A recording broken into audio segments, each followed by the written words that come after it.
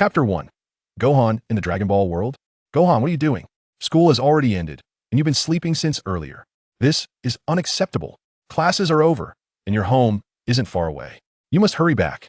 As Gohan raised his head and surveyed his surroundings with a bewildered expression, he recalled that he had been at home watching the anime Dragon Ball Super. Just as he was witnessing the conclusion of the Universe Tournament, he unexpectedly awoke to find himself in the Dragon Ball world.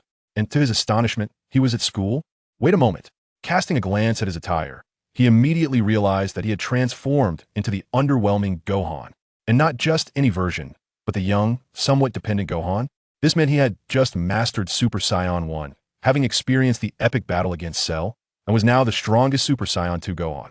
Regrettably, the forthcoming adversaries were far beyond the capabilities of the Super Saiyan 2 form, especially considering that, as a model student reported on daily at school, how could he ever comprehend Super Saiyan 3? Any subsequent enhancement would rely solely on the potential unlocked by the old Kai. Gohan at his zenith was merely the pinnacle of his abilities. Yet even then, he would stand no chance against the impending threat of Majin Buu. Their power levels simply could not be compared. In an instant, a headache washed over him as he grappled with the reality of becoming Gohan at such a critical moment for Earth. His so-called father, Kakarot, was still wandering in the afterlife. Coming to terms with this harsh reality, Gohan stood up, adjusted to his body, and felt a surge of impressive strength within. In truth, Gohan's physique had always been exceptional, surpassing that of an average Saiyan, rivaling even his father's prowess. Unfortunately, due to a lack of training, he had fallen behind even his younger relatives, Goten and Trunks. It was indeed a lamentable fate. He refused to lead such a dismal existence. Since he had transmigrated into Gohan, he resolved to diligently enhance his abilities. As for pursuing academia and scholarly research, nothing could compare to the joy of saving the world. He could hardly comprehend why Gohan chose the path of a scholar in the Dragon Ball universe. Strength reigned supreme. With the world on the brink of destruction, what use was there in academic pursuits? All right, it's time to bolster my strength. I must strive to master Super Saiyan 3 or even Super Saiyan 4. Unfortunately, finding the old Kai on my own will be quite the challenge. Lacking Goku's instant transmission, my only option is to seek Bulma's assistance. Lost in these thoughts, a voice suddenly echoed in his ear. Finding successful, you have acquired the lottery enhancement system. Gohan's eyes sparkled with surprise as he beheld the system before him. He had not expected to receive such a boon. This was utterly exhilarating. Host Gohan. System, lottery enhancement system. Chances, 2 ability enhancement 100, earned 1 lottery chance. Abilities, Super Saiyan 1 100, Super Saiyan 2 100. Achieving an ability level of 100 would grant him a lottery opportunity. Since both his transformations into Super Saiyan 1 and 2 were already complete, this explained why he had 2 chances to draw. To his astonishment, he was granted 2 opportunities right from the start, and joy illuminated his face. He could only hope to draw a useful skill. Just 1 instant transmission. If I could acquire that, I could seek out the old Kai and unlock my potential. With eager anticipation, he utilized his 2 lottery chances, fervently wishing for instant transmission. Once he found the old Kai and enhanced his abilities, he could surpass Majin Buu in an instant. If he played it smart, defeating the initial form of Majin Buu was certainly within reach. As he watched the lottery wheel spin, he used both chances and a flurry of skills flashed before him. 2 abilities appear before his eyes. Acquired Keyblade, a lethal strike that ignores enemy defenses. Wasn't this Krillin's ultimate technique? This ability was quite impressive, considering it could bypass defenses. After all, Krillin, with his combat power in the hundreds of thousands, had posed a threat to the millions of Frisia. This was indeed a valuable skill. He only hoped that the second draw would be even more beneficial. Acquired Instinctive Ultra Technique, a preliminary technique of angelic beings.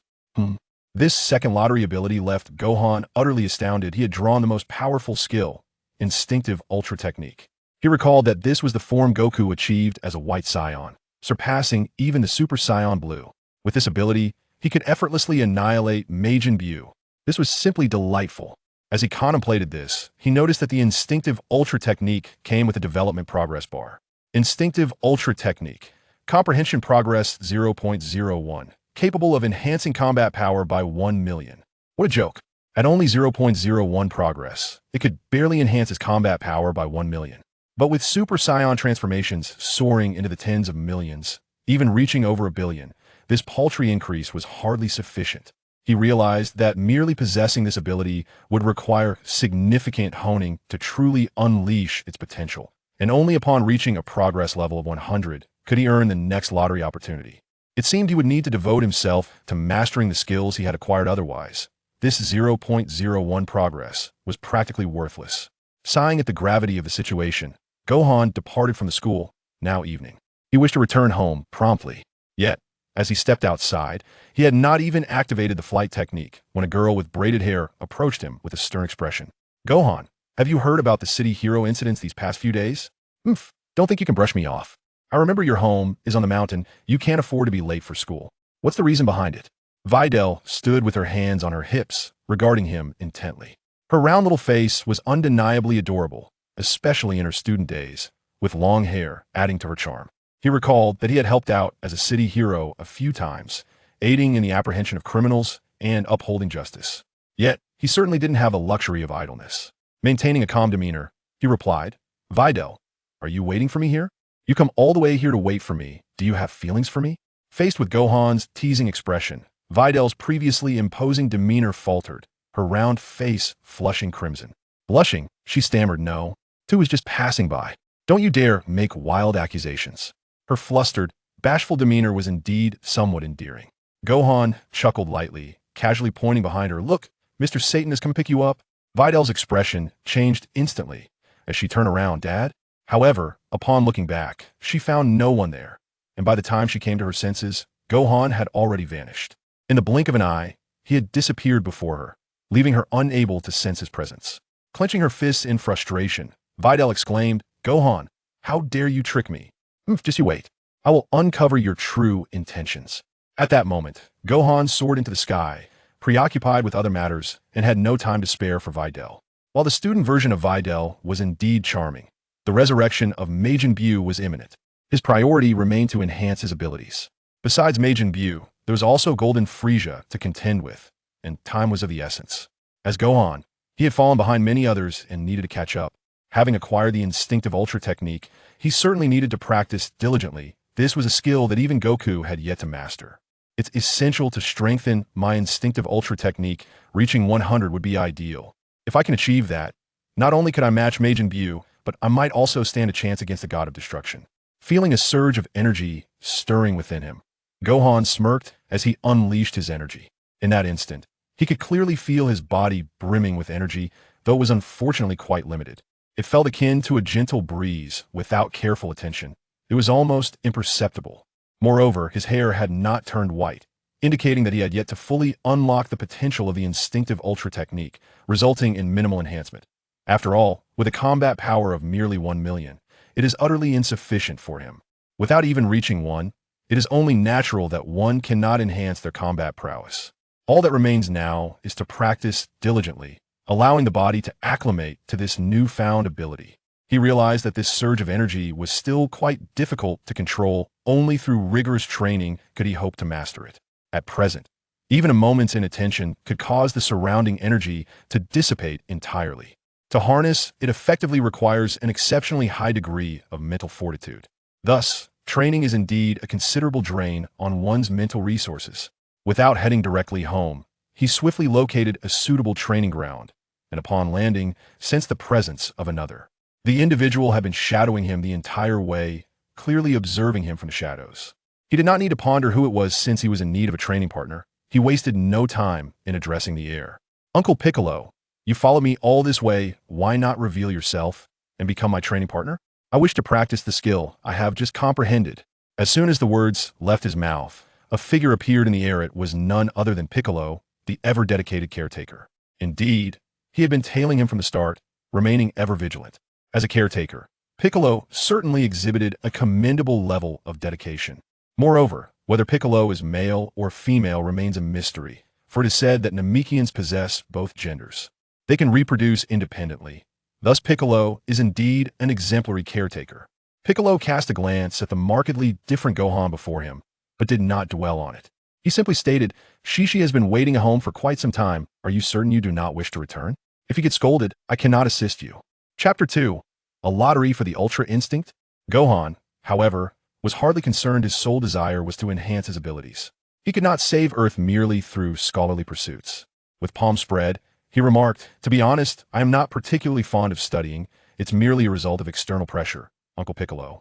I believe Earth is still fraught with danger. It is imperative that I hone my skills."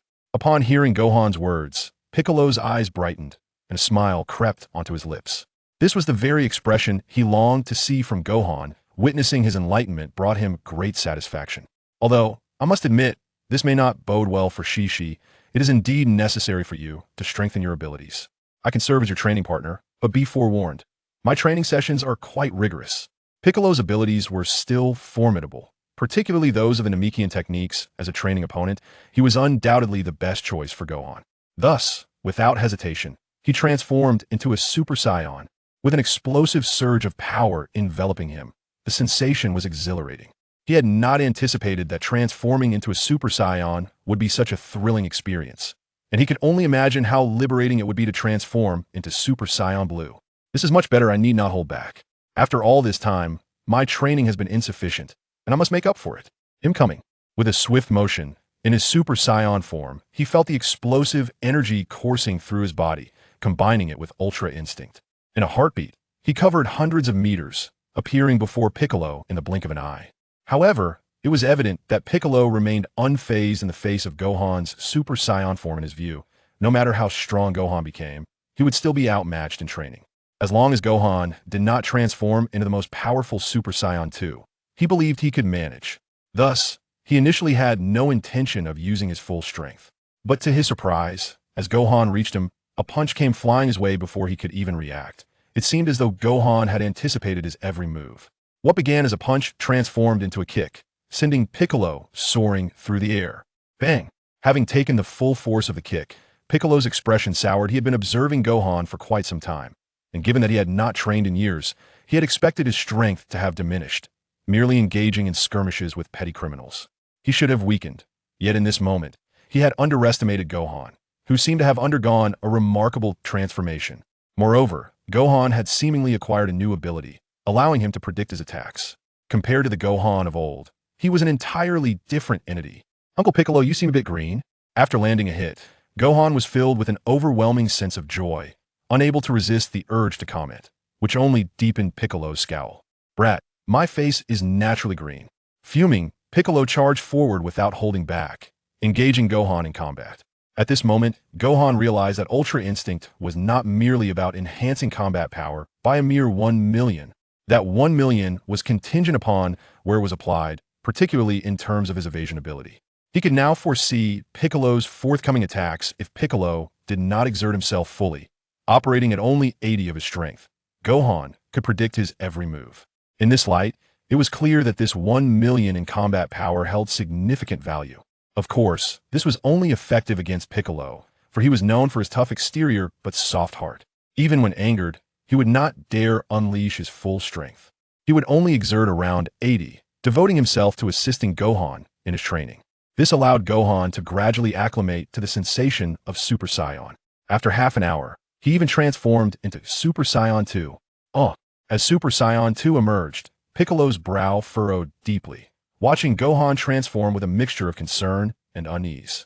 After all, Super Saiyan 2 had once defeated Cell, and Piccolo knew he could not match that power.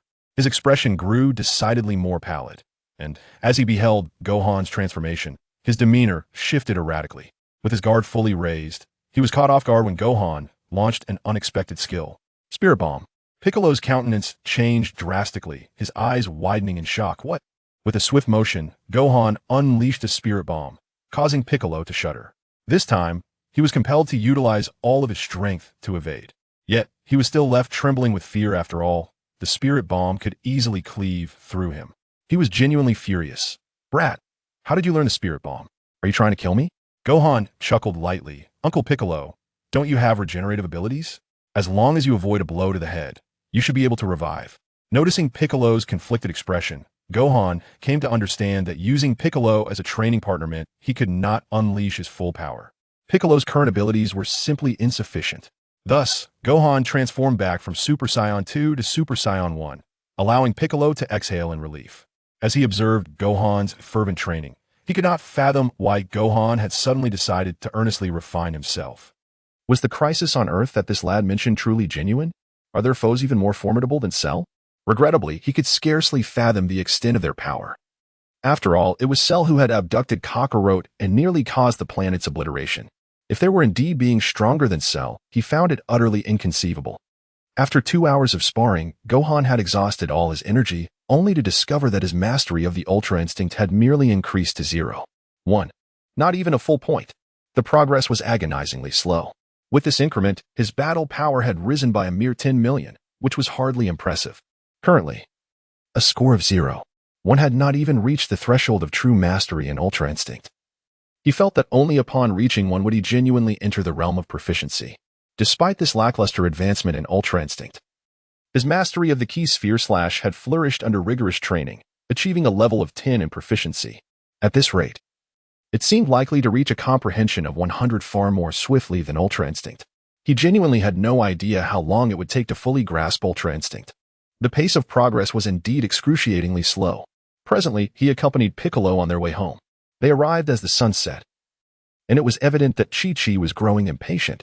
As soon as Gohan stepped through the door, he was met with a scolding, and Piccolo, too, found himself on the receiving end of her ire.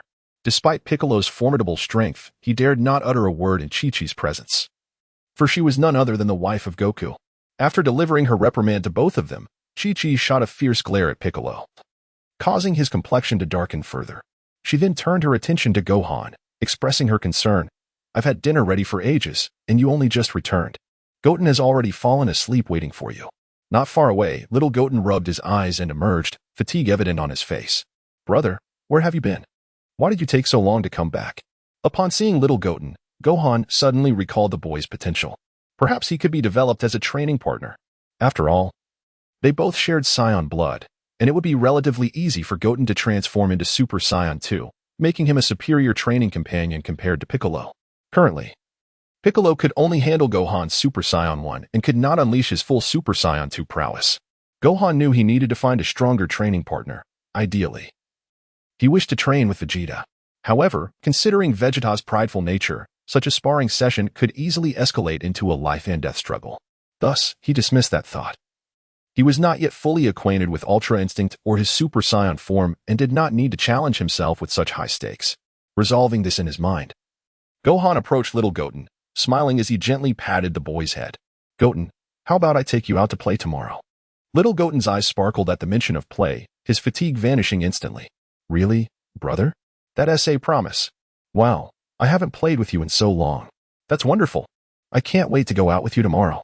Goten clung to Gohan, his playful nature evident, and Gohan couldn't help but suppress a grin. Meanwhile, Piccolo, observing the interaction, understood Gohan's intentions and felt a twinge of sympathy for the young boy. Nevertheless, he did not intervene. After all, he knew he could not match Gohan's level of training at this time. Recognizing that Gohan sought to strengthen himself, he, as Gohan's loyal supporter, wished to see him grow even stronger. Early the next morning, Gohan concocted an excuse to leave for school early. He took little Goten with him, leading him to an expansive meadow. Goten, still somewhat bewildered, gazed at the endless expanse of grassland, puzzled about what Gohan had in store for them. "Brother, what is so fun here? Aren't we supposed to go to the city?" With a solemn expression, Gohan gazed intently at the young Goten before him. "Goten," he began, "I am about to impart to you the art of combat. As you are aware, we are of Saiyan lineage, and the prowess of Saiyan warriors is unparalleled throughout the cosmos. As Saiyans, we must never forget our combat techniques." Young Goten, still bewildered, replied with a look of confusion. "But mother says that those who always wish to fight are naughty children." As Gohan raised his hand, wearing a serious expression, he began his earnest lesson. Young Goten, still quite innocent, was easy to develop. After all, he was just a little boy. No, Gohan insisted. "This is for justice and peace. You must understand that there are many villains in this world.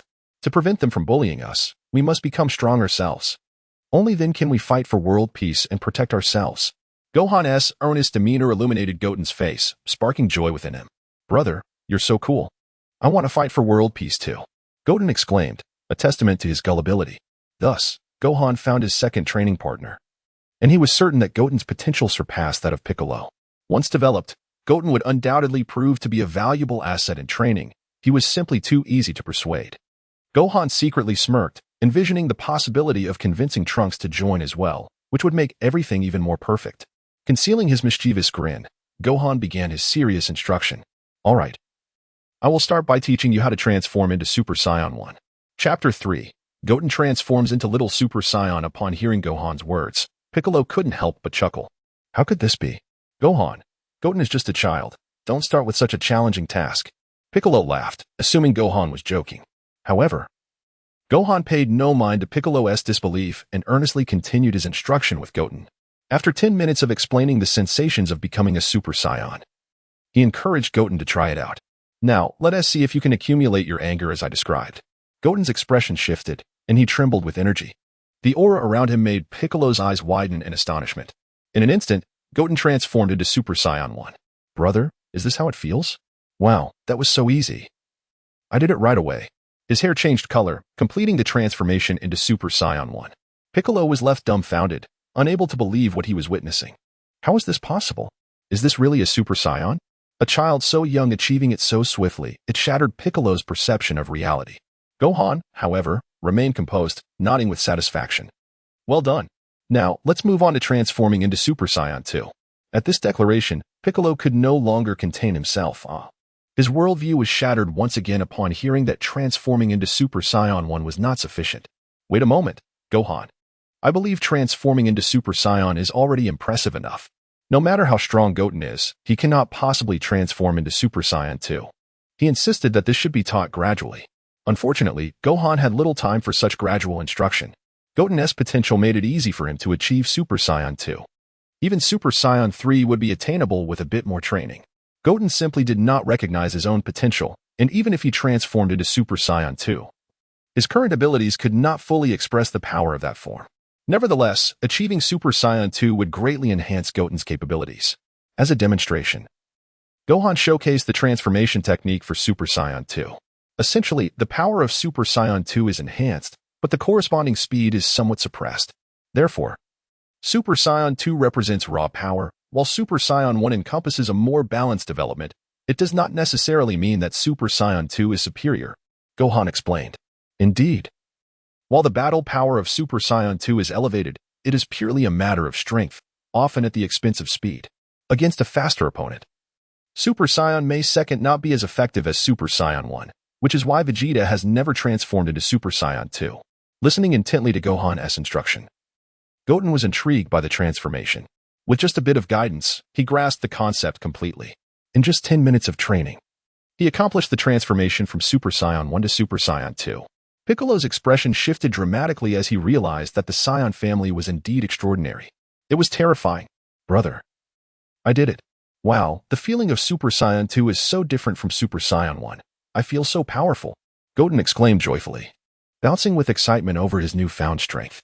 Gohan watched with pride, a smile gracing his lips, while Piccolo shuddered at the implications.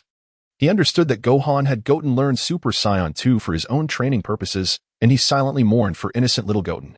The exuberant boy remained blissfully unaware of the challenges that lay ahead after mastering Super Saiyan 2. Although Goten's current battle power was not as formidable as Piccolo's, together, they would surely prove to be worthy training partners.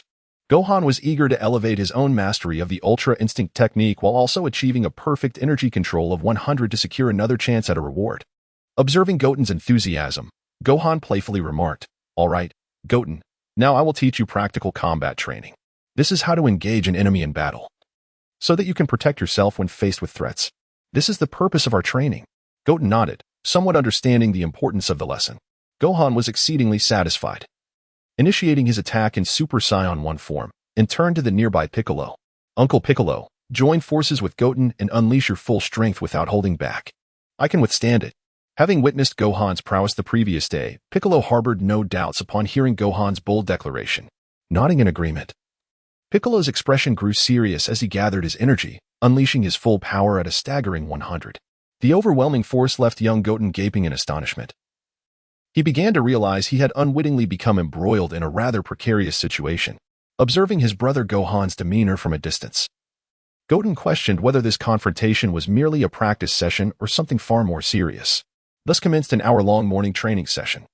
Gohan has elevated his Ki Blast technique to an impressive 99, merely a fraction away from achieving perfection at 100. A Ki Blast at level 100 would grant him flawless execution, enabling instantaneous strikes without a moment's pause, and even allowing him to unleash rapid-fire ki blast with both hands. As soon as he reaches the ultimate completion, he observes the diminutive Goten and Piccolo before him, and with a swift retreat, Gohan, in his Super Saiyan form, confidently employs this newfound ability. He is eager to witness its formidable power. With a mastery of Ki Blast 100, he unleashes a barrage of 10 consecutive blasts. With a whoosh, he deftly swings his hands, executing the 10 blasts in less than a second. In an instant, the 10 projectiles hurtle forward, leaving Piccolo visibly startled and in motion. He quickly darts to Goten, grasping him tightly, deftly avoiding the onslaught of the relentless Ki blasts, which obliterates several mountains behind them. The earth trembles as the mountains collapse under the force of the blasts, and Goten, held securely by Piccolo, finally comprehends the devastation unfolding behind him. His expression turns pale with fright, almost on the verge of tears. Onaikin, that last attack was deadly. I could have been killed. Meanwhile, Piccolo is drenched in cold sweat. Realizing that even Krillin could not match such a formidable 10-blast volley, yet Gohan has unleashed it effortlessly. He senses that Gohan's progress is truly alarming. With a stern expression, he admonishes, Goten is still quite young and has just begun to grasp Super Saiyan 2. Your 10-blast technique is excessively powerful. Even Frieza could have been vanquished by such an attack. Do not wield it recklessly. At the very least, wait until Goten has mastered Super Saiyan 2 completely. Goten nods fervently. Having narrowly escaped a harrowing fate, now acutely aware that training alongside his brother is indeed daunting. The recent experience has left him with significant psychological scars. As Gohan chuckled lightly, he observed the completion of the Ki Sphere Slash at a perfect score of 100. The system responded by granting him a chance to enter a lottery, which filled him with anticipation regarding the abilities he would acquire next. Unfortunately, while his Ki Sphere Slash had reached a staggering rate of 10 rapid-fire strikes within 0.1 seconds, his mastery of the free-form ultimate skill remained at a mere 0.5, still a distance from achieving a full one. The gap was considerable, and mastering the free-form ultimate skill proved to be an arduous endeavor. With no breakthrough yet to reach level 1, he pondered how long it would take to attain level 100. Was it possible that his training was insufficient? After all, engaging in a match against Piccolo or Little Goten would hardly place him in a predicament, given the Saiyan lineage that rendered him resilient. Without facing true adversity or fierce battles to challenge his limits, progress was elusive. Contemplating ways to enhance his abilities, Gohan concluded his morning training session. He instructed Piccolo to escort Little Goten home, glancing at the time. It was getting late, and he needed to return to school.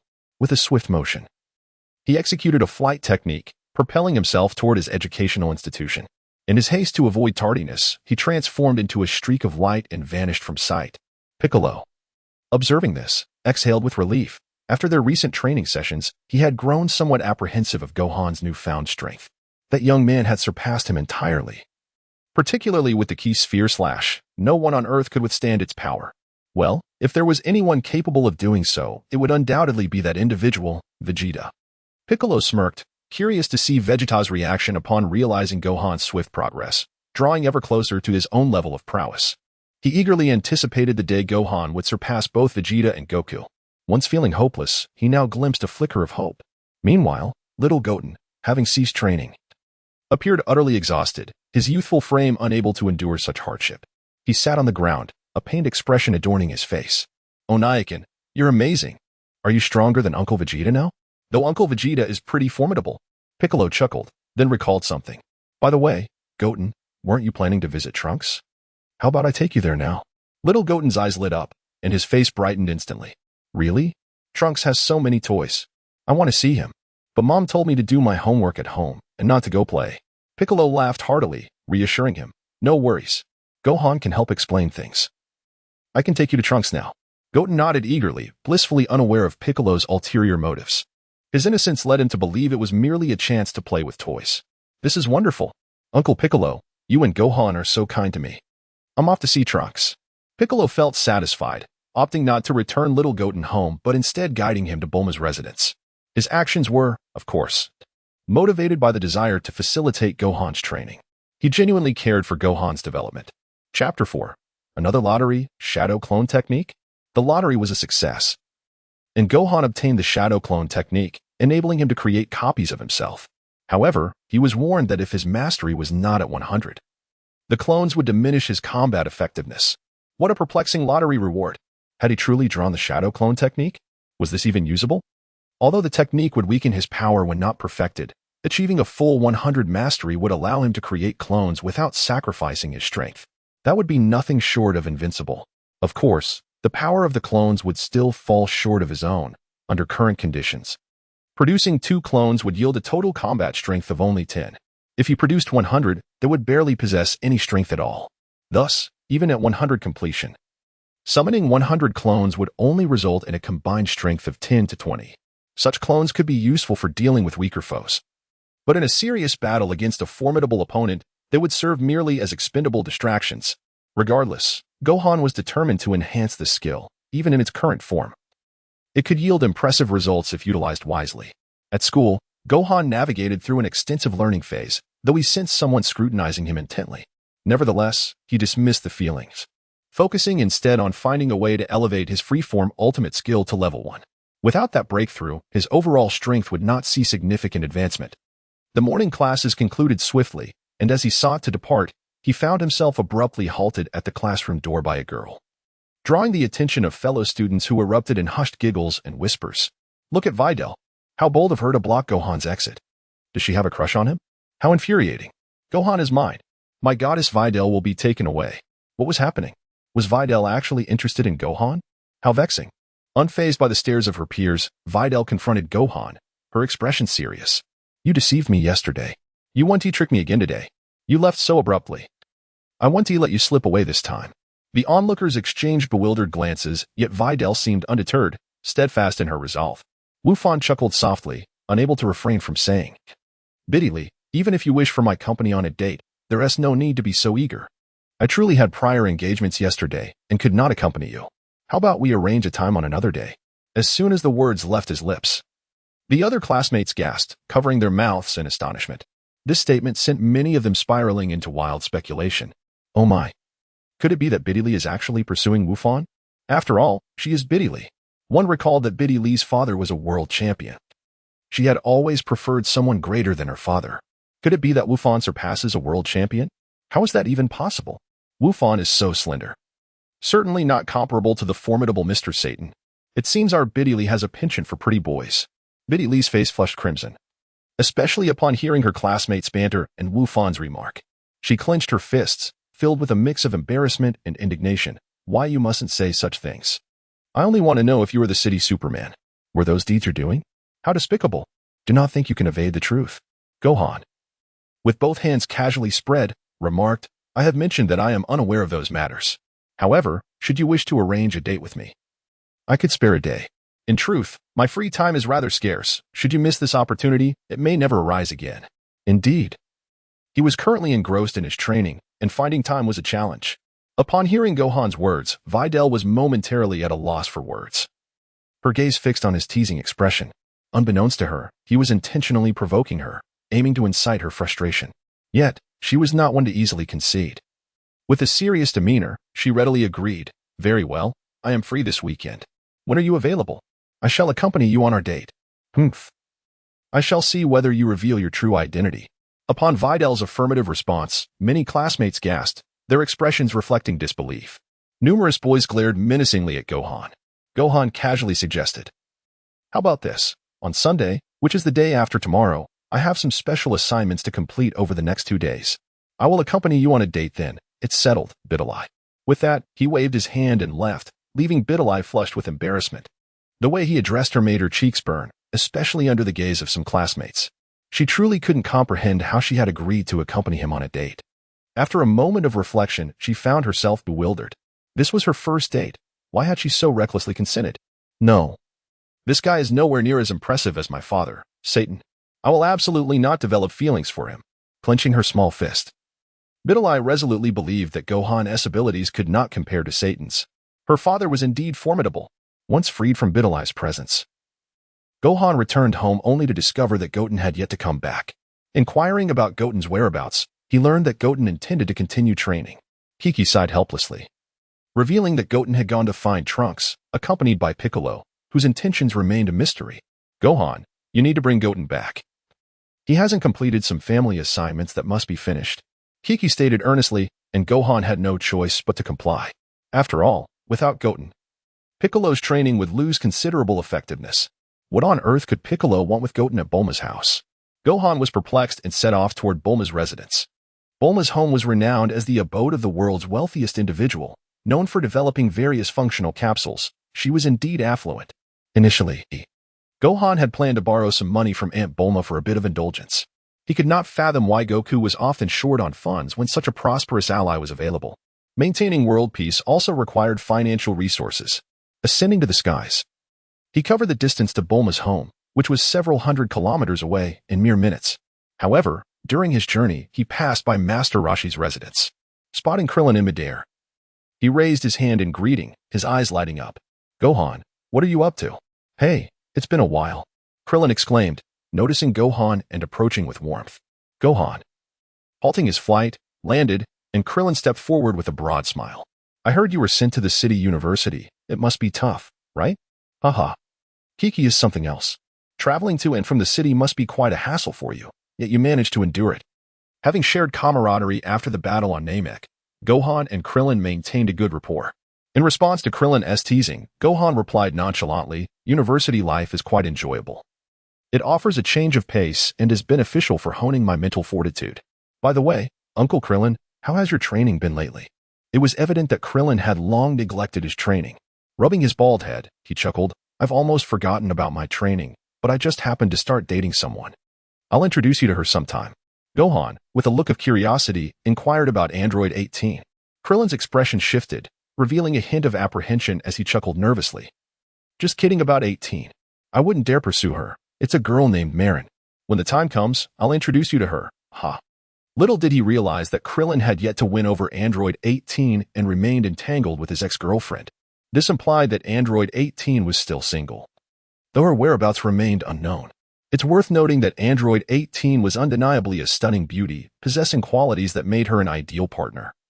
Pairing her with Krillin seemed somewhat imprudent. Observing Krillin's delight at rekindling his relationship with his former girlfriend, it was clear that, given Krillin's current capabilities, he was unlikely to be her training partner. As the strongest human, he could not measure up to the Saiyans. With a casual remark, he took his leave. "Uncle Krillin, I still need to visit Bulma's house. Let us talk later." Krillin nodded and waved goodbye, allowing Gohan to set off. Upon arriving at Bulma's residence, Gohan distinctly sensed a formidable energy fluctuation nearby. It was the most powerful energy he had encountered thus far, infinitely stronger than Piccolo's. A prickling energy enveloped him, and as he drew closer, the source detected his presence. The energy attempted to probe him mentally. Yet he deftly evaded the invasive touch with his mastery of the ultimate technique, leaving the source visibly astonished. It was unexpected that he could elude such a vast energy probe. Presently, the strongest on Earth was undoubtedly Vegeta. After all, Goku was still training in the afterlife. While Vegeta's potential was on par with Goku's, his strength exceptionally formidable. Furthermore, Vegeta was known for his ruthlessness and lack of mercy. As soon as Gohan landed, he could feel a piercing gaze upon him. Although Vegeta did not physically appear, he was probing from a distance with his energy, clearly aware of Gohan's identity. Thus, he displayed no signs of hostility. Gohan chose to remain oblivious, as it was still too premature for him to seek training with Vegeta. Approaching Gohan, he raised his hand in greeting upon spotting Bulma's father. Chapter 5, The First Encounter with Vegeta. "Oh, it's Gohan. Are you here to fetch Goten?" "Currently, Goten is with Trunks. I'll call his grandmother to bring him over." Dr. Briefs greeted warmly, a smile adorning his face, and cordially invited Gohan to take a seat. "Let us enjoy some tea together. I've had the robots prepare it." Gohan did not hesitate, stepping forward, and before he could grasp the teacup, a figure suddenly materialized before him. The instant the individual appeared, he nearly overlooked it. Now he comprehended the vast disparity between himself and Vegeta. Even if he could transform into Super Saiyan 2, how could he possibly compare to Vegeta's unique Super Saiyan form? Vegeta had pushed the Super Saiyan transformation to its utmost limit, creating a form solely his own, known as Super Vegeta. If Super Vegeta were to continue evolving, it would undoubtedly rival the power of Super Saiyan 3. As Vegeta arrived, his chilling voice echoed through the air. "Gohan, your training has improved recently. I was surprised you managed to evade my energy detection on your way here." Vegeta's demeanor radiated a frosty intensity, clearly testing Gohan. Truly, he was the prince of all Saiyans. Although Gohan wished to gauge his strength against Vegeta, he recognized that this was not the appropriate moment. A confrontation with Vegeta would transcend mere training, becoming a life-and-death struggle. Such an encounter would offer little benefit to his current training, as many of his skills required gradual refinement, and he had no desire to be overwhelmed. Maintaining his composure, he lifted the teacup and took a sip, remarking, "Uncle Vegeta, your strength has grown remarkably. I could sense it upon my arrival. It appears you have perfected the Super Saiyan transformation." Vegeta, with an air of arrogance, acknowledged this, for he could now transform into Super Vegeta. This form was distinct from the regular Super Saiyan, being his unique transformation, a special prowess that surpassed the standard Super Saiyan 1 at 200. Thus, Vegeta, brimming with pride, coldly remarked, "It's a pity Kakarot isn't here. I intended to choose you as my training partner, but I heard you've been attending school. It seems you haven't trained in years. I doubt you're still capable." With that, he turned and departed. Gohan sighed in relief, though he felt a twinge of frustration. Indeed, the gap in combat power between him and the elite was significant. Currently, he could only muster 50 of Vegeta's strength. Even with all his effort, he might barely touch that threshold. Reaching 100 seemed a distant dream. He held on to hope that once he mastered Ultra Instinct at level 1, he might glimpse a path forward. His spirit surged with determination as he began to understand Piccolo's intentions in bringing young Goku here. It was to highlight the necessity of honing his skills to bridge the gap with Vegeta. Soon, young Goku and Trunks appeared together.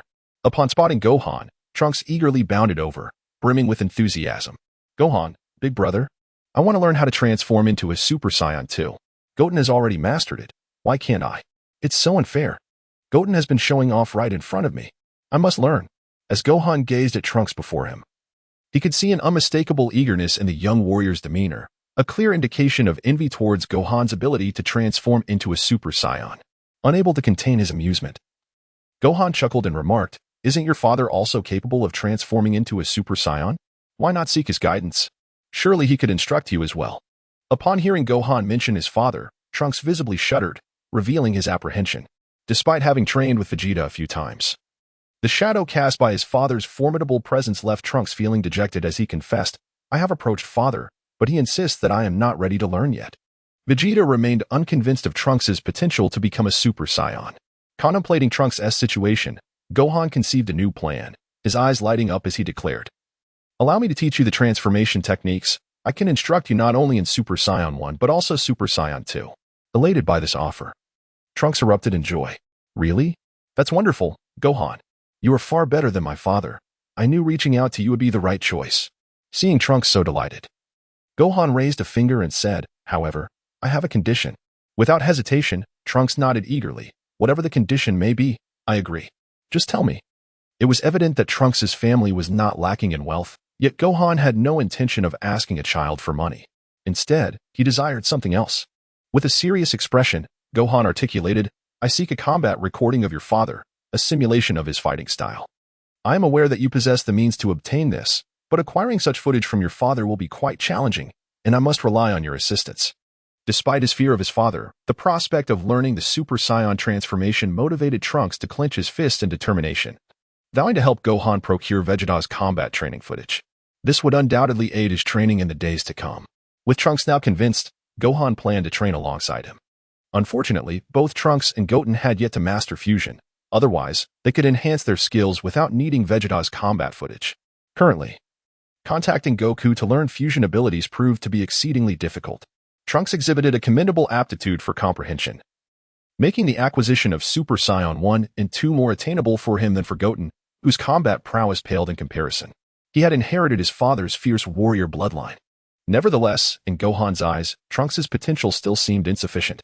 Regardless of his capabilities, he remained a child, easily intimidated by the slightest display of power. With a mere energy sphere slash, Gohan demonstrated his might, effortlessly cleaving a mountain in two. Trunks' expression mirrored Goten's from earlier, his face betraying a mix of awe and trepidation.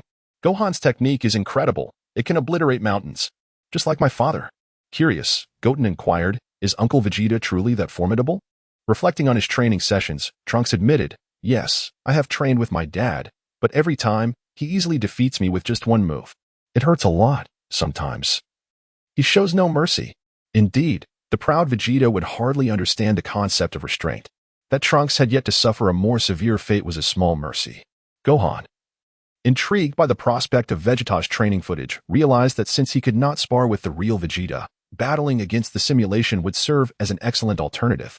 Turning to Trunks, Gohan reminded him, "Remember, you promised me that if I teach you to become a Super Saiyan, you would fulfill my request. If you succeed, I can share even more powerful techniques with you." Trunks' eyes sparkled with excitement as he eagerly affirmed, "Really? That's fantastic, Gohan.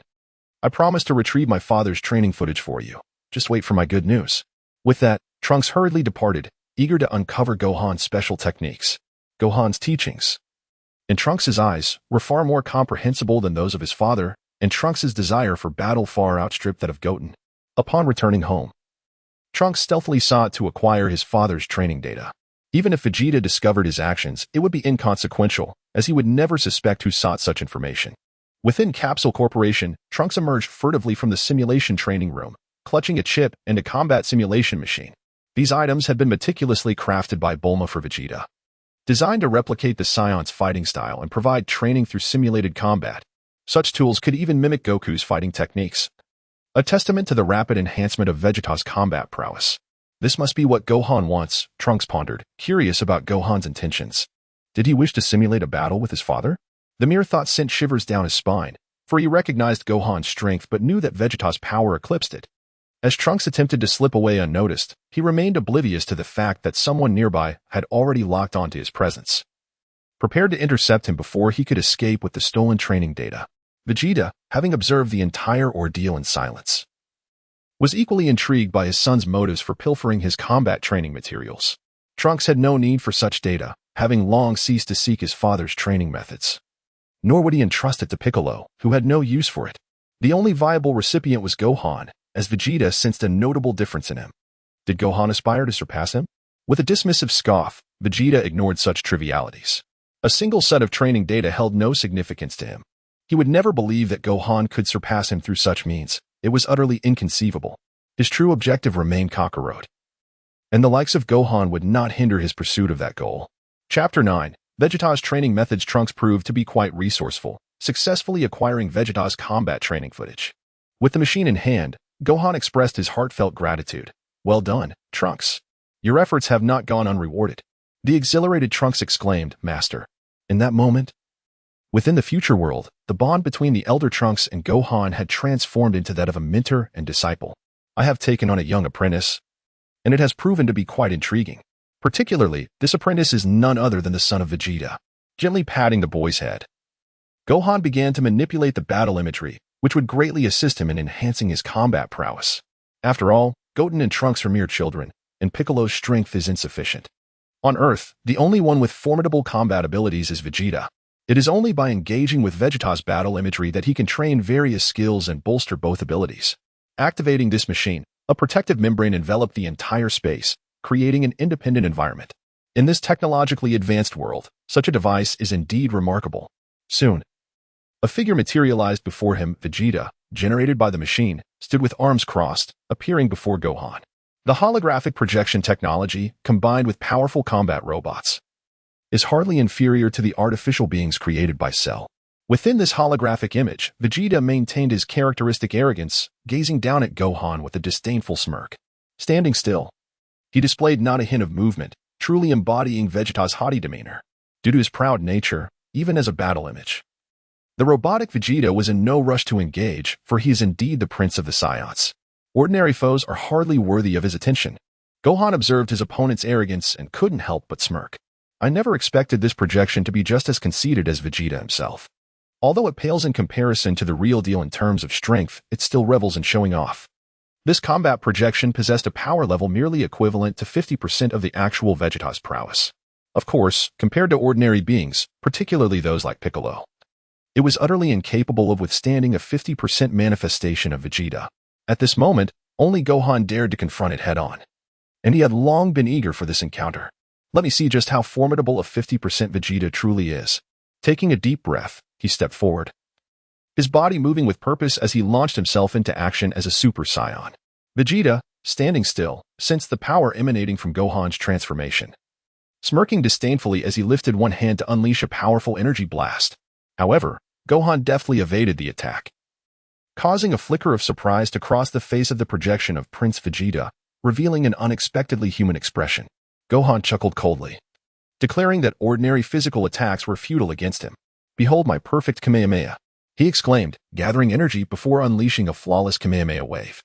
The sheer magnitude of the energy caused Vegeta's projection to change countenance, prompting him to instantaneously teleport away, narrowly avoiding the onslaught of the perfect Kamehameha. Taking refuge nearby, he could only watch as the devastating wave collided with the ground. The earth trembled violently, akin to the detonation of a nuclear bomb, sending shockwaves that reverberated through the atmosphere, which began to shift in hue. Not far away, Goten and Trunks stood in awe, their mouths agape in disbelief. Incredible, Brother Gohan. This truly is a projection of Father. I wonder if the real him would be even more formidable. Indeed, even as a mere projection, the battle was nothing short of terrifying. Had it been the real deal, this entire area would have faced utter annihilation. As Vegeta narrowly evaded Gohan's perfect Kamehameha, he swiftly moved, no longer merely posturing but acknowledging Gohan as a genuine adversary. He charged forward, delivering a relentless barrage of strikes with both hands and feet. Regrettably, Gohan deftly evaded the myriad of attacks that fell like rain, leaving Vegeta furrowing his brow in frustration, clearly perplexed as to why his close-range assaults bore no effect.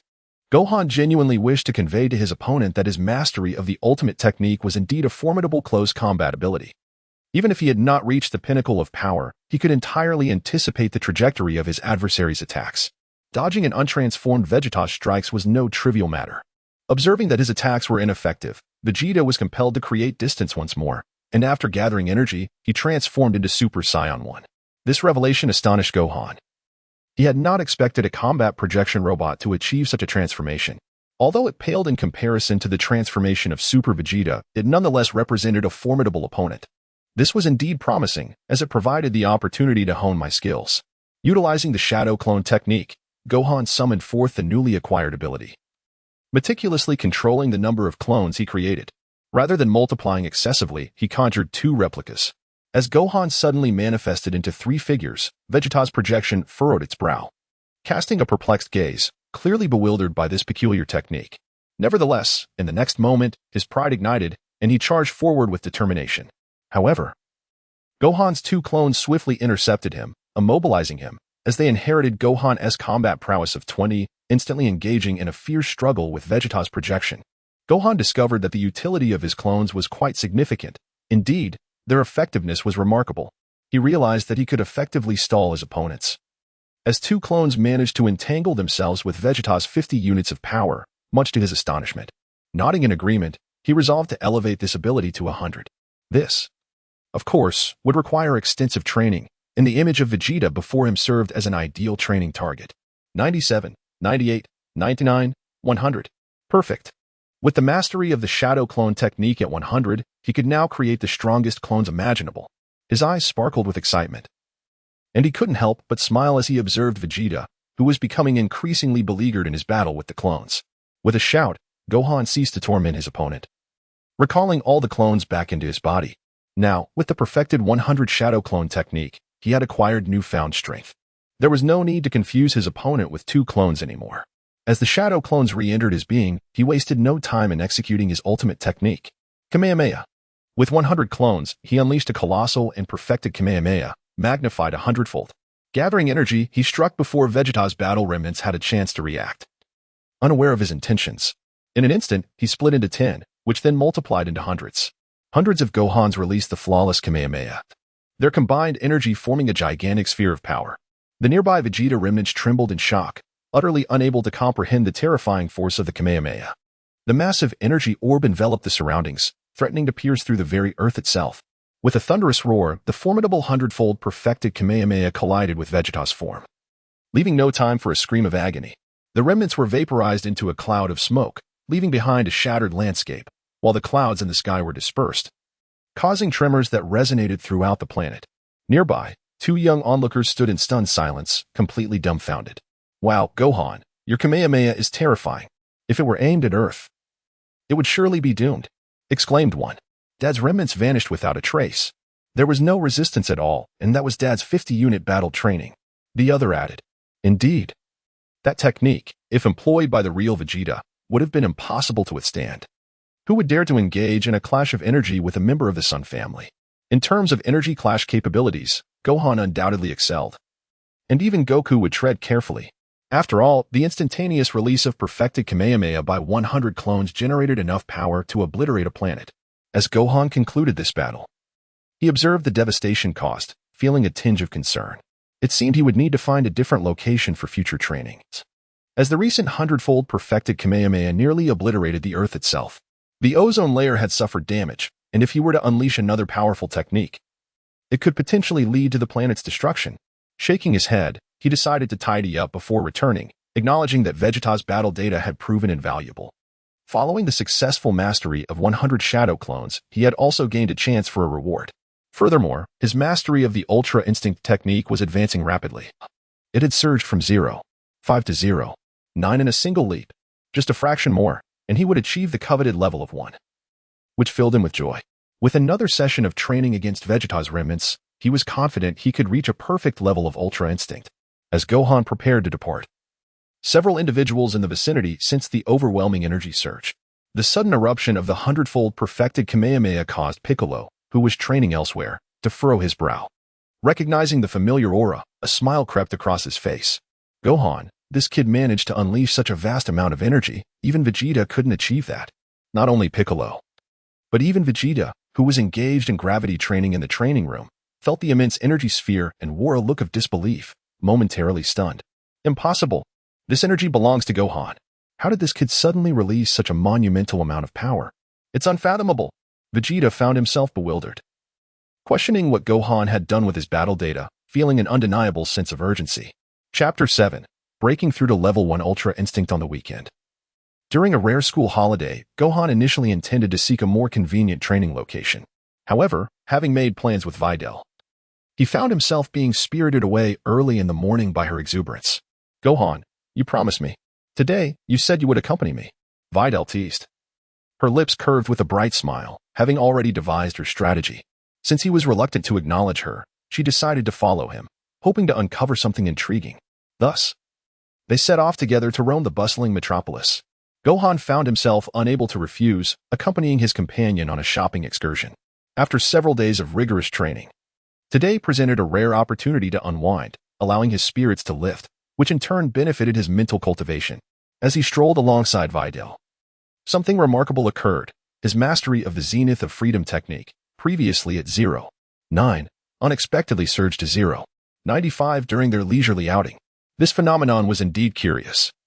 The cultivation of such a technique seemed to hinge not solely on training, but also on the elevation of one's mental state. Much like Goku's transformation into a Super Saiyan God, enhancing one's power in later stages transcended mere combat prowess. It also required the refinement of mental fortitude and spiritual strength. This unforeseen outcome prompted Gohan to express his gratitude towards Videl.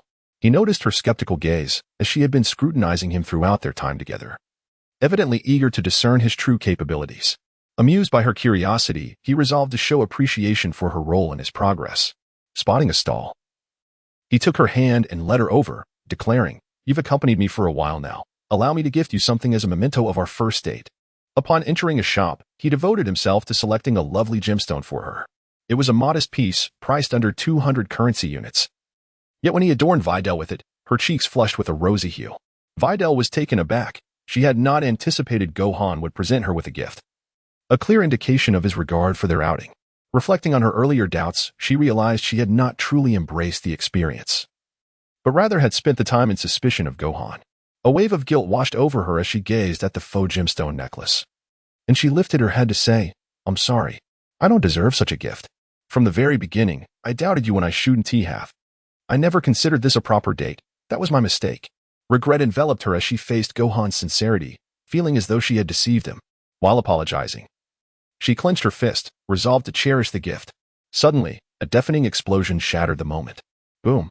Ah, there are robbers. A robbery is underway, and hostages have been taken. Step aside if you wish to live.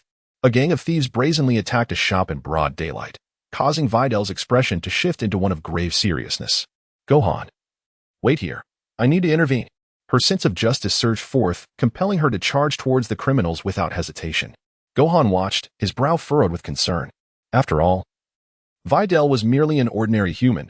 Her combat abilities were far from sufficient to withstand an armed confrontation. Yet she pressed on without a moment's pause, facing the assailants head-on before the police could arrive. As she engaged in combat with the robbers, they were momentarily taken aback when she swiftly incapacitated one of their number. It was then that the leader's expression darkened with fury, raising his weapon to aim directly at Videl.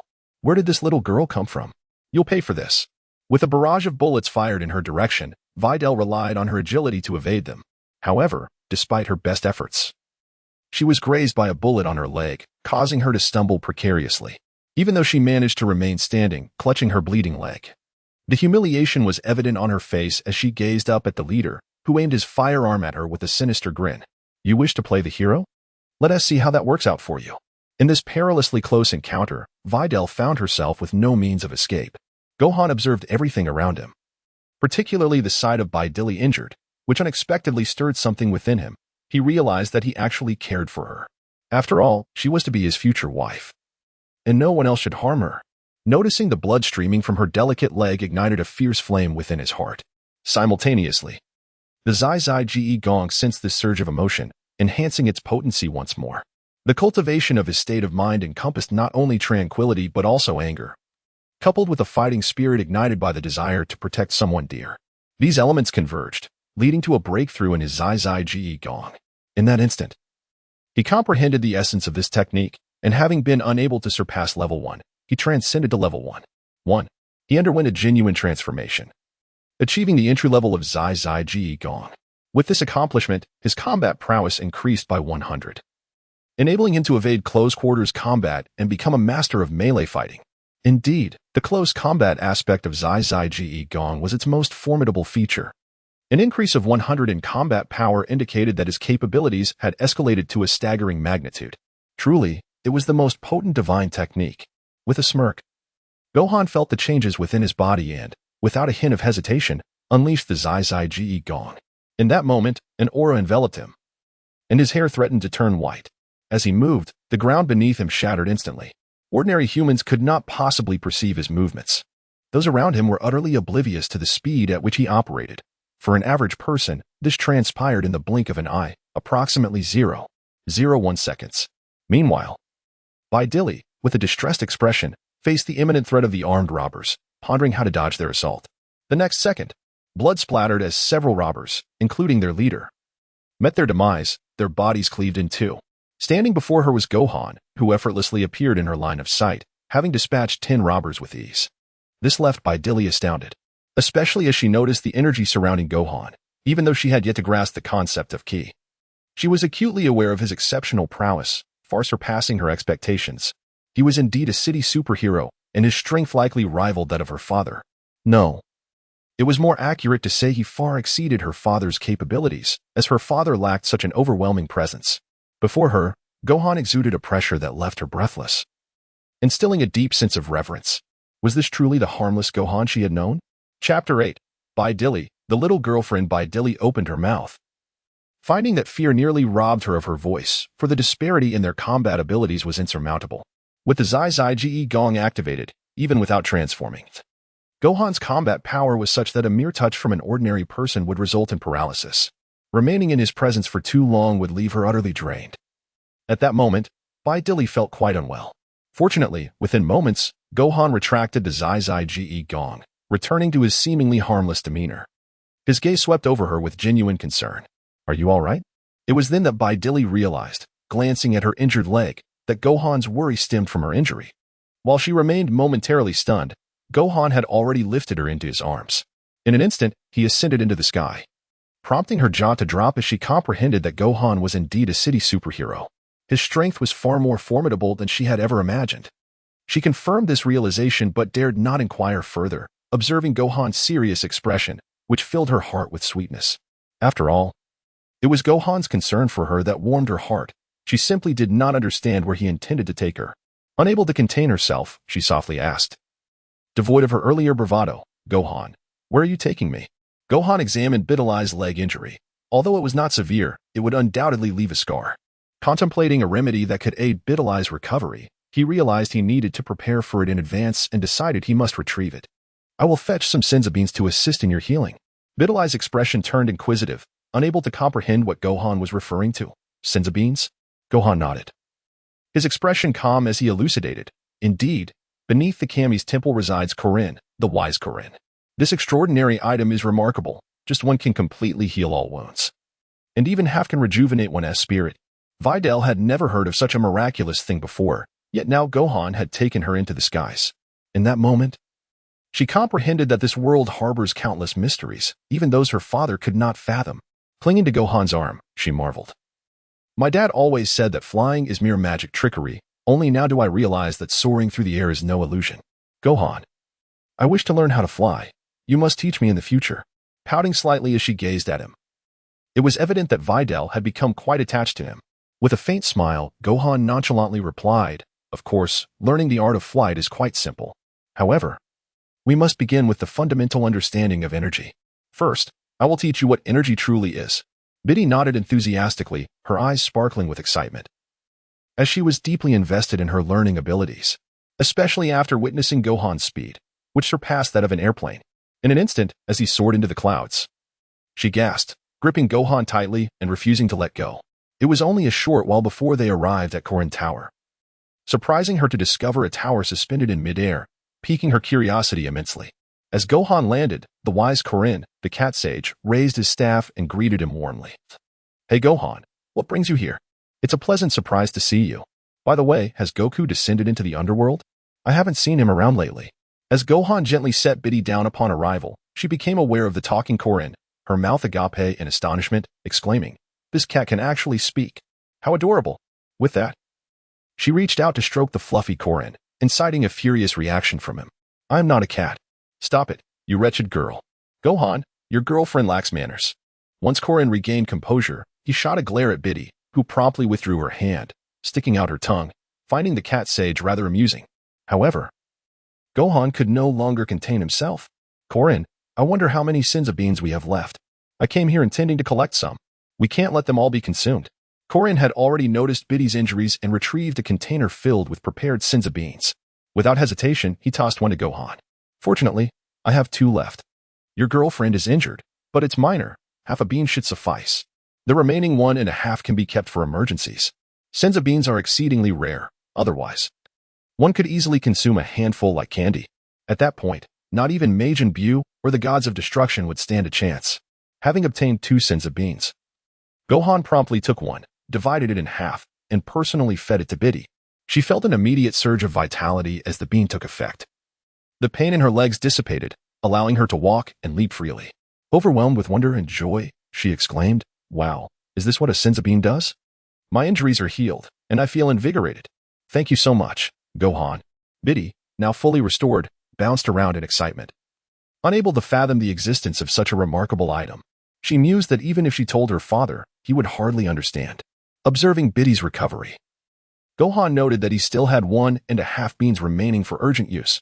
After securing the Senzu beans, he prepared to take his leave. All right. I shall escort you home.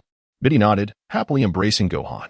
Her affectionate gesture was somewhat mischievous, prompting Gohan to shoot her a playful glare, met with Biddy's sweet smile. Unsure if her actions were intentional, he shook his head and proceeded to escort her home.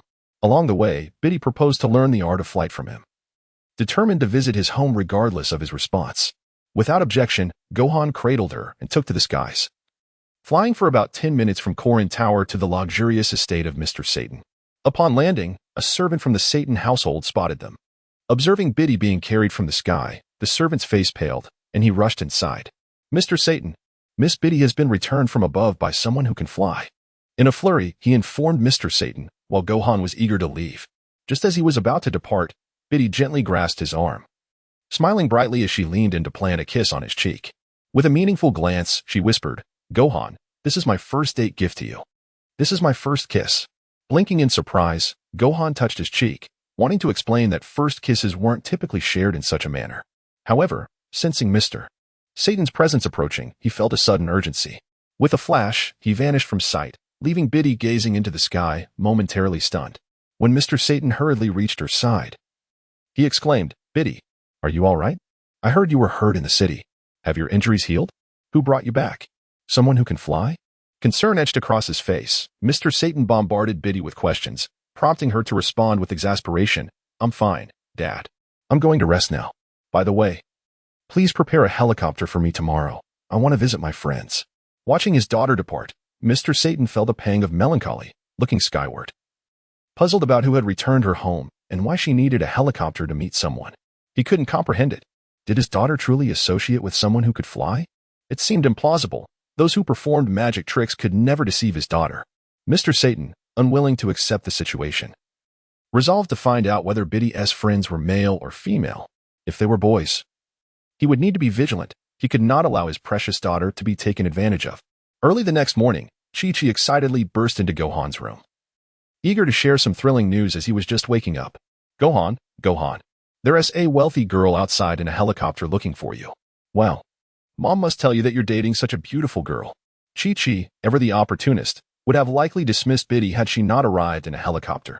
But now, upon realizing Biddy's affluent background, she rushed to wake Gohan.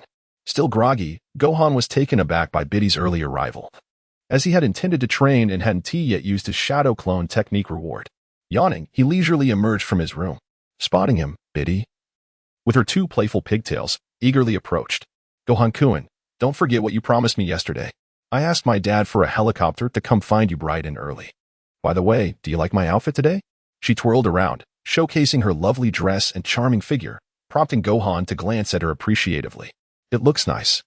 But please wait a moment, I haven't tea at breakfast yet. Biddy, wearing a beaming smile, produced a bento box.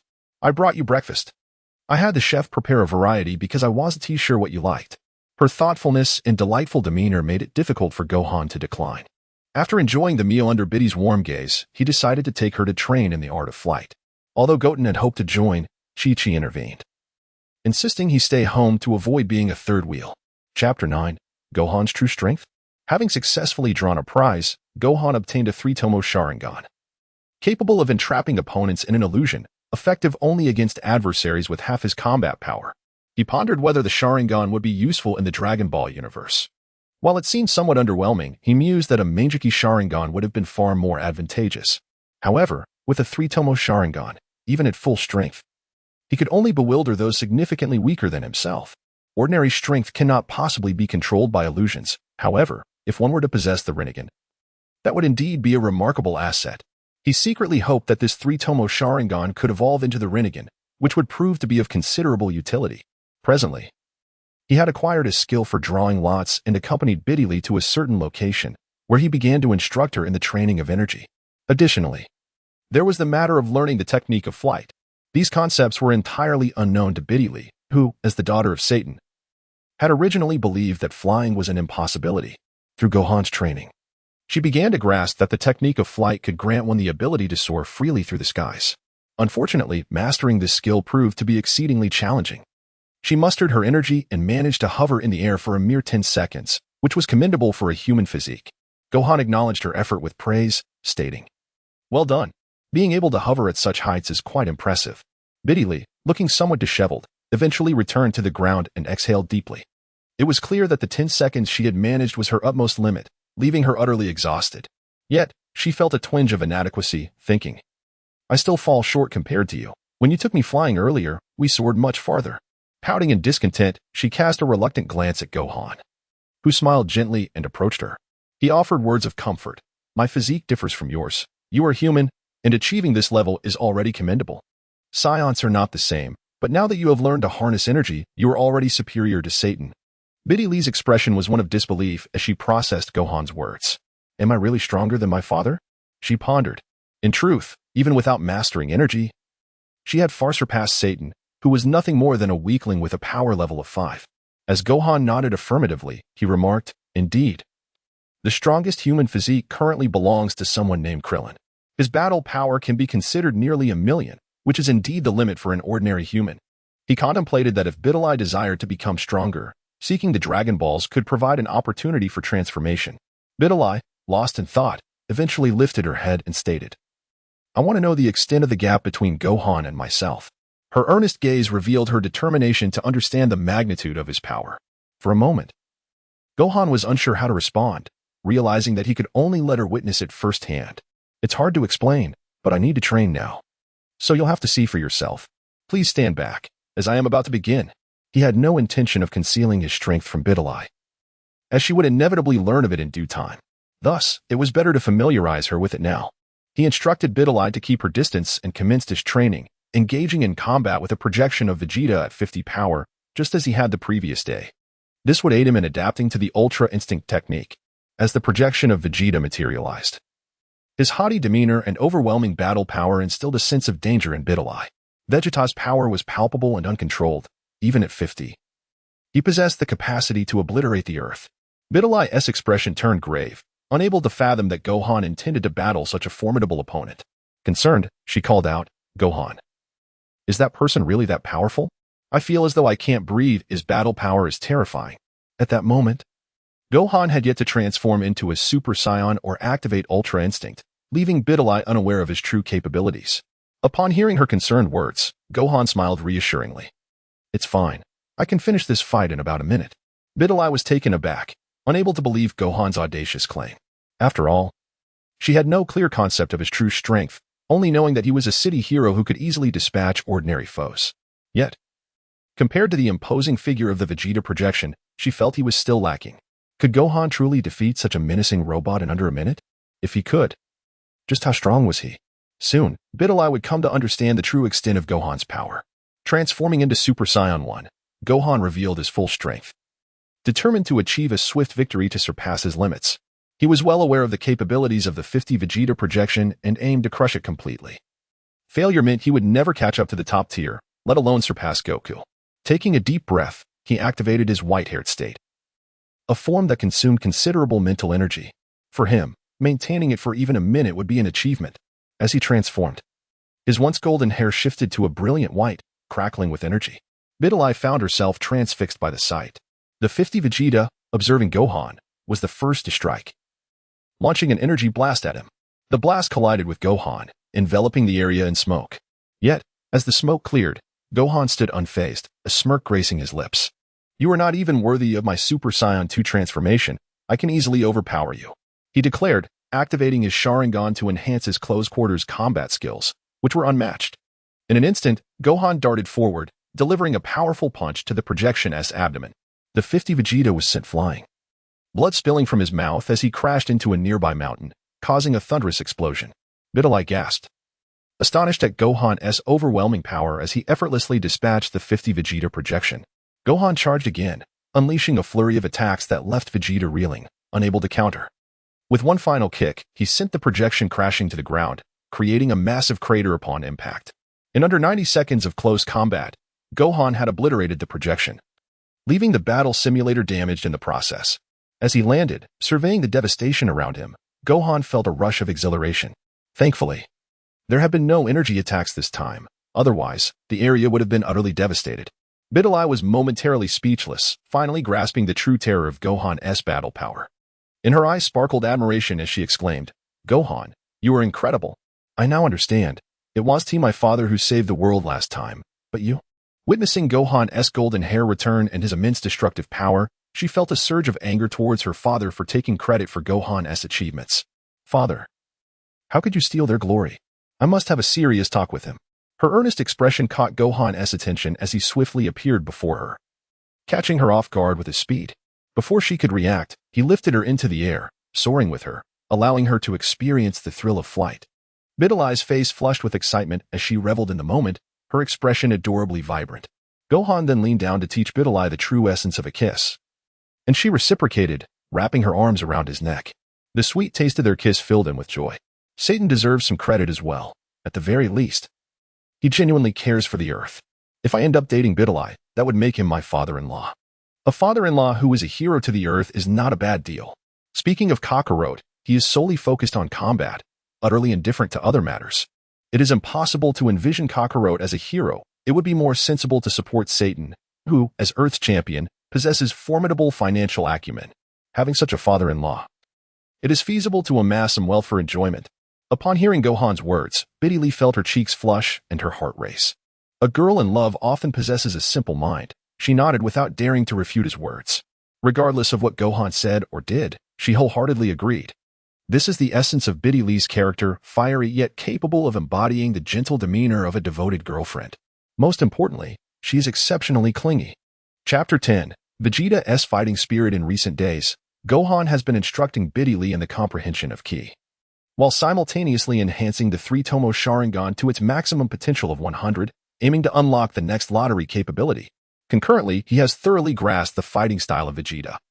Based on his combat imagery, Next, he intends to acquire further combat data, thus seeking assistance from Trunks to procure the necessary information. Having been persuaded by Gohan, Trunks quickly returned to gather the data. However, this time, it was not as effortless as before. Just as Trunks secured the material, he was abruptly halted by a voice. "Trunks, where do you think you're going?" Vegeta's icy gaze bore into him, causing Trunks to shudder and turn away, not daring to face his father. He forced a smile and replied, "Dad, I made plans with Goten, and I'm heading to play with him now." Vegeta, well aware of his son's tendencies, scrutinized the documents in Trunks' hand and coldly remarked, "Oh, is that so? But does Goten really need you to bring my data along? I'm well aware that you handed my combat data to someone last time. I know exactly what Gohan intends to do with it." To Trunks' surprise, Vegeta had already anticipated this. With a wry smile, he finally admitted, "It's Gohan. He wants Dad's combat data for training." Vegeta, of course, understood the context of the training but was puzzled. Gohan had previously taken his data, and now he was requesting another set. Was he no longer in need of the initial information? Trunks nodded, suddenly excited. Gohan is incredible. He can now defeat Dad's combat imagery in just 1 minute. Vegeta's expression shifted slightly, astonished that Gohan could indeed surpass his combat imagery in such a short time. Intrigued, he smirked and said, "Oh, is that so? I must see this for myself." "Very well, Trunks. I shall deliver this data personally. Just leave it to me." Trunks was taken aback. "Dad, you're going to deliver it?" Vegeta nodded, promptly instructing Trunks to hand over the combat data. Once it was in his possession, he sent Trunks away. The moment Trunks departed, Vegeta crushed the combat data into dust. With a disdainful smirk, he thought, there was no way he would allow anyone to access his combat imagery. If Gohan wanted his combat imagery for training, fine, he would provide him with a version, albeit not the combat imagery itself, but rather, a special training session from him. Locking onto Gohan's energy, Vegeta, without hesitation, transformed into a streak of light and surged forward. He intended to impart some unique training to Gohan while also gauging the extent of Kakarot's son's abilities. Could he truly defeat his combat imagery in a minute? On the plains, Gohan, with his 3-Tomo Sharingan activated, had not closed his eyes for 2 days and nights. Even during meals, he kept the Sharingan active. And now it had reached a level of 100.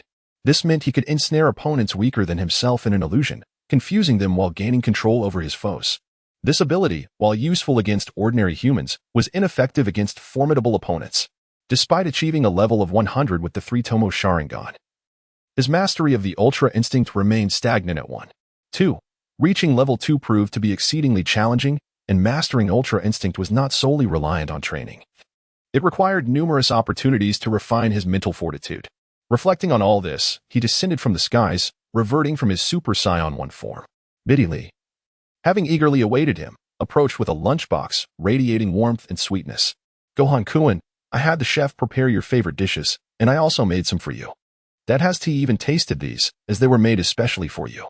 Seeing Biddy's enthusiastic demeanor, Gohan smiled and accepted the exquisite lunchbox.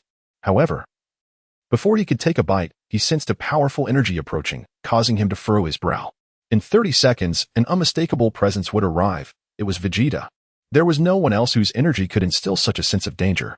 Surprised that Vegeta was seeking him out, Gohan paused, momentarily halting his actions of opening the lunchbox, and instead closed it. Biddy, noticing Gohan's hesitation, looked concerned. "Gohan-kun, don't you like the food?" Observing Biddy's disappointment, Gohan gently replied, "It's not that. I must wait a moment. Someone is coming to see me, and they'll be here in about half a minute." Biddy appeared puzzled. Her energy was still quite weak, and she struggled to sense anything in the sky. Moreover, Vegeta's speed was extraordinary, arriving in less than 25 seconds. Like a bolt of lightning, Vegeta descended, creating a whirlwind that struck the ground with tremendous force. In an instant, the plains were engulfed in a tempest, and even the nearby hills trembled. Vegeta's energy was overwhelming. He had transformed into a battle-hungry warrior, devoid of familial sentiments, solely intent on surpassing Kakarot. With a singular focus on becoming stronger and engaging in combat, Vegeta would not allow any Saiyan to surpass him. His ferocious energy was indeed daunting. Had Gohan not shielded Biddy, she might have been swept away by the gust upon Vegeta's arrival. Biddy could distinctly feel the terrifying aura emanating from him, her complexion paling. Vegeta, in his current state, was far more formidable than any combat imagery she had previously encountered. He was like a nuclear weapon, ready to explode and reduce everything to ashes. Cowering in Gohan's embrace, Biddy trembled, Gohan-kun, he has not the combat imagery you trained with. His energy is far too terrifying. Gohan cast a glance at Biddy, then raised his head to regard Vegeta, who now seemed devoid of humanity. Unable to restrain himself, Gohan spoke. Uncle Vegeta. Your sudden visit, might I inquire about the purpose? You did not notice that I am on a date with my girlfriend? If there is something to discuss, it would be better to wait until I finish my time with her. Vegeta, how could you possibly wait for someone? He dismissively snorted, taking a step forward. His overwhelming pressure bearing down on us. Coldly, he stated, Gohan, listen. Trunks mentioned that you could defeat my combat projection in 1 minute. I am quite curious to know if this is true. It seems that Vegeta is aware of the fact that I have been utilizing the combat projection. Upon finding Trunks and learning that he could indeed surpass my combat projection in just 1 minute, his interest was piqued, prompting him to seek me out. Understanding that he could not evade Gohan, he glanced at the distressed Videl in his arms and calmly said, Indeed, Uncle Vegeta, I know you wish to test my abilities. I am willing to assist you in this experiment. However, since my girlfriend is here, it would be inappropriate to engage in battle in this vicinity. Perhaps we should move to that area over there? Pointing towards the heights above, Vegeta smirked. Although he did not directly agree, he swiftly turned and launched himself into the sky. His intent was clear, and as I observed Vegeta's haughty demeanor, particularly the frightening energy emanating from him, Videl's expression turned to one of concern as she clutched Gohan's hand tightly. Gohan, his energy is terrifying. Are you truly going to fight him? Please, be careful. Videl understood the magnitude of Vegeta's strength. He could obliterate the earth if he chose to do so. In reality, no one could stop him if he decided to unleash his power. Yet, despite this, Gohan was not intimidated. In fact, he had long awaited this moment. He sought out Vegeta's combat projections to learn his fighting style and enhance his own capabilities. However, these training regimens paled in comparison to battling against Vegeta himself. Saiyans thrive on pushing their limits through real combat. Mere training is insufficient. Gohan was determined to strengthen himself and not miss this opportunity. If he could not even keep pace with Vegeta, he would be unworthy of chasing after Kakarot, unworthy of standing among the top tiers of combat power, and unworthy of confronting Majin Buu or the gods of destruction in the future. Thus, he gently patted Videl's head, offering a reassuring smile. Wait for me here for a moment. Don't worry, I will be fine. This guy is too arrogant. I will teach him a lesson. With that casual remark, Gohan took off, soaring into the air. Videl attempted to follow him using flight, but before she could move, she was abruptly stopped by someone who appeared out of nowhere. Piccolo materialized in front of her, leaving her momentarily stunned, almost unresponsive. She could only hear Piccolo calmly instructing her, stay put and do not move. Gohan may not necessarily lose. Having observed Gohan for quite some time, Piccolo was eager for this battle, having witnessed Gohan's growth, which rivaled that of Vegeta. The provocation of Vegeta was indeed linked to him, and he watched with a knowing smirk, aware that he could not be Gohan's training partner. He deliberately sought to incite Vegeta to become Gohan's opponent. Ultimately, this arrangement turned out well. Now, only Vegeta could serve as Gohan's rival. He could only hope that Vegeta would refrain from using his full strength. Of course, all of this hinged upon Gohan's capabilities. Chapter 11. Vegeta's ultimate flash. Vegeta's proud nature remained unchanged, and although he had gleaned much from the combat projection, seeing him stand there without even considering transformation was a clear sign of his disdain. Especially as Vegeta emerged, it seemed he had no regard for anyone else, challenging Gohan directly and preventing him from enjoying a proper meal. Gohan's expression darkened. Uncle Vegeta, are you not planning to transform into Super Saiyan? You intend to fight me in your base form? Vegeta scoffed. For you, a regular form is more than sufficient. Truly arrogant. With a grim expression, Gohan wasted no time and transformed into Super Saiyan, charging forward. Very well, do not blame me for being impolite. Underestimating him would lead to dire consequences. In an instant, Gohan's transformation elevated his combat power. His body radiated with light as he collided with Vegeta. Vegeta observed with cold laughter in his eyes. Gohan's Super Saiyan form was riddled with flaws, hardly worth his consideration, especially as Gohan attempted to engage in close combat. This fool had evidently made no progress. Defeating him in close quarters was utterly impossible. As Gohan approached with a punch, Vegeta effortlessly raised a hand to intercept Gohan's blow. Upon seizing Gohan's fist, Vegeta could not help but laugh again, completely unaware of the impending shift. Not far away, Piccolo chuckled quietly. That fool Vegeta has fallen right into Gohan's trap. Videl, however, failed to comprehend the situation. It was clear that Vegeta had successfully caught Gohan's attack, yet Gohan's technique was not so easily countered. With Vegeta grasping his fist, Gohan smirked and unleashed his ultimate technique. His once yellow hair transformed to white, half of it now shining brilliantly. Vegeta's expression shifted as he sensed something amiss, unable to comprehend the transformation ability. In the next moment, he realized that the Gohan before him had vanished, leaving only an afterimage. What? Vegeta exclaimed in disbelief, having grasped only a shadow, not Gohan himself. With astonishing speed, Gohan was invincible in close combat. Not even Kakarot would stand a chance here. Vegeta, untransformed, found himself struck hard in the stomach by Gohan's powerful kick. Boom. Vegeta spat out water, momentarily suspended in the air, his face turning pale. This kick was a hard hit, but Vegeta gritted his teeth, enduring the onslaught from Gohan. He was furious. "You insolent little brat!" In a fit of rage, Vegeta roared, his body shaking as he transformed into Super Saiyan. The transformation completed instantly, prompting Gohan to retreat, creating distance to evade Vegeta's furious advance. Vegeta, now in Super Saiyan state, charged fiercely at Gohan, launching relentless attacks. Piccolo watched closely, his brow furrowed. The scenario he had anticipated was unfolding. Once Vegeta became enraged, he held nothing back. Now, Gohan's ability to hold his own against the Super Saiyan Vegeta would determine how long he could last. The two of them soared from the heights to the ground and back again, their movements a blur. Engaged in intense close combat, neither could gain the upper hand, although Vegeta could not land a hit on Gohan. Gohan found it equally challenging to strike Vegeta. The two battled fiercely, the outcome hanging in the balance. In a fierce clash that lasted several minutes, Gohan adeptly evaded Vegeta's attacks, creating distance with a swift leap backward. Aware that a prolonged close-quarters battle would lead to a stalemate lasting days and nights, he resolved to unleash his full potential this time. Activating the Sharingan, he initiated an illusionary technique. The three-tomo Sharingan pulsated, projecting a mesmerizing spell that momentarily stunned Vegeta, causing his body to shudder. However, it was evident that this effect lasted a mere half a second. After that brief pause, Vegeta let out a roar, breaking free from the illusion with sheer force. "Damn you! What trickery is this? How dare such a trivial technique attempt to bind me?" As he had anticipated, the overwhelming power of his opponent rendered the three-tomo Sharingan insufficient. Not even a half-second of confinement was achievable, yet Gohan merely sought to test the waters. For what lay ahead was his true intention. Shadow Clone Technique.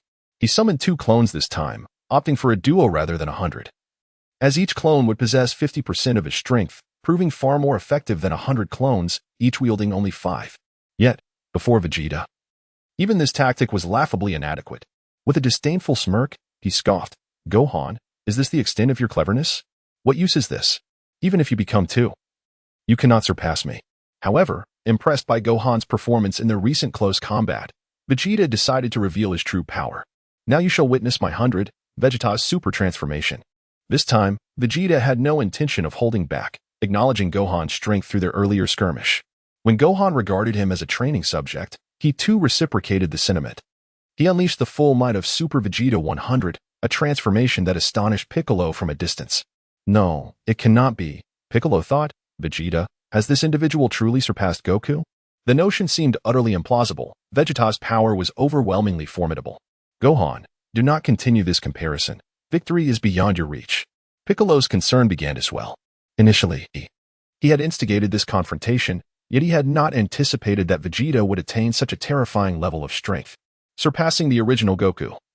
It was evident that if Goku had not mastered Super Saiyan 3, he would indeed be at a disadvantage. Now, having achieved a flawless Super Saiyan 1 state, Vegeta embodied Super Vegeta 100. His entire being radiated a tempestuous energy, transforming him into a true Super Saiyan, a state that transcended Super Saiyan 1, uniquely belonging to Vegeta. His form was engulfed not only in power but also in wild, crackling bolts of lightning. Piccolo's astonished expression further underscored the terrifying magnitude of Vegeta's energy. Upon perceiving all of this, Gohan felt no trace of fear. Instead, he smirked with a hint of amusement. He was well aware that Vegeta's transformation was something he had anticipated long ago. This is what makes it intriguing. Otherwise, had it been as it was moments ago, victory would have come far too easily. As soon as Gohan spoke, Vegeta let out a disdainful snort, realizing that this individual was just as overconfident as Kakarot. His Super Vegeta transformation was an exceptionally confident masterpiece, meticulously crafted to confront Kakarot. This display was merely a means to test Gohan. And witnessing Gohan's relaxed demeanor led him to believe that the latter did not grasp the true power of his Super Vegeta form. "Gohan, I never imagined you would possess the same arrogance as your father. However, allow me to inform you that this transformation was specifically designed for your father, Kakarot. Though I present it to you now, I shall still take on the role of instructing you in his stead. The proud Vegeta summoned his strongest transformation. Convinced that he was invincible, little did he know that Gohan took a deep breath and ascended from Super Saiyan 1 to Super Saiyan 2. Sacrificing the speed of Super Saiyan 1 to amplify his strength, Vegeta dismissed Super Saiyan 2 entirely, convinced that its transformation harbored flaws, saying, "Gohan, do you not realize this?" Gohan transforms into Super Saiyan 2, his strength amplified yet his speed diminished. However, he remains unperturbed, exuding an air of calm assurance. "I am well aware of this," he muses, "yet my white god state compensates for it. I can foresee any close-range assault, even in the absence of speed. No one can approach me or engage in close combat. Indeed, with the formidable techniques of the ultimate instinct, even without velocity, no adversary can contend with him. He stands immobile, a veritable fortress." Vegeta observes Gohan's confidence, his expression darkening as he realizes Gohan is more formidable than he had anticipated. He has no intention of engaging in close combat. Instead, he raises his hands, adopting the stance for the ultimate flash energy wave. This draws the attention of Piccolo, whose face pales in alarm as he exclaims, "Vegeta, do not act recklessly. If you unleash the ultimate flash now, Gohan won't be able to withstand it and will be obliterated." Despite Piccolo's warnings, Vegeta remains obstinate, dismissing him with a scoff and a glare. He harbors no fondness for Piccolo. Silence. He then addresses Gohan. "If you can withstand this attack, I shall acknowledge your prowess. I will concede your capability in close combat. But can you endure the ultimate flash of Super Vegeta?" Energy surges as he channels the ultimate flash, a signature move of Vegeta's. Gohan comprehends the gravity of the situation. Vegeta is indeed serious. He feels an influx of pressure, yet this very pressure propels him to elevate his combat prowess. The recent challenges have been insufficient. The combat footage of Vegeta at 50% intensity has yet to match the full pressure he exerts. In that fleeting moment, under the weight of the pressure, his ultimate instinct escalates by 0.1. This is an auspicious sign, indeed. The onset of crisis inspires the enhancement of his ultimate instinct in the face of Vegeta's accumulating ultimate flash. Gohan exuded confidence, addressing Uncle Vegeta with anticipation for his ultimate attack. "In fact, to counter you, I have devised a lethal technique after studying your combat footage." Vegeta, taken aback, scoffed at Gohan's proclamation. "You little brat, don't pretend." Suddenly, an explosive surge of energy surged toward Gohan, the ultimate flash unleashed with no chance of retraction. Nearby, Piccolo's expression shifted dramatically. He realized there was no way to intercept it. Who could stop Vegeta? Even Kakarot would be unable to do so. Chapter 12. The Ultimate Perfect Kamehameha. Having mastered the first level of Ultra Instinct, Gohan had been diligently analyzing Vegeta's fighting style over the past few days. He was well acquainted with Vegeta's tactics, realizing that in close combat, Vegeta could not match Kakarot. Vegeta's true strength lay in his ranged attacks, characterized by various energy blasts. His combat style hinged on accumulating energy and unleashing it in devastating waves. This energy wave was Vegeta's forte, the apex of his power. In the realm of long-range combat, Vegeta's ultimate flash was his Pi-C de resistance, an accumulation of his entire strength manifested as countless energy spheres hurled directly at his opponent. If unleashed upon Earth, it could obliterate the planet. No asteroid could withstand such a force. Yet, Gohan remained composed, confronting the oncoming ultimate flash with a determined countenance. He bellowed, "Limit break, reverse Kamehameha." In that moment, Gohan transformed, enveloped in radiant light, boldly meeting the ultimate flash head-on. Vegeta's expression shifted to one of astonishment. He could scarcely believe this reckless audacity. "Nanny? You seek death?" Despite being Kakarot's son, Vegeta had no intention of allowing Gohan to perish here. However, Gohan's direct charge seemed destined for severe injury. What Vegeta could not foresee was Gohan's ascension into Super Saiyan 2, plunging into the energy sphere of the ultimate flash. In that instant, his Ultra Instinct surged, continuously absorbing the chaotic energy around him. Simultaneously, he assimilated the energy he had withstood, embodying the first principle of Ultra Instinct, the ability to absorb. Under the immense energy stimulus, he felt his Ultra Instinct progress, advancing toward level 2 as he harnessed the massive influx of energy to counter the terrifying waves. Though it was a strenuous endeavor, Gohan successfully absorbed a significant portion of Vegeta's ultimate flash. The energy spheres surrounded him, and he began seeking a breakthrough. A swift glance revealed a weakness within the ultimate flash. He raised his hands, gathering energy within the heart of the ultimate flash itself. Kamehameha. 100. Ultimate Perfect Kamehameha. Harnessing the energy absorbed from the Ultimate Flash, Gohan unleashed an extraordinarily powerful 100 Ultimate Perfect Kamehameha as he directed it toward the vulnerable point of the Ultimate Flash. A resounding explosion shook the ground, startling even Vegeta, while Piccolo stood in stunned silence, utterly bewildered by the spectacle. Vegeta's expression shifted again, and in the next moment, he witnessed Gohan breaking through his Ultimate Flash, launching the Ultimate Perfect Kamehameha with unrelenting force. The oncoming energy caused Vegeta's complexion to pale. He, the prince of all Saiyans, would never retreat. A mere son of Kakarot aspired to surpass him? Gohan had breached his Ultimate Flash, confronting him directly from within its very core. Reflecting on the events, Vegeta's pride surged. With a determined roar, he raised his hands, refusing to dodge. "Ah, you insufferable brat! If you can withstand my Ultimate Flash, then I, Vegeta, shall not falter against your Kamehameha. I am the one who surpasses Kakarot.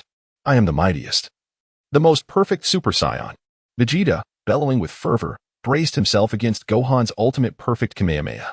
The ground trembled as the fearsome energy collided against his hands. Teeth gritted in a struggle to hold his ground. Vegeta's pride, a fundamental trait of a Saiyan, would not permit anyone to surpass him or crush his spirit. Defying all odds, Vegeta withstood Gohan's Kamehameha with sheer determination, though the effort left him breathless and drained. Ultimately, he managed to compress the colossal energy into a mere speck of starlight, dissipating it into nothingness. With a triumphant grin, he laughed heartily, proclaiming, "Is that all? Ha! If Kakarot's son can endure, then so can I. I am the strongest Super Saiyan." Observing Vegeta's exuberant display of confidence, Gohan shook his head, a hint of resignation in his expression. "Uncle Vegeta, you have lost." Vegeta raised his head, displeased by Gohan's words, grunting in discontent. "You little brat, don't spout nonsense. I withstood your Kamehameha. This battle is only beginning." Despite his bravado, it was evident that he was fatigued, his pride compelling him to endure rather than evade. This reckless pride had cost him considerable energy, and in this state, victory was unattainable against Gohan. With a smirk, Gohan continued, "Uncle Vegeta, had you chosen to evade earlier, perhaps I would not have triumphed. Your arrogance led to your defeat. I anticipated you would attempt to absorb my Kamehameha. Thus, you have lost." Vegeta, still fuming, clenched his teeth and retorted, "You insolent brat. What do you mean? Even if my energy is diminished, I still possess 50% of my strength. While your energy is nearly depleted, how can you be so certain of victory?" With a casual pout, Gohan remarked, "My energy is of little consequence, Uncle Vegeta. This ultimate Kamehameha is inherently yours." With that, he gestured, and in an instant, his two doppelgangers materialized from the side. Upon their return, what astonished Vegeta was unfathomable. Gohan summoned two clones to replenish his energy, restoring the original 100 units he had allocated to them. As the clones vanished, he found himself invigorated once more, with a complete recovery of energy and no signs of fatigue. Instead, he radiated vitality and was in exceptional condition. Witnessing this, Vegeta, with only 50 units of energy remaining, felt a surge of frustration. This impudent boy was utterly shameless and infuriating. From the outset, having summoned two clones was merely a ploy to replenish his own energy. It was disgraceful. That wretched child was deliberately scheming against him. Vegeta's face flushed with anger as he clenched his fists, ready to charge forward, but Gohan raised a hand. The gesture, coupled with his words, caused Vegeta's expression to shift dramatically, halting him in his tracks, too intimidated to advance. Seeing Vegeta remain motionless, Gohan smiled, his hands still charged with energy, casually remarking, "Uncle Vegeta, would you care to receive my second 100-unit Ultimate Kamehameha?" The second one. This boy had fully restored his energy and could indeed unleash another 100-unit Ultimate Kamehameha. With Gohan at full power, Vegeta, possessing only 50 units, stood no chance of evading it. If he attempted to endure the attack, he would undoubtedly be obliterated. Gritting his teeth, Vegeta dared not move. Nearby, Piccolo sighed, aware that Gohan had decisively triumphed. The two instances of 100 units of energy far surpassed Vegeta's capacity.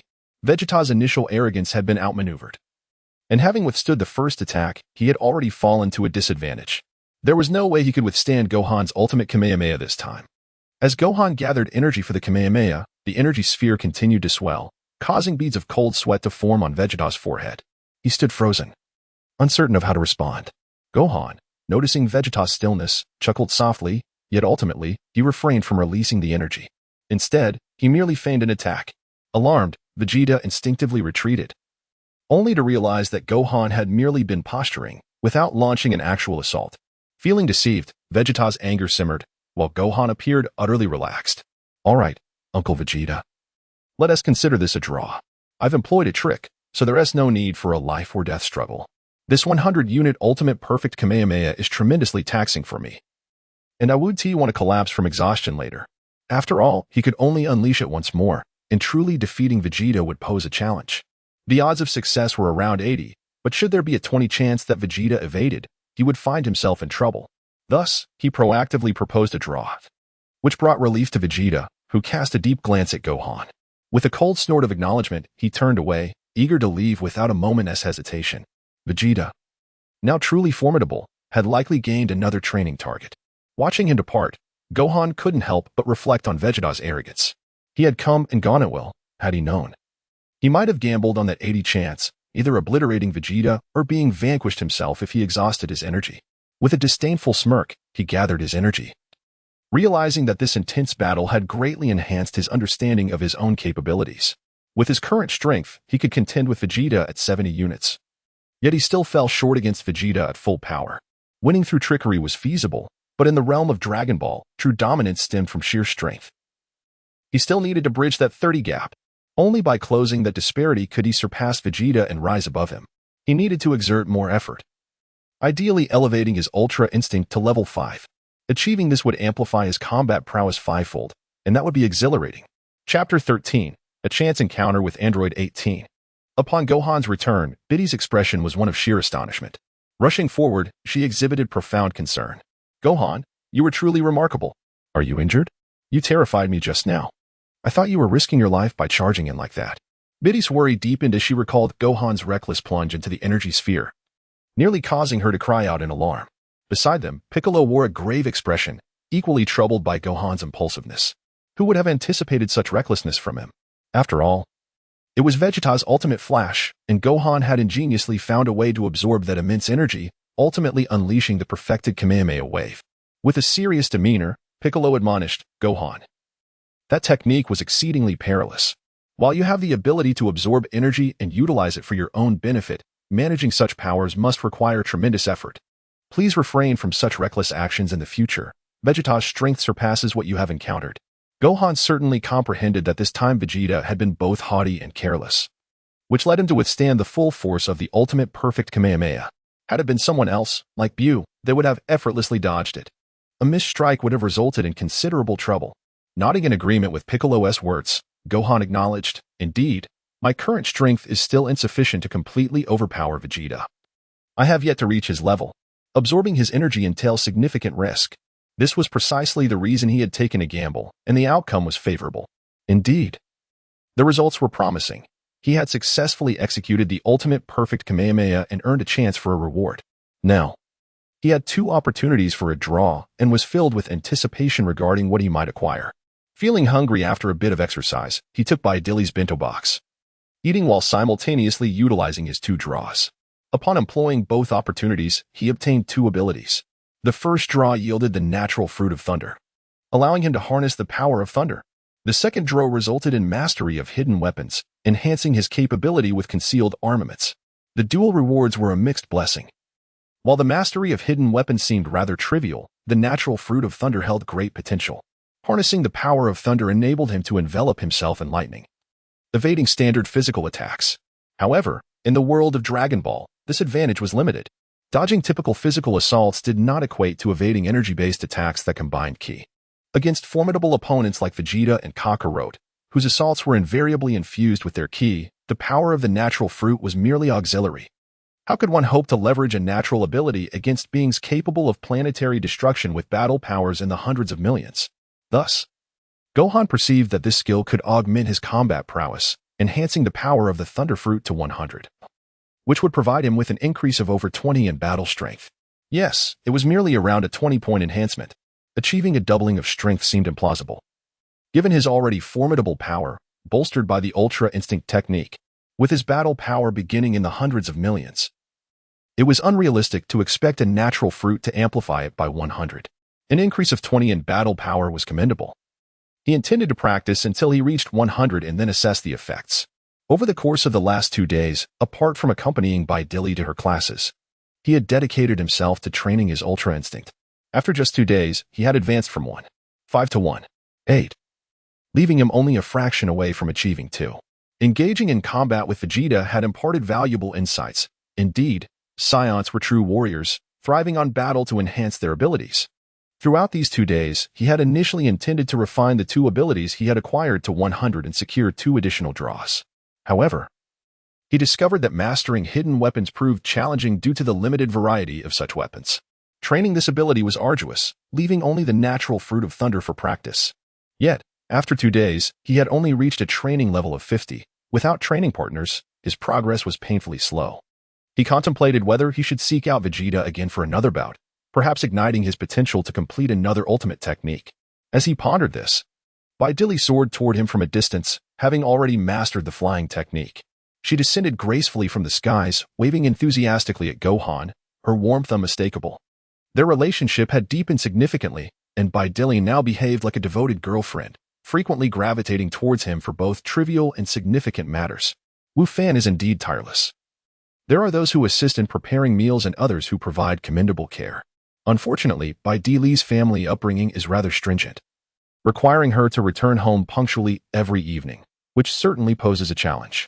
It is essential, nonetheless, to meet with Satan. Having encountered the esteemed father-in-law would indeed facilitate the genuine pursuit of Vidili. As Gohan contemplated all of this, Videl landed gracefully on the ground, her ponytail dancing in the breeze, her skirt fluttering around her. Upon seeing Gohan, she immediately approached him, grasping his arm. "Gohan," she said, "I have something to tell you. My father intends to participate in the martial arts tournament, just like before. It is about to commence, and martial artists from all around the world will be taking part. You will be attending as well, won't you?"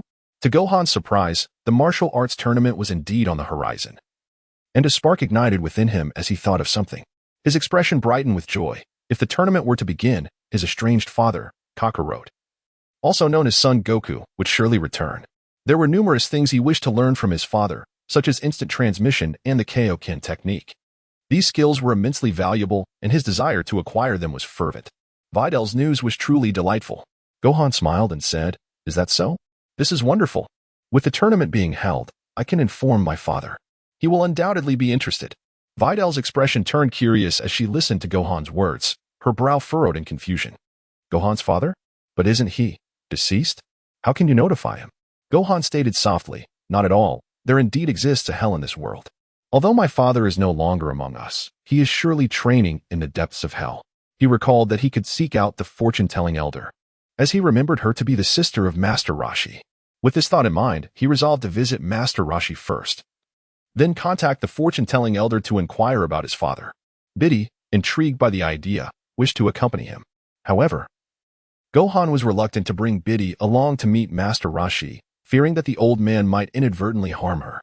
Thus, he asked Biddy to wait for him while he set off to connect with Master Roshi.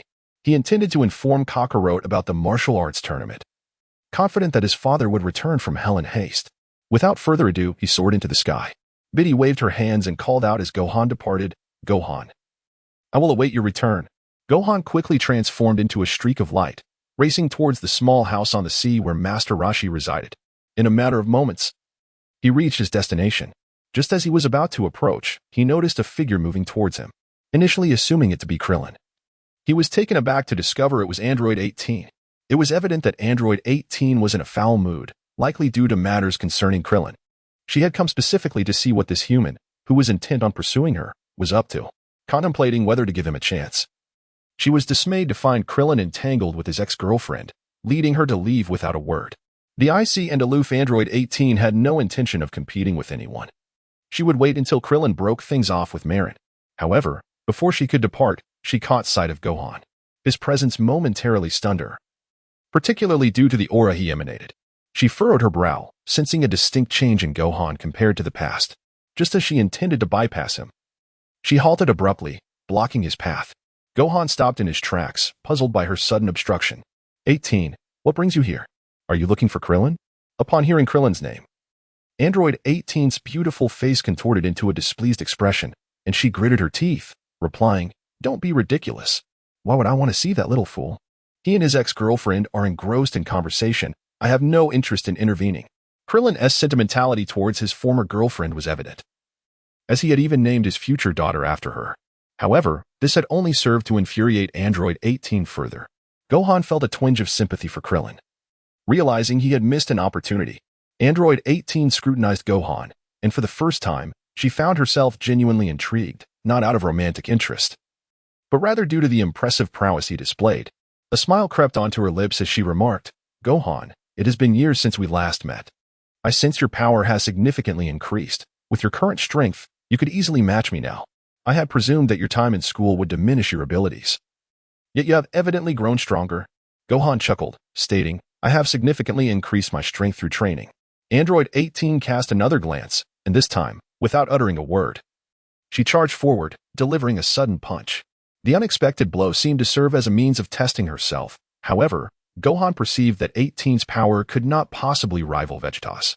Even amidst her sudden assault, he effortlessly evaded her strike with a mere shift of his body. Her fist grazed past him, igniting her interest and drawing a smirk to her lips. Subsequently, she relentlessly attacked Gohan, clearly reveling in the thrill of battle.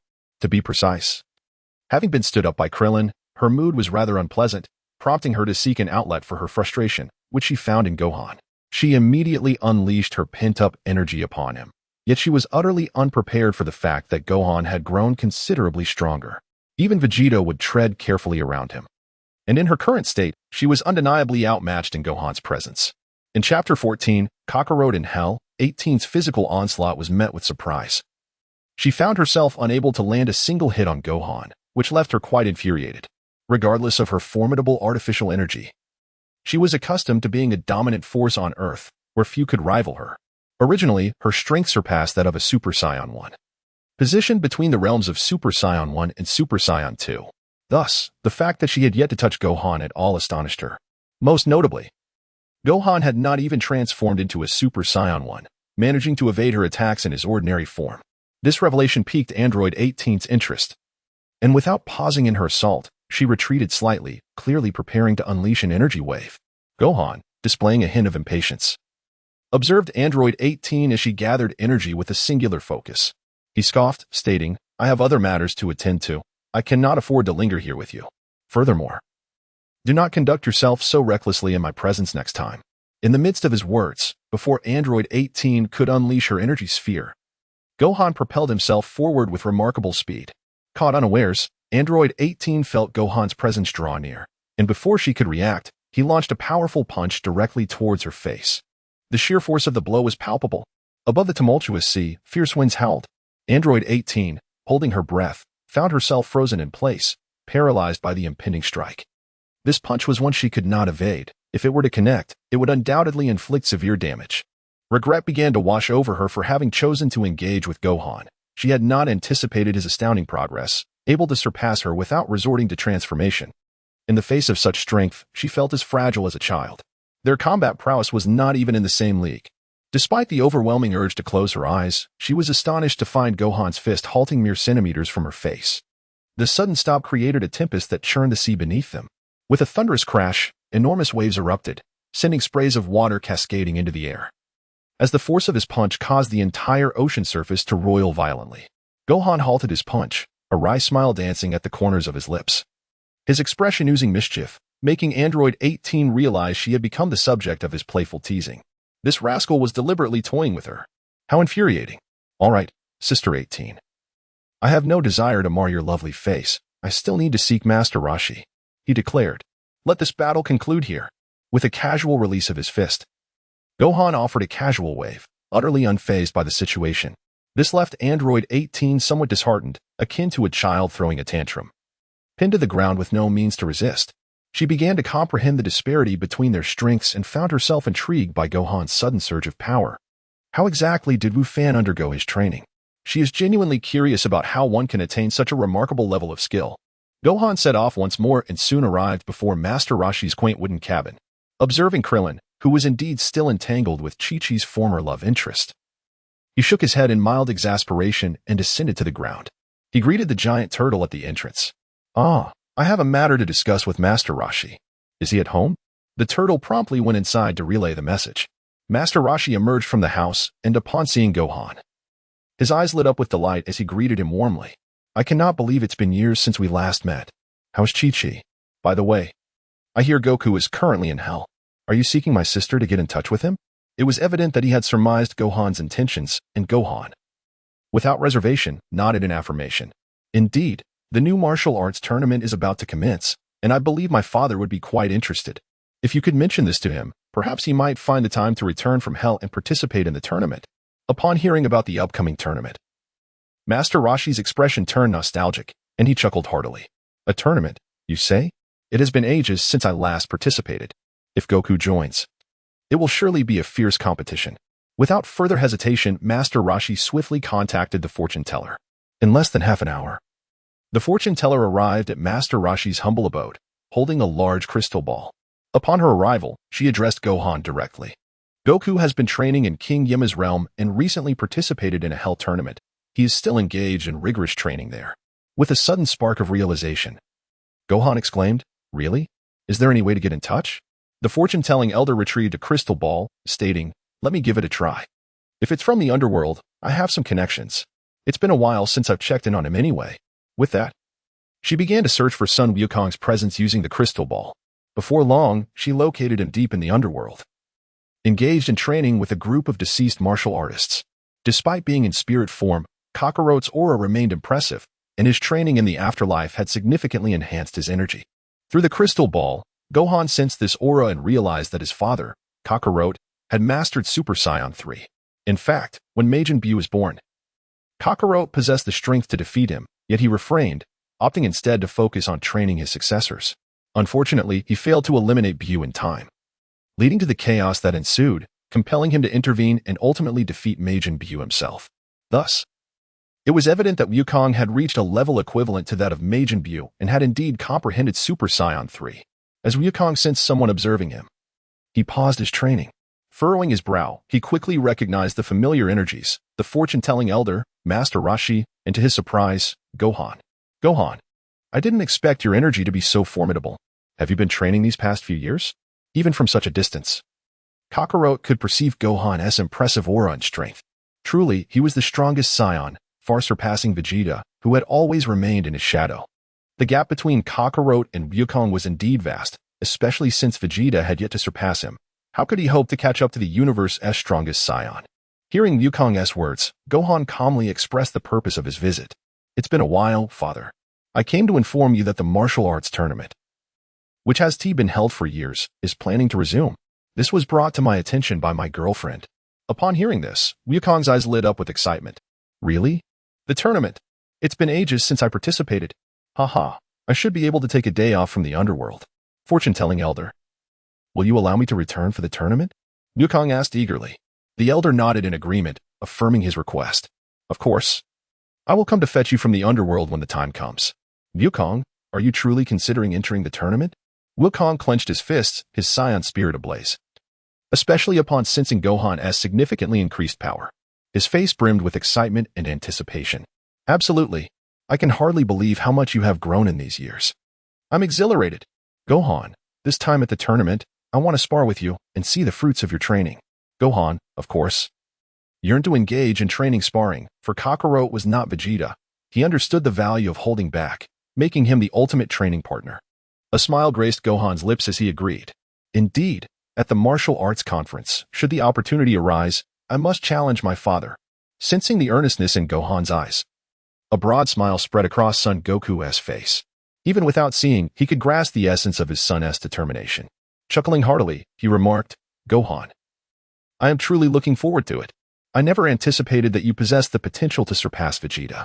This revelation surprises me, and I eagerly await our duel at the martial arts conference." Thus concluded their conversation. Gohan has developed a new perspective on Kakarot. The sheer magnitude of Kakarot's power is terrifying. Merely sensing his aura reveals that he possesses strength that surpasses Vegeta.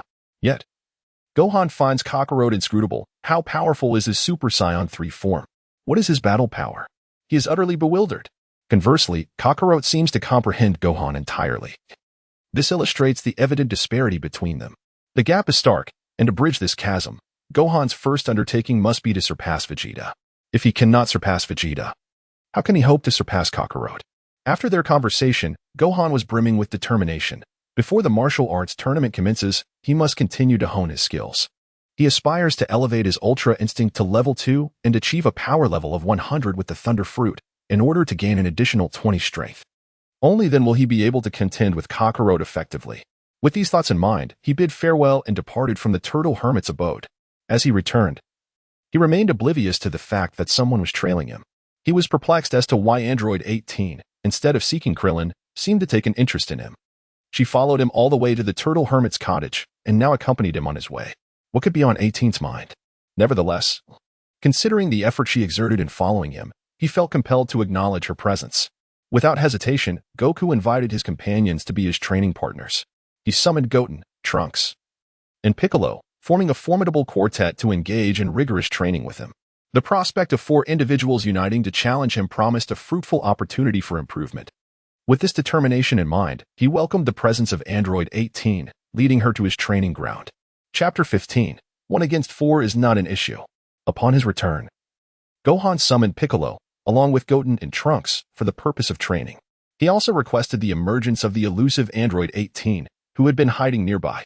As Gohan faced the quartet, his initial words left them exchanging bewildered glances. Perfect. Android 18, Uncle Piccolo, Goten, and Trunks. I would like you all to assist me in honing my new abilities. Do not hold back. I invite all 4 of you to launch an assault on me. I will refrain from using any techniques like the multiplication technique, so feel free to attack me without reservation and help me train. The group exchanged uncertain looks. Both Piccolo and Android 18 furrowed their brows at the request. Android 18, who had accompanied them all this way, found herself incredulous at the notion of aiding this individual in his training. What irked her the most was the idea of being paired with 2 youngsters, a green-headed creature and Gohan himself, for combat. Such an arrangement felt profoundly dismissive of her capabilities. Piccolo, possessing an understanding of Gohan's strength, remained relatively calm, yet he couldn't shake a sense of concern regarding Android 18's mood. Her prowess was formidable, raising doubts in his mind about Gohan's chances of victory. He sensed a palpable displeasure emanating from Android 18, particularly reflected in her expression, which bore a look of disdain. It was clear that she maintained an air of aloofness, coupled with a penchant for appearances. As an Namekian, Piccolo was well aware that being dismissed was simply part of the territory. Wu Fan observed keenly, aware of the difficulty in coordinating with Android 18. However, enticement proved to be a simple task. With a casual lift of his hand, he smiled and proposed, "How about this, 18? If you can touch me and land a hit, I shall reward you with 1 million. What do you say? Just a single touch, and it's yours." Android 18's eyes sparkled with interest at the mention of money, and a cold smile crept across her face as she retorted, "Oh, you possess 1 million? Are you not deceiving me?" With a relaxed demeanor, Gohan gestured towards the nearby spectacle of Videl and chuckled, "My girlfriend's father is Satan. You must realize that the world's hero, Satan, possesses considerable wealth. Do you believe I cannot procure 1 million? Quite the contrary, he could effortlessly summon billions. 1 million is truly a trivial sum." Android 18 glanced at Videl in the distance, furrowing her brow as she turned her gaze back to Gohan. Her tone icy as she remarked, "I never anticipated that you possessed the potential to live off others. I detest individuals like you." With that, she launched a direct assault. Wu Fan's antics are amusing. How could number 18 possibly detest those who live off others? After all, Krillin is undoubtedly the most formidable of such individuals. However, with number 18 now in motion, he finds himself quite pleased. As she charges forward, he deftly evades her attack with a swift sidestep. Meanwhile, as Piccolo and Gotenks stand momentarily stunned, he boldly advances towards them. With neither of them making a move, he takes it upon himself to engage directly, orchestrating a situation where he single-handedly confronts 4 opponents. Gohan took matters into his own hands, while Piccolo and Gotenks could not afford to remain idle. And thus the 4 engaged in a chaotic melee. The relentless combat scene left Videl agape. Over the past few days, her perspectives and worldview had been thoroughly transformed. After all, she had just learned a harness key from Gohan. Moreover, she had also mastered the art of flight, enabling her to soar across thousands of kilometers. Alas, her speed was not swift, and prolonged flight would soon leave her fatigued. This was her limit. Yet, what she witnessed in battle was a terrifying spectacle for individuals darting about, relentlessly assaulting Gohan. The 2 younger fighters exhibited such mastery of flight that they moved with an agility that rendered Videl unable to track them. Despite this, Gohan maintained his composure in a 1 against 4 scenario, deftly controlling the situation and preventing any of them from landing a blow. Even Android 18 was incapable of touching Gohan, who was unleashing his full power with apparent ease. This was a revelation for Videl. Reflecting on her father, she couldn't help but smile wryly, suddenly concerned about his participation in the martial arts tournament. If he were to encounter any one of these fighters, would he not be in grave danger? As the day's training concluded, Gohan had gained considerable experience in facing 4 opponents without resorting to the technique of creating clones. In fact, he felt confident that if he were to employ the clone technique, he could handle 1 against 100 without fear. This cloning technique was indeed formidable. By the end of the training session, he observed with satisfaction that the progress of his Thunder Fruit power had reached 50%, nodding approvingly. He glanced over at Android 18, who was slightly out of breath, clearly frustrated at having failed to score a single hit against him. Despite her efforts to reach the million-point mark, Gohan greeted her with a smile and remarked, "By the way, Android 18, the reward of 1 million is still valid. No matter when you encounter me, I will compensate you with 1 million, I promise." Android 18 gritted her teeth, feeling that Gohan was deliberately provoking her. Her pride wounded. She snorted coldly and turned to leave. However, as she departed, she left a parting remark filled with reluctance. "Just you wait. You better be cautious." With that, she flew away, her dissatisfaction evident as she glanced back. Beside them, Videl expressed her concern, feeling an ominous threat from Android 18, her face etched with worry. "Gohan, do you think this girl might ambush you?" Gohan shook his head and remarked, "That will not happen. Android 18 is undeniably strong and will surely confront me head-on." He was not concerned about a surprise attack from her. Given her capabilities, she would not prevail even in stealth. His gaze fell upon Videl, and a thought crossed his mind, prompting him to speak. "By the way, Videl, I have yet to accompany you to meet your father. With the martial arts tournament approaching, it would be a perfect opportunity for me to pay him a visit." The tournament indeed required some assistance from Mr. Satan, and it was prudent to meet beforehand. Upon hearing Gohan's willingness to join her in visiting her father, Videl's eyes sparkled with delight. "Really? That is wonderful. My dad will surely be thrilled to meet you. Gohan, you are even more formidable than my father. You will be overjoyed to see you." Indeed, with such a powerful ally, how could Mr. Satan not be elated? This also served to expedite matters concerning Videl. Observing the charming Videl before him, Gohan stepped forward without hesitation and lifted her into his arms. He soared into the sky, and as she wrapped her arms around his neck, he leaned down to gently kiss her lovely cheek. Noting her bashful demeanor, he smiled and said, "Actually, there is one more thing I need your assistance with." Videl, with a curious expression, inquired, "Gohan, is there something you need me to help with?" Wufan leaned in and whispered, "Help me conceive a scion baby." Middle-Eye blushed deeply, her cheeks aflame with embarrassment, leaving her momentarily at a loss for words on how to respond. Wufan chuckled heartily and remarked, "This is indeed a matter of great significance. Once you conceive, I shall be able to advance further." For a moment, Biddy was left puzzled, unsure whether Wufan was jesting. Gohan cannot yet disclose to Videl that the transformation into a Super Saiyan God necessitates the combined effort of several Saions. At present, the number of Saions is insufficient to achieve this transformation. Therefore, he must create more Saions, and seeking Videl is indeed a fitting choice. The prospect of having a child is, after all, essential for enhancing his own power. After teasing Videl lightly, Gohan soon arrived at Mr. Satan's residence. "Mr. Satan, Mr. Satan, there is someone who can fly, and he has brought back the young lady," exclaimed a butler hurriedly as he entered the opulent villa. "I saw him fall from the sky, carrying the young lady with him." Satan, engaged in boxing training, scoffed at the butler's words, unable to believe such a preposterous claim. "What nonsense! How could anyone possibly fly? It's merely a trick. I cannot fathom who has deceived my daughter. If I find that scoundrel, I shall give him a proper thrashing." At that moment, Gohan entered, holding Videl's hand, prompting the butler to gasp in shock, his jaw dropping in disbelief. "It's him. He is the one who can fly, Mr. Satan." Satan had already taken note of Gohan, and upon seeing him holding his beloved daughter's hand, he felt a surge of anger. Clenching his fists, he charged at Gohan. "You vile wretch! How dare you abduct my precious daughter?" Videl was taken aback by her father's sudden aggression. "Dad, no!" she cried out in alarm. Satan dismissed her concern. "Videl, do not worry. I shall teach this brat a lesson." Before Videl could interject further, Satan threw a punch at Gohan. However, Gohan remained unscathed, while Satan was instantaneously propelled backward. With a resounding crash, Satan collided with the wall, shattering it to pieces, leaving the butler in a state of shock. How could the world champion Satan be sent flying like that? It simply could not be real. Seeing her father flung away, Videl rushed forward, anxiously checking on his condition.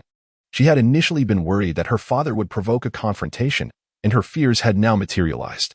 As a mere human, Satan stood no chance against Gohan's formidable defenses. It was only natural that he was sent reeling from the blow. Dad, are you okay? I told you not to act recklessly. Gohan is incredibly powerful, and before I could stop you, you charged in. You really should have listened. Videl pouted. Her expression filled with reproach, which left Satan with a lasting sense of trepidation. It dawned on him that his daughter had found a remarkably powerful boyfriend. Gazing at Gohan in the distance and considering his strength, the successful Satan's eyes lit up with newfound enthusiasm. Kid, I acknowledge your prowess. I now accept your relationship with my daughter. However, you must become my disciple. Chapter 19. Vegeta feels a bit reclusive with a broad smile. Satan looked at Gohan. Thrilled at the prospect of having such a formidable son-in-law as his disciple, which he could boast about. The thought of having a disciple who could fly and possessed immense strength was simply exhilarating. Unable to contain his laughter, Satan beamed at Gohan. Realizing that with Gohan's capabilities, he could no longer oppose the relationship. His daughter had clearly made her choice, solidifying their bond. Knowing Gohan's strength alleviated any worries he might have had. After all, having a son-in-law who surpassed him was more than sufficient validation. Thus, he readily accepted Gohan's status and promptly conveyed this sentiment. Wufan smiled gently, gazing calmly at his future father-in-law. Although Satan's heart was not entirely malevolent. Having seized the title of world champion and appropriated the efforts of many, he had indeed made significant contributions to the Earth. His inherent goodness marked him as a qualified hero of the planet. Most importantly, he was perfectly suited to be taken advantage of. Having a world champion as a father-in-law offered ample opportunities for exploitation. How could Gohan possibly refuse? With a faint smile, he spoke softly. It is not out of the question to promote me as your disciple. However, Uncle Satan, there is a matter I would like to request of you. Uncle Satan's eyes lit up upon hearing Gohan's agreement, his expression transforming into one of elation. At that moment, he was willing to acquiesce to any request. He nodded repeatedly, exclaiming, "Splendid. As long as you agree to be my disciple and promoted, I, Satan, shall comply with whatever you ask." With a contented expression, Gohan sat down casually and said, "The situation is this. My residence is rather distant from the city. Since Dilly is my girlfriend, I plan to live with her in the future. The mountainous region is inconvenient for commuting, thus I desire a villa in the city." Upon hearing Gohan's wish for a villa, Satan chuckled heartily, displaying no hesitation whatsoever. As a world champion who has secured numerous endorsements, his worth is substantial for him. Acquiring a villa is merely a trifling matter. With a wave of his hand, he generously proclaimed, "Of course, even as a dowry for Dilly, I would gift you a luxurious mansion. By the way, I possess a grand villa spanning 1,000 square meters, which is quite suitable and under my name. How about I offer it to you?" This prospective father-in-law truly displayed his generosity by presenting a magnificent villa of 1,000 square meters, likely valued in the hundreds of millions. Gohan nodded, accepting the offer without a hint of reluctance. "Well, 1,000 square meters would indeed suffice for my training at home. Thank you, Uncle Satan. Oh, and in addition to the villa, I could use a little pocket money. A casual 10 million would be about right." Gohan spoke with remarkable ease, yet Satan was breaking out in a cold sweat. This fellow truly had the audacity to demand such a staggering sum, casually asking for 10 million. However, gifting a villa and 10 million was hardly a trivial matter, especially considering his daughter's evident affection for the young man. Particularly in light of his impressive abilities, which had greatly pleased Satan.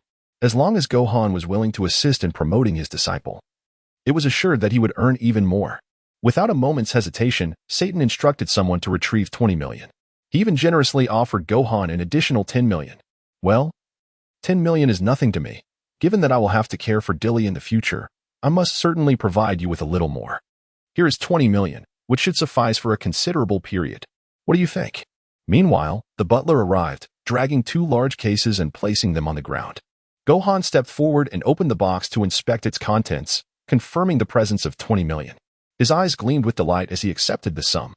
He was quite pleased with Satan's discernment. Indeed, it was immensely gratifying to relieve the other of his wealth. After all, this money was not to be dismissed lightly, especially considering that the birth of Majin Buu necessitated his assistance. He merely received his due reward in advance, a mere 20 million for saving the Earth. Along with a luxurious villa, was a paltry price to pay. With the 20 million secured, Gohan proceeded alongside Videl to view a grand villa spanning 1,000 square meters. This was originally a training retreat villa purchased by Satan for himself. The expansive garden exceeded 100 square meters, complemented by a swimming pool and a martial arts training area, situated in a spacious locale at the heart of the city. Both the geographical location and the ambience were exceptional, rivaling that of Bulma's magnificent estate, with all furnishings and fixtures being entirely new. Gohan cast a glance, feeling immensely satisfied. He had originally intended to find a tranquil place for cultivation. No longer needing to train outdoors, this grand villa provided him with unparalleled comfort. If he could persuade Bulma to create a training protective shield, it would essentially allow him to practice at home every day. Contemplating this, he resolved to seek Bulma's assistance in establishing a training area. With plans to relocate to this magnificent mansion, Gohan knew he had to discuss the matter with Chi-Chi. Holding a suitcase containing 10 million in cash, Gohan flew home and unceremoniously dropped the box at Chi-Chi's feet. He casually stated, "From today onward, I intend to move to the city. This is 10 million in cash, a gift from Dilly's father. For now, it should suffice for both me and Goten." Upon hearing Gohan's words, Chi-Chi stood in stunned silence, utterly shocked by the sudden influx of money. Overjoyed, she burst into tears of happiness and embraced Gohan, exclaiming, "This is wonderful. With this 10 million, Goten and I can live well. Gohan, you've grown up so fast, earning this much money. I am truly gratified." Chi-Chi's focus was solely on the cash, dismissing any other concerns. Accepting Gohan's decision to move, he smiled, leaving the 10 million behind. For he still had another 10 million at his disposal. He then turned and made his way to Bulma's home. Upon arriving at Bulma's grand villa, he found her fortuitously present. Her eyes lit up upon seeing Gohan, and she eagerly pulled him aside, her expression one of urgency. "Gohan, I heard you fought against Vegeta. He has been holed up in the training room for days, refusing to come out or even eat.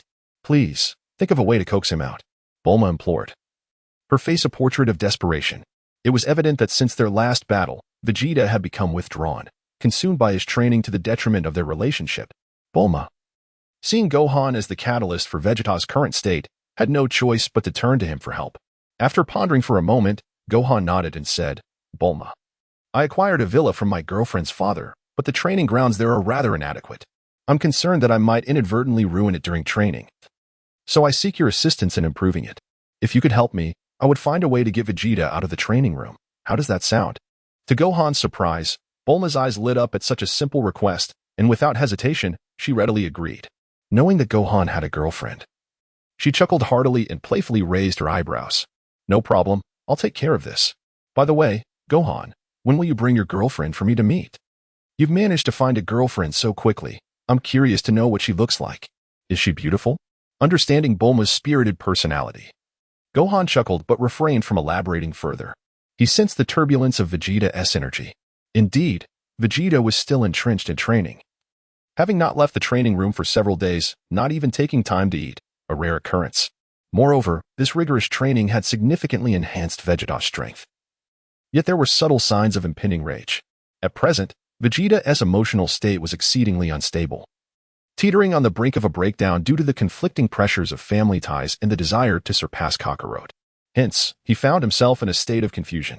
As Vegeta represented the elite tier of combat strength and was a vital protector of Earth, Gohan believed it prudent to guide him.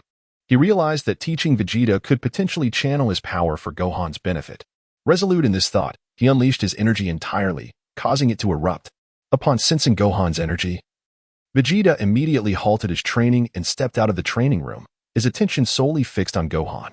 Bulma, filled with joy, contemplated approaching him, yet was unaware that Vegeta disregarded her entirely. Vegeta's gaze was locked onto Gohan, his eyes flickering with a hint of instability, indicative of the emotional turmoil still coursing within him. Otherwise, he would not have been so easily controlled during the encounter with Majin Buu. Presently, Vegeta's mental fortitude was lacking. Vegeta fixed his unwavering stare on Gohan, remaining silent until Gohan took the initiative to speak. "Vegeta, the martial arts tournament is approaching. In a week, my father Kakarot will return from the afterlife for a day. I trust you must be interested?" Vegeta's eyes brightened, a flicker of excitement crossing his face as he clenched his fists. With a cold smirk, he replied, "Is that so? Splendid. I will participate in the tournament. Be sure to inform Kakarot. I shall surpass him. This time, I will truly defeat him, relying solely on my own strength." Gohan could not help but chuckle, remarking, "What a pity, Vegeta. My father has no interest in you. Your training still falls short. If you focus solely on power, it is exceedingly difficult to achieve another breakthrough. In comparison to my father, you are lacking in more than just a trivial manner. Vegeta, clearly infuriated, clenched his fists. The sound of cracking knuckles echoing ominously as he glared back, snorting in disdain. Gohan, speak to me again once you have surpassed me. You are in no position to utter such words. With that, Vegeta turned away, returning to the training room. Chapter 17, The Arrival of the Thunder God Bulma sighed. Watching Vegeta re-enter, pondering how long it would be until he emerged again. With a resigned sigh, she decided to assist Gohan in tidying the training grounds. Accompanying Gohan back to his villa, she set about improving the training area, ensuring it could withstand various levels of destruction, akin to Vegeta's training room. As long as one refrained from unleashing earth-shattering power, all would be well. After dedicating half a day to these tasks, Bulma demonstrated her remarkable prowess. Befitting the woman who had invented a time machine, her capabilities were truly impressive.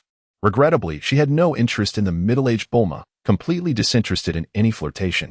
Bulma, however, wore a bright smile as she greeted Gohan, bringing up a matter of curiosity. By the way, is Goku returning for the martial arts tournament? Upon receiving Gohan's affirmation, Bulma's face lit up with radiance. Observing her expression, Gohan couldn't help but wonder if Bulma harbored feelings for Kakarot. Vegeta's head was a vast prairie. A week swiftly passed. It had been a week since Gohan moved into the villa. The expansive residence was now staffed with a butler and servants, with Videl assisting in the organization. Living in such a grand villa was indeed comfortable. Each morning, lying in the soft embrace of his bed, Gohan found it difficult to rise until Videl came to rouse him. Today was no different. Seeing Gohan's reluctance to leave his cozy cocoon, Videl chuckled softly. As she approached to greet him, Gohan unexpectedly reached out, seizing her and pulling her onto the bed before she could react. Coming to her senses, Videl found herself ensnared, yet her cheeks merely flushed, and she quickly accepted the situation. Over the course of the week, she had surrendered entirely to Gohan. Their relationship had grown intimate, allowing Gohan to indulge in playful antics without reservation. It was only at noon that they finally rose hand in hand to enjoy breakfast. In the midst of their meal, Videl expressed a concern that seemed to weigh heavily on her. By the way, Gohan, isn't your father supposed to return before the martial arts tournament? It begins in just a few days, and my father has already mentioned it. Does your father know? Gohan, lost in thought, remarked, well, he should be aware of that. With the fortune teller around, she will surely come to fetch him in advance. After speaking, he cradled Biddy in his arms, feeding her with a radiant smile. He then shifted the conversation, saying, by the way, my dear Biddy, have you felt any movement in your belly lately? Upon touching her smooth abdomen, he regrettably sensed no energy fluctuations. Biddy, feeling Gohan's gesture, blushed slightly and shyly replied, I'm not sure either. It's been a week for us. It should be soon, right? Gohan nodded in agreement, acknowledging, indeed, it's been nearly a week now. And I have been exerting myself every evening. I believe it should be just a matter of days. His scion physique was remarkably formidable, making the prospect of fatherhood rather effortless. Particularly, over the past week, he had managed to win over Videl's father, ensuring that she stayed at the villa nearly every day. After thoroughly enjoying their time together, Videl's feelings for him grew ever more intimate, declaring him to be her first love. Blushing, Videl gazed at him and smiled, saying, it would be wonderful if our first child were a boy, just as strong as you, Gohan-kun. Do you prefer boys or girls? While he imagined their first child would likely be a girl, Gohan was not one to simply resign to fate. With a playful smile, he kissed Videl's cheek and replied, it would be delightful to have one of each. After we have our first, we can consider a second. How does that sound? Videl playfully stuck out her tongue, amused by Gohan's words, saying, I'm not a machine. How could I possibly have several at once? Speaking of machines, Gohan felt a bit harassed lately by a certain android. Indeed, just after they shared a meal, the presence of Android 18 had become quite pronounced. She had been persistently challenging him to sparring matches, all for the sake of claiming that millions any prize. Sometimes, she would even appear at night, leading Gohan to suspect that she might be eavesdropping outside his room. It was quite impressive that Android 18 had maintained her persistence for so long. Meanwhile, he took a moment to mourn for Krillin before acknowledging 18's aura. He gently set Videl down and cheerfully said, all right, I must commence my training. Please find Mr. Satan and procure a few tickets for the World Martial Arts Tournament. When my father returns, I will hand them over to him. This tournament was expected to attract a multitude of formidable fighters. Videl nodded, aware that many strong contenders would participate, and she beamed at Gohan with a smile. Standing on tiptoe, she planted a kiss on his lips and left with a parting remark, "I believe in you, Gohan-kun. You will surely emerge as the champion." As he watched Videl depart, Gohan refrained from disclosing the potential complications that might arise during the tournament, knowing that sharing such concerns would only cause her undue anxiety. He certainly could not reveal that he needed to further enhance his own strength, as his mastery over the Thunder Fruit was nearing completion at 95. He intended to elevate it to 101 go, preparing himself for the impending arrival of Majin Buu. After a light breakfast, he rose and made his way swiftly to the training room.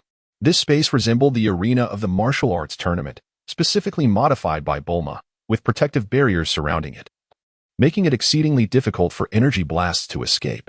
It was indeed an exceptional training ground. Upon arrival, Gohan quickly noticed Android 18, arms crossed and waiting. Exuding a striking presence, she was undeniably beautiful. 18 possessed a captivating allure, particularly with her piercing eyes that narrowed, radiating an icy elegance. She could undoubtedly attract numerous admirers. Upon witnessing the punctuality of the other party, Gohan greeted them with a casual remark, "I apologize for the wait. I arose a bit late this morning due to my exercise routine. I hope you haven't been waiting for long." In response to Gohan's words, Android 18 let out a soft scoff, fully aware that she had arrived much earlier and was cognizant of Gohan's morning activities. The faint blush that briefly colored her cheeks quickly subsided, and she regarded Gohan with a steady gaze, stating, "Shall we commence now?" Gohan did not hasten to take action. Instead, he found himself somewhat intrigued. "Android 18, are you truly so fixated on 1 million? Over the past week, I've noticed your daily visits. And even Piccolo has had some leisure time. Do you not have other matters to attend to?" Android 18, her face darkening, was clearly displeased by Gohan's words. With gritted teeth, she retorted, "I merely seek the opportunity to teach you a lesson." With that, Android 18 launched herself towards him, initiating a sudden assault. Gohan had long since grown accustomed to the relentless training sessions with Android 18 over the past week, and he had developed a profound understanding of her combat style. The androids, after all, were not mere machines, they were enhanced humans. Their most formidable attribute was their limitless energy, which, while capped at a certain threshold, was perpetually replenished. This singular trait endowed Android 18 with extraordinary combat prowess, placing her strength above the Super Saiyan level. Regrettably, Gohan did not regard her Super Saiyan power with any trepidation. He didn't even need to transform. As Android 18 launched a punch towards him, he found that her fist passed harmlessly through his form. Frowning, she wore a displeased and furious expression, questioning, "What peculiar technique is this?" She realized that Gohan's moves were exceedingly unconventional. Throughout their training, he had consistently evaded her attacks, leaving her without any advantage. Now, it was evident that he was immune to physical assaults, clearly leveraging the powers of the Thunder Fruit. With a smile, Gohan reappeared behind her and casually remarked, "I must thank you for helping me connect with the Thunder Fruit's power these past few days. It has allowed me to reach 100 progress. 1 trillion volts, the awakening force of the Thunder Fruit. The might." As he raised his hand, the sky darkened with dense clouds, and the atmosphere shifted, prompting Android 18 to look up. Indeed, overhead loomed a colossal bolt of lightning, piercing the heavens and hurtling toward her. With a thunderous roar, the lightning descended like a monumental beam of light. Android 18's expression shifted as she raised a hand, gathering energy instinctively to confront the descending bolt. The two forces collided, producing a cacophony of crackling sounds. Countless currents of electricity surged chaotically, and gritting her teeth, Android 18 braced herself against the assault of Gohan's infinite power, which was undeniably impressive. To Gohan's eyes, all of this was a spectacle. A smile graced his lips as he raised his hand once more. 2 trillion volts. 3 trillion volts. 5 trillion volts. The explosive bolts of lightning cascaded down again, battering against Android 18's boundless energy, compelling her to resist with all her might. Alas, the relentless onslaught of electricity intensified, and despite her infinite energy, the force of the lightning grew ever more ferocious. Gohan's power surged dramatically, escalating from 1 trillion volts to an astonishing 5 trillion. Subsequently, it soared to a staggering 1 quintillion volts. The arrival of the Thunder God at this quintillion-volt level sent tremors through the earth, and in that moment, Android 18's expression shifted. It became evident that Gohan's mastery over lightning had grown far more formidable than before. A single bolt of lightning shattered her boundless energy. The energy sphere that encompassed her was pierced and erupted upon impact with the ground. Boom. The protective barrier surrounding them was rendered utterly ineffective, disintegrating into dust in an instant. Android 18 was propelled backward, and Gohan's countenance changed as realization dawned upon him. The might of the Thunder God's arrival at quintillion volts was overwhelming, and he had momentarily forgotten that 18's combat prowess could not withstand such force. Acting swiftly, he rushed forward and caught her just as she was about to be flung away, cradling her in his arms to prevent her from crashing to the ground and sustaining grave injuries. "Are you all right?" Wufan wore a concerned expression, unaware that Android 18, gritting her teeth, took a breath before swiftly grasping him. Initially thinking that Android 18 would lose her temper, he was taken aback by her radiant demeanor. 1 million. As you stated, Chapter 18, Instant Transmission is an extraordinary skill. Gohan felt a tinge of exasperation. His sole concern was for her safety. Yet he found himself duped by Android 18 to the tune of 1 million. Observing her radiant demeanor, he could only shake his head in resignation, acknowledging that this time it was indeed his oversight. Now, having incurred a loss of 1 million, it was not a trivial matter for him, but for 18, it was hardly significant, especially considering the time she had spent training him. Ultimately, he had successfully awakened the powers of the Thunder Demon Fruit, achieving a formidable strength of 100.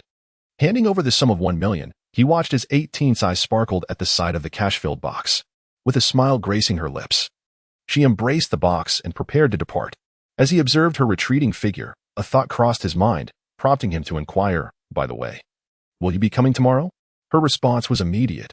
Turning her head, she cast a glance at him, a playful smile dancing on her lips. Her expression as frigid as ice. "Oh, are you offering me another million?" This time, Gohan couldn't help but smile in return, saying, "As long as you continue to train with me, I would gladly offer you not just 1 million, but 10 million. Without hesitation, 18 agreed, her decisiveness evident. "Very well. 10 million it is. You had better keep your word." With that, she turned and walked away, leaving Gohan to ponder how easily she could be swayed. For a mere 10 million, she would be his training companion, making this a most advantageous arrangement. Although he currently lacked the 10 million. The martial arts tournament was just around the corner, which meant the opportunity for substantial prize money was within reach. Even securing second place would yield a considerable reward. Additionally, he could procure some funds from Videl, aiming to gather at least 10 million. Though his aspirations soared higher, he intended to amass over 100 million. The martial arts tournament was officially commencing, and Gohan had already received notification regarding the preliminary rounds. The next step was to head to the training venue. He had also successfully drawn the Thunder Fruit's power, acquiring a new ability. His luck continued as he obtained the would-release bloodline limit. Would release? Another unique technique reminiscent of the Naruto universe, and a rather formidable one at that. However, in the context of the Dragon Ball world, it was somewhat underwhelming. Without drawing the reincarnation eye, most other skills would be considered lackluster. The would-release technique offered minimal enhancement at this moment, and he felt no urgency to elevate it to level 100, for there were other matters demanding his attention. Upon rising early, he accompanied Videl, traveling by car to the bustling metropolis, where he was finally set to meet a certain individual. His father, Kakarot, had returned from the underworld, and Gohan had quite a few matters to discuss with him. As he entered the vehicle, anticipation bubbled within him. Beside him, Videl gently adjusted his martial arts attire, her eyes sparkling with admiration as she gazed at the battle uniform borrowed from Bulma. "Gohan-kun, you look so handsome." "Hee. I'm sure you will clinch first place in this tournament," she exclaimed. "By the way, Gohan-kun, may I also participate in the martial arts tournament?" Videl's interest was piqued. She wished to join the tournament and train alongside Gohan. However, Gohan's expression darkened, and he spoke earnestly to her. "This tournament has many powerful opponents. It would be best if you refrain from joining. I can train with you later. You know, if you happen to be expecting our baby, it wouldn't be wise to risk injury now." Faced with Gohan's genuine concern, Videl smiled sweetly and nodded in agreement, gently patting her stomach, as if sensing the presence of their future child. She was more than willing to heed Gohan's advice. Meanwhile, Gohan was acutely aware that the emergence of Majin Buu was imminent, and he could not allow Videl to be caught in the fray. He had no intention of using her as bait. When Majin Buu appeared, he was prepared to confront him with sheer power. He needed no allies. He alone could vanquish Majin Buu, using this encounter as a test to refine his Ultra Instinct. Currently, his Ultra Instinct had reached a level of 1.9, and breaking through to level 2 was proving to be a formidable challenge. Gohan understood very well that only through greater trials could he enhance his mastery of the Ultimate Freedom technique. He had awaited this opportunity for a long time. As he sat in the vehicle, gazing out the window, he observed the entire city bustling with excitement due to the martial arts tournament. It was a scene filled with vibrancy and joy. Unfortunately, these people remained blissfully unaware that doom was imminent. The emergence of the fiend known as Majin Buu would lead to the annihilation of humanity on Earth. This grim reality was known only to Gohan. The vehicle continued its journey, arriving at the training grounds. Upon arrival, Gohan immediately sensed two distinct energies. One was unmistakably Vegetas, a piercing force that could belong to no other. The other was a formidable energy, imbued with a hint of gentleness, representing the strongest power he had ever encountered. The opponent had even restrained this immense force, yet it remained astonishingly potent. At that moment, Gohan realized that Kakarot had indeed reached the Super Saiyan 3 level and could now transform into it. It seemed his father had arrived just in time. He had numerous questions to pose to him. The prospect of meeting Kakarot filled Gohan with excitement, for he believed that by learning a few techniques from him, he could grow even stronger. How could he not feel exhilarated and joyful? Meanwhile, beside him, Videl appeared curious, scanning the surroundings with an expression of bewilderment. Gohan, where is your father? Why can't I see him? Videl's ability to sense energy was still rather limited, preventing her from detecting the presence of Kakarot. The moment she spoke, a figure flashed past, and Goku materialized through instant transmission, a sudden appearance that startled Gohan. He truly felt that instant transmission was an extraordinary skill, comparable to the divine abilities of the angels serving the gods of destruction. Gohan was momentarily taken aback. Had Kakarot chosen to attack at that instant, he would have surely lost, illustrating the disparity in their strengths. Clenching his fists, he resolved to master instant transmission no matter what. Hey, Gohan. You've certainly changed a lot since the old days. Oh, could this be your girlfriend? Goku greeted Gohan with a broad smile, suddenly appearing before Videl. Videl was taken aback, completely unaware of how he had approached, and upon hearing his words, her face flushed as she stood beside Gohan, holding on to his arm in a demure manner. This display of affection drew an admiring glance from Goku, who regarded them with respect. Gohan inhaled deeply, suppressing his understanding of Goku's strength. He smiled and replied, Father, it has been years since we last met, and I have missed you dearly. With that, he extended his arms for an embrace, catching Goku off guard with such warmth. After all, years had passed without Goku tending to Gohan, and seeing him grown brought a sense of nostalgia. Despite Kakarot's lack of emotional finesse, he still held a deep affection for his own bloodline. I sincerely apologize, Gohan. I never anticipated that leaving Chi-Chi and you here would turn out to be a mistake on my part. Sensing Goku's remorse, Gohan's lips curled into a faint smile, and he lifted his gaze, his expression earnest. Father, I truly wish to visit you more often in the future. If I could master instant transmission, I would surely come to see you every day. I could train with you and fight by your side. Alas, I lack the technique. Gohan's wistfulness, especially regarding training, sparked a light in Goku's eyes. He became animated, exclaiming, right? Gohan, you can learn instant transmission. Once you master it, you can visit me in the afterlife daily. Haha. This is splendid. I shall teach you the technique, and from this moment on, we need never be apart. Goku's hearty laughter filled the air as he eagerly prepared to guide Gohan in the art of instant transmission, which only broadened Gohan's smile. Astonished at how easily Kakarot was swayed, the prospect of mastering instant transmission was exhilarating. Goku held nothing back when it came to his son, adopting a straightforward teaching approach. He raised a hand and tapped Gohan's forehead, allowing him to feel the surge of energy emanating from Goku, whose power was increasingly approaching that of a deity, though he had yet to fully attain divine status. Nevertheless, among the Saiyans, Goku was the closest to godhood. Gohan, I now impart to you the secret of instant transmission. Absorb the memories I share with you. You should grasp it effortlessly, for you are my son. Acquiring this ability should not require much effort. As Gohan nodded, he felt the energy from Sun Wukong surge into him. He offered no resistance, surrendering himself to the influx of power. A wave of warmth enveloped him.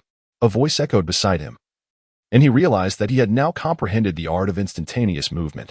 He had acquired the ability to teleport, with an understanding of level 1. In progressing to level 10, he could sense another's essence and instantly transport himself to their side, regardless of the distance that separated them. This skill was truly a divine technique. Even if the opponent spanned several planets away, as long as he could capture their aura, he could teleport in an instant, transcending both geography and distance. The sudden acquisition of such a power was undeniably exhilarating. Furthermore, the mastery of instantaneous movement could be further enhanced, with potential upgrades reaching up to 100. Was there also a chance for additional rewards? Having grasped the art of teleportation, Gohan now pondered how to cunningly extract another divine technique from Kakarot. That technique was the Kaioken, The Kaioken ignited when S limits, amplifying their strength, a capability that could synergize with transformations. For instance, a 20-fold Kaioken would augment the power of a transformation by an additional 20-fold. Gohan is certain that the Kaioken will undoubtedly not conflict with his Ultra Instinct. Chapter 19, The Ignorant and Fearless Satan. This means that by combining the Kaioken with Ultra Instinct, he could become invincible. Gohan is eager to learn the Kaioken. However, at that moment, he is unsure how to approach it. While he hesitates, he notices Chi-Chi and others not far away, who have gathered to welcome Goku with a considerable number of people. Goku, where did you suddenly run off to? Oh, Gohan, you're here. Why didn't you tell me? Chi-Chi exclaims joyfully, her expression brightening as she sees Gohan. She continues with a smile, by the way, Gohan, the 1 million you gave me last time has been entirely invested in Goten's education. I owe it all to you. Or else our family would have been in dire straits. After finishing her sentence, she shoots a glare at Goku, who scratches his head, clearly intimidated and silent before Chi-Chi. This is indeed the universe's strongest and most formidable wife. While Goku may be the strongest in the universe, it is Chi-Chi who truly reigns supreme. Meanwhile, Goten, seeing his father for the first time, hides behind his mother. Only when Chi-Chi brings him forward does Goten muster the courage to acknowledge Goku. The arrival of Wukong drew the attention of many, fixating their gaze solely upon him. Yet, not far off, a figure let out a disdainful snort. His icy stare shifting from Wukong to Gohan. The palpable aura of fury emanating from him was perceptible to Gohan, even from a distance. This Vegeta truly embodied the essence of pride. He stood aloof, making no effort to greet anyone, all the while scrutinizing them from the sidelines. His reluctance to approach was unmistakable. Is this not the very definition of being haughty? It was evident that Son Wukong sensed this as well. Approaching Gohan, he leaned in conspiratorially and began to discuss Vegeta in hushed tones. Gohan, do you have some sort of conflict with Vegeta? I can't shake the feeling that he watches you with a peculiar intensity. Have you perhaps engaged in a battle with him? Gohan nodded slightly and remarked nonchalantly, indeed. I managed to win against him once using my technique. It wasn't a victory stemming from sheer strength. One might say it was merely Vegeta's oversight. Upon hearing this, Goku, seemingly taken aback, exclaimed with astonishment, no way, Gohan. You actually defeated Vegeta? That's incredible! The moment these words escaped his lips, the nearby Master Roshi, Bulma, and Yamcha turned their gazes towards them, their expressions a mixture of disbelief and amazement. They could hardly fathom that Gohan had triumphed over Vegeta. This revelation ignited a fervent discussion among the group, with Yamcha eagerly stepping forward, chuckling as he draped an arm around Gohan's shoulders. Gohan, you truly are remarkable. I never imagined you could best Vegeta. If that's the case, the runner-up in this martial arts tournament must undoubtedly be yours. The Sun family will surely dominate the top 2 spots. He then whispered conspiratorially, Gohan, do me a favor and take care of the other competitors for me, will you? That way, I can secure 3rd place and have a better shot at impressing the ladies. I promise to share my prize with you. Yamcha's audacity was palpable, as he sought Gohan's assistance in achieving his own goals. This statement implied that Goku would secure 1st place and Yamcha would come in 2nd, leaving Vegeta to face the brunt of their mockery. It was inevitable that Vegeta, hearing Yamcha's words, would be incensed. In a fit of rage, he unleashed an energy blast that struck the nearby wall, causing it to crumble. The destruction left everyone puzzled, unaware of the source of the chaos. Vegeta, infuriated, had already stormed off, determined to head to the tournament without a moment's hesitation. Such was Vegeta's pride. He had no intention of defending himself, but instead sought to prove his worth through sheer power. At present, Vegeta was indeed seething with anger. Well, Vegeta really has a temper to demolish someone else's wall, Goku remarked, his tone filled with incredulity, which finally made the others realize it was Vegeta's doing. Although Vegeta was technically a teammate, those who had previously battled against him were keenly aware of his formidable strength, and even Yamcha felt a twinge of apprehension. The thought of Vegeta discovering his earlier remarks was enough to make him uneasy. Only Gohan seemed unfazed, as he scanned the surroundings and soon spotted the individual he was searching for. Indeed, the East Kaishin had arrived to participate in the tournament. His presence signified that the emergence of Majin Buu was imminent. The East Kaishin, brimming with confidence, approached alongside his subordinate Kibito and locked eyes with Goku, their focus unmistakably fixed on him. After all, Goku was the one who had vanquished Frieza, and they held a keen interest in his performance. Goku, what a surprise to see you here. I eagerly anticipate your combat skills. The East Kaishin smirked, his words momentarily catching Goku off guard as he turned to glance at him. Sensing the East Kaishin's aura, Goku frowned, clearly aware of the implications. The East Kaishin, still puffed up with arrogance, wore a bemused expression, which nearly made Gohan forget that this being was rather insignificant in terms of combat prowess. Along with his followers, this Kaishin's presence was hardly formidable. Fortunately, he maintained his haughty demeanor, and after delivering his remarks, he departed with his entourage. Who on earth is that? They seem rather formidable. The group exchanged bewildered glances, unsure of the identity of the East Kaishin. Only Goku and Piccolo's expressions shifted noticeably. Piccolo's astonished reaction led the others to misconstrue the situation. Who are these two? Piccolo gaped, the words trailing off, while Bulma wore a peculiar expression. What is it, Piccolo? Are these two particularly powerful? Observing Piccolo's demeanor, Yamcha appeared exasperated, his face reflecting his frustration. Wow, my dream of securing third place has just shattered. I can't believe there are so many formidable opponents in this martial arts tournament. Krillin couldn't help but laugh heartily, patting Yamcha on the shoulder as he joked, Yamcha, aiming for third place isn't going to be easy. You might as well follow my lead and forfeit the competition. Krillin had long since abandoned his training. And without Android 18 by his side, he had transformed into a disheartened little bald man devoid of fighting spirit. Gohan shook his head and instructed Videl to observe attentively while accompanying Bulma. As for himself, he needed to report on the martial arts tournament. Following Kakarot into the backstage area, this tournament proceeded smoothly, but prior to its commencement, a test was to be conducted. The organizers had already set up a punching power tester on the stage, though regrettably, it could only measure up to a maximum of 1,000. Any force exceeding that limit would not be detected. Participation in the tournament required passing this test, and the most dazzling contestant was, of course, Satan, who entered the arena adorned with the championship belt, eliciting a chorus of cheers from the crowd. Satan raised his hand in a commendable pose. But upon catching a glimpse of Gohan, he noticeably toned down his demeanor. The audience erupted in excited chants. Satan, Satan, Satan is destined to claim the championship. He is a hero. Satan, we support you. Knock all your opponents off the stage. After striking his pose, Satan hurried over to Gohan. Just as Goku looked on in confusion, Satan gently pulled Gohan aside and whispered, Gohan, don't exert yourself too much. Be careful not to damage the tester with your strength. Also, this time, aim for second place so I can secure first. It's for Videl. What do you say? With a face full of earnestness. Satan's plea prompted a bemused glance from Gohan towards Goku. Gohan replied lightly, Uncle Satan, whether I can achieve second place depends on my father. Satan paused, a look of confusion crossing his face. Isn't your father deceased? Gohan nodded and said, Indeed, however.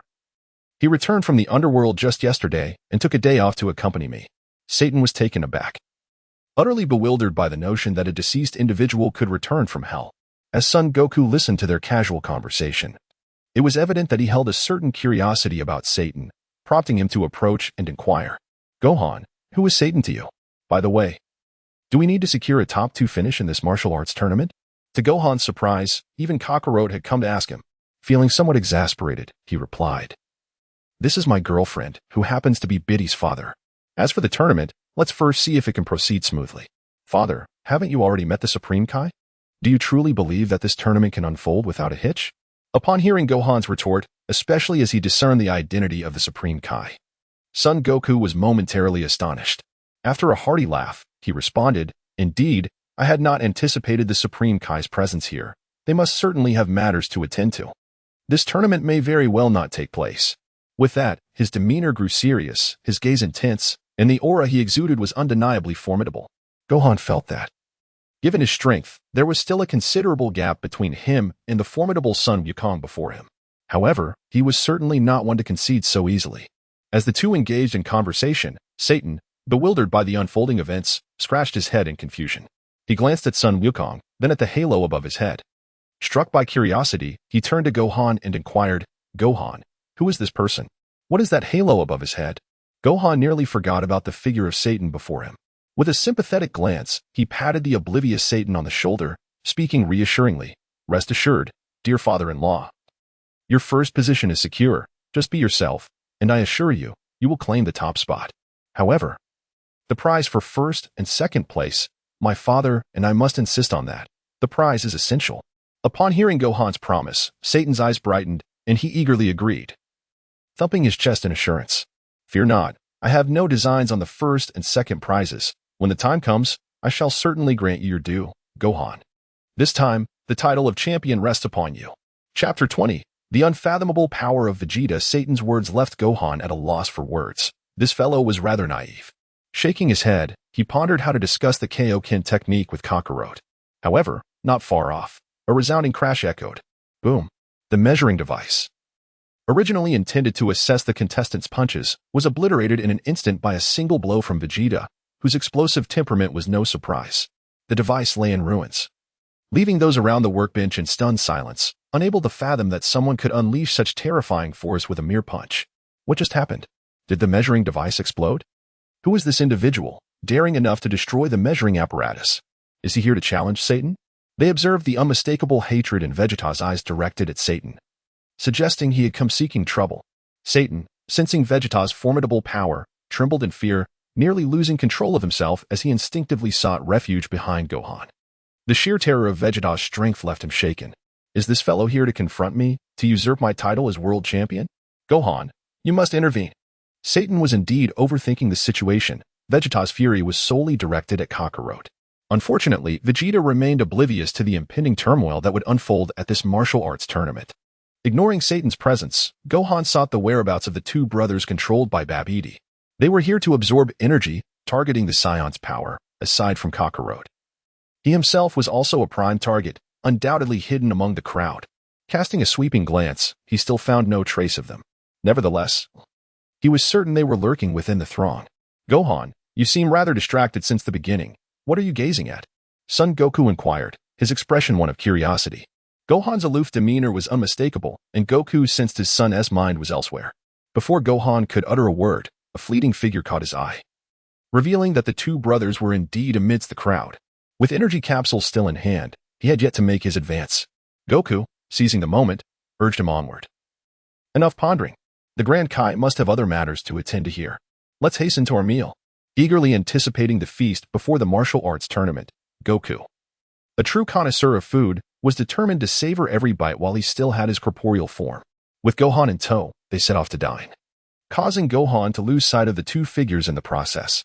Shaking his head, he resolved to address that matter once the competition commenced. The matchups for the tournament were soon unveiled. After their meal, Gohan accompanied Goku to review the list of contestants. To his surprise, there had been some alterations. Several participants were absent, and notably, Videl would not be competing this time. The matchups had also shifted, and Gohan found himself pitted against none other than Vegeta in the very first battle. A nagging suspicion arose within him that someone was orchestrating these events, thrusting him into a confrontation with Vegeta right from the start. This would mark their second clash. Goku, observing the first match as Gohan versus Vegeta, chuckled with delight. Gohan, my boy, consider yourself fortunate. You're up against Vegeta right away. I must admit, I envy you. I wish I could take your place. In truth, Goku was eager to spar with Vegeta, but other circumstances had prevented him from doing so previously, which had led to Vegeta's later outbursts. Now, with the opportunity to face Gohan, a smirk of pride crept across Vegeta's face. This was the outcome he had anticipated, his gaze fixed on Gohan with utmost seriousness. Presently, Vegeta was singularly focused on the battle ahead. Gohan, however, harbored doubts about the feasibility of this bout, particularly with two individuals under Babidi's control lurking nearby. Should a real fight ensue, it was highly probable that their energy would be directly siphoned away. Yet, conveying such concerns to Vegeta would likely fall on deaf ears. Vegeta had long awaited this martial arts tournament, eager to engage in combat alongside Goku, and his fervent enthusiasm overshadowed all else. Even if the Earth were to face annihilation, he was determined to fight. With the opponents confirmed, the original host ascended the stage to announce the first battle. This host, having eagerly anticipated the showdown, greeted the audience with fervor. Ladies and gentlemen, let us welcome contestants Gohan and Vegeta. Our first battle features these two heavyweight fighters. I have awaited this commentary for far too long, and I am confident that this inaugural match will be nothing short of exhilarating. Let us anticipate the performances of our esteemed combatants. As the host's words settled, Vegeta had already taken his place on the arena.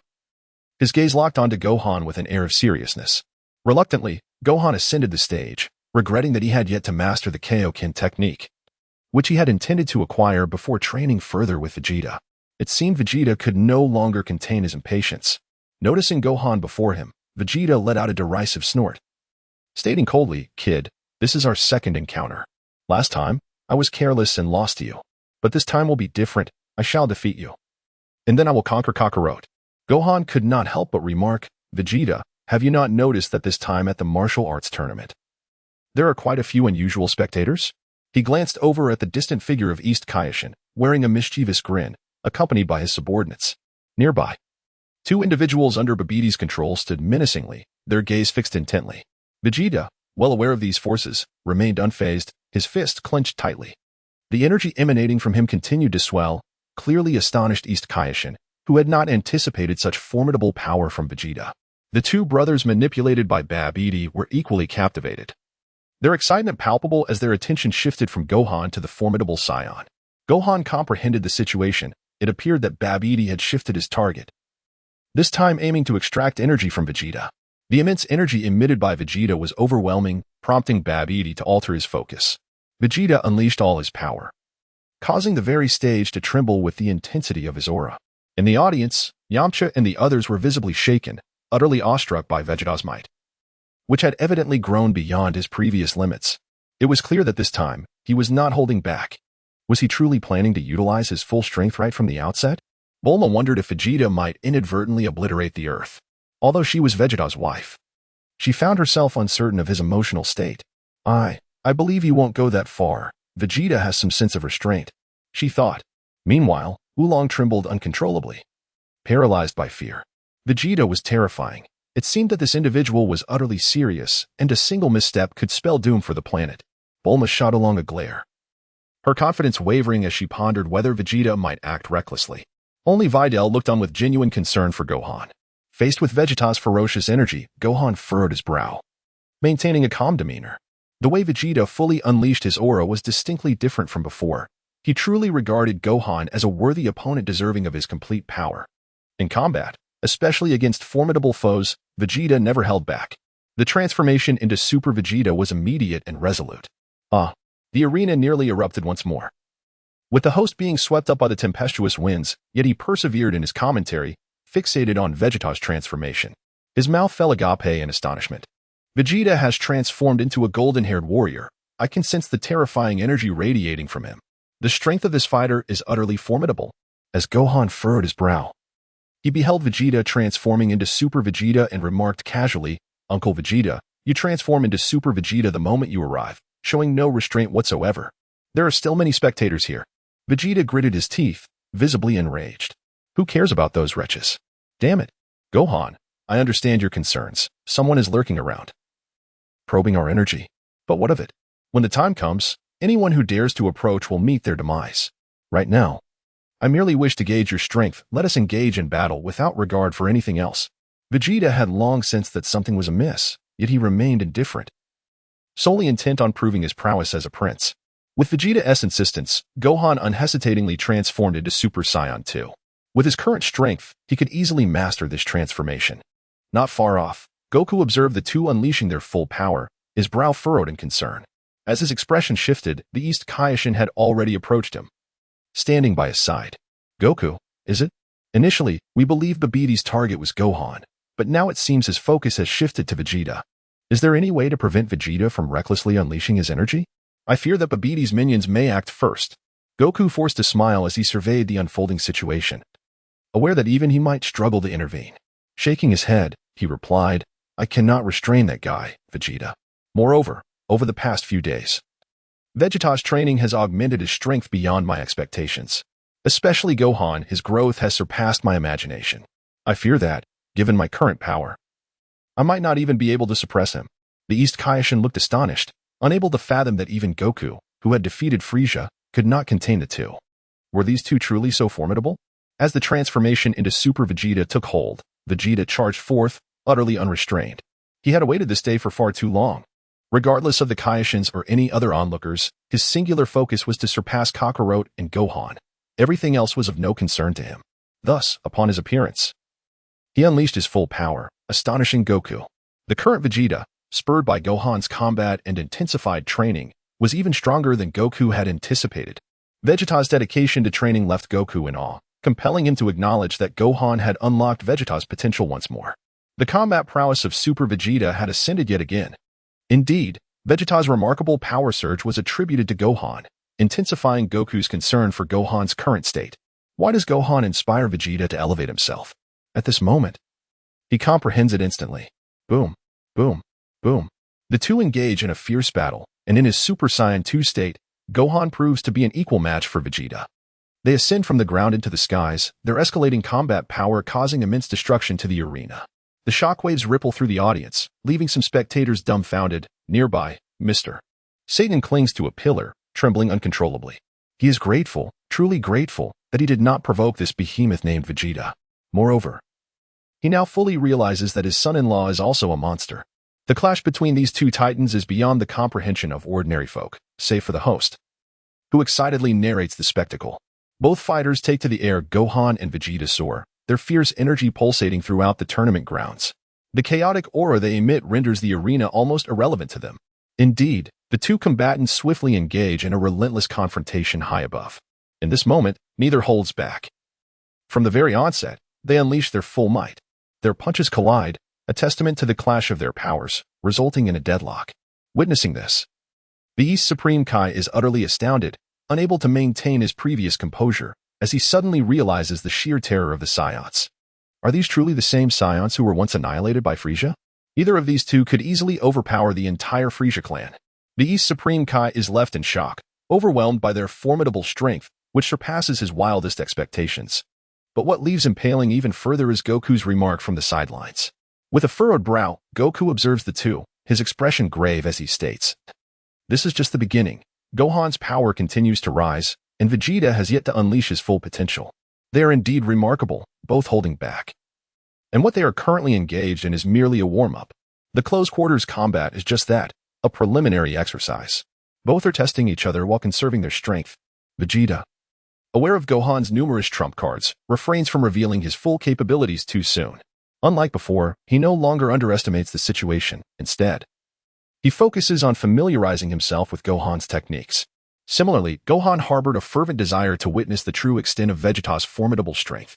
Thus, he accompanied Vegeta as they descended from the heights and landed upon the arena once more.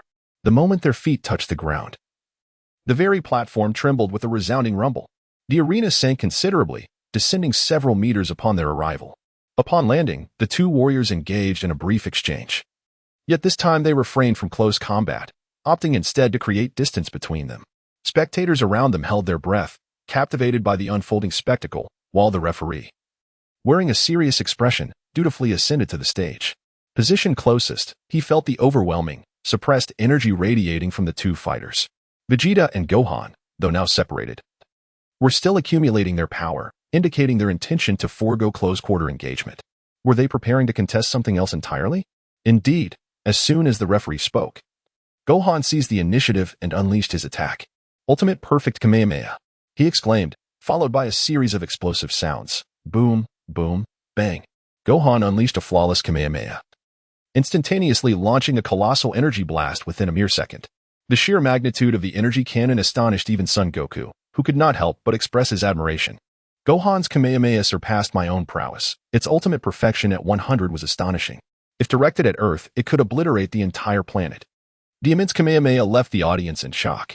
Yamcha and his companions gasped in awe, feeling the overwhelming force of the attack, their faces paling with fear. They dreaded that if Vegeta dodged, it would directly strike them. Oolong and the others huddled together, exclaiming, "We do not wish to perish. Vegeta, please do not evade. If you do, Earth is doomed. Protect our planet." What on earth is Gohan doing? Such a massive Kamehameha, does he intend to annihilate the entire audience? They cried. Vegeta, swiftly obstruct this Kamehameha. Unfortunately, Vegeta, unwilling to sacrifice himself for the spectators, was acutely aware of the Kamehameha's might. With a swift motion, he evaded the blast, narrowly escaping Gohan's attack. Unlike before, he had no intention of enduring it head-on. Upon dodging, Bulma and the others huddled closer, genuinely fearing Gohan might inadvertently involve them in his reckless display. We are doomed. What has Gohan become? Why does he seem more agitated than Vegeta? Gohan, please exercise caution. We are still here. Your Kamehameha is far too immense. Only Videl looked on with earnestness, understanding that Gohan was not one to act recklessly. Clearly, as Vegeta evaded, Gohan's smirk indicated he had anticipated this outcome. With a swift rise of his hand, Gohan instantaneously teleported to the forefront of his Kamehameha, effortlessly catching the flawless energy wave. With a flick of his wrist, he altered the trajectory of the ultimate Kamehameha, redirecting it in a dramatic 180-degree arc towards the descending Vegeta. Vegeta's expression shifted in disbelief. He had not anticipated that Gohan could manipulate his own energy wave. Clenching his teeth in frustration, he roared, "Damn you, brat. Behold my ultimate flash." Raising his hand, Vegeta summoned all his energy to counter Gohan's ultimate Kamehameha. The tremendous expenditure of power completely neutralized Gohan's attack. With a thunderous roar, the two energy spheres vanished, transforming into starlight in midair. Gohan advanced once more, charging forward with fervor. Despite unleashing the ultimate perfect Kamehameha, he found himself depleted of energy. Yet, before him stood Vegeta, equally fatigued, though he possessed other formidable abilities. The awakening of the Thunder Fruit enveloped him, as the God of Thunder manifested. Summoning a Thunder Dragon with trillions of volts, a divine display of electric prowess. Crackling and booming, the sky transformed ominously as a bolt of lightning descended, enveloping Gohan entirely. He became a vessel of electricity, his being infused with trillions of volts of lightning, though Vegeta remained uncertain of its nature. The incessant crackling of the protective electric aura surrounding Gohan made it abundantly clear, a mere touch from it could be fatal. This young warrior, it seemed, still had hidden cards to play. How insidious. Not far away, Goku marveled at Gohan's display of power once again, astonished by his son's capabilities. The fact that Gohan could unleash such an ability even in his exhausted state left Goku in awe. The electric manifestation appeared lethal. If he did not transform into Super Saiyan 3, he would hesitate to engage. Even he, with his prowess, dared not approach recklessly. As for Vegeta, witnessing Gohan raise his hand to summon a Thunder Dragon charging towards him, he was compelled to take flight once more. Attempting to counter the dragon with an energy blast proved futile. The attack had no effect, as it was entirely neutralized by the might of Gohan's Thunder Fruit.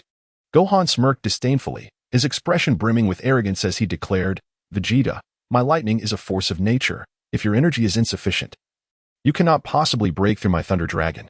Unless, of course, you attempt the ultimate flash once more." Vegeta gritted his teeth, realizing that his energy had yet to recover, making another ultimate flash impossible. Aware of Vegeta's need for time to regain his strength, Gohan seized the opportunity, sending forth a Thunder Dragon that swiftly pursued him. Crashing into Vegeta's body with tremendous force, thunder rumbled. In midair, Vegeta was struck by the Thunder Dragon, causing smoke to billow from his body. Gritting his teeth, he valiantly resisted the overwhelming current. Remarkably, he managed to withstand it. Gohan couldn't help but admire Vegeta, true to his reputation, even in a severely injured state. He had managed to counteract the immense power of the trillion-volt Thunder Dragon. As the Thunder Dragon dissipated, the electricity surrounding Vegeta gradually diminished. Clenching his teeth, Vegeta raised his hands, and in this final attempt at the ultimate flash, Gohan realized that it was not due to his inability to resist. Rather, it seemed that Vegeta was teetering on the edge of hysteria. Gohan could not restrain himself any longer and exclaimed, "Your energy has not yet recovered. Are you intending to unleash your ultimate flash now, planning to burn your own life force to restore your energy? This is clearly a tactic meant to confront Majin Buu. But I never anticipated it would be employed now." Vegeta's expression was one of fury, yet he dismissed the concern. "Silence. My target is Kakarot. If I cannot even defeat Kakarot's son, then I am not the Prince of Saiyans. I am not Vegeta." Chapter 22. Kakarot finally strikes. Vegeta, roaring with determination, was prepared to unleash his energy once again. Observing Vegeta's fervor, Kakarot furrowed his brow. Meanwhile, not far off, Babbidi's controlled brothers sprang into action, their sights set on Vegeta, whose energy surge was indeed formidable. Without hesitation, the two rushed forward, wielding a magic bottle, their speed astonishing as they closed the distance in the blink of an eye. As they attempted a surprise attack on Vegeta, he merely scoffed, disregarding their efforts. Get lost. With a swift energy blast, he forced them back, leaving the brothers momentarily stunned by Vegeta's overwhelming power. These Saiyans were exceedingly volatile. Vegeta's repulsion of the brothers left East Kai in a grim mood, as his plan to locate Majin Buu and thwart Babidi was now jeopardized. He had intended for his minions to draw energy from the brothers, cleverly using Gohan to lure out Babidi. However, with Vegeta now the target, and his terrifying combat prowess, East Kai realized he could not contend with Vegeta himself. With a stern expression, East Kai addressed Goku. "Goku, these two are Babidi's subordinates, and he is engaged in a most nefarious undertaking. I must stop Babidi and ascertain his whereabouts. Vegeta's energy is the bait to draw him out." Goku, taken aback, nodded, grasping East Kai's intent. "I will intercept Vegeta. If he continues in this frenzy, countless innocents will suffer.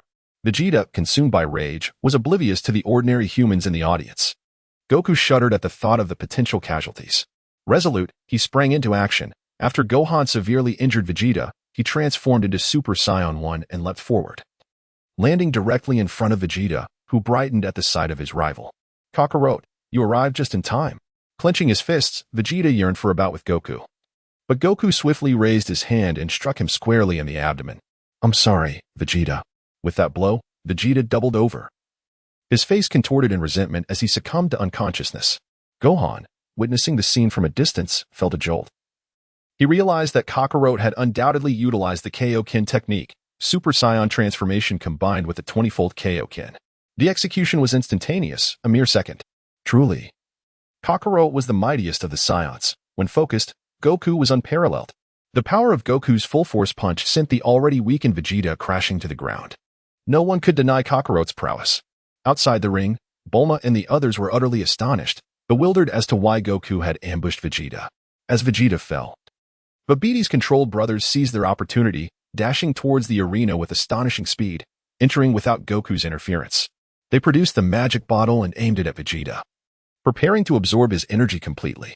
This unexpected turn of events left Bulma and the others in a state of confusion, exchanging glances, utterly perplexed by the situation. Vegeta. Bulma nearly rushed to the stage, but Yamcha restrained her, sensing the unusual nature of their adversaries. Bulma, stay calm. Goku must have his reasons for this. Piccolo nodded, his brow furrowed and expression serious. These two are too strange. They emanate an aura of malevolence, as if they are being controlled. Clearly, there is another entity at play. Having absorbed energy from Vegeta, the brothers filled their magic bottle and, with a sudden burst of motion, soared into the air. The audience looked up, mouths agape, astonished by the spectacle. Wu Fan truly did not anticipate that Sun Wukong would assist the East Kaishin in such a foolish endeavor. Indeed, having absorbed Vegeta's energy, the terrifying power of that Super Saiyan will likely facilitate the revival of Majin Buu in an even shorter time than before. This time, the East Kaishin is indirectly the principal culprit behind the resurrection of Majin Buu. As Gohan furrowed his brow and stepped forward, he could not help but speak up. Father, have you considered that this time, the enemy we face may be unlike any we've encountered before? The revival of Majin Buu poses a formidable challenge, primarily due to his immortal nature.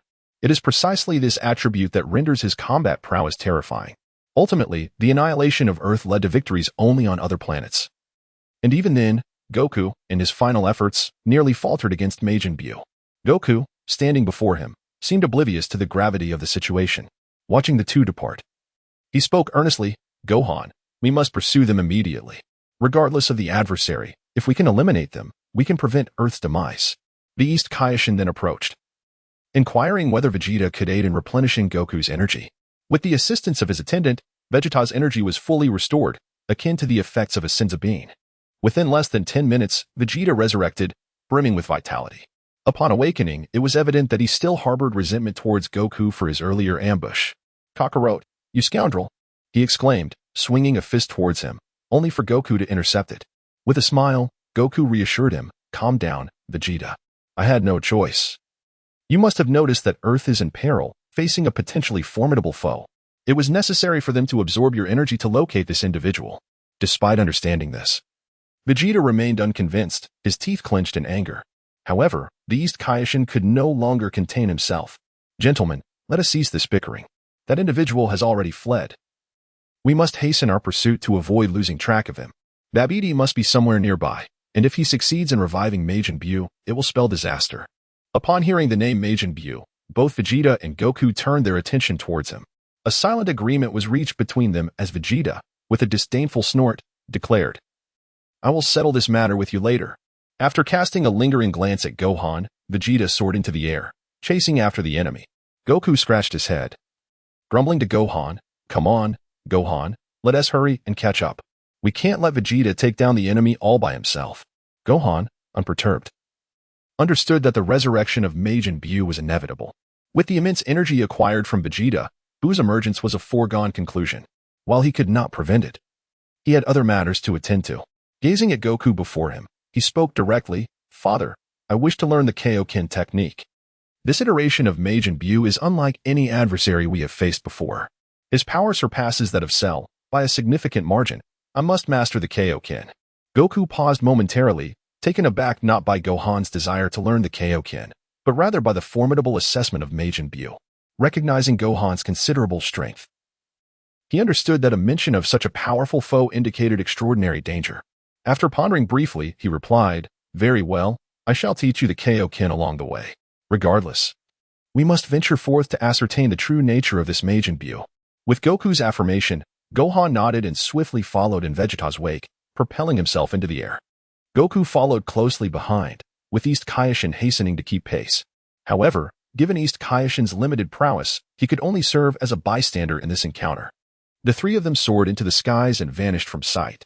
Meanwhile, Bulma and the others remained momentarily stunned. Piccolo, after a brief hesitation, decided to accompany Krillin, promptly pursuing the group.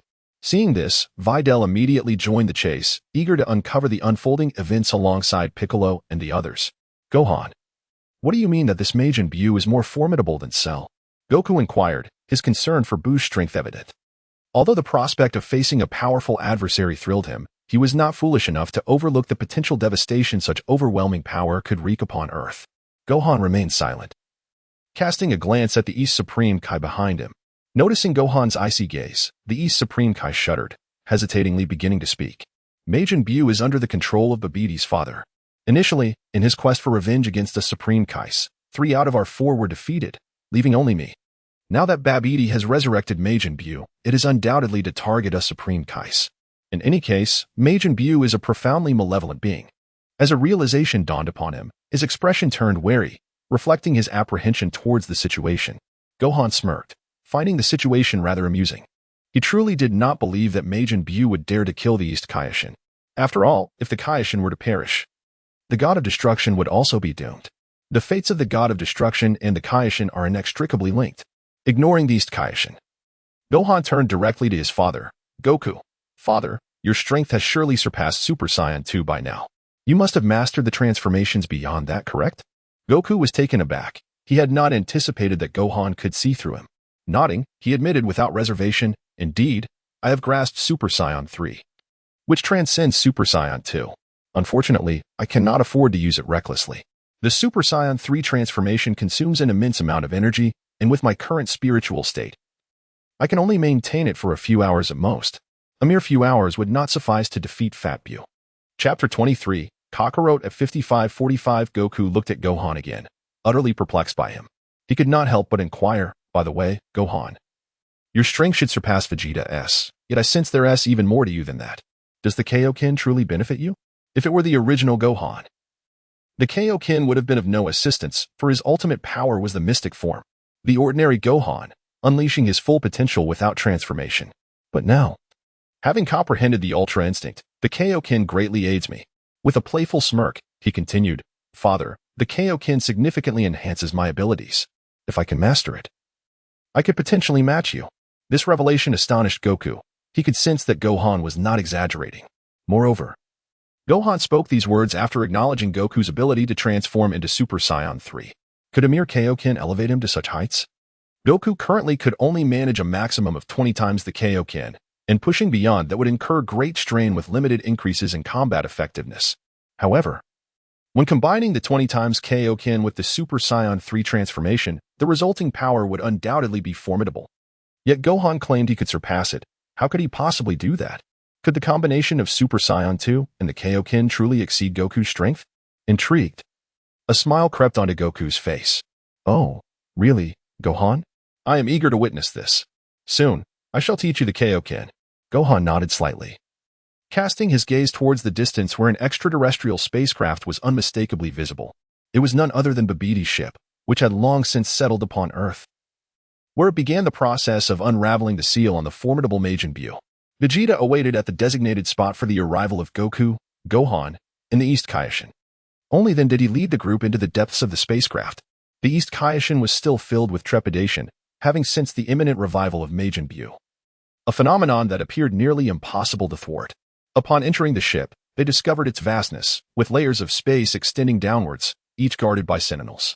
The first layer housed the alien Pui, who thrived in tenfold gravity, reminiscent of Frisia's domain, waiting for their arrival. I will ensure that any attempt to thwart Lord Babidi will result in your demise before my very eyes," proclaimed this weakling, whose combat prowess paled in comparison to Frisia's. A menacing grin plastered across his face. Gohan could only roll his eyes at the absurdity. Babidi's minions, including the so-called Demon King, were utterly insignificant. These mere trifles were hardly worthy of concern. Before Gohan could even make a move, Vegeta surged forward, engaging in combat with the foe. Goku wore a look of disappointment, feeling thwarted by Vegeta's eagerness to take the lead. How vexing. I had hoped to test my strength. Gohan, disinterested in the trivial creature before him, turned his attention to Son Goku. "Father, is it possible for you to teach me the Kaioken now?" His desire to master the technique was palpable. For even after acquiring it, he would need time to develop it to its fullest potential. Goku, however, was in no hurry, responding with a light-hearted chuckle. "Haha, Gohan. Let us wait a moment. I'll slowly teach you once we encounter our next opponent." Observing Goku's carefree demeanor, Gohan felt somewhat exasperated. Kakarot had a tendency to underestimate his adversaries. This was not the first instance. Nearby, the East Kaishin watched their exchange with concern, while not far away. Vegeta continued his battle, unable to contain his frustration. "You too, cease your chatter. Vegeta may very well be outmatched by that monster. We should fight together." Only the East Kaishin appeared genuinely worried that Vegeta might be defeated. Yet, how could Vegeta possibly lose? Even against Majin Buu, he possessed the strength to contend. And common foes were hardly a match for him. This battle, from beginning to end, lasted less than 5 minutes, with Vegeta utterly dominating his opponent. He dispatched the creature with ruthless efficiency, showing no mercy. The East Kaishin could only gape in astonishment, while Gohan and Goku nonchalantly followed Vegeta into the second level. As they entered, Goku's eagerness was unmistakable. He had longed for a fight. "Vegeta, you may have claimed the first level, but I expect my share of the second." "Gohan, wait a moment, and I shall teach you the Kaioken. Just observe." With this, he cracked his knuckles and stepped into the second level, where they encountered an alien warrior capable of absorbing various forms of energy. This time, Goku intended to instruct Gohan in the Kaioken, commencing with the twofold Kaioken. In its base form, the technique emitted a faint red glow. It was designed to enhance one's potential, igniting energy to elevate both speed and combat strength. The twofold Kaioken effectively doubled one's fighting power in a normal state. Naturally, the effect varied when transformed. A single transformation would yield approximately a 1/5-fold increase rather than a full doubling. Thus, the 20-fold Kaioken in Super Saiyan form would not equate to a 10-fold combat power increase. The dynamics shifted again in Super Saiyan 3. This was the essence of Goku's Kaioken. Initiating the technique in his ordinary state, Goku engaged the alien warrior, and the two found themselves locked in a fierce struggle, neither gaining the upper hand. Truly, Kakarot was the embodiment of a perpetual 50-50 matchup. In any battle, Kakarot seemed to maintain an equilibrium. He thrived against the strong and faltered against the weak. A skirmish with a minor foe could easily feel akin to battling a formidable boss. Wufan shook his head, choosing not to concern himself with the back and forth between Kakarot and the minor adversaries, but instead focused intently on the transformation state of the Kaioken technique. To truly comprehend its intricacies required a measure of time. Having inherited Kakarot's lineage, he too was destined to learn the Kaioken, and indeed, grasp its essence. There he stood, observing as Kakarot transitioned from the twofold Kaioken to the 20-fold. As Gohan finally grasped the essence of the technique, he inhaled deeply, sensing the crimson transformation of Kakarot. As his own energy began to accumulate, with his successful comprehension, he attained the Kaioken, marking a training progress of 1. At last, he had mastered this extraordinary skill. And now he could directly access a twofold Kaioken. He had an inkling that the training for the Kaioken was more gradual compared to other abilities. This technique was indeed arduous to practice. The two skills he had acquired from Kakarot were fundamentally challenging to hone. After Gohan's understanding of the Kaioken, Kakarot transformed into Super Saiyan 1 while employing the Kaioken to vanquish the monstrous adversary before them. Given the diminutive nature of the beast's power, it was evident that Kakarot was thoroughly exhausted from this encounter. Even Vegeta, standing nearby, could not resist a mocking remark. "Kakarot, you truly remain as naive as ever." Kakarot chuckled heartily, scratching his head, and could only respond with a light-hearted apology. "My apologies. I didn't anticipate that this foe would be so formidable." Vegeta, with a huff, clearly disapproved of Kakarot's demeanor, aware that Kakarot was concealing his true strength. Particularly, the overwhelming combat power he had unleashed earlier had reduced Vegeta to submission. At that moment, his energy was already waning, Yet Kakarot's display of strength was undeniably astonishing. It surpassed the previous display by a considerable margin. And Vegeta was greatly irritated by Kakarot's incessant restraint of his power. This was utterly excessive. He possessed the capability to surpass him yet chose to conceal it, which was infuriating. Moreover, Gohan, Kakarot's son, was relentlessly intensifying his training, his prowess now catching up to Vegeta. Following a skirmish, Vegeta began to formally acknowledge Gohan. Casting a glance at Gohan, he smirked and spoke up. Next battle, it shall be your turn, Gohan. I am keen to witness how this lad fares against others. Kakarot patted Gohan on the shoulder, his expression brimming with encouragement. Gohan, give it your all. Gohan cast a glance at the two individuals, bemused. As the formidable Majin Buu was on the brink of resurrection, it was indeed unfortunate for these two, so blissfully naive. Soon, the trio continued their descent. Reaching the third level, sensing something amiss, Babidi summoned his most powerful subordinate, Dabura, to engage in battle. Upon arriving at the third level, Dabura, fully charged with energy, stood before them. It was evident that both Vegeta and Kakarot could sense the distinct aura emanating from Dabura, prompting them to furrow their brows and adopt a serious demeanor. To Gohan's surprise, he found himself facing the most formidable opponent. Indeed, this was a stroke of bad luck for him. Vegeta felt a twinge of sympathy for the adversary before him. Despite Dabura's impressive energy, he possessed the strength to vanquish him. Not to mention that Gohan was already superior in power. One Dabura was simply insufficient to contend with. Meanwhile, Kakarot, with a hand resting on his head, wore a look of dissatisfaction. What a miscalculation. Had I known earlier, I would have refrained from battling that guy. This opponent is quite formidable. I wish it were me up against him. Gohan, you must give it your all.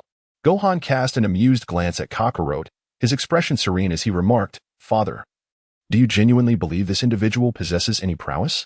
Dabura, the king of the demon realm, is nothing more than a weakling with a combat power of 5.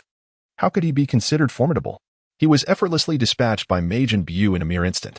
Kakarot seems to be in the habit of praising everyone he encounters. Has he become addicted to such flattery? To claim the other party is impressive is quite absurd. Listening to the trio's banter, the East Kaishin's countenance darkened, his face ashen.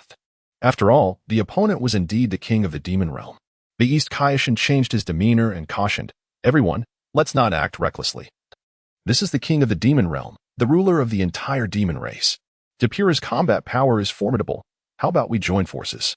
Upon hearing the East Kaishin's repeated suggestion to unite, Gohan waved his hand dismissively, growing impatient.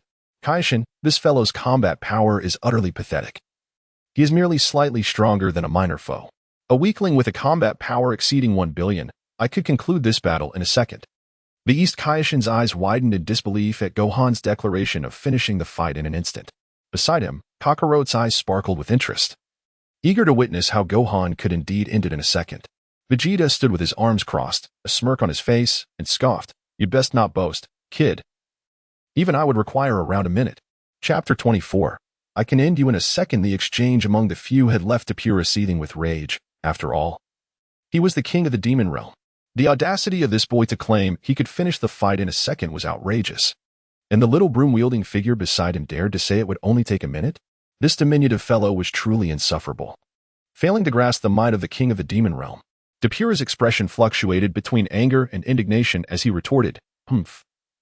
Lord Babidi intends to resurrect Majin Buu to deal with you lot. I hardly believe that will be necessary. I alone can handle all 3 of you. Dabura's arrogance was palpable as he boldly proclaimed his ability to confront 3 opponents simultaneously.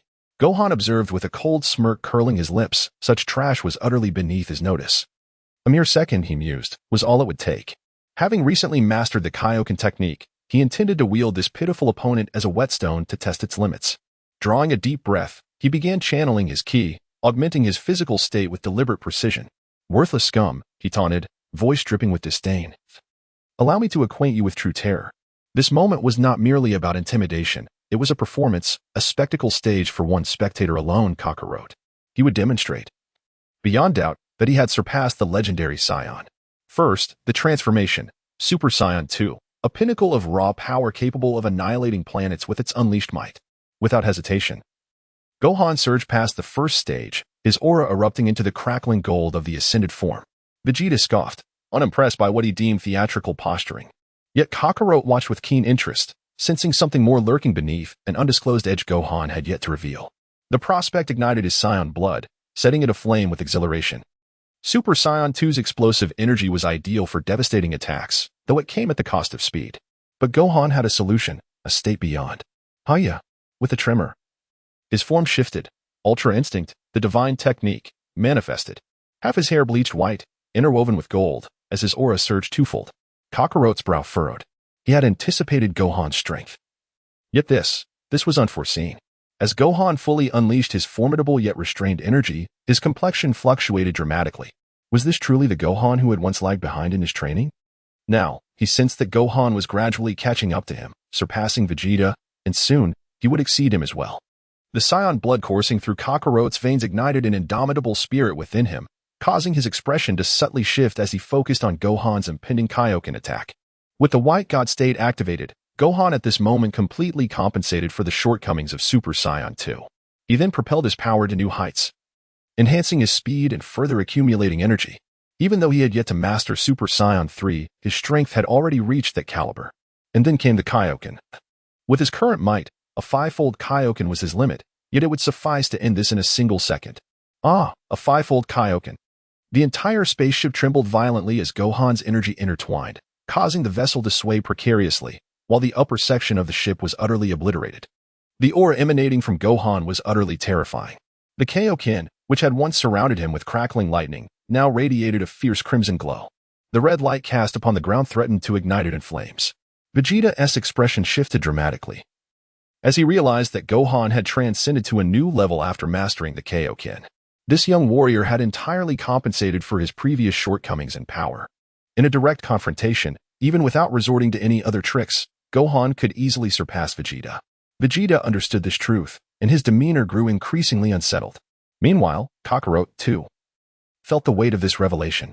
Gohan was closing the gap with Vegeta and, astonishingly, could surpass Super Saiyan 3 using merely Super Saiyan 2.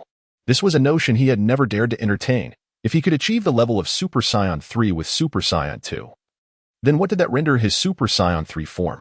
In that fleeting moment, Kakarot found himself questioning the validity of his own Super Saiyan 3 prowess.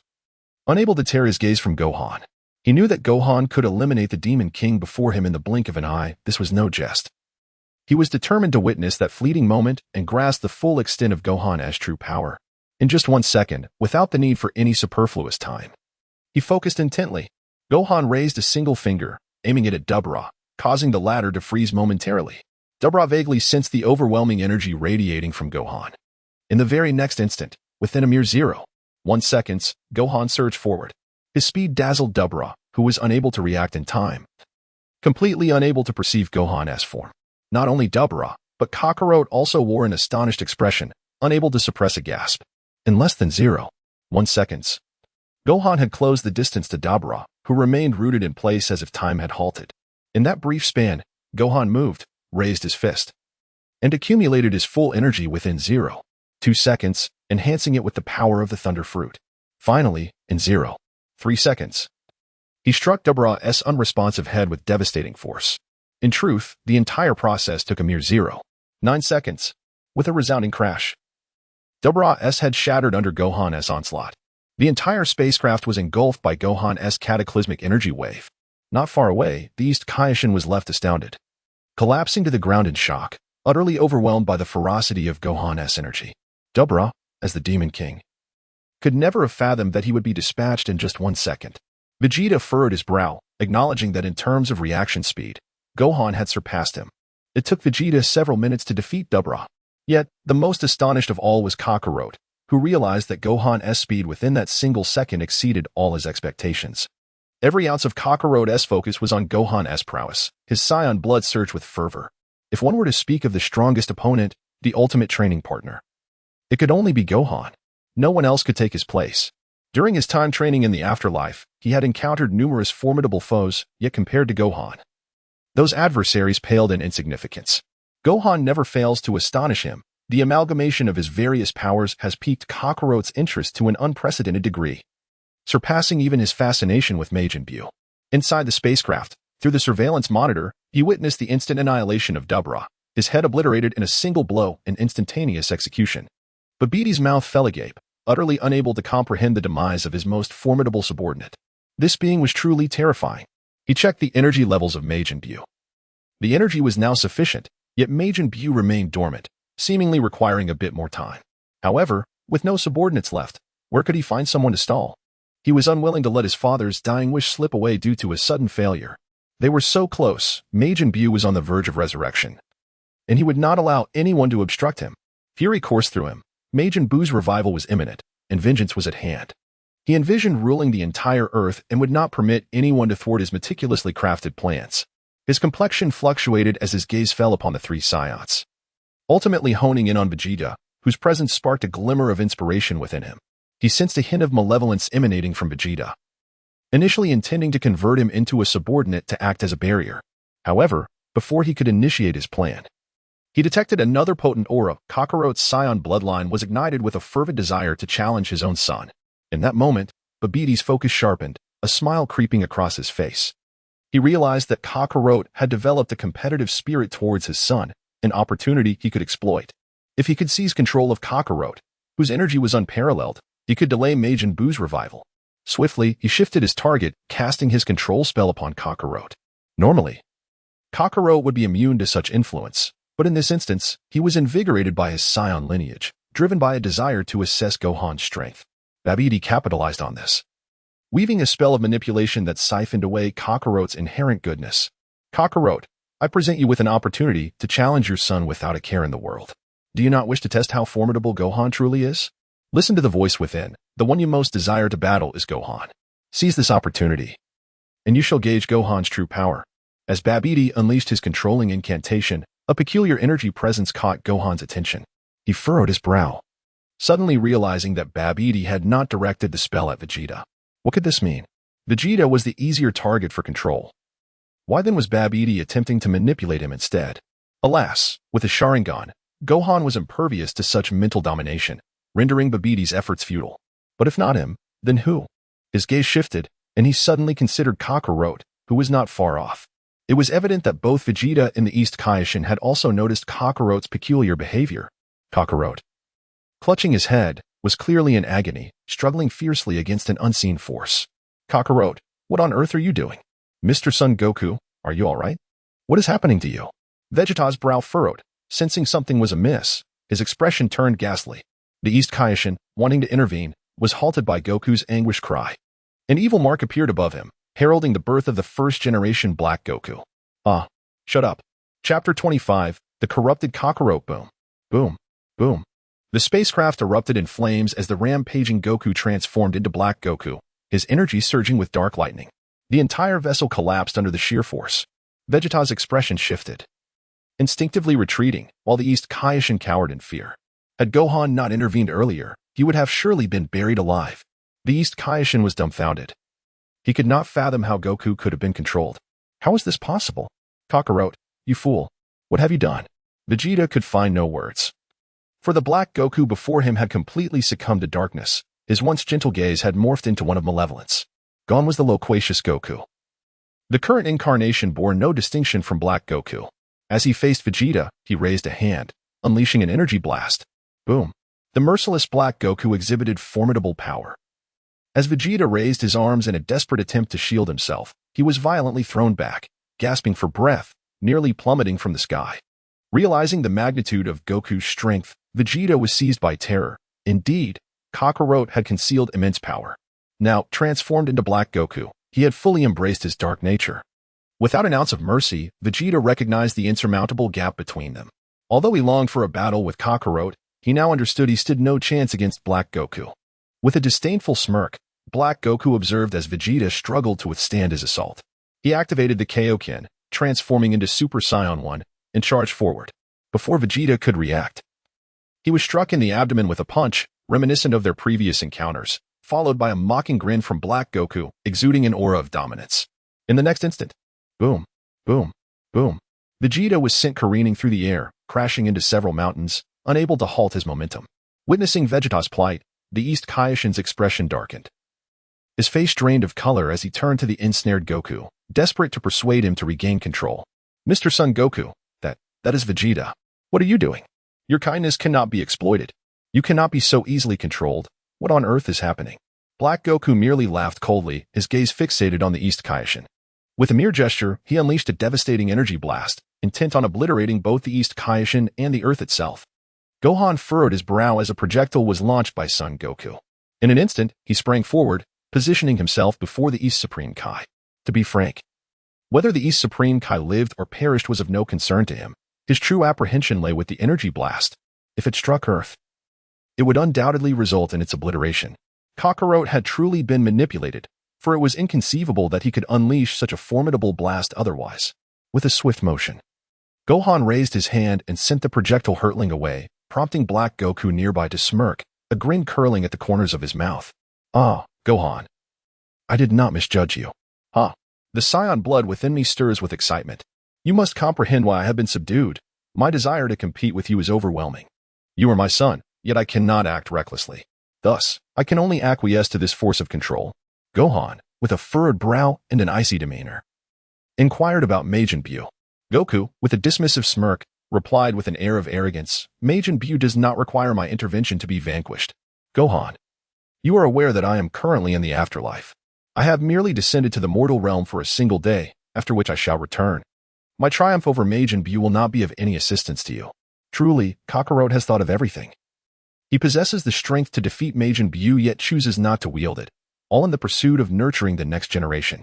Instantly comprehended the thoughts of Sun Wukong. He is a time traveler who has witnessed numerous episodes of Dragon Ball and understands that Sun Wukong's intellect is not as deficient as it may appear. He is not merely a battle fanatic. Currently under control, he genuinely desires to engage in combat with him. Gohan chuckled, remarking, Father, you truly possess a sharp mind. You had anticipated this all along. If you were to succumb to darkness, you need not fear Majin Buu as long as someone can defeat you. Am I right? Black Goku erupted into laughter, exclaiming, Gohan, you are indeed remarkable. I never imagined you would think of this. Indeed, if you can triumph over me, you can conquer Majin Buu, and I would have no reason for concern. However, if you cannot prevail, you might as well join me in the afterlife. In that instant, Black Goku surged forward. Gohan moved his entire body, opting not to confront directly, but instead leaping away. He sensed the impending resurrection of Majin Buu, a fate that could no longer be thwarted. Before him, Kakarot had succumbed to darkness, and Gohan wished to avoid conflict in this moment. With a swift motion, he took to the skies, intending to relocate with Black Goku. This was clearly in harmony with Sun Wukong's nature. His body radiated dark energy as he pursued relentlessly. The speed with which he closed the distance was astonishing, and in an instant, he was upon him. The two engaged in battle, suspended in midair, alternating between physical combat and strategic repositioning. Observing this spectacle, the East Kaishin realized he could not keep up.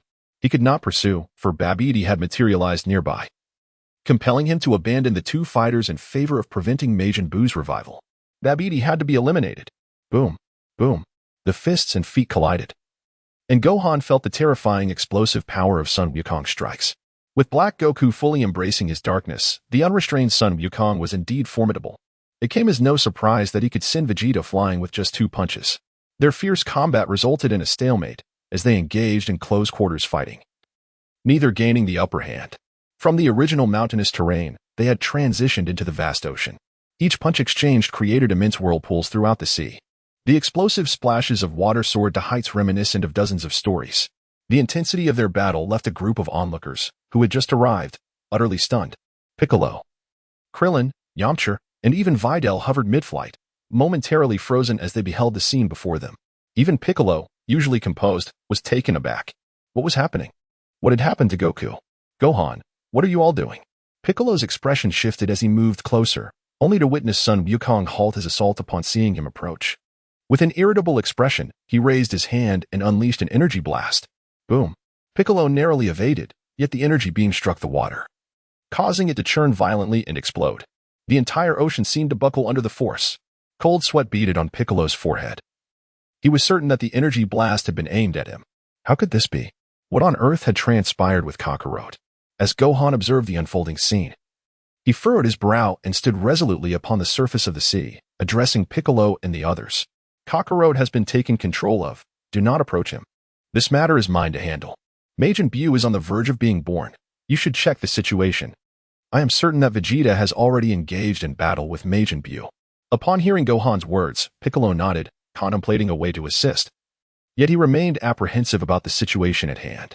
Krillin and the others also endeavored to reach out to Goku, but alas, Goku remained unresponsive. He even unleashed several energy blasts aimed directly at Krillin and Biddy. In an instant, Gohan teleported before Biddy and raised his hand, deflecting the energy blast away. Biddy appeared utterly shaken, having had no reaction whatsoever. Indeed, had one of those energy blasts struck her, it could have been fatal. Gohan, thank you. With a cold glance, Gohan icily remarked, "What brings you here?" Return to Bulma. Head straight to the sacred world. Majin Buu has been resurrected. Danger lurks on the ground. Inform Bulma to disregard the matters down here. Biddy was momentarily taken aback. Although she was unaware of what Gohan referred to as the sacred world, she understood that her assistance was futile at present. Nodding, she expressed her concern with a parting remark before turning to leave. Gohan, please take care. As Biddy slowly ascended into the air, Gohan pondered her insufficient strength and realized he needed to ensure her well-being, particularly since she might be carrying his child. He mused that perhaps 18 would be an ideal caretaker for Biddy. However, his immediate focus must be on addressing the threat posed by Black Goku. With an emotionless gaze directed towards the distant Black Goku, Gohan's demeanor grew icy. His earlier irritation surged. He had intended to use Majin Buu as a training target. But now he had altered his course of action. Channeling his anger to its zenith, Gohan showed no intent of restraint. As his fury escalated, he sensed an imminent threat, causing his Ultra Instinct to surpass level 2, reaching 2-1. Activating his White God form, he experienced a tripling of his Ultra Instinct power. Thunder roared as lightning enveloped him, transforming his hair to a brilliant white. He surged forward, delivering a powerful punch at Kakarot. Kakarot, initially ready to engage, was unprepared for the force of Gohan's strike. The impact sent shockwaves through him, rendering him momentarily paralyzed. Gohan, observing the scene with a cold smirk, unleashed a ki blast that disregarded all defenses. Kakarot, realizing the peril, executed a hasty instant transmission to evade the attack, but he gasped for breath as he momentarily paused. Seizing the opportunity, Gohan unleashed a perfect Kamehameha wave toward the suddenly reappearing Son Goku, anticipating his movements with precision, with a long tail trailing behind. The perfect ultimate Kamehameha struck true. In this instance, even Kakarot could not withstand the blow, emitting cries of anguish. The onslaught of Gohan's Kamehameha wave overwhelmed him, visibly depleting his energy. As Kakarot struggled under the relentless assault, he began to transform into Super Saiyan 3, his energy replenishing as he stabilized. Upon achieving this form, he found himself capable of countering Gohan's perfect Kamehameha, eliciting a surprised reaction from Gohan. The energy of Super Saiyan 3 countered my perfect Kamehameha. Kakarot truly lives up to his reputation. If he were not a spirit now, maintaining this form indefinitely would render him unbeatable, perhaps even surpassing Majin Buu. Transformed into Super Saiyan 3, Kakarot stood on equal footing with Majin Buu. Coupled with the Kaioken, he might indeed prevail. Yet, he could not release his full power, as the halo above him limited his energy output, shortening his time on Earth with each exertion. As the transformation completed, Black Goku, now with striking lightning coursing through him, smirked at Gohan. Gohan, I must admit, your strength astonishes me. Were it not for my transformation into Super Saiyan 3, I might have perished from that last strike. You truly are my son. Gohan also chuckled softly and remarked, Father, this has nothing to do with whether or not I am your son. It is solely because of my own strength that I can surpass you. Beyond that, there are no other reasons.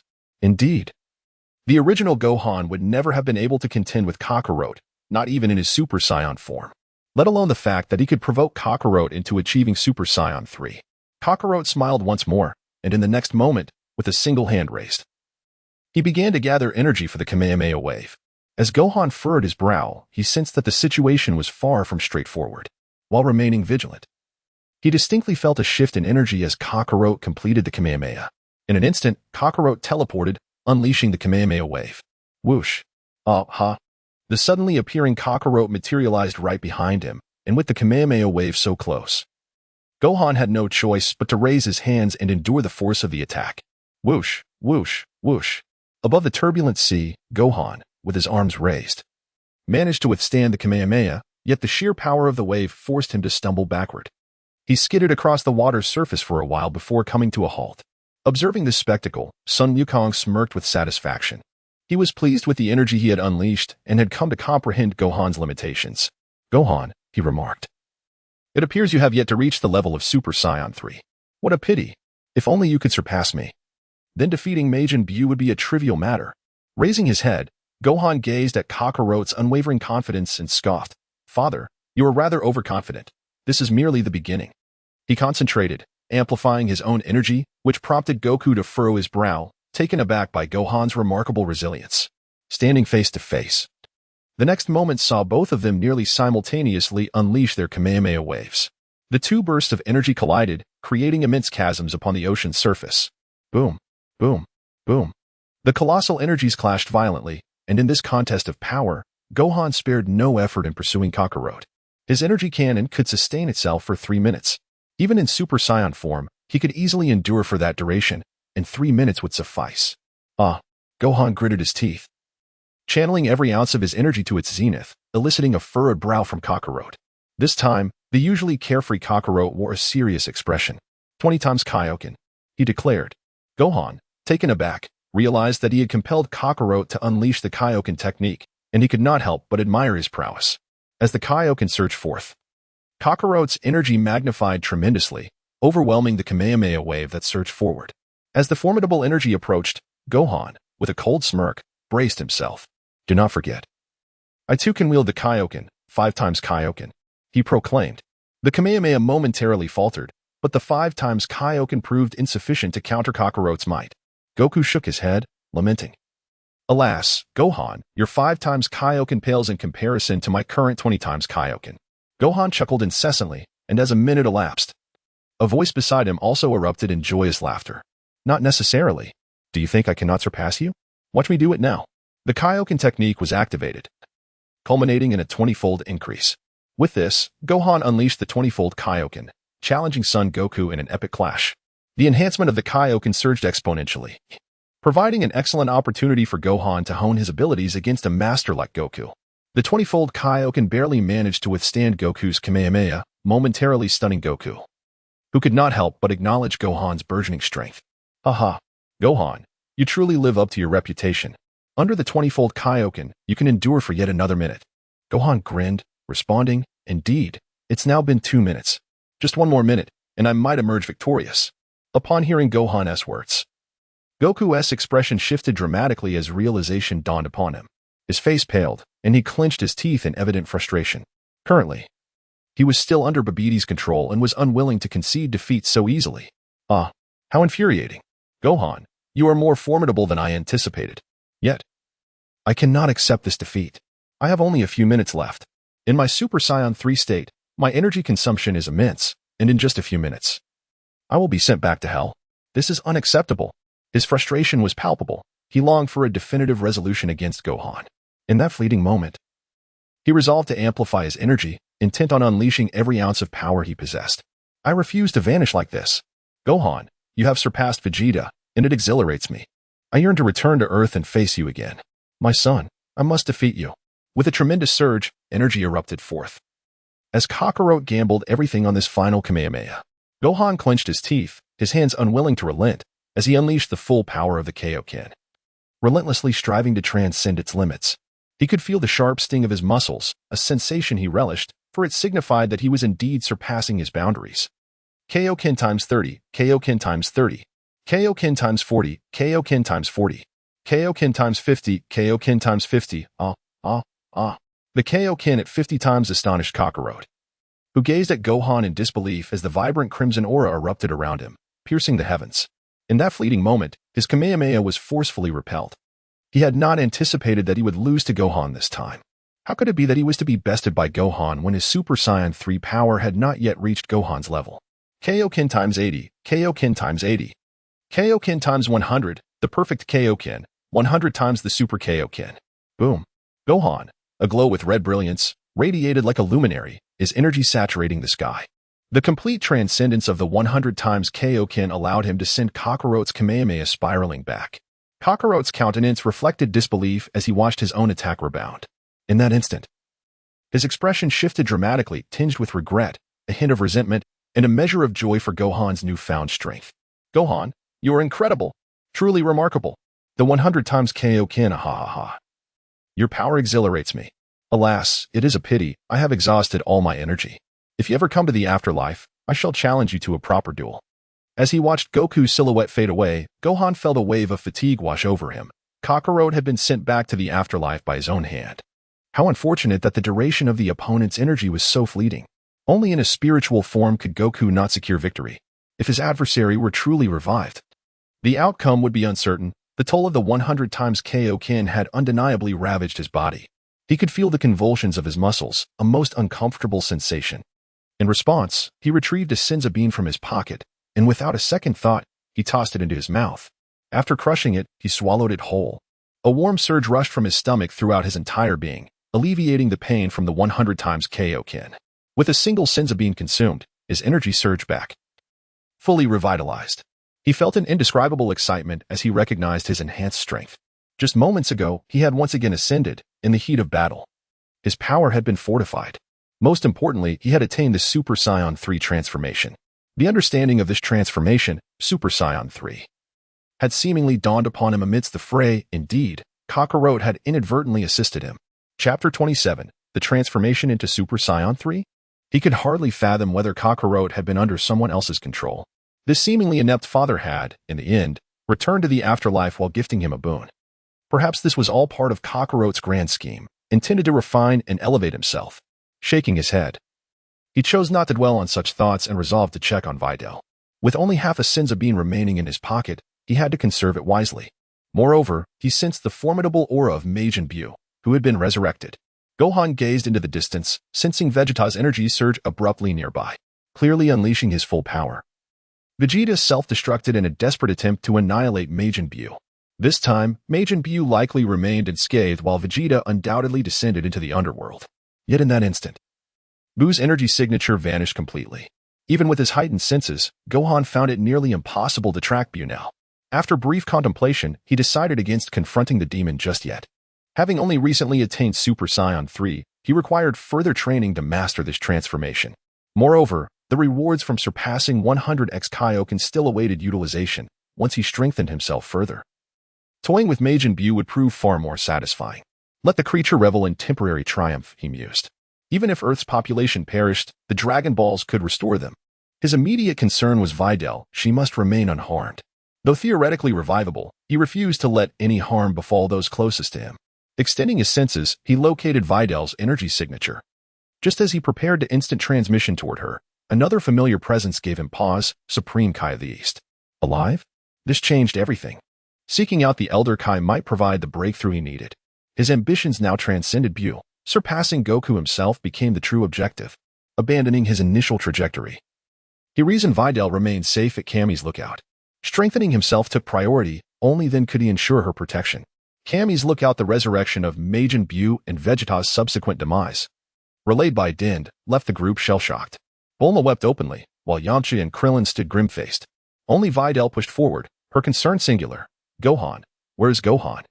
Din attempted to locate him, but shook his head helplessly. I've lost track of his energy. I don't know where he is. Videl collapsed into tears. Android 18 approached, offering silent comfort as Videl clung to her. The blonde cyborg's unusually tender demeanor, gently stroking Videl's back with an inscrutable expression, drew puzzled glances. Yamcha nudged Krillin. Don't you think 18 and Gohan have gotten close?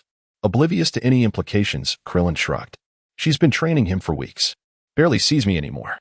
He remained unaware of 18's frequent visits to the Sun household, or that her bond with Videl now eclipsed their own strained marriage. Deep in the forest as Gohan suddenly appeared, the Eastern Supreme Kai's eyes lit up with joy. Seeing Gohan filled him with excitement. Gohan, you have arrived. That's wonderful. Are you all right? By the way, where is Goku? How's Mr. Goku doing? Gohan shrugged and remarked. Father expended all his strength and has returned to the afterlife. Now, Majin Buu should have been resurrected by now. Supreme Kai, you must comprehend your current predicament. How could East Supreme Kai be unaware? Majin Buu had indeed returned, and no one could impede him. His expression was grim, and he trembled uncontrollably. Cursed fate.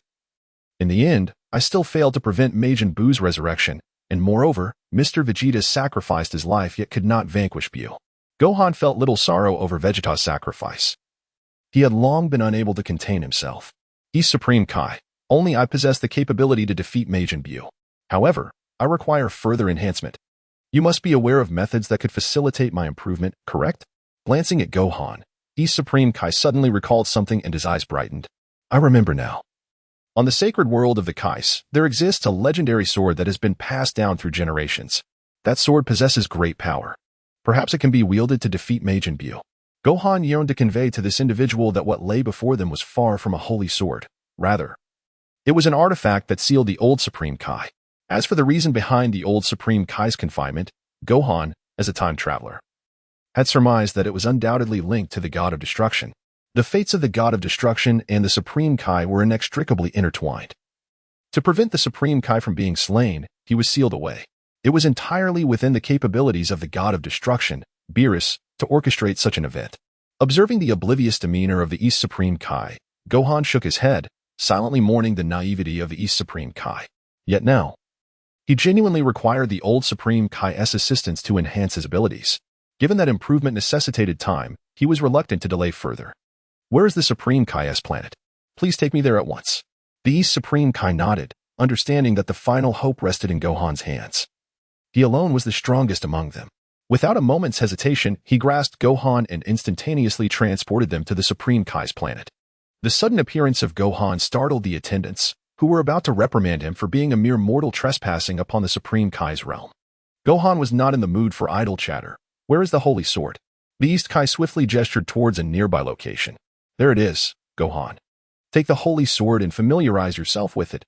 It should aid you against the demon Majin Buu. Gohan, reluctant to elaborate further, approached the holy sword embedded in the stone. With a swift motion, he grasped it firmly and summoned his strength. 100 times Kaioken. With a resounding crash, he transformed and effortlessly drew the sword from its stony confines, leaving the East Kai's attendant, Jebit, Agape, and bewildered. The East Kai, however, beamed with delight. Splendid, Gohan. I knew you would be able to extract the holy sword. With it in our possession, our hopes are greatly amplified. Observing the exuberance of his companion, he felt a surge of optimism. Gohan shook his head, raised his hand, and lifted the sacred sword with a swift motion. In the next instant, without uttering a word, he concentrated energy and brought the sword down with a decisive strike. With a resounding clang, the sacred sword was abruptly cleaved in two, severed effortlessly by Gohan's single hand. The East Kaioshin stood frozen, utterly astonished, his mouth agape in disbelief. Gohan, what are you doing? You have destroyed our sacred sword.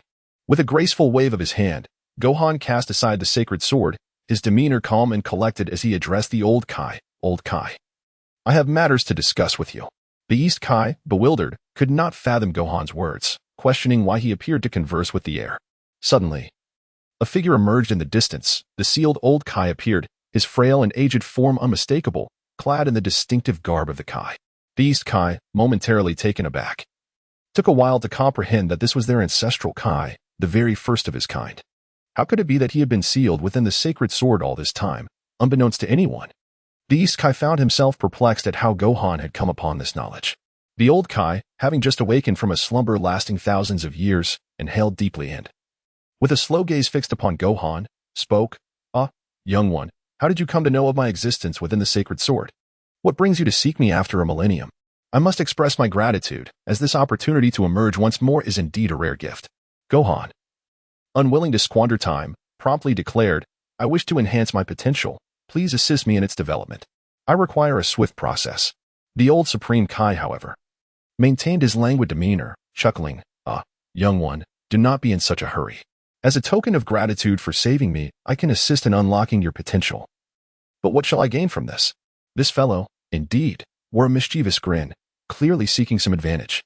Understanding the old Supreme Kai's character, Gohan could not help but smirk. He stepped closer and whispered in the elder's ear, what do you think Beerus would feel upon discovering that your seal has been lifted?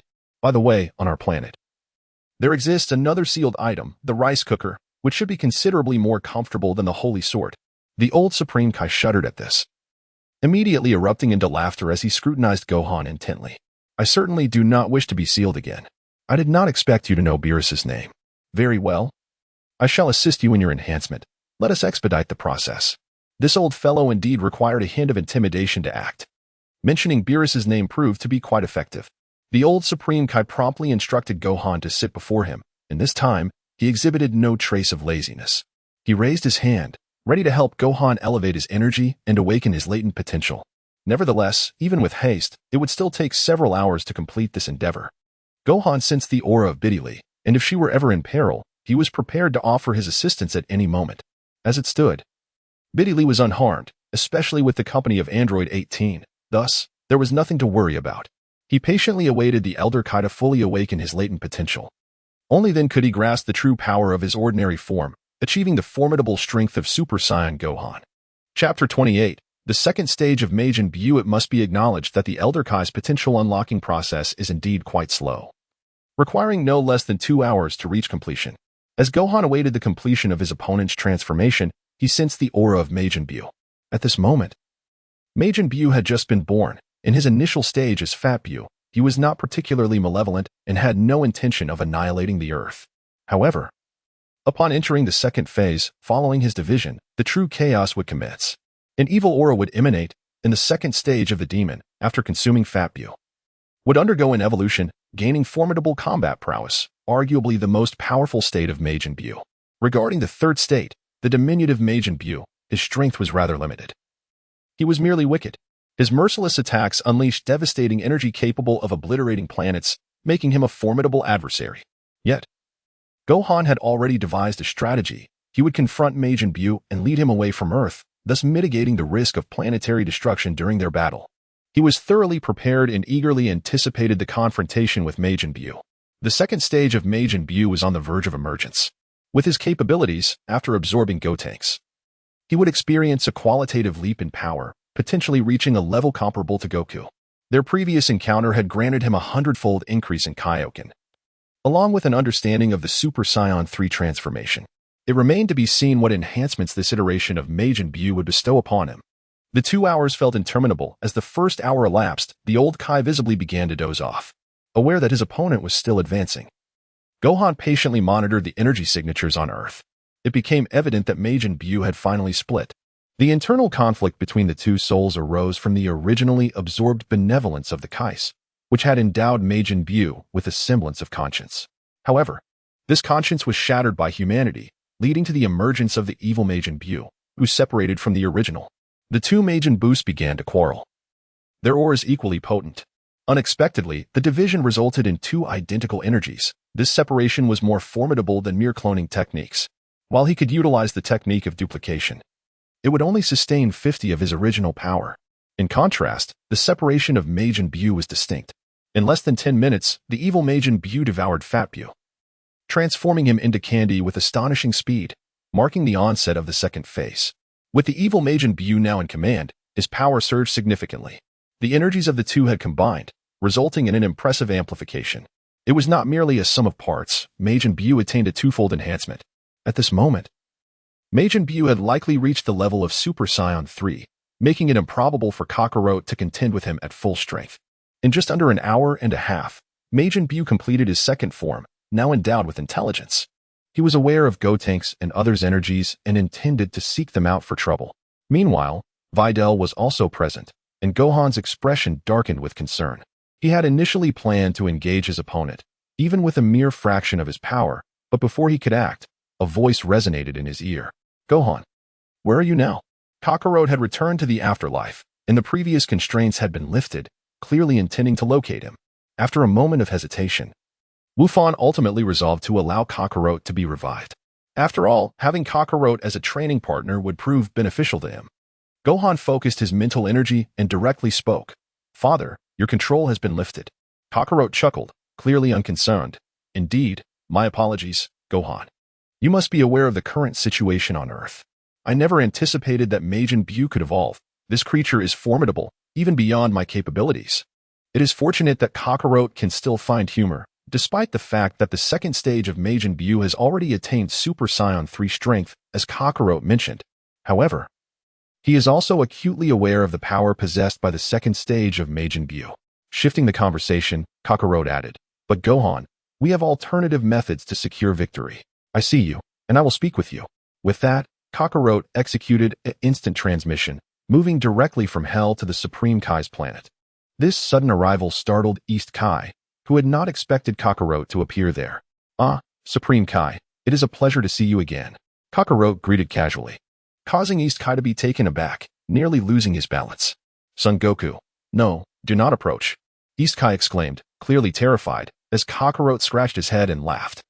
I sincerely apologize, East Kai. I truly did not foresee being manipulated during our last encounter. Seeing that Kakarot appeared to be in good spirits, East Kai finally breathed a sigh of relief. Kakarot then looked over with curiosity, asking, Gohan, what brings you here? Without raising his head, Gohan asserted, unleash your potential.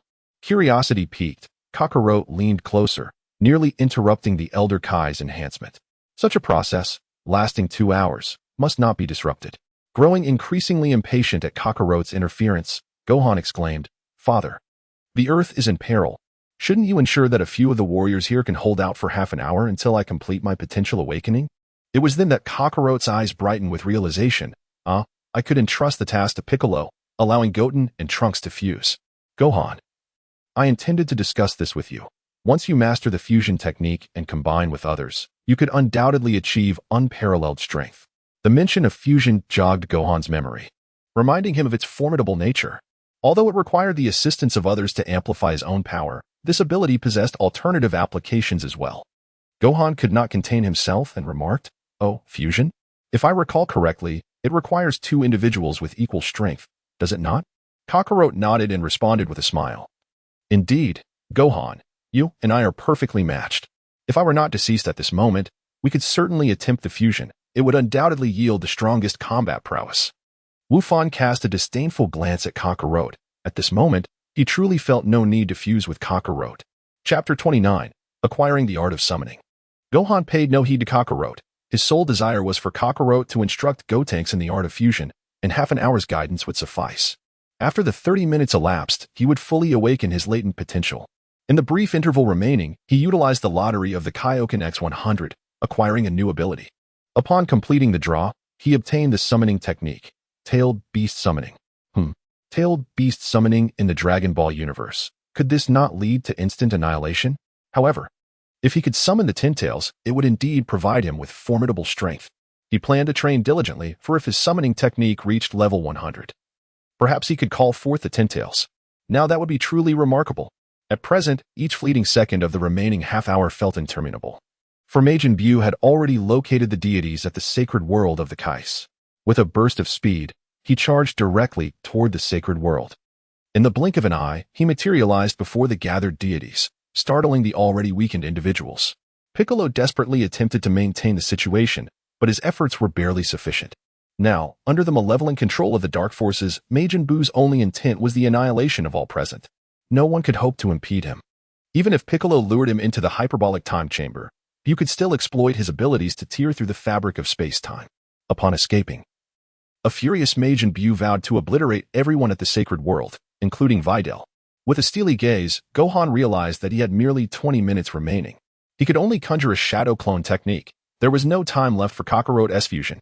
He had to rely on his shadow clone, which possessed 50% of his power, to hold the fort for a while. At this moment, Kakarot was simply not up to the task. Shadow clone technique. This clone, with its 50% battle power, could transform into Super Saiyan 3, and as it emerged, it mirrored Gohan's own form. With a shudder, it instantly transformed into Super Saiyan 3. Gohan issued a command without hesitation, go to Earth and hold on for 20 minutes. The doppelganger of Gohan tensed up, raised a hand, and in an instant, teleported to the surface of Earth. This left Kakarot, who was nearby, astonished and filled with curiosity. Gohan, what kind of ability is this? Wow, it's incredible. Can your doppelganger transform into Super Saiyan 3 too? I've never seen such a technique before. If you had used this last time, you might have already defeated me. With a mere combat power of 50, this doppelganger was hardly useful. Even if it could transform into Super Saiyan 3, its power was too weak. Moreover, it would perish with a mere touch. It served mainly to buy some time, especially since he still had 20 minutes to fully unleash his potential. Enough. You all shall perish here. The second phase of Majin Buu was in a foul mood. Unwilling to wait any longer, he cast a cold glance at the group, his eyes landing on Videl. Without a second thought, he raised a hand and attacked her. In the next moment, Android 18 rushed forward without hesitation, stepping in front of Majin Buu. She kicked him squarely in the head. Unfortunately, Majin Buu barely flinched. He simply grabbed 18's leg and flung her away. Raising a hand, he prepared an energy blast aimed directly at her. 18. Videl's face paled as she attempted to intervene. But Piccolo restrained her. No one could save 18 now. Just as it seemed 18 was about to be obliterated, a figure suddenly appeared, teleporting in front of her. raising a hand to deflect the incoming energy blast. Boom. The energy blast exploded not far away, and the appearance of this figure caused everyone to change their expressions. Excitement lighting up their faces. Gohan. It's really Son Gohan, you've come. However, the figure standing before them was not Gohan. The aura was entirely different. And both Piccolo and Videl furrowed their brows in realization that this was merely Gohan's doppelganger. The doppelganger of Gohan observed Majin Buu from a distance with a calm demeanor, provoking the latter's scornful laughter. At last, someone has emerged who can contend with me. But your energy is strange. You are not human, merely an illusion. Where is the true person behind you? The doppelganger of Gohan was fiercely combative, coldly gazing back. Transforming into Super Saiyan 3 and initiating the Kaioken technique, he charged forward.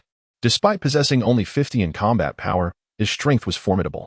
At the very least, he was far superior to Piccolo and the others combined.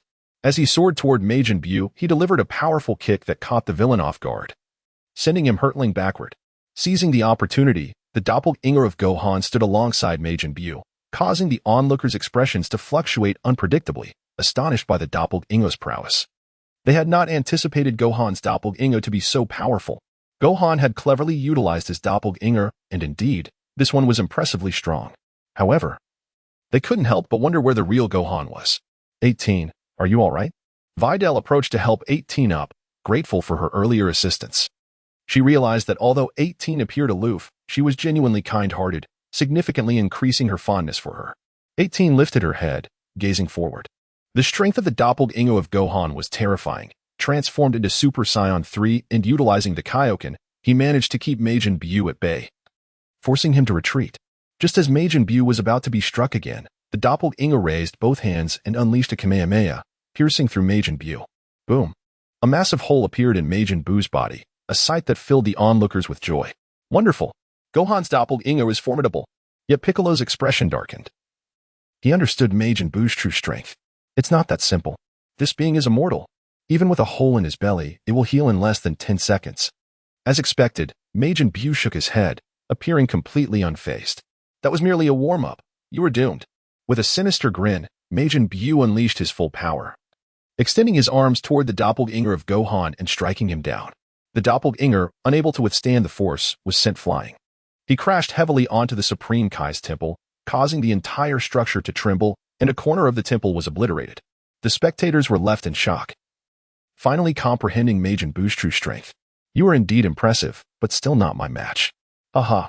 Once I absorb all of you, my power will reach new heights. Majin Buu's gaze swept over Piccolo and the others, excitement evident in his expression. It was clear he intended to absorb them to enhance his combat abilities.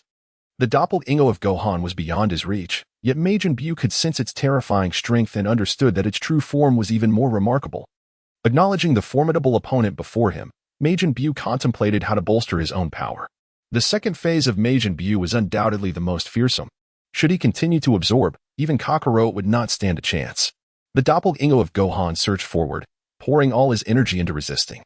Although he could not best Majin Buu, their battle raged on, preventing Buu from finishing him off. They fought from the sky to the ground and back up again. The onlookers were left in awe, Gotenks astonished by Gohan's strength, unable to contain his amazement. Gohan's doppelganger is incredible. If even his doppelganger is this powerful, then his true form must be extraordinary. Piccolo nodded in agreement, recognizing that Gohan's doppelganger was immensely strong, and his true self would undoubtedly be even more formidable. Yet, he could not fathom why Gohan had not yet arrived. With Piccolo's intellect, he realized that the doppelganger was merely stalling for time. After an extensive battle lasting 20 minutes, Majin Buu grew impatient, his expression darkening. He no longer wished to continue the fight, anger radiating from him. Enough. I will turn you into candy and devour you. He raised a hand to cast a spell on the doppelganger, but in the next moment, it vanished. The failed spell left Majin Buu bewildered. A cold voice echoed, "Your magic has no effect on the doppelganger, it lacks a physical form. Therefore, your magic will simply dissipate. You wish to absorb me? It is not that simple." This voice startled Majin Buu, who looked up to see Gohan himself. Not a doppelganger this time, but the true Son Gohan. Even the likes of Yamcha and others wore expressions of excitement, while Bidili was particularly elated, exclaiming, "Gohan." As Gohan pursed his lips, he sensed the energy of Majin Buu upon the completion of his potential enhancement. In an instant, he teleported to the location. Moments ago, He had observed the battle between Majin Buu and his own doppelganger, and he suddenly realized that Majin Buu was not as formidable as he had imagined. The creature's strength was significantly inferior to his expectations. With his potential fully unlocked, Majin Buu seemed inadequate as an opponent unless he were to absorb Kakarot, which could potentially bolster his power to a level comparable to Gohan's training. With a slight smirk, Gohan found himself intrigued by the notion of Kakarot being absorbed, as it might indeed enhance Majin Buu's abilities. Alas, the elevation of his combat prowess, devoid of worthy adversaries, rendered him rather lonely. With a nonchalant expression, Gohan provoked a displeased reaction from Majin Buu. Unaware of Gohan's current battle prowess, Buu seethed with anger, exclaiming, "You tricked me, and now I shall devour you." In an instant, Majin Buu sprang into action, his speed astonishing as he closed the distance to Gohan in mere moments.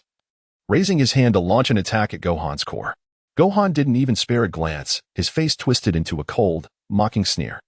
"The gap between our power levels is this vast, can't you see?" In the next instant, with a swift lift of his leg, he delivered a whip-like kick that sent Majin Buu hurtling through the air. Boom! The demonic entity crashed into a mountain, reducing the entire peak to dust upon impact. Wincing in pain, Majin Buu was clearly grievously wounded by the blow. Witnessing this, Piccolo and the others erupted in exhilaration. It was undeniable. Gohan's strength had utterly surpassed Majin Buu's. Gohan's power completely dwarfs Majin Buu's now. He's incredible. Go, Gohan. Finish him off quickly. Gohan, avenge humanity. Amidst the fervent cheers behind him, Gohan remained composed, his gaze steady. Unlike his former self, Majin Buu stood no chance of absorbing him. Observing the demon's evasive maneuvers, Gohan scoffed coldly. "Enough tricks. My power is something even Kakarot fears. Unless you absorb both him and Vegeta, you'll never defeat me." Majin Buu's lips curled into a sinister grin. "Don't be so sure. If I absorb you, I'll be invincible." Ha! In a flash, a detached portion of his flesh, concealed earlier, lunged from behind Gohan. The expanding mass engulfed him in an instant.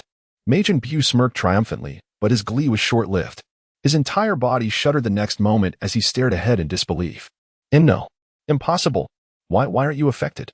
Gohan's voice, muffled yet dripping with irritation, emerged from within the fleshy prison. "I told you. The difference in our power is too vast. You can't absorb me. This trick is useless against me, Rhea." With an explosive surge of energy, Majin Buu finally grasped the terrifying magnitude of Gohan's power. Even in his base form, Gohan had reached the level of Mystic Gohan. His ordinary state now rivaled the might of a Super Saiyan 3. The distinction between transforming or not had blurred. His fully unlocked potential allowed him to fight at peak capacity without shifting forms. But now, he wanted Majin Buu to feel fear. His aura erupted, and in an instant, he ascended, first to Super Saiyan, then Super Saiyan 2, and finally, Super Saiyan 3. His hair lengthened, though his power barely increased. His base form, honed to perfection, already matched SSJ-3's strength. Only speed saw a marginal boost, granting him lightning-quick reflexes. Yet Gohan wasn't done. Next, 100x Kaioken. Boom. Crimson energy flared around him, the sheer force tearing apart the fleshy restraints. Majin Buu gaped, finally comprehending the insurmountable divide between them. Before, he hadn't sensed it. Now, it was undeniable. Gohan, SSJ-3 amplified by 100x Kaioken, was his natural predator, an opponent he could never defeat. As Majin Buu stood frozen in shock, Gohan's smirk deepened. "It's not over yet. The true pinnacle of my unlocked potential is my divine form." His voice carried a note of awe. "I never imagined I'd achieve Ultra Instinct 3.5, surpassing even my expectations. The power surge is exhilarating." Indeed, his potential fully unleashed had propelled him to Ultra Instinct 3.5, inching toward the fabled 4.0. Gathering his energy once more, he ascended further, his base form now brushing against the realm of gods. Even without Super Saiyan God, I can touch divinity. Ultra Instinct 3.5, Divine Unity. Whoosh. Boom. The heavens trembled as energy detonated across the sky. Then silence. Gohan's presence vanished. In its place stood a silver-haired figure, hovering aloft. Majin Buu's face contorted in horror. He could no longer sense Gohan's energy. What did you do? Why can't I feel your presence at all? Did you disperse your energy completely?" Gohan couldn't help but chuckle, sensing that this individual was rather immature. After all, as a creature of monstrous power, it was inconceivable that he would be unable to detect the divine aura emanating from him. With a playful tone, Gohan remarked, "I have no energy left." Would you care to give it a try? Majin Buu's expression reflected disbelief, perplexed by his inability to sense Gohan's energy. With a casual flick of his hand, he launched an energy blast directly at him. With a casual wave of his hand, Gohan deflected the energy blast with ease. Majin Buu, in disbelief, raised his arms and unleashed a barrage of energy blasts. However, Gohan remained steadfast, simply lifting his hands and effortlessly swatting away each attack. The shock was palpable not only for Majin Buu but also for Piccolo and Yamcha, who watched in astonishment. They could no longer sense Gohan's energy, leading them to wonder how he could appear so formidable without any detectable power. What had happened to him? Just moments ago, there was a trace of energy, yet now he seemed devoid of any fighting spirit. Gohan had ascended to a divine state, a level of power that could only be perceived by beings of the divine. Piccolo, furrowing his brow, realized that only he, a former Supreme Kai, could comprehend the magnitude of Gohan's transformation. Meanwhile, Dandy trembled in fear, overwhelmed by Gohan's immense presence. The divine aura radiating from Gohan was terrifying and awe-inspiring. He felt compelled to kneel before Gohan, recognizing the sheer magnitude of his power, capable of obliterating entire star systems with a mere flick of his wrist. Yamcha and the others were left speechless, struggling to fathom Dandy's claims of such catastrophic strength. It was evident that Majin Buu stood no chance against Gohan, who, with a smirk, toyed with his opponent by effortlessly deflecting the energy blasts. However, as time passed, even Gohan began to feel the strain of such exertion. Enough of this, he declared, raising his hand to launch an energy sphere directly at Majin Buu. The latter's expression shifted as he attempted to evade, but the energy sphere adjusted its trajectory, striking him squarely. With a pained gasp, Majin Buu knelt, blood spilling from his mouth. In that moment, he comprehended the insurmountable gap in their combat prowess, realizing that no technique could bridge such a disparity. Majin Buu understood he was cornered, his desperation rising as he screamed, "I will consume you. I will destroy you." Gohan merely smirked, satisfied. Let's begin the third transformation. To truly defeat you, we must start from this stage. Otherwise, it would lack any thrill. Though the third stage was ostensibly weaker, the frenzy it incited provided the perfect training ground. As he awaited Buu's transformation into his most malevolent form, Buu, racked with pain and agony, began to split. The once towering Majin Buu transformed into a shorter version, much to the astonishment of those watching. Krillin and the others noticed the division and the evident decrease in energy, unable to suppress their laughter. Yet, 18, observing keenly, sensed something was amiss. No, he has grown stronger. This energy, it feels ominous. This third stage is undoubtedly his most powerful form. Piccolo's expression darkened as he sensed the malevolent aura emanating from the shorter Majin Buu. Gohan, be cautious. Suddenly, the diminutive Majin Buu locked onto Piccolo and charged without any regard for Gohan standing before him. Gohan furrowed his brow, finally comprehending why the diminutive Majin Buu was such a formidable adversary. This creature possessed no intellect whatsoever, existing entirely in a primal state.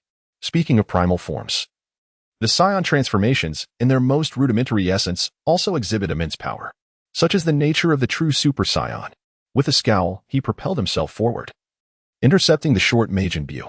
Your opponent is here. Do not flee. Grasping the foe firmly, he crushed him in a single hand, sending him hurtling away. Boom. The adversary collided with a mountain, rising unscathed, yet displaying no desire to engage in battle. He simply turned and fled. Without a moment's hesitation, Gohan's dissatisfaction was palpable.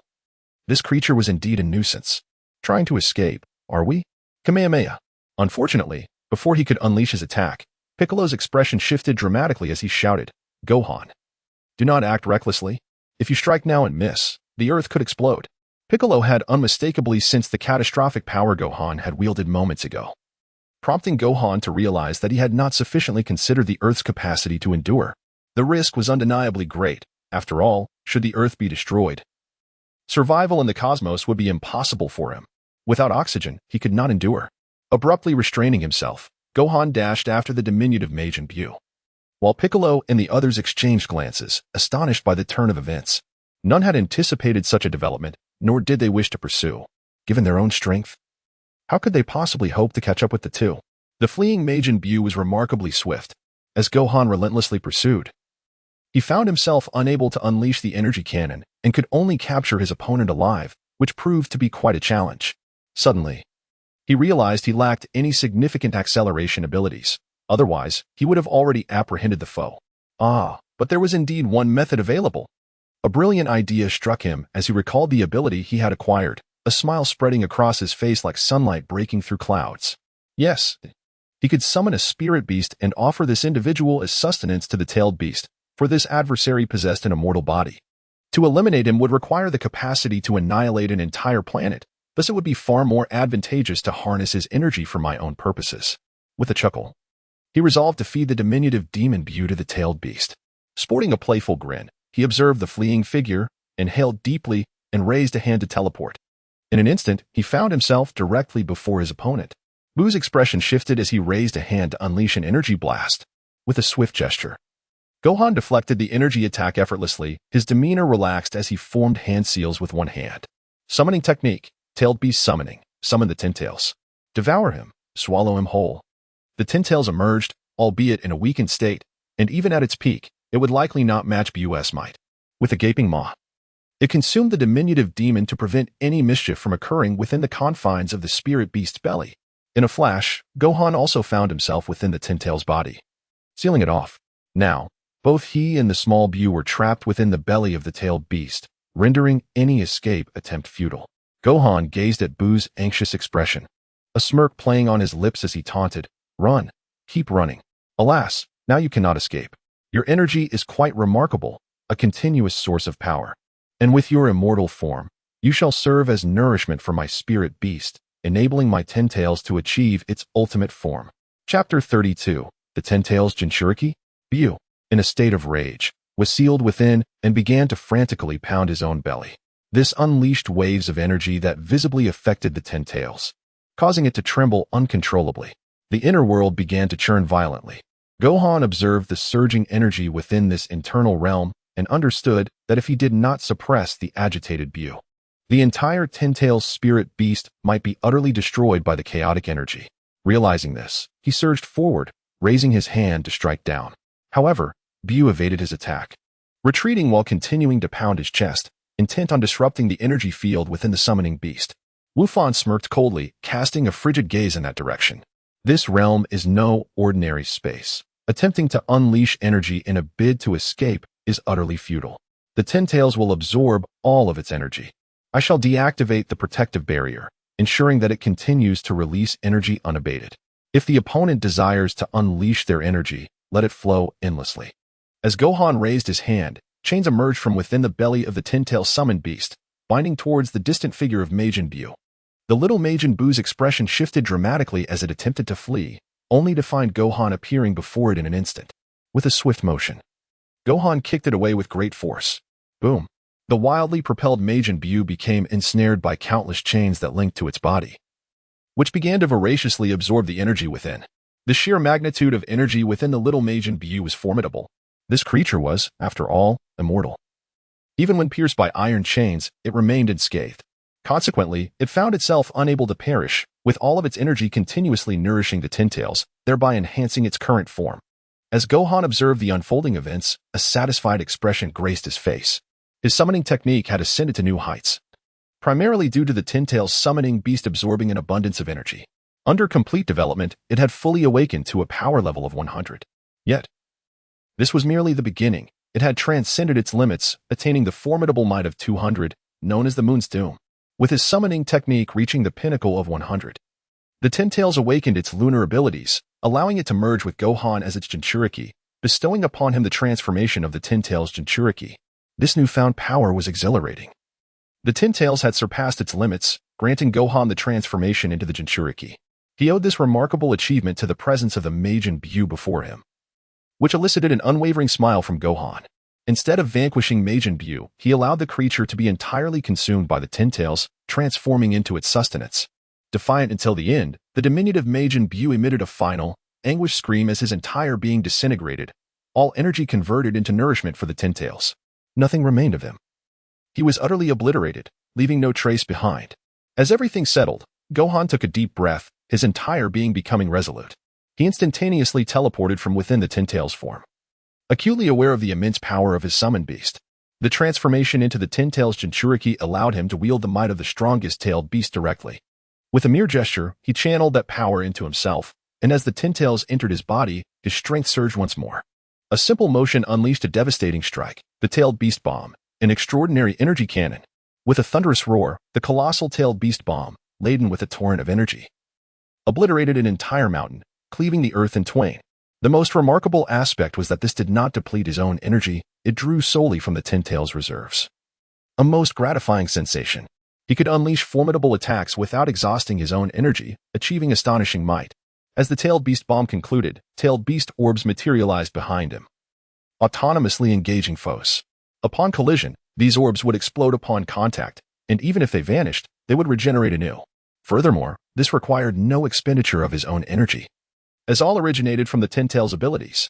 He possessed two distinct energies within himself, exemplifying the extraordinary prowess of the Tin Tail's Jinchuriki.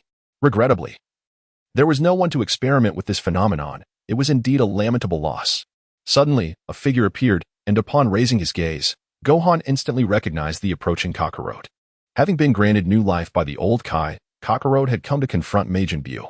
However, upon arriving at this location, he discovered that Majin Buu's energy had entirely vanished, along with Gohan's, which now radiated an unusual aura. Noticing Gohan's current state, particularly the ominous energy enveloping him, Kakarot's expression shifted. "Gohan, are you all right?" Gohan raised his head, and in the next moment, the tailed beast ball suddenly surged into motion, hurtling towards Kakarot. Kakarot's expression shifted dramatically as he took flight, only to discover that the tailed beast ball followed him relentlessly, regardless of where he soared. This left Kakarot in a state of astonishment, utterly bewildered by the nature of this phenomenon. "Gohan, what are you doing? What on earth is this?" Kakarot, ascending and descending in the air, clearly found the tailed beast ball to be quite a nuisance. Upon observing this, Gohan realized the remarkable utility of the tailed beast ball. With no hindrance, he was eager to see just how much damage it could inflict on Kakarot. One would expect that a fully revived Kakarot would be impervious to the tailed beast balls. Boom. The tailed beast ball managed to catch up with Kakarot, colliding forcefully as all five tailed beast balls struck together. The resulting explosion shook the very earth, unleashing a cloud of smoke. Within that haze, a flickering yellow light emerged, unmistakably indicating that Kakarot had transformed into Super Saiyan 3, a state necessary for him to withstand the onslaught of the tailed beast balls. Coughing, Kakarot wore a grim expression. The destructive power of this thing is terrifying. Without transforming into Super Saiyan 3, I would have already been injured. What? It generates itself? Gohan, don't be reckless. As Kakarot observed the five-tailed beast balls regenerate behind Gohan, his countenance darkened with concern, prompting him to address Gohan once more. With the tailed beast balls continuing their assault, Gohan waved his hand, finally ceasing their automatic attack mode. He understood now that the tailed beast balls could autonomously pursue, akin to homing missiles, relentlessly chasing the enemy. Of course, the explosive power of these balls far surpassed that of ordinary missiles.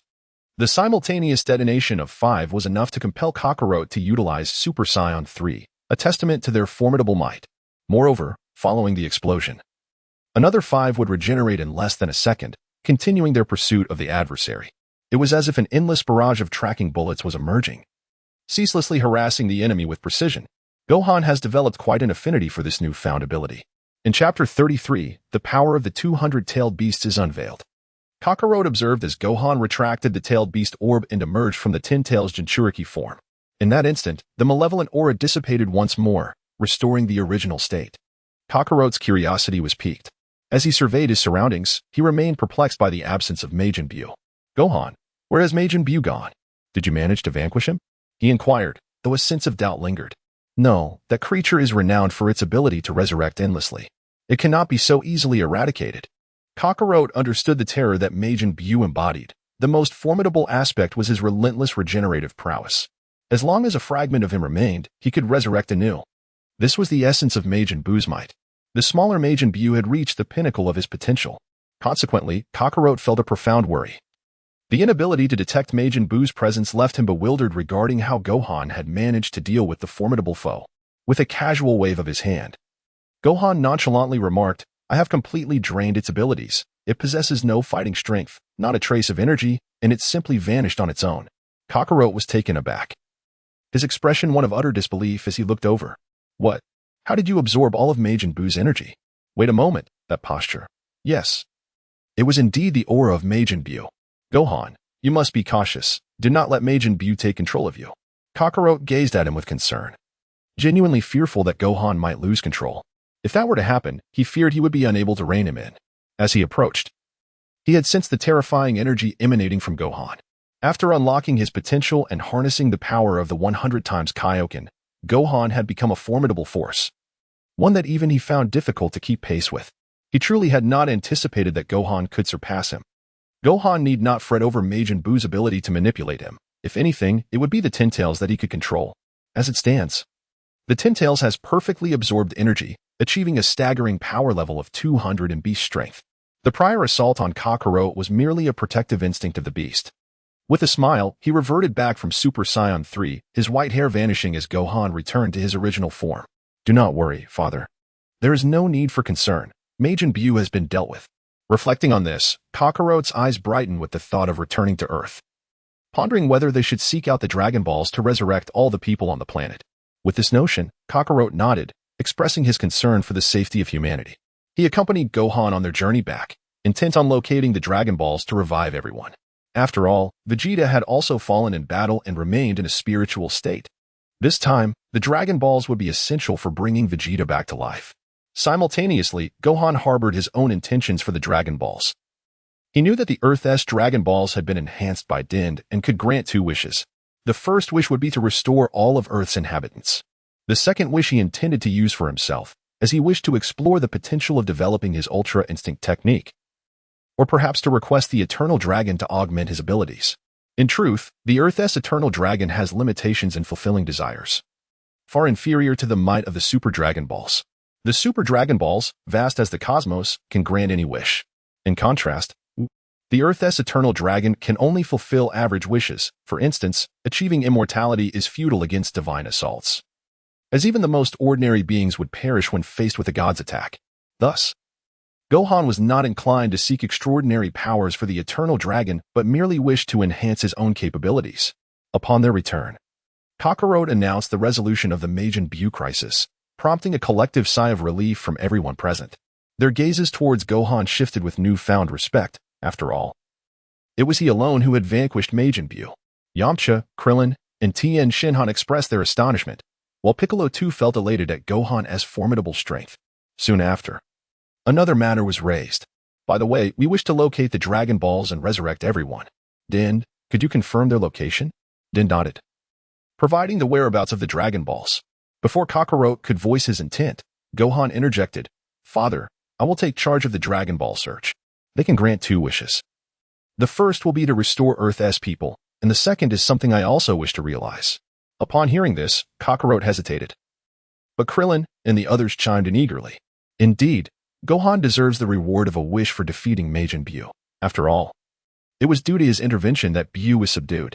They agreed wholeheartedly, emphasizing that all of humanity on Earth should express their gratitude to Gohan. Had it not been for Gohan, we all would have been consigned to the underworld. Their sentiments prompted Kakarot to nod in agreement, entrusting the quest for the Dragon Balls to Gohan without further comment. Gohan acquired the Dragon Radar and, without a moment's hesitation, rose to his feet. Originally, Videl intended to accompany him, but he declined her offer, asserting that he could manage the quest for the Dragon Balls alone. With a swift ascent, he set off towards the first location. At his current speed, a mere half-day would suffice to gather all 7 Dragon Balls. However, as he hurried to one site to collect a Dragon Ball, he noticed someone trailing behind him. To his surprise, it was not Videl, but rather Android 18, the stunning cyborg who seemed to harbor a peculiar interest in him. Gohan smirked at the thought, slowing his pace to allow 18 to catch up. He observed her indifferent demeanor and spoke up. By the way, I haven't yet thanked you for shielding Videl from that attack earlier. If you ever find yourself in need of money, feel free to reach out. Android 18 glanced at him with a calm expression, letting out a scoff as she proudly replied, I merely wanted to prevent that fool from indiscriminately killing. How delightfully tsundere she was. Shaking his head, Gohan dismissed any further thoughts and arrived at the first location, effortlessly collecting a Dragon Ball from the depths of the water. This small glass orb was quite peculiar, its hidden power eluding even his senses. One could say that Shinran was indeed a divine entity, akin to a deity of assistance. As Gohan grasped the first Dragon Ball, Android 18 observed intently and, unable to contain herself, inquired, So, what wish do you intend to make? Your strength is already formidable. Do you wish to enhance it further? Gohan nodded slightly, his expression serene as he spoke. Indeed, I intend to further enhance my strength and explore the depths of my abilities. Android 18 looked on with confusion. Why? You should have surpassed Kakarot by now. You ought to be the strongest on Earth, nay, in the entire universe. At this remark, Gohan merely smirked, maintaining his calm demeanor. While I may be the strongest on Earth, I have yet to attain the title of the strongest in the universe. Chapter 34. Summoning the Eternal Dragon of Earth. Android 18 wore a peculiar expression, unable to comprehend what Gohan meant by being the strongest in the universe. At present, Gohan had gathered 3 Dragon Balls, leaving 4 more to find. The Dragon Balls were scattered across the globe, and within a mere half-hour, he had traversed half the Earth. Not a single soul could be found on the planet, as Majin Buu had annihilated humanity, leaving no trace behind. After soaring through the skies for a considerable time, he encountered not a single person. Upon collecting the 9th Dragon Ball, he stumbled upon the lost Mr. Satan. Seeing him, Mr. Satan erupted with joy, urging Gohan to take him away, as they soared through the air together. Mr. Satan's face gleamed with excitement, his enthusiasm directed entirely at Gohan. Gohan, did you truly defeat that fiend, Majin Buu? Buu, at his core, isn't a bad fellow. He hasn't truly perished, has he? Gohan casually remarked. Majin Buu has vanished. Yet the split-off Fat Buu remains. At a later time, I shall take you to meet him. Satan, filled with joy, nodded vigorously, clearly harboring affection for Fat Buu and hoping for his survival. After all, Satan could manage Fat Buu. Gohan held no concern for the fate of Fat Buu. As the remaining Fat Buu's power was no match for him, he could obliterate him with a mere flick of his hand. Accompanied by Satan, they ventured to the 7th Dragon Ball, ultimately locating it in the depths of the ocean. Number 18 and Satan stood by, watching as Gohan emerged triumphantly from the depths, clutching the final Dragon Ball with an expression of sheer exhilaration. Wonderful! All 7 Dragon Balls have been gathered. Ha! Now we can summon the Eternal Dragon. After an exhaustive chase across the Earth, he directly gestured and cast the 7 Dragon Balls onto a nearby clearing. Satan observed with curiosity, bewildered by Gohan's actions, and contemplated inquiring with number 18. However, her icy demeanor instilled a sense of trepidation in him. He was genuinely intimidated by number 18.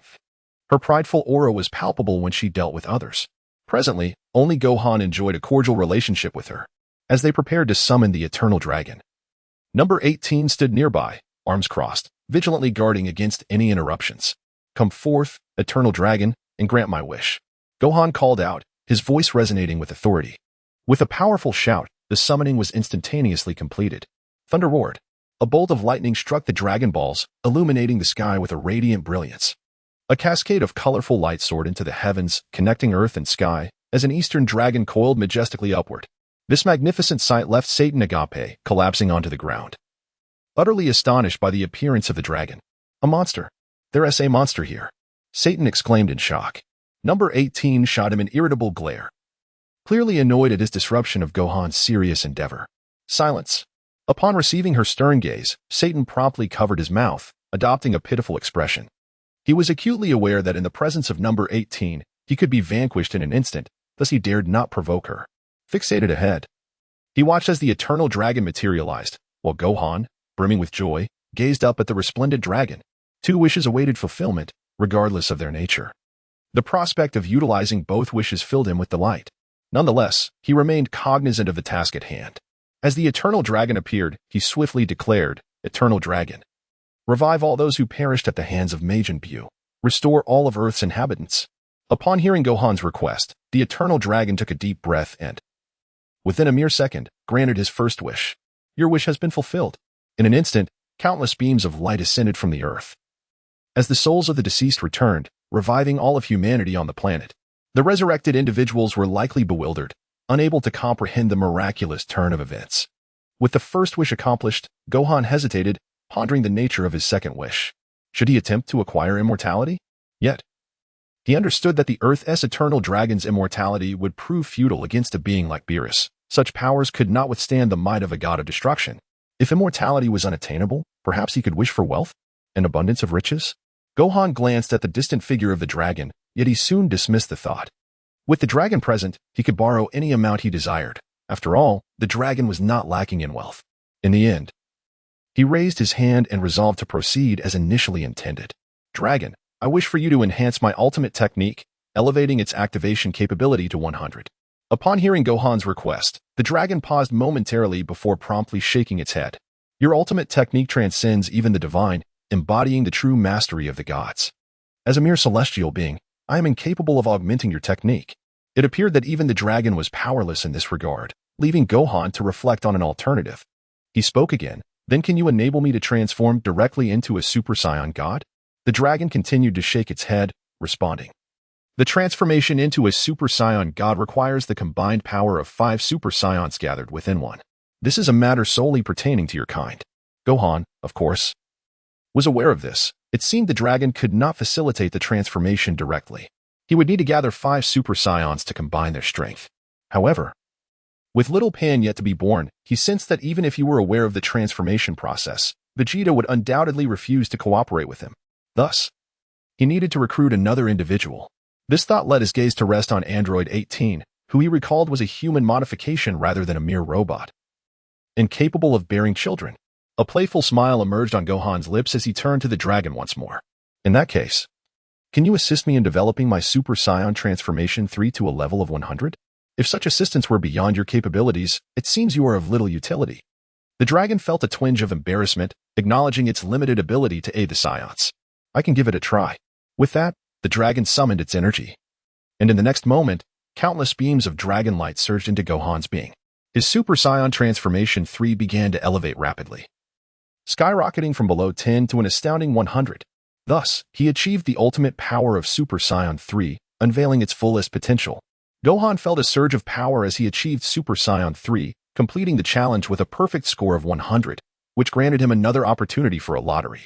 Satisfied, he waved his hand toward the dragon and remarked, "Well, this time, you've done reasonably well, managing to fulfill my wish. I shall seek you out again for further enhancement." In Chapter 35, Transformation into the God of Super Saiyans, the dragon appeared exasperated, taking a deep breath before launching itself forward. Unable to maintain its energy, it transformed into 7 stones, scattering across the globe. It would take nearly a year for the dragon to recover fully. Only after this time could it be summoned once more. Now that Gohan had acquired the ultimate transformation of Super Saiyan 3 at a perfect score of 100, he felt confident enough to challenge Kakarot. However, his ambition extended beyond merely surpassing Goku. He aspired to transcend the God of Destruction.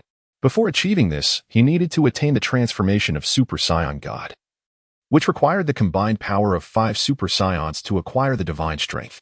With these thoughts in mind, Gohan landed gracefully, facing Android 18 and Mr. Satan, and calmly stated, "All right, we can return now. The people on Earth have nearly all been revived." The two nodded in agreement, and Mr. Satan continued to be pulled along by Gohan as they made their way back to the sacred realm. Upon their return, they discovered that Vegeta had already been revived. It was evident that Vegeta regarded Gohan with a notably different expression, having learned of his victory over Majin Buu. It seemed Vegeta was quite concerned about Gohan's burgeoning abilities. His gaze fixed unwaveringly upon him. Nearby, Kakarot, sensing that many had regained their strength, approached with a hearty laugh, wrapping his arm around Gohan's shoulders. "Gohan, you did exceptionally well. By the way, what wish did you make with the dragon? Surely you didn't wish for an endless fortune?" Hearing Kakarot's playful inquiry, Gohan rolled his eyes and replied, "I'm not that trivial, with Mr. Satan around. We have all the riches we need as long as he remains the world's hero." Kakarot paused, realizing the validity of Gohan's statement, a grin spreading across his face. "Very well then, let us credit Mr. Satan with the victory over Majin Buu. We'll announce it widely, proclaiming that Mr. Satan defeated Majin Buu." As many turned their attention to Mr. Satan, their expressions shifted. Mr. Satan trembled under their scrutiny, instinctively retreating to Gohan's side. Genuinely fearful of the crowd. Now aware of his own limitations, he felt a renewed sense of joy at being reinstated as the world's hero. Given that he was originally Gohan's father-in-law, the credit bestowed upon him elicited no objections from the others. With the world returning to normalcy, the group engaged in light conversation, preparing to head back. As Gohan prepared to leave with Biddy, he cast a glance at Android 18, smiled, and casually remarked, "By the way, 18. I previously sought the dragon's assistance to enhance my strength. I wonder how effective it has been. How about you help me train?" After a brief moment of hesitation, 18 nodded in agreement. Meanwhile, Kakarot, who had been standing nearby, expressed his desire to accompany Gohan in his training, but was firmly restrained by Chi-Chi. Clearly displeased, she insisted, "Goku, there are numerous tasks awaiting your attention at home. Now that you have been revived, you must diligently attend to your responsibilities. Do not disturb Gohan, Kakarot, caught in Chi-Chi's grip, felt trapped and lamented. Oh, Chi-Chi, please don't be like this. Had I known, I would have chosen not to be revived. Just grant me a little time for training. However, Chi-Chi was relentless, dragging Kakarot away, determined to prevent him from interrupting Gohan. It was evident that Gohan's relationship with 18 was intricate, and Kakarot's meddling was utterly short-sighted. The lottery was successful, resulting in the acquisition of Conqueror S Haki. The lottery was successful once more, yielding the Manjiki Sharingan. Conqueror S Haki. This ability allows one to unleash an overwhelming presence, stunning weaker foes and repelling those with lesser combat prowess. Manjiki Sharingan, an advanced form of the Three-Tomo Sharingan, upon reaching a power level of 100. It grants the ability to summon Susanoo. The Conqueror S Haki is considered a semi-passive, semi-active ability that cannot be enhanced, while the Manjiki Sharingan, once reaching the threshold of 100, offers the practical skill of summoning Susanoo. It can significantly bolster the capabilities of the Manjiki Sharingan. One can only hope that it may eventually evolve into the Rinnegan. Upon concluding the lottery, Gohan focused on the awaiting android 18th, who had already assumed a stance in anticipation of his attack. Wu Fan lifted his head and looked over, smiling as he spoke. How about this? Let us engage in another wager. This time, the stakes are set at 10 million. If you can touch me, I shall grant you 10 million. However, if you manage to injure me, I will bestow upon you 100 million. Rest assured, should it be 100 million, Satan will provide me with the prize money from the martial arts tournament. Calculating it all, it seems I would emerge victorious from this martial contest. Obtaining a few 100 million from Satan should be rather effortless. The young woman, with a hint of disdain, understood that such money would not come easily. She observed the man before her, his face adorned with a smile. She was aware that he undoubtedly harbored ulterior motives. Without hesitation, she inquired, "Speak, what are your demands?" Gohan raised his hand calmly and said indifferently, "If I win, you must assist me with one matter." Number 18's expression turned puzzled as she inquired, "What matter would require my assistance?" Gohan maintained a calm demeanor as he spoke. "Of course, this endeavor cannot be accomplished solely through my efforts. You must have heard the dragon's stipulations regarding the transformation into a Super Saiyan God." Upon mentioning this, Android 18 appeared intrigued. What exactly is a Super Saiyan God? She pondered, having knowledge of Super Saiyan 3, yet remaining oblivious to the concept of a Super Saiyan God. Observing her bewilderment, Gohan, as a time traveler, took it upon himself to elucidate. The Super Saiyan God, also referred to as the Super Pink Transformation, boasts power that surpasses that of Super Saiyan 3, marking the initial step into the divine realm. Only after achieving this transformation can one progress further. Super Saiyan 3 represents the pinnacle of power, while attaining Super Saiyan 4 or 5 pales in comparison to the potency of the pink transformation. Android 18 nodded, her understanding still somewhat nebulous. And with a look of astonishment, she inquired, "What relevance does this have to me?" With a playful smile, Wu Fan remarked, "It is indeed quite significant, as you are aware. The transformation into a Super Saiyan God necessitates the gathering of 5 individuals, transferring their energy into a single person. In total, that amounts to 9, my father, Kakarot, myself, and Goten, which accounts for 4, plus Vegeta, making it merely 5. It seems that Android 18 had not considered this aspect. Upon reflection, it is clear that there are indeed only 5, rendering the transformation impossible. Gohan exclaimed with a sense of wonder, "Moreover, that fellow Vegeta. If I were to seek his assistance, he would undoubtedly refuse. We still require 2 more Saiyan bloodlines." Android 18 looked on with a puzzled expression. "How do you intend to fill these 2 voids?" Upon reaching the crux of the matter, Gohan raised his hand and replied, "Currently, with Videl expecting my child, that accounts for 1. As for the other, well, you should understand quite well. What is the swiftest way to bring forth a Saiyan?" In an instant, Android 18's face flushed, and in the next moment, she clenched her fists and charged towards him in a fit of rage. "You want me to bear you a Saiyan?" The speed of her approach was astonishing. She unleashed her full power, catching Gohan off guard. As 18 reached him, he swiftly raised his hand and grasped one of hers. A smile on his face as he said, "After all, I have protected you, so consider it a fulfillment of my wish. The transformation into a Majin is of great significance to me, but rest assured, I shall not cause you any harm." Blushing even more, 18 continued her fierce assault against Gohan. Gohan deftly evaded every attack, his entire being fluidly sidestepping as he observed the frustrated expression of his opponent with a sense of amusement. It struck him as particularly entertaining. If Android 18 were truly incensed, she would undoubtedly turn and walk away, yet here she was, persistently launching assaults against him. This could only imply that she possessed a certain pride, unwilling to concede verbally, necessitating a somewhat forceful approach.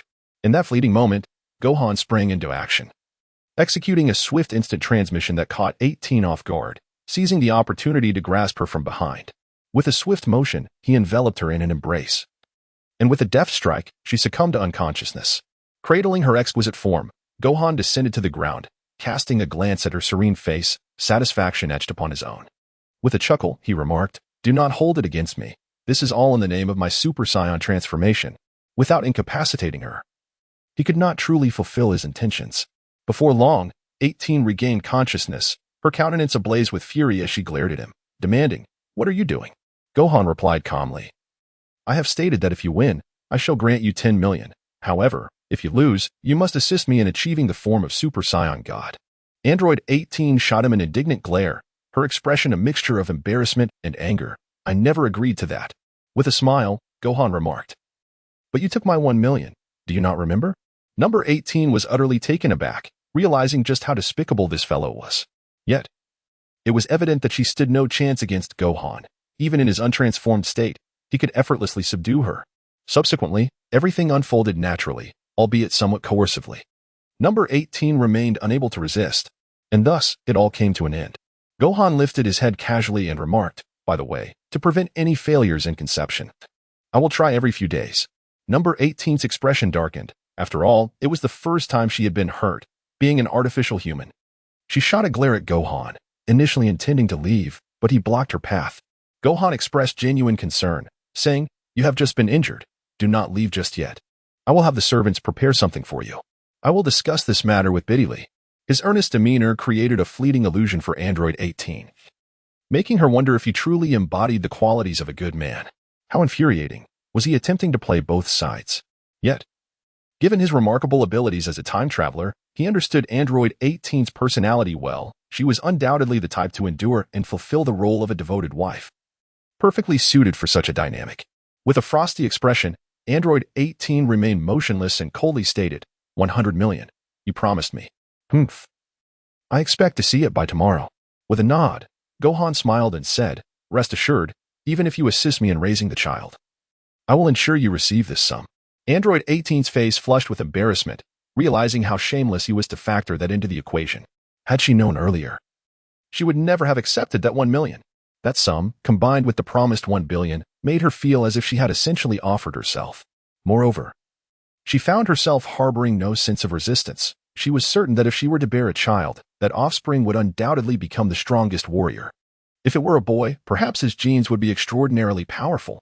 Reflecting on all this, Android 18 couldn't help but feel a tinge of delight. It is an inherent tendency for women to seek out formidable partners. After enduring heartache from Krillin, she found herself training with Gohan, and over time, affection blossomed. Now, all she wished for was that Gohan would not become too cold-hearted towards her in the future. She had no desire for formal recognition for her. It was enough that someone treated her kindly. Her aspirations were that simple. Chapter 39. Kakarot. Time flew by, and about a week had passed. In recent days, Gohan has been training alongside Android 18, dedicating his mornings and evenings to rigorous practice.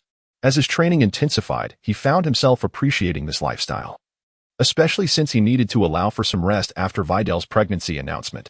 Gohan nearly forgot about his aspiration to transform into a Super Saiyan God, as the wait felt interminable. Finally, seizing a moment of leisure, he decided to pay a visit to Kakarot, commanded by Chi-Chi to tend to the fields. Kakarot was currently operating a digger, cultivating the land for planting. Upon Gohan's arrival, Kakarot's face lit up, and he immediately greeted him. "Gohan. Hey. I haven't seen you in ages. I intended to train with you, but Chi-Chi wouldn't allow me to leave. By the way, I heard you've gotten married. Congratulations." With a beaming smile, Kakarot expressed his delight, having heard about Gohan's relationship with Vidal, which had now become widely acknowledged. However, he remained perplexed as to why Android 18 was present, prompting him to approach Gohan directly. "Gohan, what's the deal? Why is 18 with you? You suddenly seem to have 2 girls close to you. No wonder Chi-Chi forbids me from joining your training." Kakarot was astounded. Unable to fathom how his son managed such a feat, his admiration for Gohan grew, especially since he struggled to understand Chi-Chi himself. Meanwhile, a distant Android 18 emitted a soft scoff, maintaining her icy demeanor towards everyone but Gohan. Kakarot's expression shifted.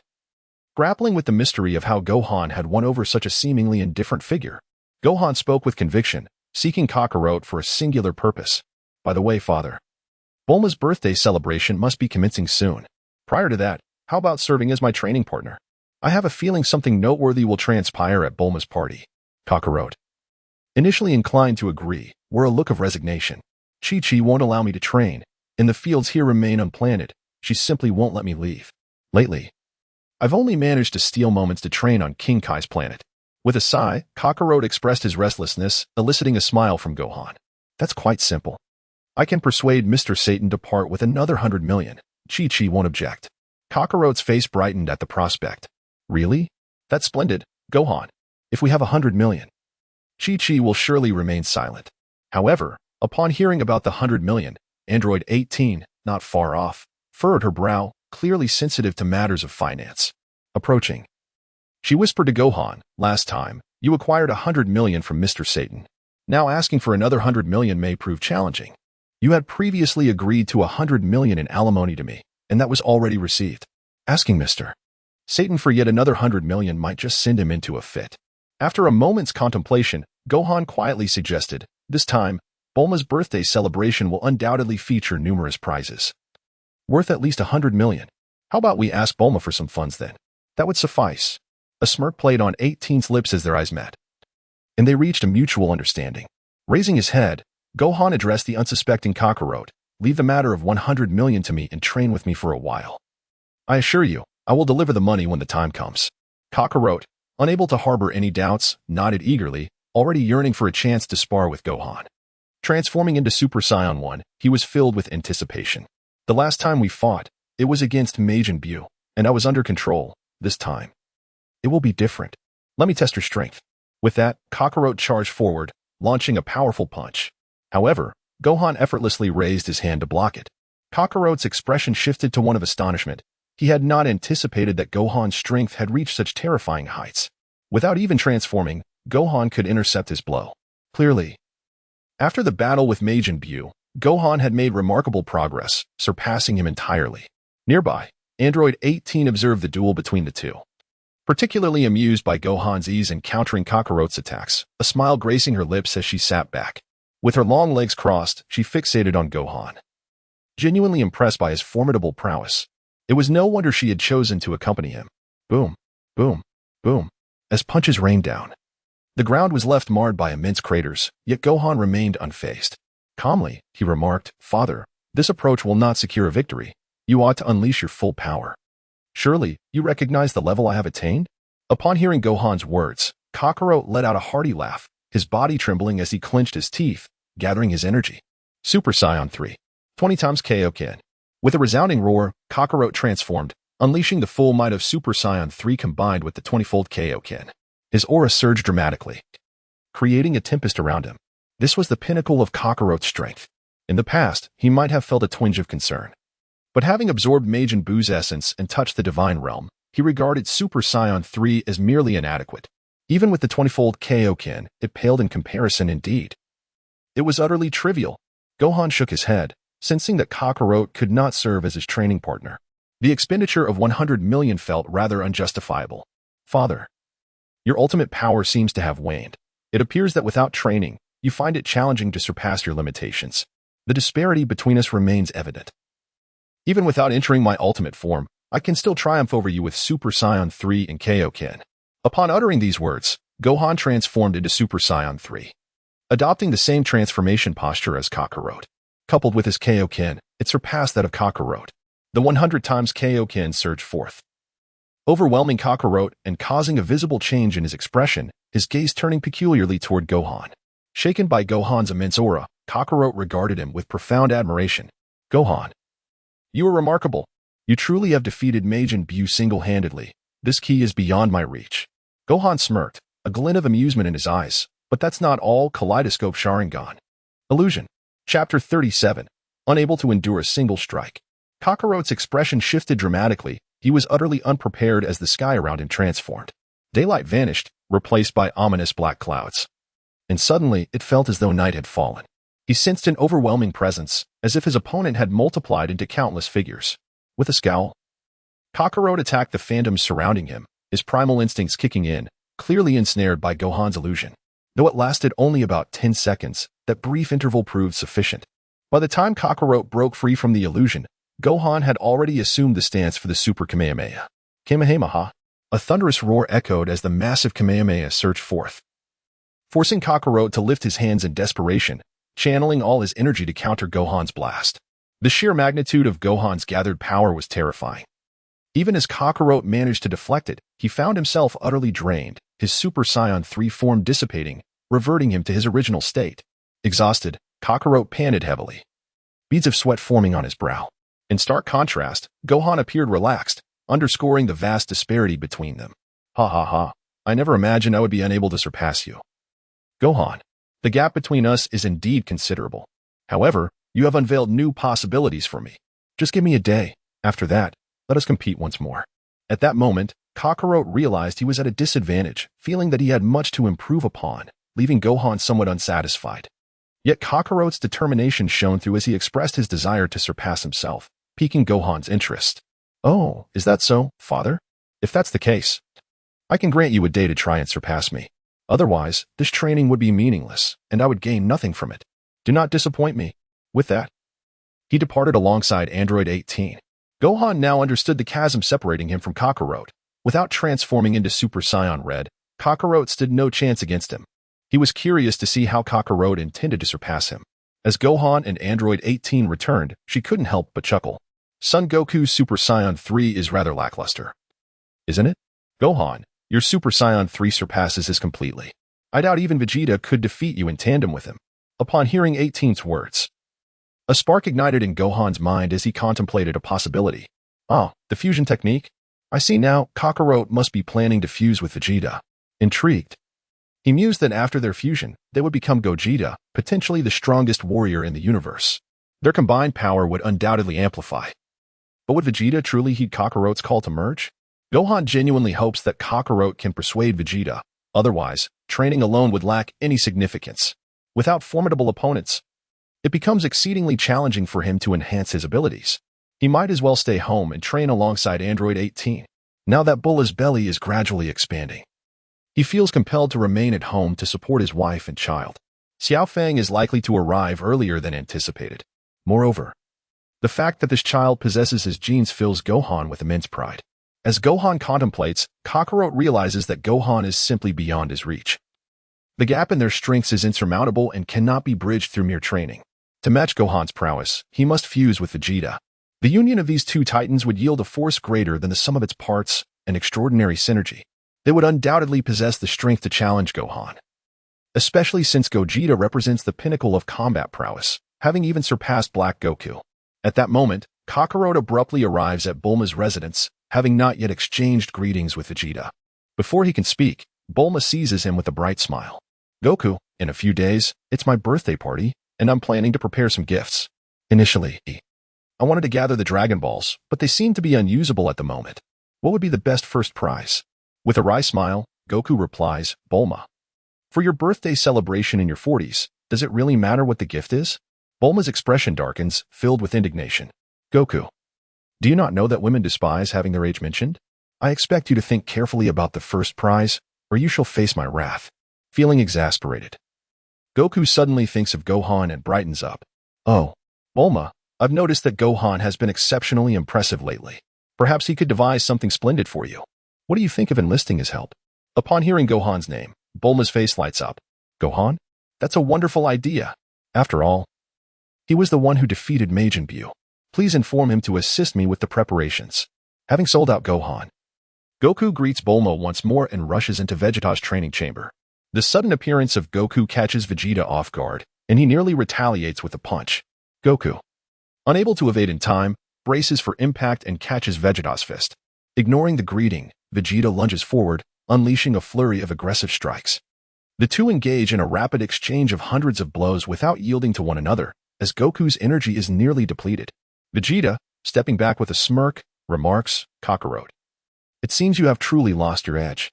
Gohan annihilated Majin Buu without your involvement. You cannot possibly compare to your own son. Goku, scratching his head, sighs in response.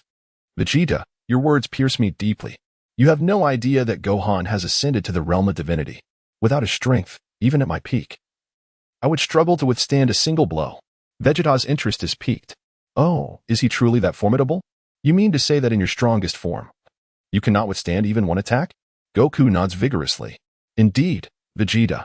If it were you, I fear you might not even endure half of one. Vegeta, feeling incensed, glares at Goku. Kakarot, are you attempting to humiliate me? Why is it that he can endure one blow, while I cannot even withstand half? This insinuation implies that I possess less than half of your strength. Vegeta's face contorts with frustration as he glares. Kakarot, what do you mean by that? I have no time for your nonsense. Kakarot, bemused, inquires, surely you jest. Haven't you been training tirelessly? How can you claim to be too busy? Vegeta retorts. The birthday party for Bulma is approaching. Do you think I will be running around aimlessly? Kakarot, with a quizzical expression, responds, Vegeta. I never imagined you cared so much for Bulma. Vegeta's cheeks flush with embarrassment as he defiantly replies, mind your own business. Now, cease your interruptions and allow me to train. As Kakarot turns to leave, he cannot resist adding, it seems I cannot divulge how to surpass Gohan's techniques within a single day. This comment instantly draws Vegeta's attention, and he narrows his eyes in inquiry. What do you mean, Kakarot? Surpassing Gohan in a day? Are you aware that he defeated Majin Buu, the second stage of Majin Buu, who was a force to be reckoned with? Do you comprehend the terror of second stage Majin Buu? Even in hell, I could feel his energy. And he was capable of overpowering Majin Buu. Gohan undoubtedly possesses remarkable strength. Achieving such prowess in a single day is utterly implausible.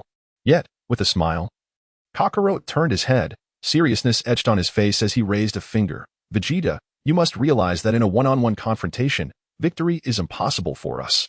However, if we were to engage in a two-on-one scenario, before he could finish, the proud Prince Vegeta, visibly displeased, interjected. I would never join forces with another to confront a single opponent. That is not the way of our Saiyan battles. Kakarot chuckled heartily and continued, just hear me out. Vegeta, are you aware of the fusion technique? It is something I have taught Goten and Trunks. By utilizing fusion, two individuals can merge into one, thereby amplifying our combined strength. Upon hearing Kakarot's words, Vegeta's eyes gleamed with interest. Ah, fusion. I recall it being a technique of the Supreme Kai. I have heard from Piccolo that fusion can transform two individuals of similar power into a formidable entity. Kakarot, as expected of you. Our strengths are indeed comparable. If combined, we might stand a chance against that brat. Recently, Gohan had been rather arrogant, and Vegeta could hardly tolerate it. Observing Vegeta's newfound enthusiasm, Kakarot eagerly approached him, laughing heartily. All right, Vegeta, let us train in fusion. I am certain that once we merge, we shall become the mightiest Saiyan warriors. I have even thought of a name. Let's call ourselves Gogeta. At this, Vegeta scowled, gritting his teeth. Isn't it supposed to be Vegeto? Kakarot sighed in resignation. How about we call it Gogeta instead? With the name settled, the two began to practice the fusion technique. Regrettably, Vegeta forgot to inquire how Piccolo performed the fusion. Watching Kakarot demonstrate before him, he instantly regretted it. Kakarot, you scoundrel. You expect me to perform such a humiliating technique with you? Absolutely not. The entire Capsule Corporation echoed with Vegeta's anguished cries. In the heart of the city, within an opulent villa, Mr. Satan, having found a rare moment of leisure, brought Majin Buu to visit Videl. After all, the unborn child Videl carried would be his future granddaughter, and Mr. Satan was quite concerned about her. He had even purchased numerous toys in preparation. Seeing them, Videl sighed in exasperation. Dad, I'm not even a month along. Why are you buying a crib already? Mr. Satan chuckled. Videl, it's better to be prepared. Oh, and I plan to hire a few nannies. It's not sufficient having just a few people in the villa right now. I've been earning quite a bit from advertisements lately. So if you and Gohan need money, just let me know. Videl smiled sweetly. With 18 helping me, I don't need any nannies. If any trouble arises, 18 can handle it. Mr. Satan was momentarily taken aback, genuinely confused about the relationship between Gohan and 18. However, he dared not ask Gohan. He was extremely satisfied with his son-in-law. Gohan was incredibly powerful and had saved him from numerous dangers. Before Gohan, he felt dwarfed, always heeding Gohan's words, knowing that his continued status as world champion was entirely due to Gohan's efforts. While Mr. Satan was engaged in light conversation with Videl, Gohan was returning from a training session with 18. Upon seeing Mr. Satan, he raised a hand in greeting and settled onto the sofa to relax. Videl immediately approached, dutifully offering him a massage. Gohan smiled gently, patting Videl's hand and inviting her to sit beside him. He turned to Mr. Satan and asked, "By the way, Satan, how has the advertisement shoot been going? I'm in need of a bit of money, around 100 million. I will have 18 come to you for it." Mr. Satan glanced at 18, wearing a broad smile, and replied, "Gohan, 100 million will take some time. Didn't I give you 100 million last time? Have you spent it all that quickly?" The last sum had already been handed to 18, and given her frugal nature, it seemed improbable she would part with any of it. Gohan casually remarked, "In any case, my father Kakarot is also in need of some funds, and I shall grant you time to gather the necessary amount. In a few days, Bulma's birthday celebration will commence. It would be wise to join us, as something significant may transpire." With a playful smirk, he elicited a shiver from Satan, who wore an expression of deep concern. After all, he was acutely aware that Gohan's mention of something significant was no trivial matter. Whatever Gohan deemed important was undoubtedly of great consequence, and Satan's curiosity was piqued. "Gohan, what exactly is this matter?" Gohan chose not to elaborate further, stating succinctly, "Let's discuss it when the time comes." He refrained from saying too much, for it was evident that these individuals could not comprehend the vast disparity between them and the God of Destruction. The difference was not trivial. The God of Destruction represented the pinnacle of power in the universe, possessing truly remarkable strength. His only course of action now was to swiftly transform into a Super Saiyan God. Glancing at Videl's abdomen with a smile, he glanced once more at Android 18, filled with anticipation for the birth of two Saiyans, who would ultimately aid him in achieving the Super Saiyan transformation. It was indeed a rarity that Kakarot had arrived at his luxurious villa early that morning. Upon landing, Kakarot gazed at the imposing mansion in astonishment. After all, this villa, which Gohan had painstakingly renovated, was remarkably expansive. All the funds acquired from Mr. Satan had been devoted to the villa's transformation, making it comparable to Capsule Corporation. Mr. Satan's earning potential was hardly inferior to that of Capsule Corporation, and Gohan's foresight in having him become a world champion hero was commendable. The villa spanned over 1,000 square meters, featuring not only the opulent mansion and garden, but also an expansive training ground, which left Kakarot exhilarated. Gohan had truly outdone himself. He had created a training area that surpassed even Vegeta's training room. Just then, Videl emerged, her eyes lighting up as she greeted Kakarot. "Father." Gohan and Android 18 went to Dad's place to collect some money. After this, she instructed the maid to guide Kakarot inside. Once within, Kakarot was once again taken aback by the luxurious decor compared to his previous residence on the mountain.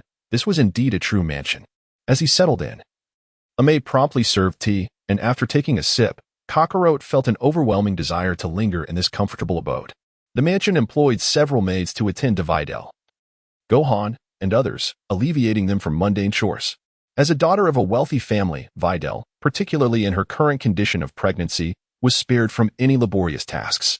However, she found herself somewhat impatient with the tranquility of her life, and, observing Kakarot before her, her curiosity got the better of her. "Father, I heard you made an agreement with Gohan to spar. May I watch?" Kakarot pondered for a moment before nodding with a smile. "Yes, that would be fine. I managed to persuade Vegeta after considerable effort. I plan to show Gohan something truly impressive. He will undoubtedly be astonished." As they spoke, Gohan returned from Mr. Satan's with 50 million in cash, still awaiting another 50 million for a future retrieval. Upon entering, he was taken aback by Kakarot's words. He was particularly surprised that Vegeta had agreed to utilize such a rudimentary fusion technique. Unable to contain himself, he exclaimed, "Oh, I can't believe Vegeta is willing to fuse with you. That genuinely astonishes me." Kakarot, surprised that Gohan was already privy to this information, covered his head, exclaiming, "Ah, you guessed it. I had a tough time convincing Vegeta. I promised him I would help prepare a birthday gift for Bulma. Oh, this is something I probably shouldn't have mentioned." It was clear that after embracing a tranquil life, Vegeta displayed great affection for his wife and child. A stark contrast to Kakarot's personality. It was unexpected that Kakarot had agreed to such terms in order to persuade Vegeta. Satisfied, Gohan entered, placing a hefty cash box containing 50 million on the ground. He spoke, "By the way, here is 50 million. Take it back to Chi-Chi first. The remaining 50 million I will gather as soon as possible." Chapter 39, The Birth of Gogeta. Kakarot, upon receiving the weighty box, was taken aback by its heaviness. Gazing at the stacks of bills, he wore a look of astonishment. Satan truly knows how to earn money. He actually handed over several million. By the way, Gohan. The grand prize from Bulma was originally the Dragon Balls. However, since the Dragon Balls take a year to regenerate, I wanted to ask if you have any other brilliant ideas? At this mention, Gohan's eyes lit up. He planned to accompany Bulma in search of the Super Dragon Balls. He was aware that Bulma knew someone who could assist in locating the whereabouts of the Super Dragon Balls. This presented a splendid opportunity, regardless of the circumstances. He was determined to find the Super Dragon Balls to fulfill a few wishes. Perhaps he could elevate his Ultra Instinct to its pinnacle, or perhaps even attain immortality. Nodding, he promptly replied, "Yes, I will seek out Bulma, and I have some promising ideas regarding the grand prize." Kakarot, pleased with this response, felt relieved. Contemplating such matters often gave him a headache, and now he simply yearned to train with Gohan as swiftly as possible. "I assure you, as I promised earlier, within a day, I will devise a method to defeat you. What do you say? Are you interested in giving it a try?" Gohan could hardly contain his anticipation. He was eager to discover whether the fusion of Kakarot and Vegeta would render them capable adversaries. Otherwise, waiting for the god of destruction to arrive would be dreadfully monotonous. Contemplating this, Gohan proposed, "In that case, why not wager a bet? Father, if I triumph in this contest, I would like you and Vegeta to assist me with a certain task." Kakarot, intrigued, inquired, "What task?" Gohan, with a mysterious smile, remarked, "This must remain confidential. However, it can be considered a wager for the competition. You should mention it to Vegeta." Without a moment's hesitation, Kakarot agreed, inadvertently assisting Vegeta as well. "Leave this matter to me. Just mention it to Vegeta, and he will undoubtedly consent." Indeed, Kakarot was Vegeta's nemesis, someone who could easily manage him. Entrusting the task to Kakarot would prove effortless. Soon, he would transform into a Super Saiyan God, and his anticipation was palpable. He uttered a brief statement and guided Kakarot to the training grounds for a combat wager. As they proceeded, Videl hurriedly followed, her curiosity piqued. "Gohan, I am utterly bored at home. May I join you to observe?" "I beg you." Videl still harbored a passion for battle, but due to her pregnancy, she could not engage in any roughhousing, leaving her restless. Gohan cast a glance at Bidily and then at the nearby Android 18, smiling as he nodded in agreement. "Indeed, with Android 18 by your side, there shall be no cause for concern," Bidily exclaimed joyfully, turning to Android 18. "This time, I truly appreciate your assistance." Android 18, maintaining her calm demeanor, nodded in acknowledgement. The harmonious relationship between the two women, devoid of jealousy or rivalry, undoubtedly stemmed from the previous battle against Majin Buu, where Android 18 had protected Bidily. Their amicable bond was undoubtedly the best outcome, as they had little cause for discord. Neither possessed the strength to rival Gohan. With a mere flick of his wrist, Gohan could easily subdue both women, a testament to his formidable power that allowed him to navigate two relationships effortlessly. Nearby, Kakarot watched with envy, pondering why Gohan seemed to possess a significantly higher emotional intelligence than himself. As fellow Saiyans, he questioned the vast disparity between them. In the training arena, considerable modifications had been made, enhanced by Bulma's cutting-edge technology. The 5-layered protective shield secured the area, forming a semicircular dome. Under normal circumstances, as long as no cataclysmic energy surges occurred, everything would remain safe. Kakarot, feeling envious of this protective environment, remarked, "Gohan, this place is truly remarkable. With this 5-layer shield, the risk of mishaps is nearly non-existent. It seems we can engage in battle without restraint." Calmly, Gohan glanced over, his curiosity piqued regarding the true extent of Gogeta's power. The fusion of Kakarot and Vegeta had undoubtedly elevated their strength to an entirely new zenith. In accordance with his initial conjecture, Gogeta's fusion using the earrings could potentially overpower the Majin Buu who had absorbed God Gohan. What does this imply? It signifies that Gogeta had ascended into the realm of divinity, possessing the might of a Super Saiyan God without the necessity of transformation. Gohan was unequivocally certain of this, and it ignited a fervor within his Saiyan blood. He felt a surge of excitement. The battle against Majin Buu posed no challenge for him, as his own growth had been remarkably rapid. By the time Majin Buu was utterly vanquished, it did little to awaken the Saiyan lineage within him. Now, however, Kakarot had successfully persuaded Vegeta, and they were finally on the cusp of witnessing the astonishing power of the true elite fighters. Presently, Gohan was even more eager than Kakarot himself. Kakarot was currently reaching out to Vegeta, who, while attending to family duties and assisting in the preparations for a birthday celebration, had been summoned to the training ground. Upon arriving and observing Gohan's protective barrier, Vegeta felt a twinge of jealousy. To his astonishment, Bulma had actually facilitated the creation of this training area for Gohan, and he had been blissfully unaware. How infuriating. My gravity training room pales in comparison to this place. With a discontented glance, Vegeta, fueled by envy, resolved to teach Gohan a lesson. The two reached a consensus and prepared to initiate their first transformation. Gohan stood patiently to the side, his arms crossed and an expression of calmness upon his face. Behind him, Dilly waved her small hand, unexpectedly exclaiming with great excitement, "Gohan. Go for it." Gohan finds the situation somewhat amusing. This remark is meant for Goku and Vegeta. Presently, Goku and Vegeta assume their stances, while the crab scuttles about.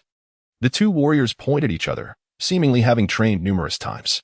Nevertheless, Vegeta's face is flushed, unmistakably embarrassed by this humiliating posture. In the next moment, boom.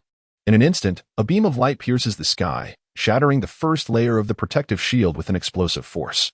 Gohan is momentarily taken aback, sensing the aura of Gogeta ahead, igniting the Saiyan blood within him. This is precisely the adversary he yearns for. His expectations were not misplaced, following their fusion. Even in their ordinary forms, Gogeta is already nearing divinity. If he were to transform into Super Saiyan 3, he would indeed be operating within the realm of gods.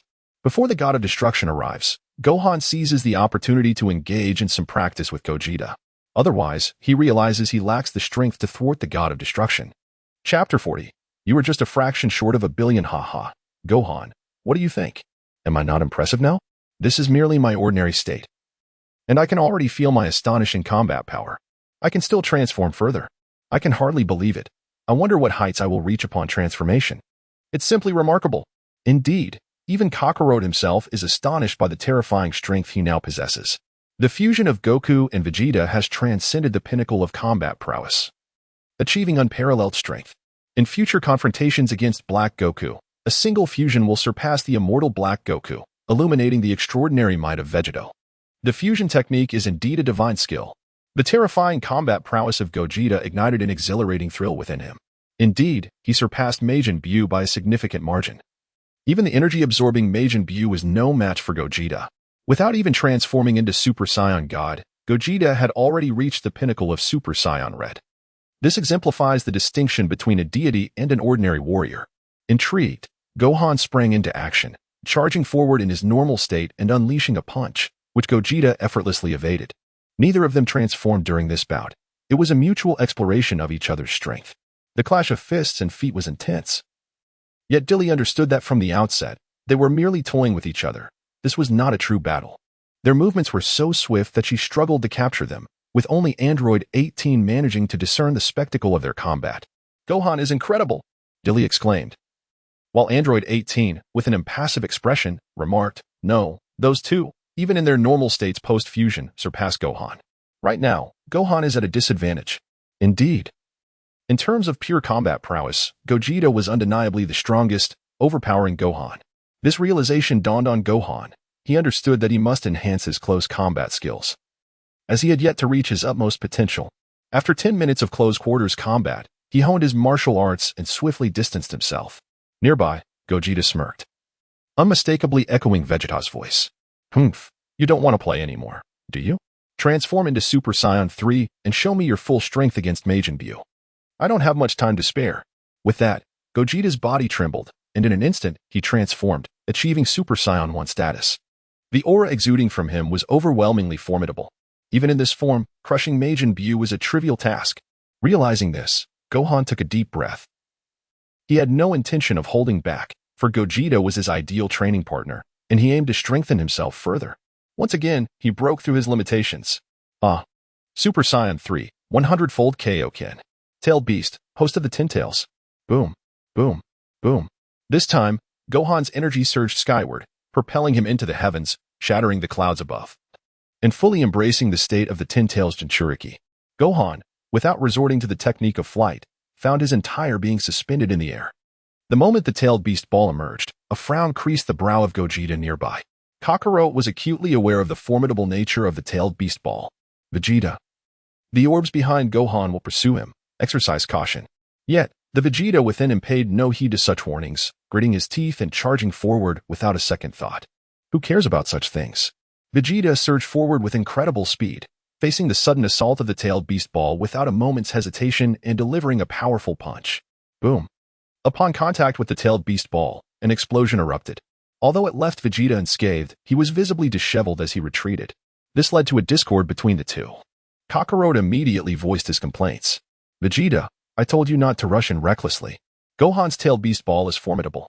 Vegeta, clearly irked, retorted, Kakarot, this is all your fault.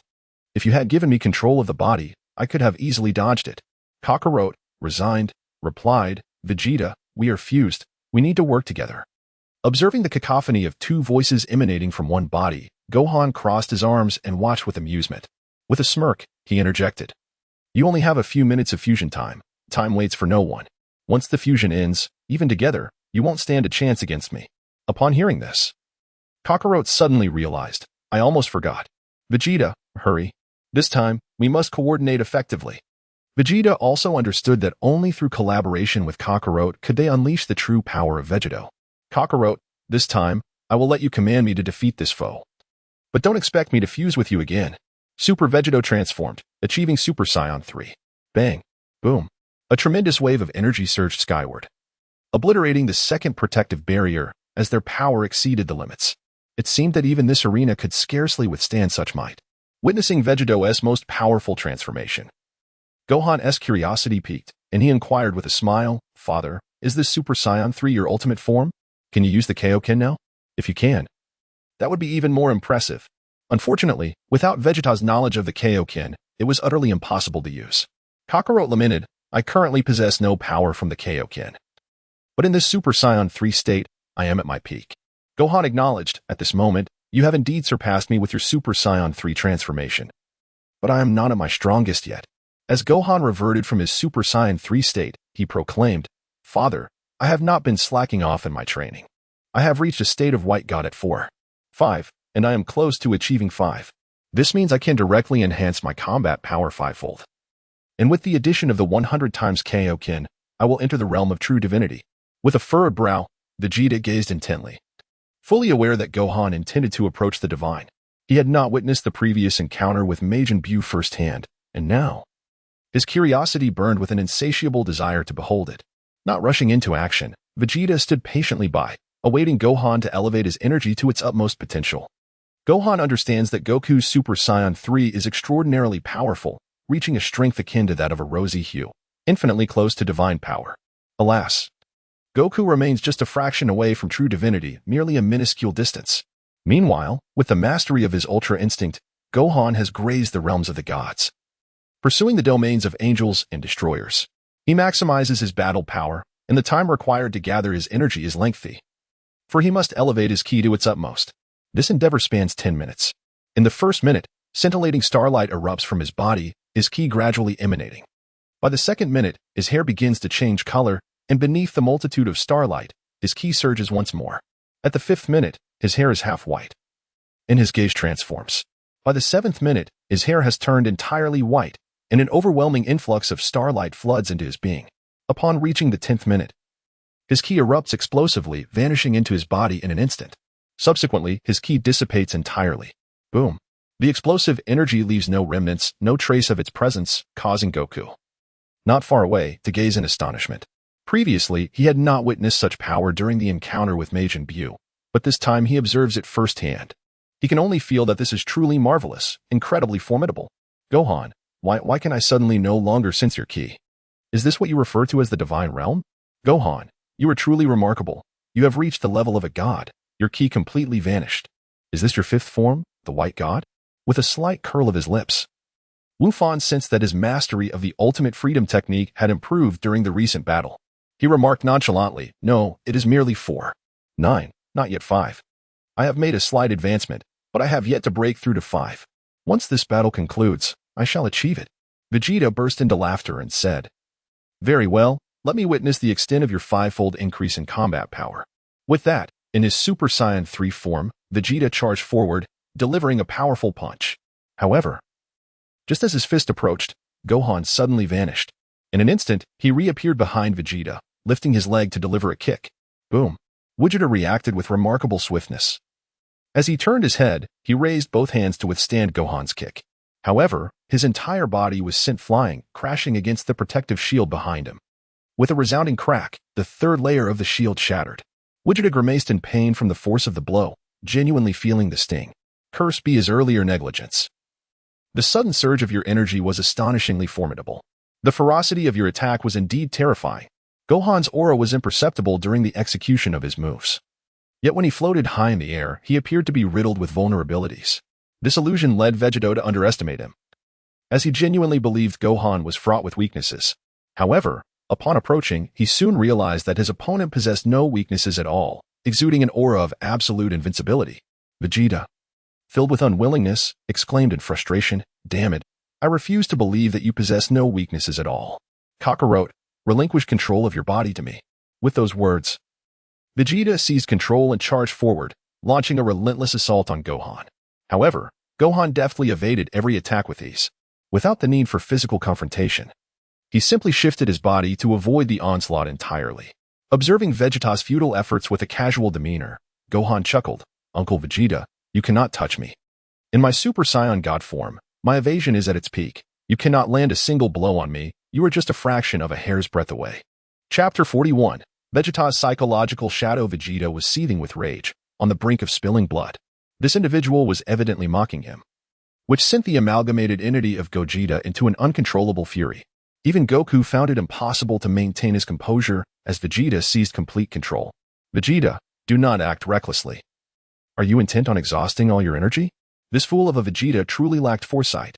When faced with defeat, he chose to unleash every ounce of his power in a reckless assault against his opponent, such as the nature of Vegeta. Goku, on the other hand, was the pragmatic one, always reserving a portion of his strength.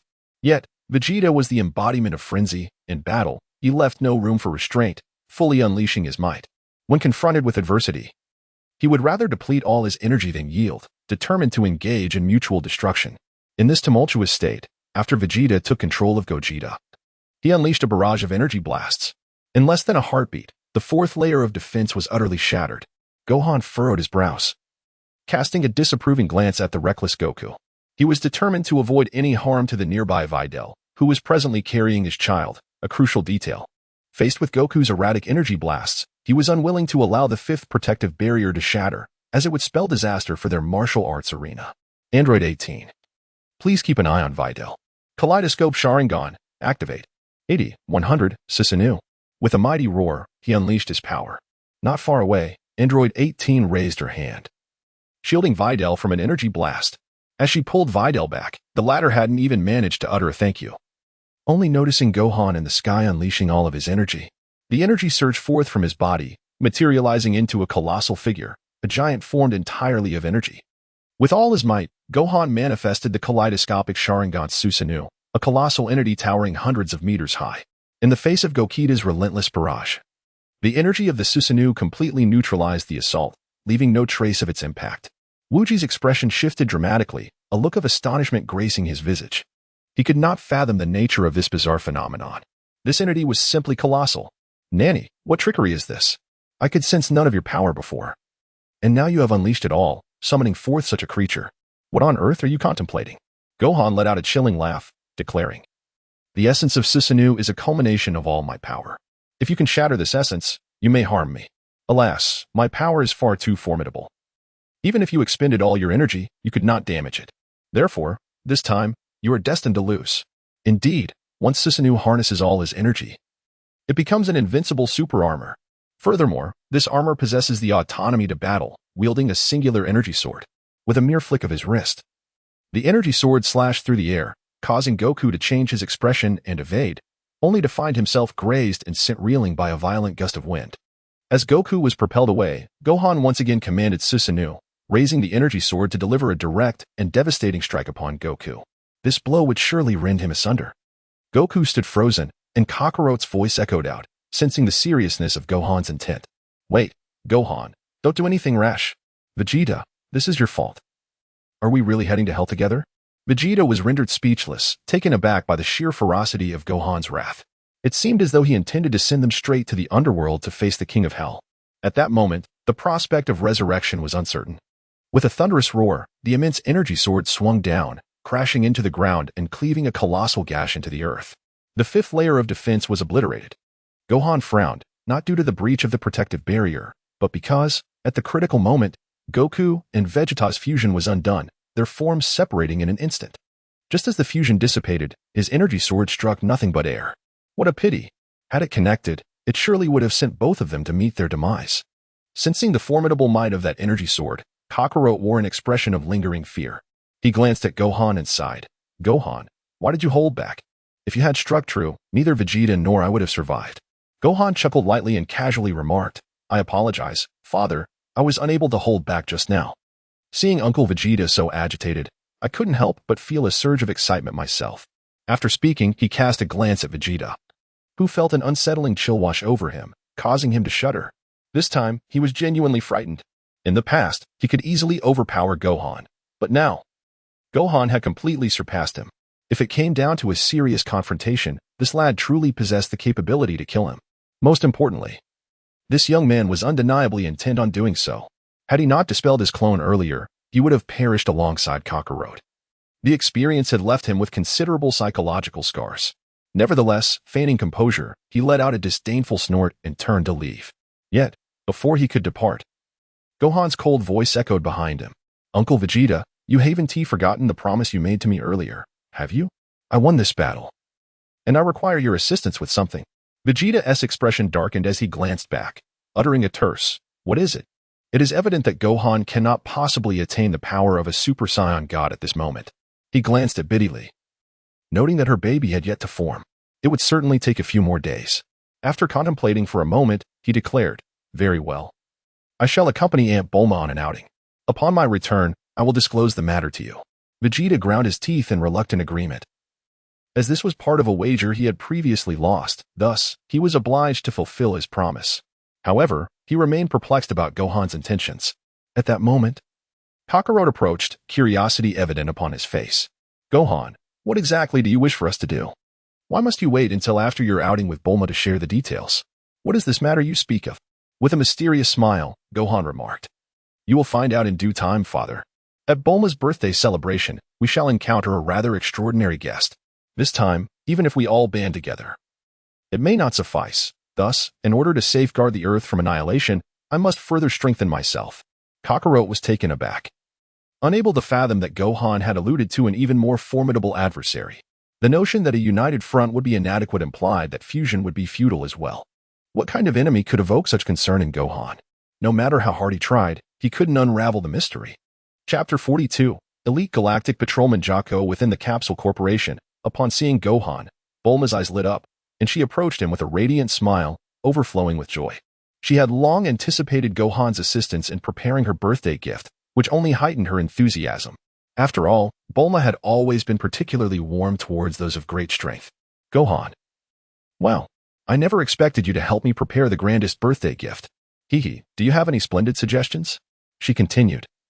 I heard that after your match with Vegeta and Goku, you emerged victorious over both. That's incredible! Now, Gohan can truly be regarded as the strongest. Bulma's face beamed with delight as she leaned closer, her smile unwavering. By the way, Gohan, if there is ever anything I need assistance with, do lend me a hand. Of course, I shall compensate you for your efforts. With money as her means of persuasion, Gohan was indeed swayed, and he promptly agreed. And Bulma, if I find some spare time, I can assist you with a little task. Bulma chuckled heartily, her gaze sharp as she replied, Gohan, no need to call me Auntie. You can call me sister instead. Gohan recalled that Bulma was now over 40, yet she still insisted on being addressed as sister. A chill ran down his spine. But he hastily concocted an excuse. By the way, I'm looking for Jocko, the Galactic Patrolman, who has a good rapport with you, Bulma. If I can find him, it will be much easier to prepare your birthday gift. Bulma's eyes lit up. She had almost forgotten that she had known Jocko since childhood. As a Galactic Patrolman, he was privy to a wealth of information. If anyone could assist in locating the perfect gift from across the universe, it was indeed Jocko. Elated, she instantly agreed to reach out to him. Oh, I nearly forgot. Jocko is well versed in galactic affairs and knows quite a bit. She chuckled. I'll make a call and bring him to Earth. With that, she began rummaging through her belongings to find her cosmic communication device. After half an hour of searching, she finally retrieved it and promptly switched it on. With a flash of light illuminating the sky, a spaceship swooped down from afar. However, The speed with which it approached was clearly not that of a mere summons. Bulma couldn't help but wonder what special mechanisms Jocko had installed in his spacecraft. With a resounding crash, the spaceship landed heavily, shattering the ground beneath it. The vessel nearly exploded upon impact. Emerging from the craft in a disheveled state was Jocko. Resembling a superhero, he coughed incessantly and immediately shouted at Bulma, "Bulma, are you trying to kill me? How despicable! When did you install such devices in my elite banking spaceship?" While I was on a mission, the ship suddenly lost control and teleported directly to Earth. This is all your fault. Jocko was infuriated. During his mission, the ship had spiraled out of control, hurtling towards Bulma's residence. He was well aware that this was undoubtedly linked to Bulma. Bulma laughed heartily, noticing Jocko's furious approach, and promptly pulled Gohan beside her. "Jocko, it's not me who needs you. Gohan has something to discuss with you." The galactic elite, with an air of arrogance, scowled at Gohan upon seeing him. Hands on his hips and brimming with indignation, he exclaimed, "Hey, what do you want with me? I'm very busy. As a galactic elite, I have no time for trivial matters. Recently, I captured several super fugitives, individuals who pose a threat to the entire universe." Wufan maintained a serene expression as he calmly remarked, "I wish to meet the omniscient and omnipotent Zuno." Jocko found this utterly laughable and, with evident dissatisfaction, retorted, "Lord Zuno. One typically must queue for inquiries, and the waiting period has extended into several millennia. It is inconceivable that you could simply request an audience." Wu Fan casually remarked, "Just take me there." He was aware that the other party had to queue, but that applied only to those who adhered to the rules. For those who did not, like Samasu, a swift beating would suffice to elicit the necessary answers. His power now towered over the entire universe, as long as the god of destruction remained dormant. He stood unrivaled in the seventh universe. Who would dare refuse to answer his inquiries?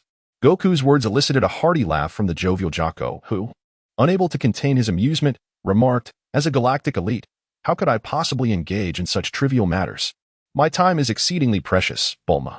Do refrain from summoning me for such mundane tasks in the future." With an air of arrogance, he displayed his reluctance to comply and prepared to turn away. Such was his nature. It seemed he had come to regard himself as Bulma's loyal subordinate since earlier, a mere ordinary inhabitant of Earth, as Gohan casually raised his hand. In the very moment his opponent contemplated retreat, a powerful energy blast struck the ground nearby. Boom! A resounding explosion ensued, creating a crater larger than that caused by the impact of his spaceship. This sudden occurrence startled Jocko, leaving him in a state of astonishment as he gazed at the vast pit. Turning his head, he finally began to regard Gohan before him.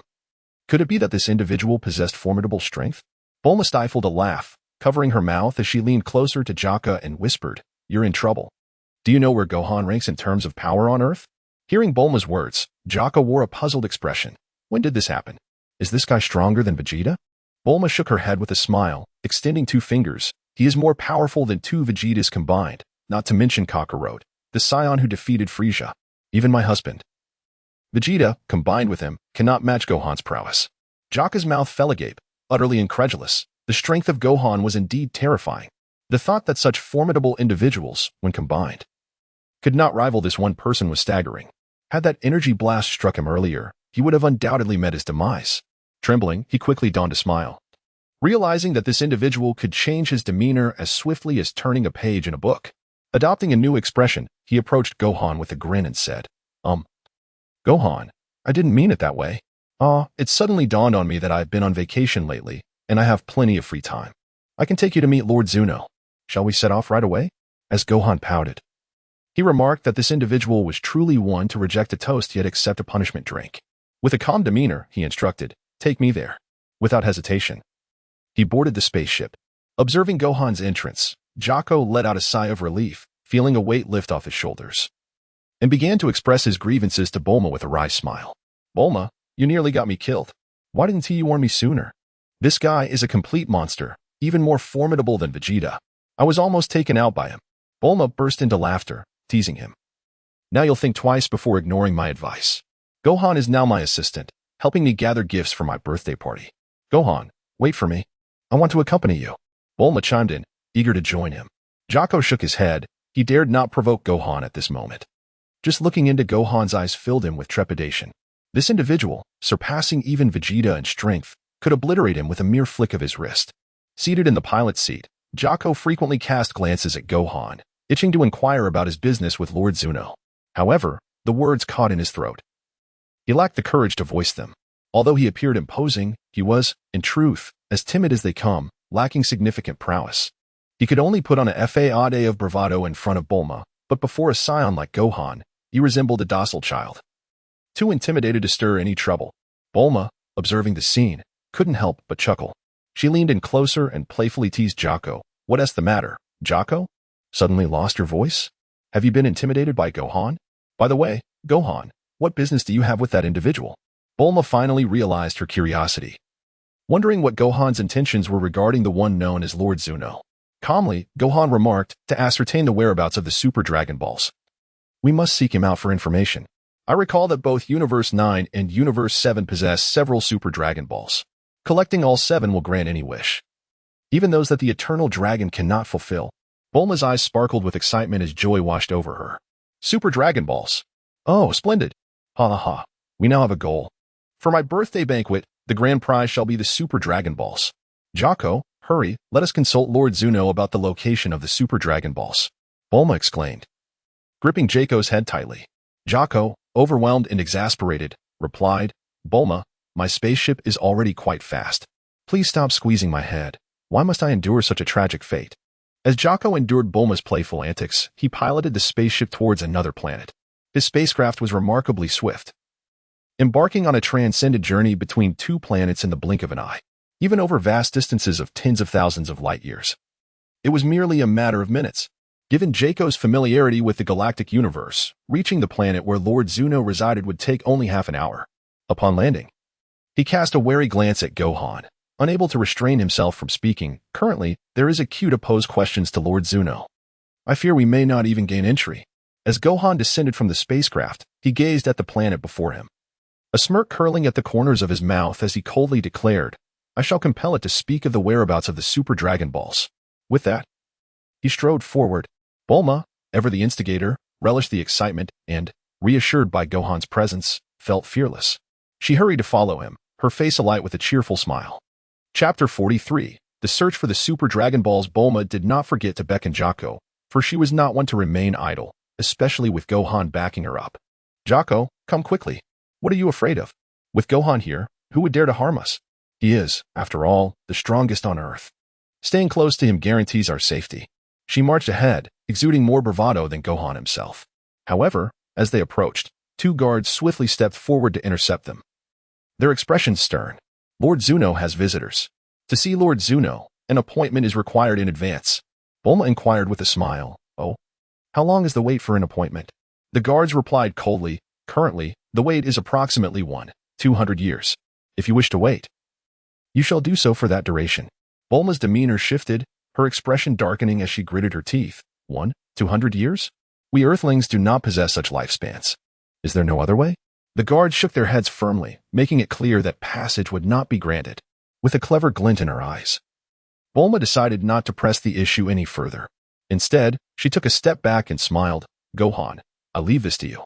Wufan chuckled continuously, pondering the notion of queuing. Within the 7th universe, strength reigned supreme. He held a profound admiration for Frieza, who navigated his affairs with effortless ease. For the mighty do not abide by rules. Such regulations are crafted by the powerful. With a decisive step forward, he unleashed his overwhelming will. "Begone!" With an air of arrogance, Gohan raised his head, casting a sweeping glance. In an instant, the 2 guards trembled involuntarily, their eyes rolling back as they collapsed to the ground.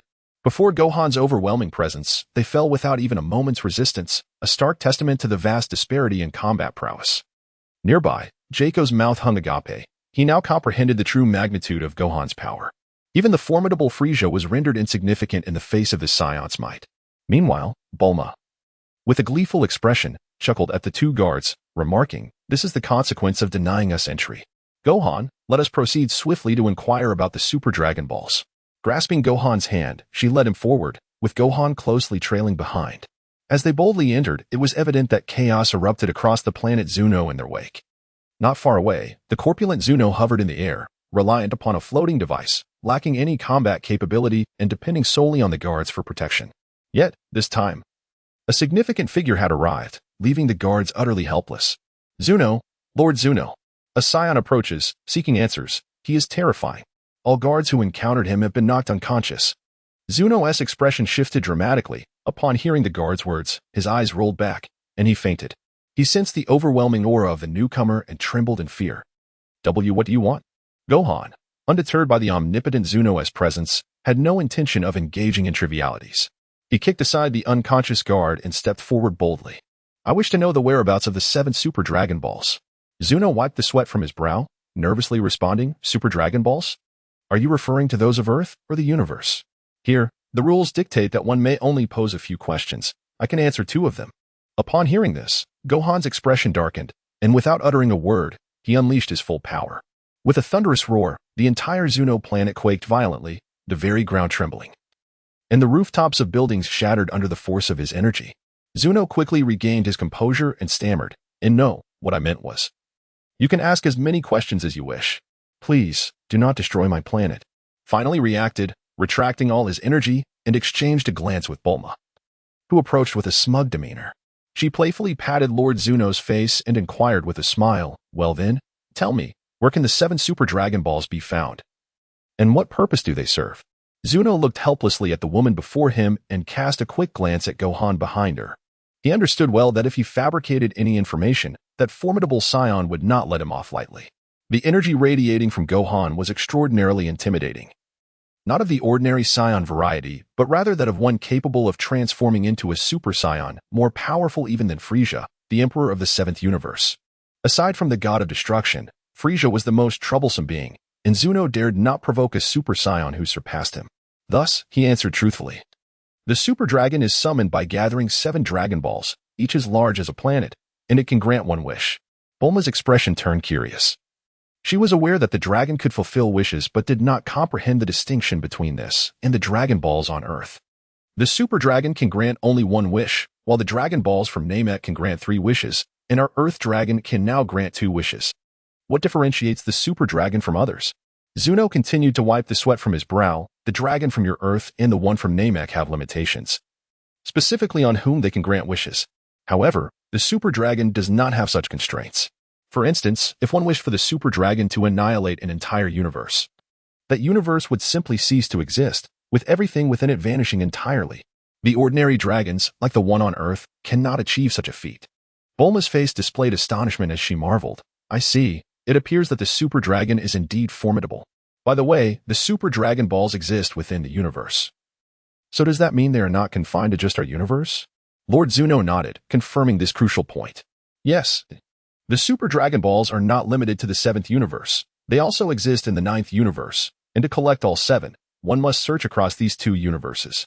Bulma looked troubled, realizing that despite their immense size, the 7 Dragon Balls would be exceedingly difficult to find, especially since they span 2 universes. It was a daunting task for an ordinary person. Gohan, however, was intrigued and continued to ask, if we need to traverse 2 universes, how can we accomplish that? For locating the Dragon Balls, Bulma can create a radar for them. Moreover, this fellow here surely knows the locations of the Dragon Balls in our universe. The only remaining question is how to cross into the other universe. This seems something only a deity could achieve. Chapter 44. Crafting the Super Dragon Radar. Zuno appeared troubled and, after a brief pause, finally spoke. To traverse 2 universes.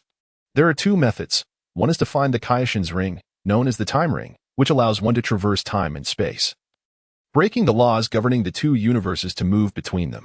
The other method is the Angel's Staff. Clearly, only angels possess the means to navigate between the 2 universes. The Angel's Staff can accelerate movement and even suspend time, facilitating passage. Of course, there are limitations to its use, but the real power lies in the Kaioshin's Time Ring.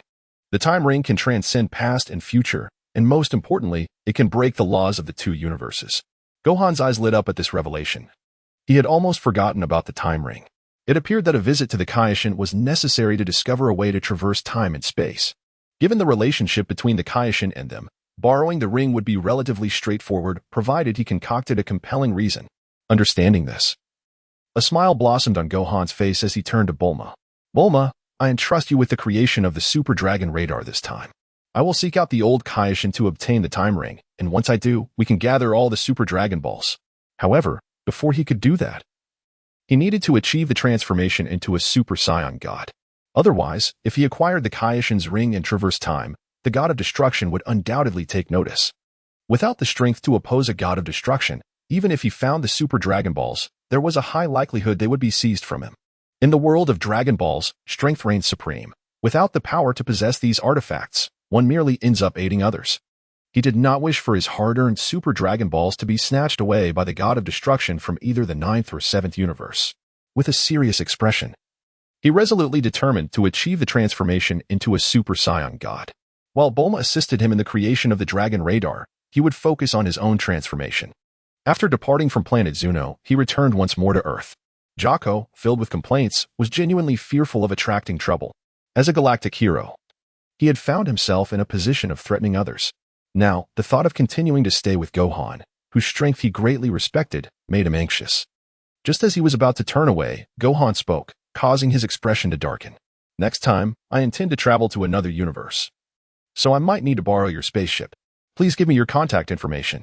Reluctantly, Jocko handed over a communicator, his expression shifting. Press this communicator, and I will come. However, I am usually quite busy and have little free time. Gohan grasped the situation firmly, disregarding the words of his counterpart. Very well, next time I summon you. You must arrive within minutes, regardless of your location. Do you understand? Jocko trembled, nearly brought to tears as he acquiesced. Fully aware that this individual would not spare a thought for his feelings. The other's power was overwhelming. He could only comply, feeling compelled to leave Earth without delay. Boarding his spaceship. Meanwhile, upon discovering the existence of Super Dragon Balls in the cosmos, Bulma was filled with elation and set about designing a radar specifically for them. Having successfully created a radar for the ordinary Dragon Balls, she was confident in her ability to craft one for the Super Dragon Balls as well. With a newfound direction, she turned to Gohan with a mysterious smile and said, "Hee hee, Gohan, grant me 2 days, and I shall unveil something extraordinary. I intend to integrate the Dragon Ball radar into the spaceship." Given that the Super Dragon Balls spanned the size of an entire universe, it made perfect sense to design a spacecraft capable of seeking them out. Bulma's suggestion was indeed commendable, even though Gohan had attained a divine physique. Navigating the oxygen-deprived vastness of space was an impossibility. A spaceship was essential. Without it, locating the Super Dragon Balls would be a daunting task. Gohan found himself eagerly anticipating Bulma's Dragon Ball radar spaceship.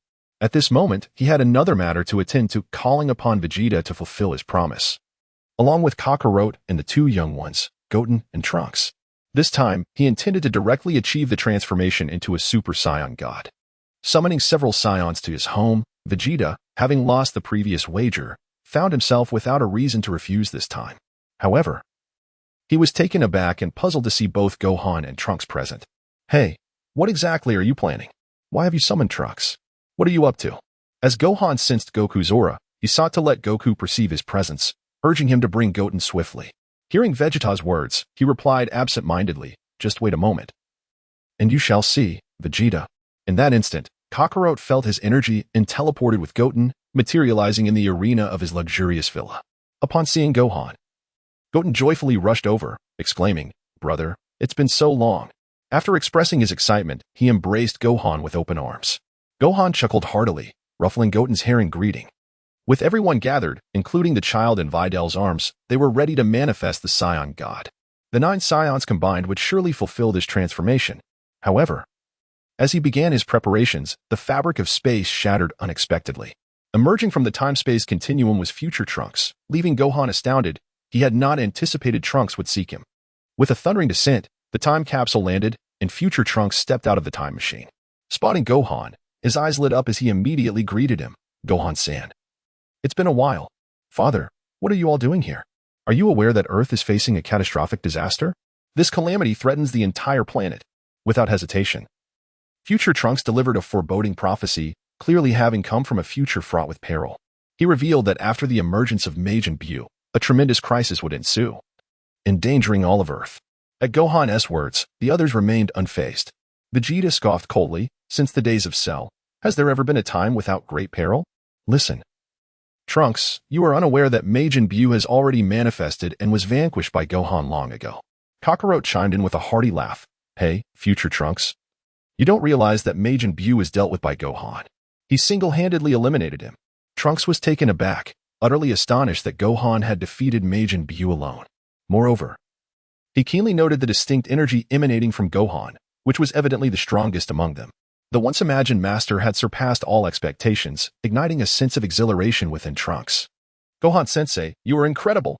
I never imagined your power would reach such heights, capable of defeating Majin Buu alone. Does this mean the crisis on Earth can also be resolved? Yet, Gohan's demeanor remained calm as he replied, unfortunately, not just yet. Trunks, you are correct. Earth is on the brink of crisis. Even though I have entered the realm of the divine, I am still unable to resolve this predicament. I must advance further, transforming into a true deity, and seek the Super Dragon Balls to enhance my strength. Future Trunks gazed at Gohan with sharp eyes, fully aware of the chasm between their abilities. However, witnessing Gohan's might filled him with joy, for his beloved mentor had returned. His admiration for Gohan was profound, especially as he had originally sought to learn the Super Saiyan transformation from him. With a surge of enthusiasm, Trunks declared, Gohan-sensei, if you require anything, please do not hesitate to tell me. I will surely assist you. Gohan recognized Trunks' earnestness and glanced at the nearby time machine, understanding that Trunks would prove invaluable. Seizing the moment as everyone had gathered, Gohan smiled and said, by the way, future Trunks, I have a request for you. Assist me in achieving the transformation into a Super Saiyan God. At his words, the expressions of Trunks, Vegeta, and Kakarot shifted dramatically, their faces reflecting shock and disbelief.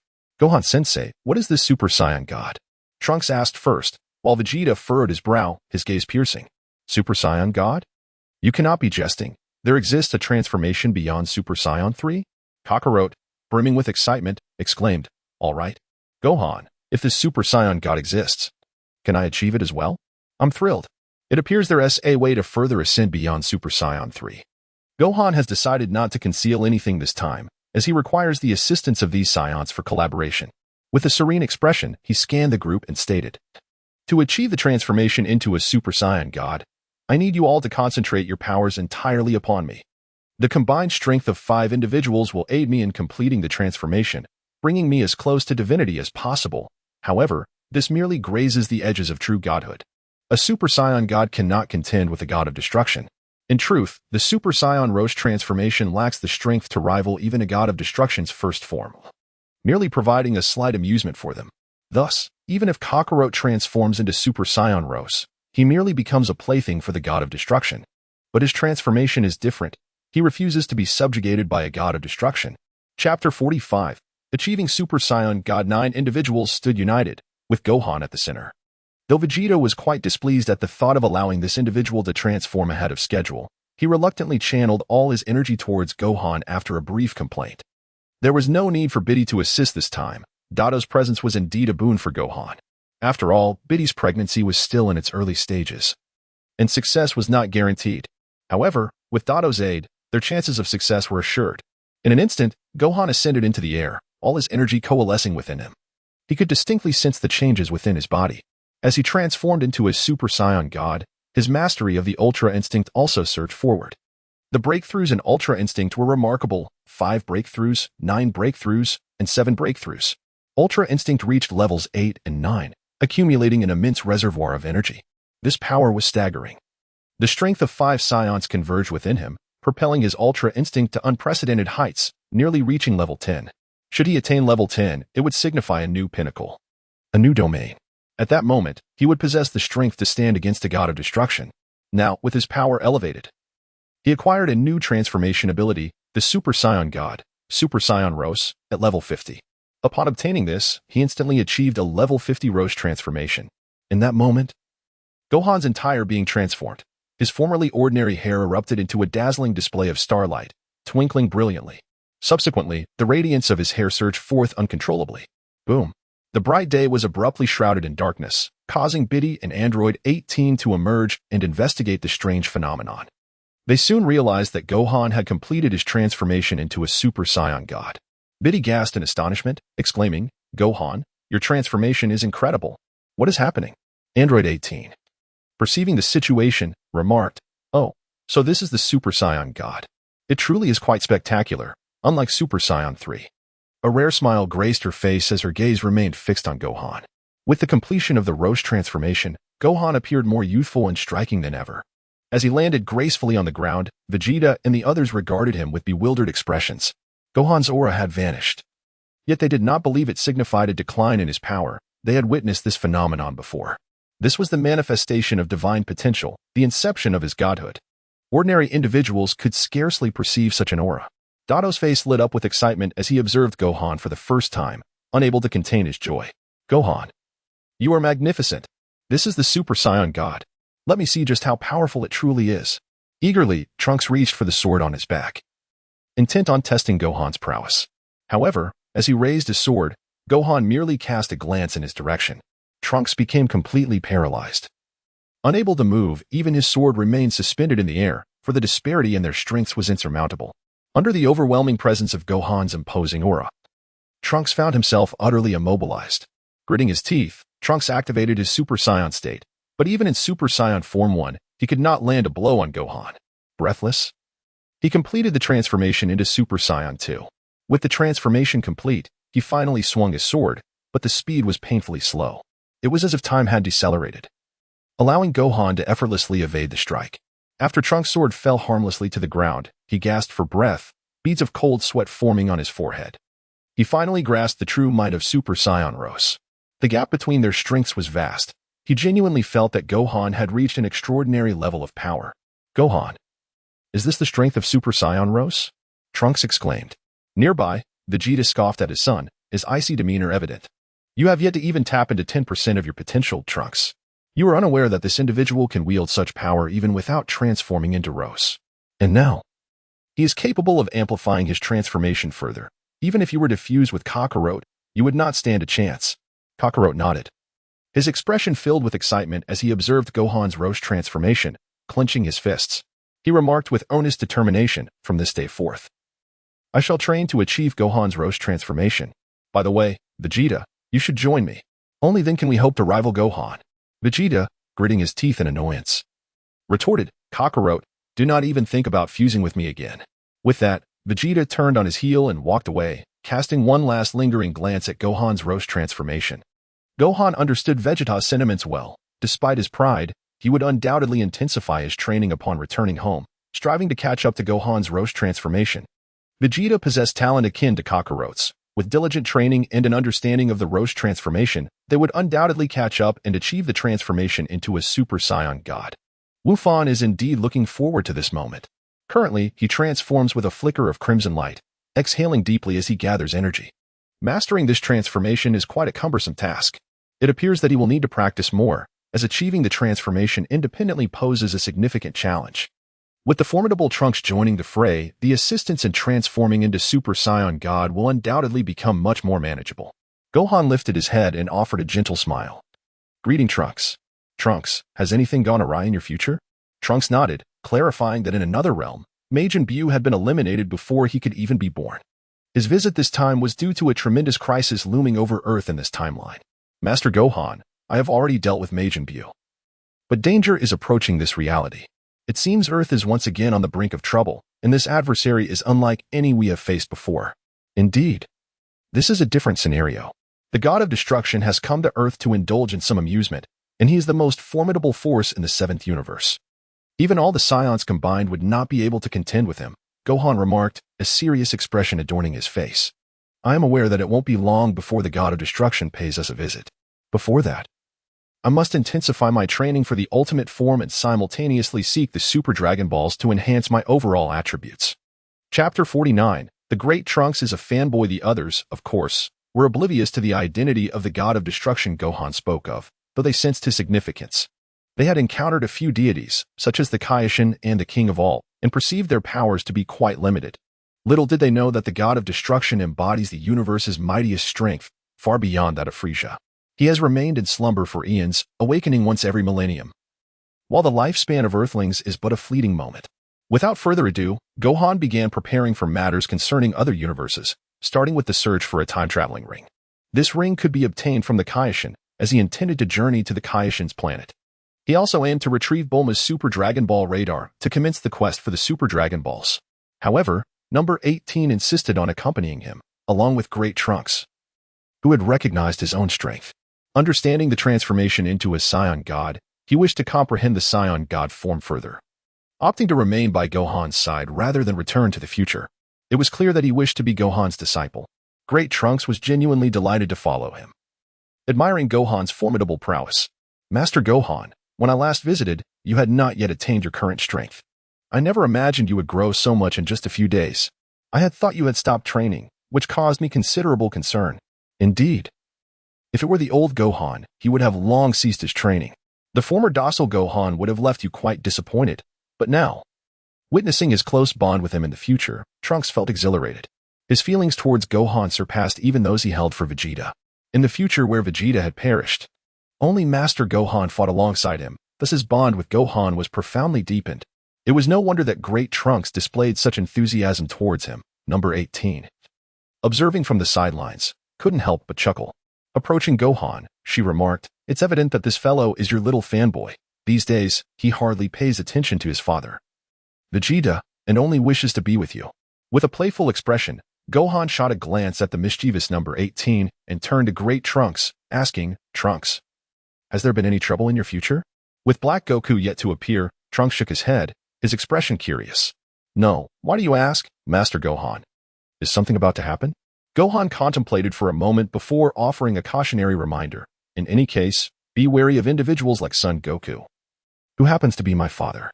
Trunks, perplexed by Gohan's words, merely nodded in agreement. As he spoke of the future, his expression radiated joy. "Master Gohan, in the future where I reside, humanity has united after several crises. The emergence of Majin Buu led to our planet's annihilation. Regrettably, future Master Gohan did not witness this. I truly wish you could experience it firsthand." Intrigued by the prospect of visiting the future world, Gohan smiled and consented, "Very well, when the time permits. I shall accompany you to witness it." Trunks nodded enthusiastically, his joy unmistakable. Gohan recognized the admiration Trunks held for him and felt a responsibility to impart knowledge. Ensuring Trunks was equipped to confront Black Goku. The preservation of the future world was paramount, as Gohan sensed it would greatly benefit his own training. With a serious demeanor, he declared, "Trunks, during your stay here, I shall teach you the transformation into Super Saiyan 3. You will also serve as my training partner." Trunks' eyes sparkled with excitement, his face glowing with anticipation as he exclaimed, "Really? That is wonderful, Master Gohan. I am eager to continue training with you. I will dedicate these few days to mastering the Super Saiyan 3 transformation. If only I could attain the level of Super Saiyan God like you." Gohan chuckled softly, not believing that Trunks could succeed, for the energy required to attain the Super Saiyan God form was monumental. Without mastering Super Saiyan 3, advancement would prove exceedingly challenging. The transition between stages was fraught with difficulty. For now, it would be more beneficial for Trunks to focus on mastering Super Saiyan 3. He must not aim too high too quickly, lest he tire himself out. He remarked with a smile, "The Super Saiyan God form is premature for you. Even Vegeta and my father, Son Goku, would struggle to comprehend it in a short span of time.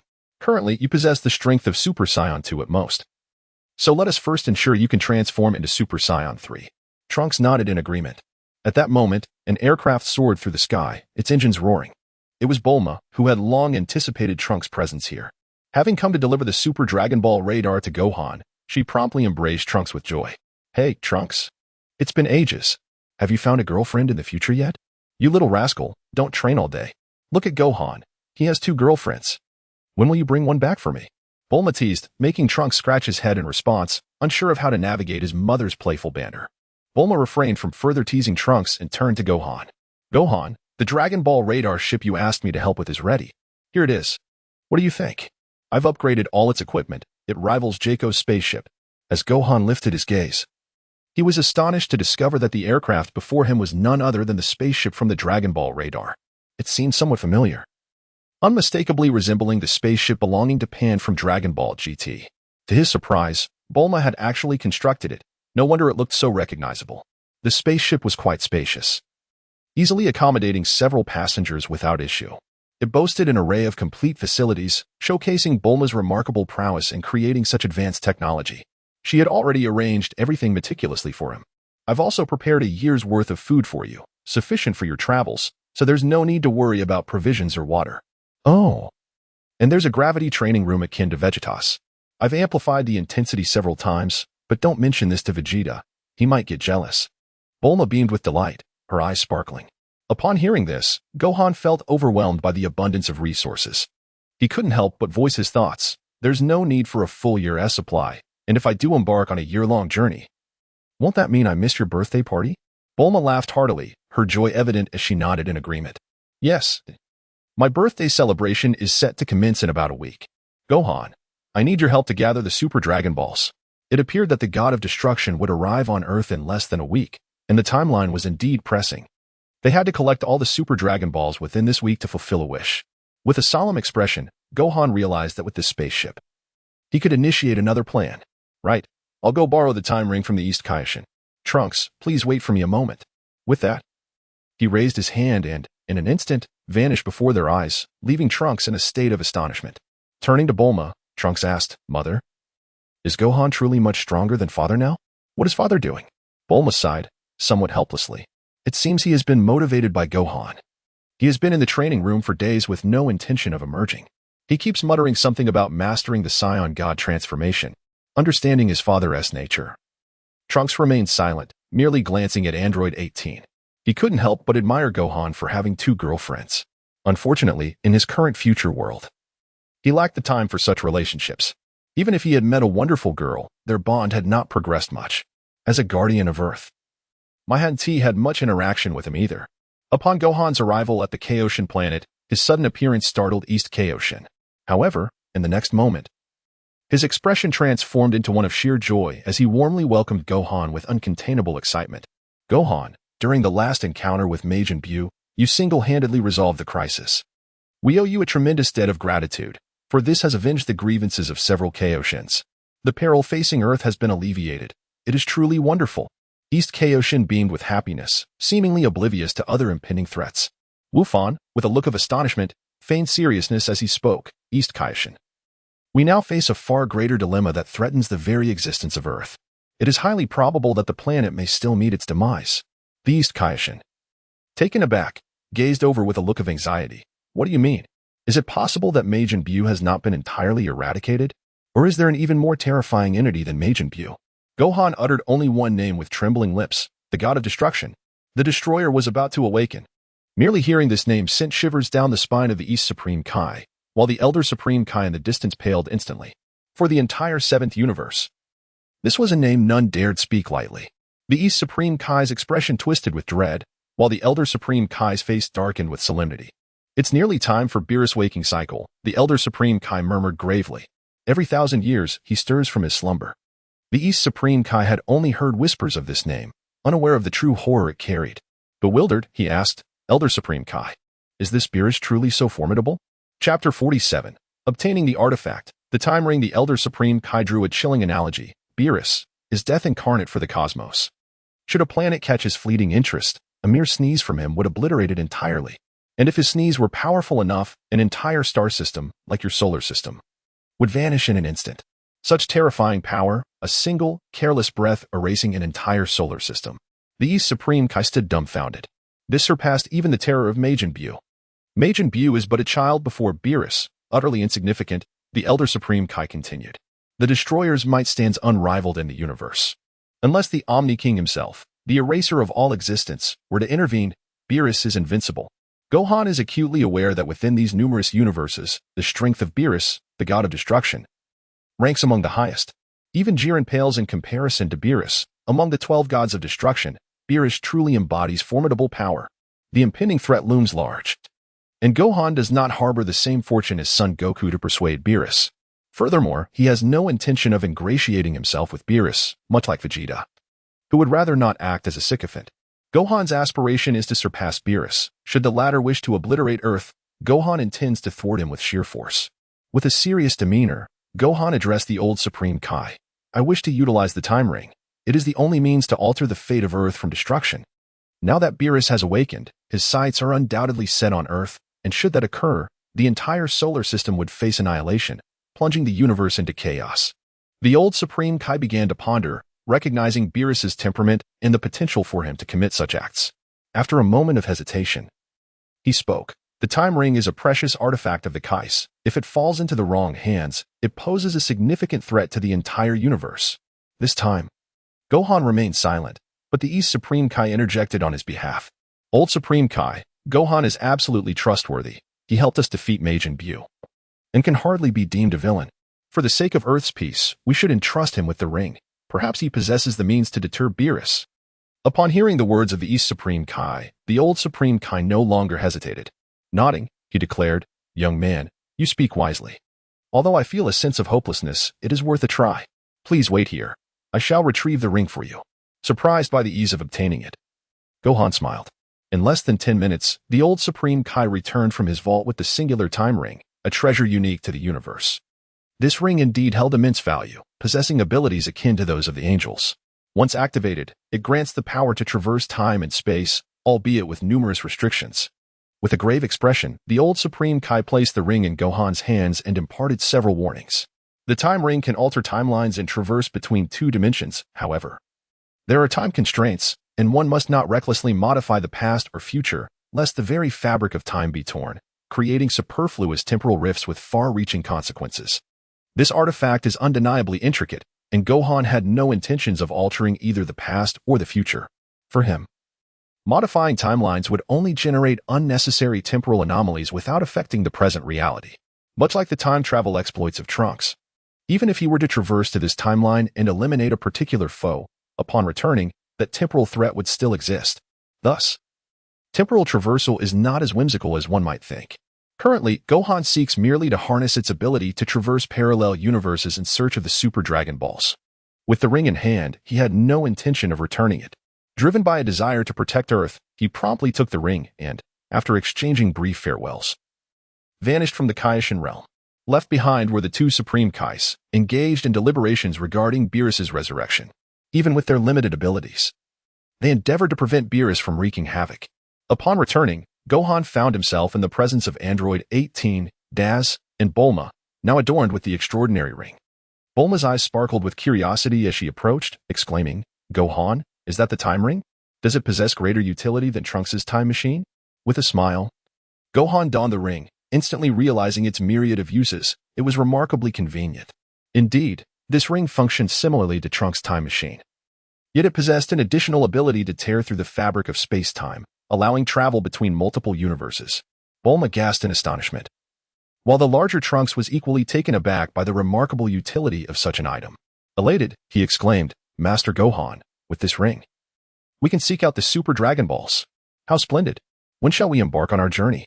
The larger Trunks seemed to have taken a liking to Gohan, and even the nearby Android 18 appeared intrigued. If possible, perhaps even Bidalai might wish to join in the adventure. However, Gohan was determined to ensure that this fellow did not merely serve as a distraction. With a serious demeanor, he addressed Trunks. "You must devote your time to mastering Super Saiyan 3. It is imperative. I plan to visit your future world, but first, I must teach you the transformation into Super Saiyan 3. Trunks straightened, adopting a solemn expression. "Understood, Master Gohan. I will take this seriously." It was undeniable that Trunks could sometimes be rather single-minded, but unlike most Saiyans, he possessed a sharp intellect. His abilities were commendable, making him a suitable candidate to recruit as a subordinate. Before embarking on the quest for the Super Dragon Balls, Gohan decided to thoroughly instruct Trunks, calling him to the training ground. The first step was to help Trunks comprehend the transformation into Super Saiyan 3. "Trunks, I will now teach you the method of transforming into Super Saiyan 3. This form is distinct from Super Saiyan 2 and Super Saiyan 1. To explain, Super Saiyan 3 is a synthesis of Super Saiyan 2 and Super Saiyan 1, yet it far exceeds the simple addition of their powers. Allow me to demonstrate." With that, he transformed into Super Saiyan 3, causing Trunks' expression to shift as he witnessed Gohan's power surge. While it may not rival that of the Super Saiyan God, the energy was palpable and undeniably formidable. It transcended the strength of Super Saiyan 2, and it appeared that this transformation retained impressive speed as well. It was nothing short of perfection. Chapter 48. Encounter with the Universe's Frieza Army. The larger Trunks observed Gohan's Super Saiyan 3 transformation with utmost seriousness, fully grasping why his father, Vegeta, had been so enraged. Gohan's current strength incited an intense jealousy within Vegeta. It was no wonder that Gohan did not require the transformation into Super Saiyan God to attain such power. For him, the Super Saiyan God was merely an auxiliary form. The larger Trunks deeply understood this and held immense respect for Gohan, having resolved to continue under his tutelage. "Master Gohan, I will strive diligently. This time, I will study earnestly and successfully achieve the transformation into Super Saiyan 3. Gohan observed with satisfaction, nodding in approval. After imparting his insights to Earth, it proved to be quite beneficial, enabling this individual to surpass Vegeta. The mere thought of it brought a smile to his face. The training for Super Saiyan 3 was brief.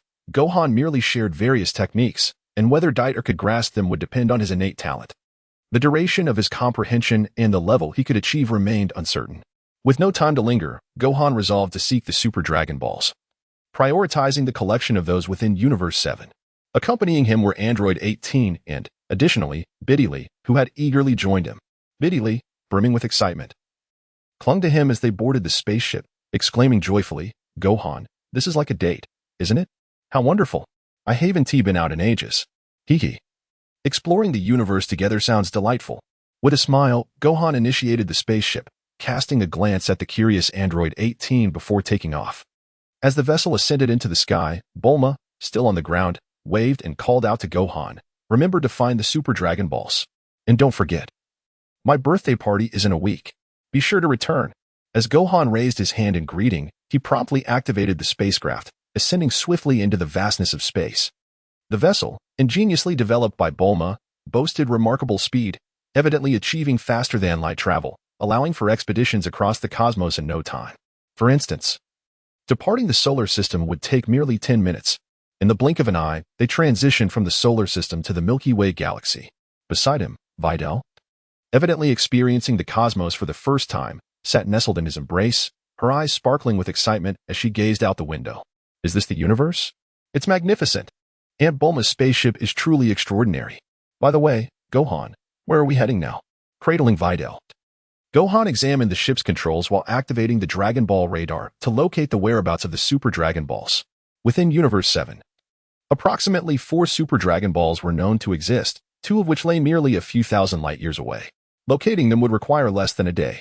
However, the remaining 2 were situated at a considerable distance, and given their location, finding them would likely take 2 to 3 days. It was destined to be a lengthy journey.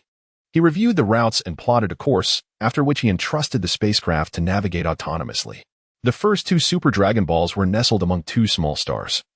And as Gohan scrutinized their geographical positioning, a sense of unease enveloped him. The first 2 Super Dragon Balls should be beyond the original Scion planet. I recall that the Scions had relocated many inhabitants from various planets to others. These planets might harbor remnants of Scion life. Upon uttering this, Android 18 furrowed her brow and pointed towards a distant star. It was evident that other spacecraft traversed this universe. "Gohan, someone is approaching. Another ship is drawing near." In Universe 7, numerous entities existed beyond just Earth, each possessing formidable power. Gohan lifted his gaze to see a reconnaissance ship approaching, and upon recognizing its insignia, he couldn't help but smile in amusement. "Oh, what a surprise. Encountering Frisia's army here. If I recall correctly, Frisia is on the verge of resurrection. This fellow will undoubtedly strive to transform into Golden Frisia upon his return." At that moment, a Frisia army ship closed in, and several figures emerged. Raising a hand, they obstructed his vessel. "Halt. This is the domain of Frisia's army. From where have you come? Advance any further, and do not blame me for my rudeness." The peculiar ship caught the attention of the 5 members of Frisia's reconnaissance team, featuring an unusual mix of ages. Among them was a female alien, evidently clad in the attire of a Galactic Patrol officer. Zalai, a thief who had stolen from the Galactic Patrol, had been pursued and consequently joined Frisia's army. As a cosmic destruction force, Frisia's legion possessed considerable power throughout the universe. She was here to execute a mission, plundering resources from minor planets alongside an older member of Frisia's army, Remo. Remo, a junior officer within Frisia's ranks, had been in service for quite some time and was acutely aware of various circumstances. Upon spotting Gohan's ship, he immediately initiated an investigation, sensing something peculiar about it, especially considering the audacity of the pilot to intrude upon Frisia's territory. "Hey, you in the ship, do you hear me? You have stumbled upon Frisia's army. Why haven't you fled yet? Hand over all the resources aboard your vessel." A youthful voice emanated from the ship. "Oh, this is no longer the original Scion territory. When did it become part of Frisia's domain? Frisia is about to be resurrected, and here he is engaged in petty thievery. Truly, he has not changed his ways." The realization that the individual recognized Frisia and was aware of his imminent resurrection caused Remo's expression to shift dramatically. Sensing a disturbance, he attempted to halt his comrades from escalating the situation, but it was evident that his companions were rather dim-witted. "Damn it! How dare you insult Lord Frisia? Open fire immediately. Shoot down that ship. Anyone who dares to insult us is courting death." Remo's attempt to intervene came too late. Wait, don't act rashly, you fools. This individual knows about the seance, so his identity must be significant. Exercise caution. Remo's face displayed urgency, catching Tsulai's curiosity as she inquired, Remo, what are seance? It seems like Frisia's army is quite fearful of that name. A bitter smile graced Remo's lips as he struggled to find words. Just as the opposing ship unleashed its firepower, the blast struck the protective shield nearby, but alas, they failed to penetrate the defenses. Bulma's shield had been designed according to Vegeta's prowess. No ordinary ship's firepower could breach it. This futile attack, however, only served to infuriate one of the individuals aboard the opposing vessel. Donning a spacesuit, he stepped out onto the ship's exterior, emanating an overwhelming aura that illuminated the surrounding darkness of space like a radiant sun. Tsulai's mouth fell agape in disbelief as she observed the figure before her, radiating a dazzling golden light, completely astonished. What is this being? How extraordinarily powerful! This individual's aura brightens the entire universe. Remo quickly regained his composure, his expression shifting to one of alarm as he berated his bewildered companions. Retreat at once. This individual is a super scion. You imbeciles. What have you done to provoke him? Even if Lord Frisia were present, he would flee. Hurry, let us depart. Only now did the dim-witted crew comprehend the gravity of their situation. They had unwittingly crossed paths with the very super scion that Frisia feared. Frisia had once been vanquished by a super scion, and they were no match for such power. Terrified, they turned their ship around, desperate to escape. But could they flee? Gohan, having startled both Videl and himself, would not allow them to evade justice. As he observed their ship attempting to flee, Gohan smirked, his body moving with purpose. Even in the depths of space, while his abilities were somewhat constrained, his specialized spacesuit allowed him to retain half of his strength. Against such weaklings, even a transformation into Super Saiyan Grade 1 would suffice. With a surge of energy, he propelled himself forward like a beam of light, landing directly on Frisia's reconnaissance ship. With a swift motion, Gohan grasped the vessel's tail with a single hand. The ship revved its engines, but it was futile. It could not advance an inch. The craft shook violently, and the occupants within were already shrieking in terror. He actually caught our ship with one hand. Who on earth is he? Is he truly a Super Saiyan? Please, do not kill me. Lord Frisia, save me. The plea echoed in desperation. I warned you not to act recklessly. Yet you ignored my counsel. Now, with Lord Frisia arriving, our salvation seems impossible. How formidable this individual is. Truly remarkable, far more powerful than Lord Frisia, exclaimed Zilai, his face alight with excitement and joy. Beside him, Remo wore an expression of disbelief, realizing that Zilai still admired their adversary, oblivious to the impending doom they faced. They were in grave danger. Such a terrifying scion could extinguish their lives with the mere flick of a finger. Chapter 49, preparing to rob Frisia with a resounding crash. The spaceship door was shattered. Gohan refrained from obliterating the entire vessel as he sought to inquire about the whereabouts of the Super Dragon Balls. The Dragon Ball radar indicated that they were in this vicinity, but pinpointing their exact location proved challenging. Thus, he needed to interrogate someone. Fortuitously, he encountered these beings, allowing him to pose his questions before dispatching them all. As he descended into the ship, he observed a cluster of aliens huddled together, with one female alien standing nearby. Zilai approached her without a trace of fear, his expression brimming with admiration. You are the Super Saiyan who vanquished Lord Frisia. Incredible! To think you can control the spaceship with a single hand. Are you not far superior to Lord Frisia himself? Wu Fan glanced at the individual, feeling an uncanny sense of familiarity. Suddenly, it dawned upon him that this person was none other than the female alien who accompanied Broly. He had not anticipated encountering her here. Not far away, an elderly alien approached, wearing a look of deep concern, and spoke earnestly. My lord, I assure you, I did not intend to offend. I beseech you to spare us. I apologize for the earlier incident. If you grant us clemency, we promise to vacate this place quietly and ensure that the Frisia force does not come near you. With a calm demeanor, Wu Fan glanced at the other person and inquired with an air of tranquility, What is your name? Trembling slightly, Remo replied, Remo. Gohan nodded slightly, clearly pleased with the other party's demeanor, the corners of his mouth curling in a faint smirk, his expression unruffled. Very well. You shall accompany her and take me aboard your spaceship. I have matters I wish to discuss with you both. He cast a dismissive glance at the nearby cluster of Frisia Force soldiers, those ruffians who had dared to launch an attack moments prior. Oblivious to their own identities yet bold enough to assault his vessel. With a mere flick of his hand, Gohan unleashed a devastating energy blast. Boom. The terrifying energy beam struck the Frisia soldiers, their mouths agape, yet before they could emit a single cry of horror, They were instantaneously reduced to ashes by Gohan's formidable attack. The spaceship, too, bore the brunt of the assault, its structure compromised, teetering on the brink of catastrophic explosion. As Gohan raised his hand, the first to approach was none other than Silai, the enthusiastic extraterrestrial woman who eagerly grasped his hand. Her radiant smile reflected her admiration for him. Meanwhile, Remo stood a short distance away, wearing a bitter smile, fully aware that he had no choice. It seemed that once he boarded the nearby spaceship, he would no longer be able to return to the Frisia Force. However, at this moment, survival was paramount. With a sigh, he too grasped Gohan's hand. In the next moment, in an instant, Gohan teleported inside the spacecraft. Upon his return, Gohan beckoned for Videl to come closer, his face brimming with joy. "Gohan, are you all right?" she inquired. Gohan casually remarked, "Well, I encountered a few minor henchmen and dealt with them. By the way, these two individuals are quite familiar with the local environment. So I thought it prudent to enlist their assistance in locating the Super Dragon Balls." Zilai and Remo were forcibly brought along, unable to escape their predicament. However, Zilai remained intrigued by Gohan's spacecraft, especially upon hearing about the Super Dragon Balls, her eyes sparkling with curiosity. She ventured, "Wow, what exactly are the Super Dragon Balls? Is it a remarkably powerful treasure that even you Super Saiyan seek? It must be something extraordinary, even beyond the reach of Lord Frisia, right?" Meanwhile, Remo's expression fluctuated as he quickly deduced the nature of the Super Dragon Balls. After all, Lord Frisia was resurrected through the Dragon Balls, and it appeared that these Super Dragon Balls were indeed far superior. Yet, he pondered, what exactly do you require our assistance with? Remo remained composed. It seemed he could still be of some use, a potential subordinate to command.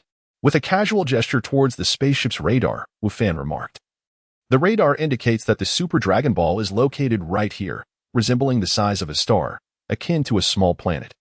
Have you ever encountered any peculiar celestial bodies?" In response to the mention of planets, Remo pondered momentarily, recalling the discovery of several bizarre worlds. These planets were not only remarkably solid, but also devoid of any substance within. Nodding slightly, he spoke, "Indeed, I am aware of two rather strange planets in this vicinity. I can guide you there."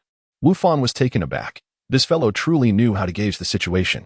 Unable to contain himself, he remarked, "By aiding me now, you are indeed betraying the Frisia Force. Are you truly resolved not to follow them any longer?" Remo sighed, a wry smile gracing his lips as he replied, "You have slaughtered all my comrades. If I were to return unscathed, Frisia would undoubtedly harbor suspicions. In that case, I would meet the same fate. It is far better to assist you in fulfilling your task. Perhaps you might offer me some protection in return." Wu Fan chuckled, nodding in satisfaction. "Excellent. If you assist me in locating the Super Dragon Balls, I shall ensure your protection. Simply become my subordinate." Beside him, Zirai eagerly approached with a smile, exclaiming, "I wish to join as well. Hiki, I harbor no fondness for Frisia either. Allow me to be a part of your Super Saiyan Legion." Gohan found this female extraterrestrial rather intriguing. He calmly stated, "I am Gohan, a member of the Super Saiyan Legion. This time, I am merely here to seek the 4 Super Dragon Balls.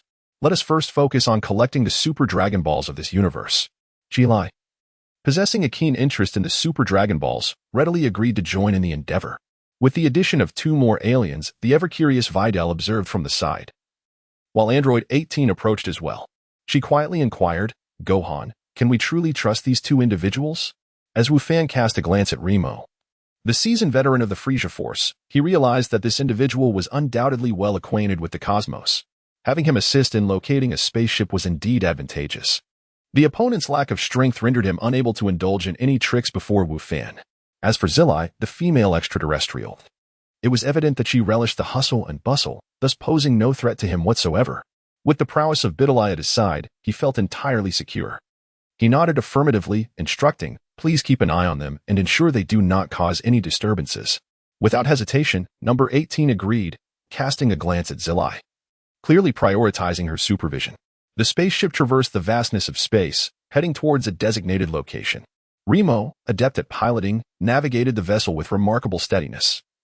His guidance was invaluable amidst the multitude of planets and stars.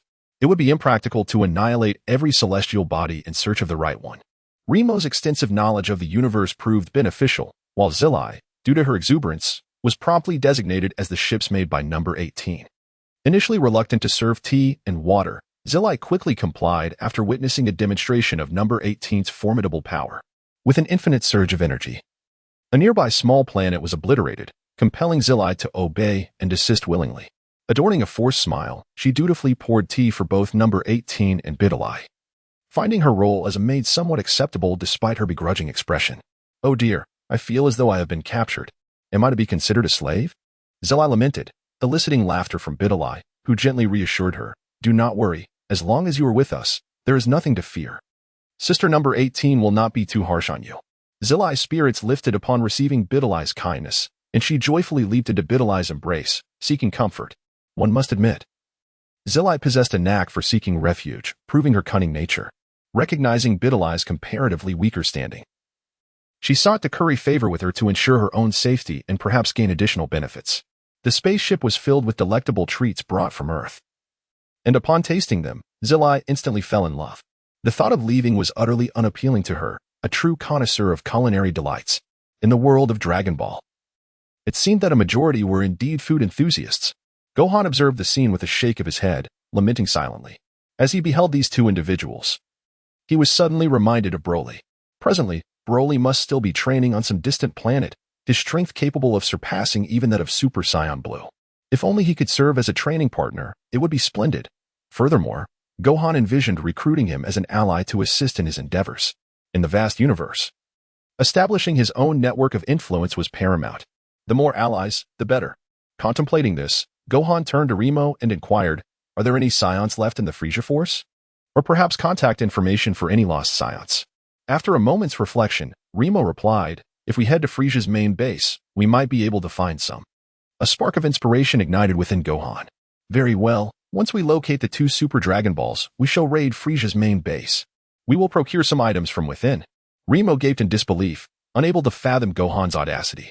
"You cannot be serious about robbing Frieza's flagship." Meanwhile, Silai erupted in jubilant cheers, exclaiming, "This is splendid. Haha. I relish the idea of a heist. I shall join you. Yes, let us raid Frieza's flagship and seize everything." Remo was at a loss for words. Realizing that they had truly stepped into perilous territory, Gohan was indeed unafraid of courting trouble, fully intent on provoking Frieza.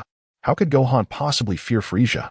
Even if Frieza were to transform into his golden form, he poses no threat whatsoever to him. Frieza's time has long passed, compared to the Super Saiyan Blue transformation. He is nothing. Regardless, Gohan possesses formidable strength, and now that he has entered the universe, it would be remiss not to seize the opportunity to plunder his adversary. Frieza's mothership undoubtedly harbors numerous treasures. Such exquisite items would be wasted on Frieza, and he intends to claim them all for himself. Chapter 50. Acquiring two Super Dragon Balls. Aside from Gohan, no one dares to raid Frieza's army. However, it is essential to remember that within Universe 7, Frieza's forces are ubiquitous, having obliterated countless planets, including the mightiest Saiyan planet. They can be regarded as the true cosmic overlords, second only to the gods of destruction. Typically, it is they who pillage others. It is a rarity for them to be the targets of a heist. Beside him, Chilai was quite exhilarated. She relished such lively affairs and insisted on aiding Gohan, having set her sights on many of Frieza's coveted possessions. Meanwhile, Lemo felt quite helpless. He understood that engaging in such actions would surely result in Frieza reducing him to ashes. Yet, he found himself without alternative choices once aboard this vessel. There was no escaping. Fortunately, Frieza had not taken any immediate actions against him, ensuring his safety, which brought him some relief. He pondered whether, with this fellow's protection, Frieza truly might not be feared. Recalling Gohan's earlier display of strength, he felt reassured as they navigated the ship, arriving at the two peculiar planets they had discovered. Upon arrival, Gohan immediately noticed the distinct radar fluctuations, with glowing points that were magnifying. Clearly, the two Super Dragon Balls were located here, and they were remarkably close to one another. The prospect of acquiring both filled his face with exhilaration and joy. Indeed, this was the place. It appeared that the two Super Dragon Balls were right here. Curious, Biddy approached, gazing into the surrounding void of the cosmos with a puzzled expression. "Gohan, I don't see any glowing orbs. Aren't the Super Dragon Balls supposed to be quite large and emit a brilliant light?" Meanwhile, number 18 also expressed her curiosity, scanning the area while observing Gohan. Wu Fan smiled and elucidated, "The cosmic dust is exceedingly abundant, enveloping the entire orb. It is important to note that this orb is quite large and remarkably resilient. Over time, this accumulation will only intensify, eventually transforming it into a colossal meteorite." Upon hearing this, Bidalai and number 18 stood in disbelief, while Zilai wore an expression of utter astonishment. Suddenly, a realization struck her, and she exclaimed, "Are you suggesting that the planet you are searching for is this one? Is it true that this is the so-called Super Dragon Ball you seek?" Gohan nodded. Taking a moment to elucidate, the Super Dragon Balls are indeed vast, and here lie 2 of them, now displayed on the monitor. It is evident that the Super Dragon Balls are right beneath our feet, these 2 obsidian spheres before us. Most individuals would never conceive of this. And even if they were aware, they would find it impossible to discern that these are Dragon Balls. After all, the sheer size of these 2 Super Dragon Balls, akin to meteorites, is obscured by a myriad of rocks. How could anyone possibly uncover them? It is likely that these Super Dragon Balls have slumbered within this universe for centuries, perhaps even millennia, having long since transformed into true meteorites. Without Bulma's guidance regarding the dimensions of the Dragon Balls, one would hardly dare to believe that they could be so colossal. Amidst the astonished expressions of his companions, Gohan donned his space suit once more, exchanged a brief farewell, and exited the spacecraft. "Please wait here for a moment. I shall retrieve the 2 Super Dragon Balls." In fact, Bulma had already devised a plan for acquiring the Super Dragon Balls. He retrieved a spatial capsule from the adjacent cargo hold, an ingenious device capable of transforming enormous objects into capsule form for convenient storage. Once the Dragon Balls are discovered, they can be collected and reduced to a manageable size, making them effortlessly portable. Bulma's Capsule Corporation is indeed remarkable, having developed such technology that alleviates many of his burdens. Now, as he re-emerged into the cosmos, he inhaled deeply and, in an instant, activated his Super Saiyan transformation. The golden radiance illuminated the entirety of the universe, casting its brilliance far and wide, enveloping the vastness in a glow akin to that of a great sun. The aura emanating from Gohan once again left Zarbon astonished, while Remo beside him suddenly came to a realization that this individual might indeed surpass even Frieza. Seizing this opportunity to depart from Frieza's army could prove advantageous for him as well. In an instant, Gohan unleashed his energy, and in the next moment, countless auras converged in his hands. Together, they formed the flawless Kamehameha, which collided directly with the surface of the spaceship's planet. A tremendous roar ensued. The immense wave of energy utterly obliterated the planet's surface, causing it to decay in an instant. Countless fragments were sent flying, revealing the planet's true nature. A golden orb emerged, adorned with a peculiar star. This was the one-star Dragon Ball. Gohan felt immense satisfaction as he cleared away all the rocks. And upon raising his gaze, he spotted another Super Dragon Ball not far off. In an instant, he unleashed a Kamehameha wave. Boom! The planet trembled violently. And in that moment, it disintegrated entirely, reducing all the meteors to dust. A brilliantly radiant orb appeared before them, far more exquisite than the one at his feet, captivating even Videl, who gazed at it with excitement. This Super Dragon Ball was truly magnificent. He had not anticipated such beauty to exist in the universe. Wow! This Dragon Ball is incredibly large and stunning, isn't it, Android 18? If only we could take it home for safekeeping, he exclaimed. Android 18 nodded in agreement, her fondness for the object evident as a smile graced her lips. "Collecting Super Dragon Balls is undoubtedly for our own use," she replied. With 1-star and 2-star Dragon Balls already in their possession, they only needed to find 2 more, making for a swift collection process. In the vastness of the cosmos, Gohan raised his hand and tossed out 2 space capsules. As the capsules materialized, they enveloped the 2 Super Dragon Balls. In the next moment, the orbs contracted and were seamlessly stored within the capsules, shrinking to the size of pills. Gohan flew over effortlessly, grasping the capsules in his hand. Securing the 2 Dragon Balls brought a smile to his face, having acquired 2 on the first day. It seemed that collecting all 4 from Universe 7 would not take long at all, perhaps just 2 or 3 days. Once all the Dragon Balls from Universe 7 were gathered, he planned to explore Universe 9. He promptly took the capsules and returned to the spaceship. Chilai immediately approached him, clearly intrigued by Gohan's capsules. Though she dared not steal them, her curiosity was piqued. "Wow, let me see. You managed to fit such large Dragon Balls into this? How incredible! What an astonishing device!" she exclaimed, her curiosity unabated as she pondered how such a thing could contain such massive orbs. Wufan, with an expression of calmness, remarked, "These are items from our Earth. Fortunately, Bulma provided me with these capsules, 7 in total. They are essential for collecting the Dragon Balls. Otherwise, I would be at a loss as to how to transport these things back." He retrieved 2 of the filled capsules and placed them in a box, which he then handed to Android 18. Upon receiving it, she immediately took great care to store it safely, not forgetting to cast a glance at Chilai, who, feeling 18's gaze, promptly remained still, not daring to cause any disturbance. Raising his head, Gohan spoke calmly. All right, let us proceed to the Frieza force. Frieza is not present. Is he? Remo nodded and replied, Lord Frieza is currently engaged in training, intending to seclude himself for a month to prepare for his visit to you Scions on Earth. Are we truly going now? We must avoid encountering Frieza. Gohan expressed a hint of disappointment. However, he acknowledged that this was perhaps for the best, as a confrontation would only squander time and hinder his quest for the remaining Dragon Balls. He was determined to reach the Frieza force and locate Broly, aiming to recruit him as an ally. Such records could only be found within the Frieza force. With a smile, Gohan reassured, fear not. Even if Frieza were to emerge as Golden Frieza through his training, I possess the means to triumph over him. For now, let us head directly to the headquarters and seize all valuable items. Reluctantly, Remo nodded, acquiescing to Gohan's request as he piloted the spaceship towards Frieza's military headquarters. An expansive cosmic base. Frieza's headquarters, established within the cosmos, was a vast and formidable space station. Its scope was indeed immense, demonstrating Frieza's prowess in constructing a colossal military establishment within a single star system. The grandeur of the architecture left Gohan in awe, prompting him to ponder the multitude of planets and treasures Frieza must have plundered to create such a significant base. Feeling a surge of excitement, he mused.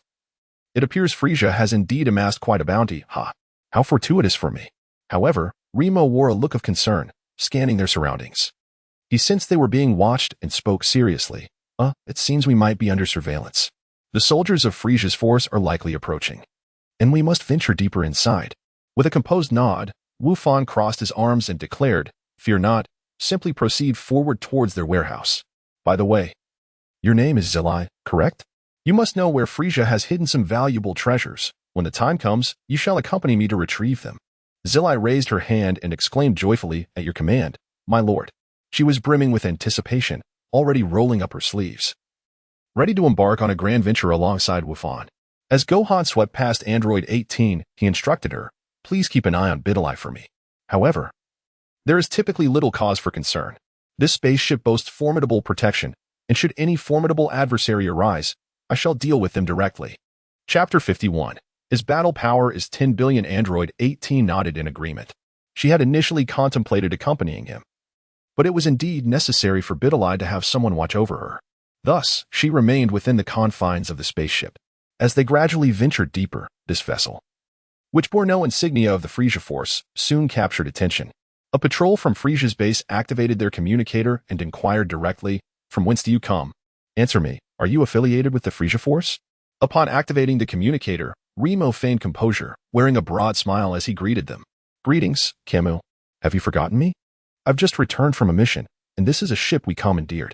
We intend to deposit it in the warehouse of the Frieza force. His words, though audacious, quickly convinced those on the other end, for they could scarcely believe that anyone would dare infiltrate Frieza's base to seize their possessions. Such arrogance was unfathomable. The opposing party, convinced that the ship was indeed seized by Remo, laughed heartily. Remo, you have done exceptionally well. Lord Frieza will surely reward you for this. Allow me to unlock the warehouse doors for you. By the way, the individual behind you, did you capture him? Which planet does he hail from? Remo cast a glance at Gohan, swallowing hard as he replied, He is a Scion. The response elicited surprise and excitement from the other party. I cannot believe there are still Scions remaining. This is splendid news. If he were to join the Frieza force, Lord Frieza would certainly be informed. Hey, Scion. Are you here to serve Lord Frieza? Gohan curled his lips into a playful smirk and replied, Of course, I shall ensure Lord Frieza remembers me for eternity. The other party seemed delighted, evidently pleased with Gohan's words. Excellent. Lord Frieza values warriors of formidable strength. I shall personally introduce you to him. With that, they permitted Gohan's ship to dock within the warehouse base, where it soon landed in the heart of Frieza's headquarters. The vessel settled onto a vast, open platform, surrounded by protective barriers and filled with breathable air, eliminating the need for space suits. This time, it was Gohan who disembarked, accompanied by Limo and Chielai. The latter clung closely to Gohan the moment she stepped out, knowing full well he would act. It was only a matter of when. When the battle erupted, she intended to stay under his protection. Limo followed them off the ship and was greeted by a patrol squad, warriors of Frieza's army. Though Frieza's forces were no longer as formidable as before, many still boasted considerable strength, with power levels nearing 80,000. Among them was Kamui, an alien creature resembling a mantis. The moment he spotted Limo, he raised a hand in familiar greeting. Limo, you've outdone yourself this time. This ship looks promising, ha. It must be loaded with supplies. His gaze then shifted to Gohan. And this must be the Scion. What's his power level? Snatching a scouter from one of his subordinates. Kamui grinned. Let's see what this guy's made of. Activating Frisia's latest model scouter, he directed it at Gohan. The numbers surged instantly 10, 000, then 100, 000, 200, 000, 300, 000, until it skyrocketed past 1,000,000. The device glitched, overwhelmed by incomprehensible data. Kamui's jaw dropped in disbelief. El Limo, this guy's power level. Is it really over 1,000,000? No way. Could he be a Super Saiyan? Gohan is utterly ridiculous, considering a power level of 1,000,000 to be akin to that of a mere cockroach. With a slight curl of his lips, he proclaimed, My power level in a normal state exceeds 10 billion. 1,000,000? Are you jesting? A multitude of individuals exchanged incredulous glances, and even Kamui was taken aback, struggling to fathom Gohan's assertion. Soon, however, they erupted into laughter. Indeed, they all laughed heartily. What a joke. Even King Frisia does not possess a power level of 10 billion. Are you pulling our leg? I would estimate your strength to be at most slightly over 110,000, fitting only to serve as Frisia's foremost warrior. On our side, we have warriors boasting a power level of 500,000, and I am unafraid to disclose that. The mention of warriors with such power piqued Gohan's interest, and he turned his gaze in curiosity. Oh, really? How many of your 500,000 power level warriors do you have? Kamui laughed heartily in response. There are 3 in total. These are warriors personally recruited by Lord Frisia. No one in this universe can rival them.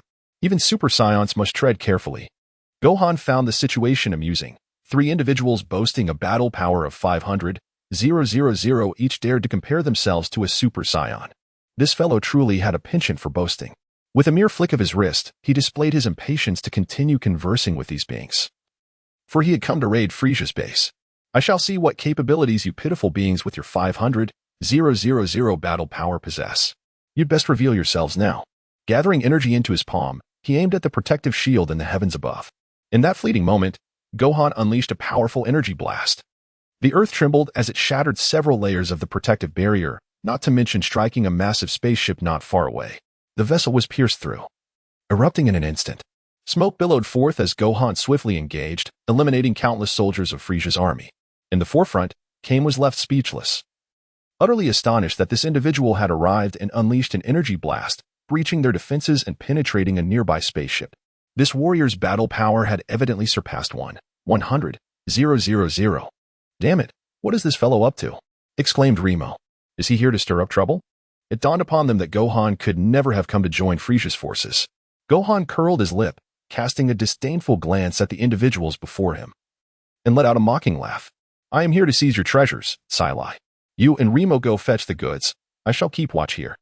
For every adversary that approaches, I shall eliminate them without hesitation. No one shall impede me. Ah, Super Pink Transformation, activate. Boom, boom, boom.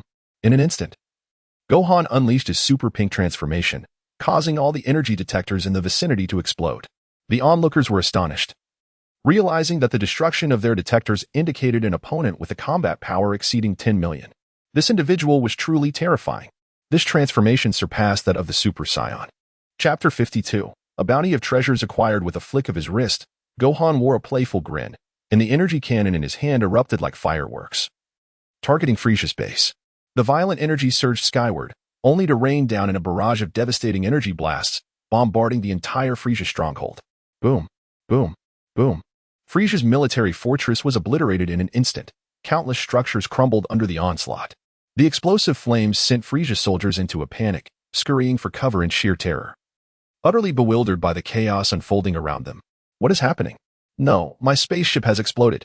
Who is responsible for this? Karmu, what is going on? Who is this madman? The expressions of the crowd were a mixture of shock and disbelief as they gazed up at Gohan, who hovered high above, his energy palpable and overwhelming. Within Frisia's ranks, who could possibly stand against him? Karma was left speechless, shaken by Gohan's formidable presence, too intimidated to intervene. Meanwhile, Silai was filled with uncontainable excitement, laughing heartily and commanding the others with pride. This is the Super Saiyan, the very one who vanquished King Frisia. Have you not heard? Kneel and beg for mercy at once. Karma and the others exchanged glances, at a loss for what to do. Gohan's rampaging energy blast had drawn the attention of Frisia's most formidable warriors. A contingent of fighters with combat powers of 500,000 approached, intent on confronting Gohan. Karma, seeing a glimmer of hope, exclaimed joyfully, "The new Jinyu force is here. With them, we need not fear this rogue." The trio had already locked onto Gohan as they arrived, their fists clenched, glaring at him with fury. "You wretched intruder! What business do you have in our Frisia force? Do you think so little of the Jinyu warriors? Halt at once. Do you seek death by defiling our ranks?" Gohan merely smirked at the trio of 500,000 combatants, utterly unfazed by their bravado. The audacity of these weaklings to challenge him was laughable. He disdainfully regarded them, and with a mere glance, they felt their bodies stiffen in fear. In that moment, their expression shifted to one of dread as they realized Gohan's power was extraordinary. What is his combat power? We have no idea. The detectors exploded earlier. Our latest devices wouldn't even trigger at 10 million. Could it be that this boy exceeds that threshold? Impossible. That would place him on par with Lord Frisia. Listening to their fearful murmurs, Gohan's cold laughter echoed with chilling finality. What is Frisia to me? Even in his golden form, he pales in comparison to my pinky finger. Get lost, you worthless fools. Bring Frisia here. I shall rob his base right before his very eyes. The three warriors exchanged incredulous glances, utterly astonished by Gohan's hubris. He dares to claim he would rob our base in front of Lord Frisia? Enraged by his insolence, they charged at Gohan, fury igniting their spirits. You vile fiend. We need not Frisia to deal with you. We shall end your life. As they closed in, each one threw a punch, only to find their fists halted a dozen meters from Gohan. They were unable to advance. Gohan's energy was overwhelming. His Super Saiyan God Pink transformation was extraordinary. With their paltry 500,000 combat power, they were unable to breach his defenses. With a casual lift of his hand, Gohan pointed a finger into the air. In the next moment, a tremendous surge of energy erupted from him, radiating outward with explosive force. Boom! The energy swirled around him, crashing into the three Jinyu warriors, leaving them in utter shock. They had no time to react before being obliterated. Reduced to mere dust, their very bones disintegrated. The disparity in strength was insurmountable. Gohan sighed, reflecting on the futility of their actions. You cannot even withstand the slightest movement of my finger, yet you choose to come here seeking death. Silai, what are you all standing around for? Hurry and retrieve the goods. Gohan lowered his head and observed that Chilai and a few others remained motionless, their expressions frozen in shock. With a furrowed brow, he spoke, prompting an immediate outburst of joy from Chilai. Long live the Saiyan Lord. The Saiyan Lord is truly formidable. Remo's face mirrored an equally profound astonishment. Three powerful warriors boasting combat powers of 500,000 were effortlessly dispatched with merely a flick of Gohan's finger. As for Kame, he was already so overwhelmed by the strength exhibited by Remo and the others that he had fallen to his knees in terror.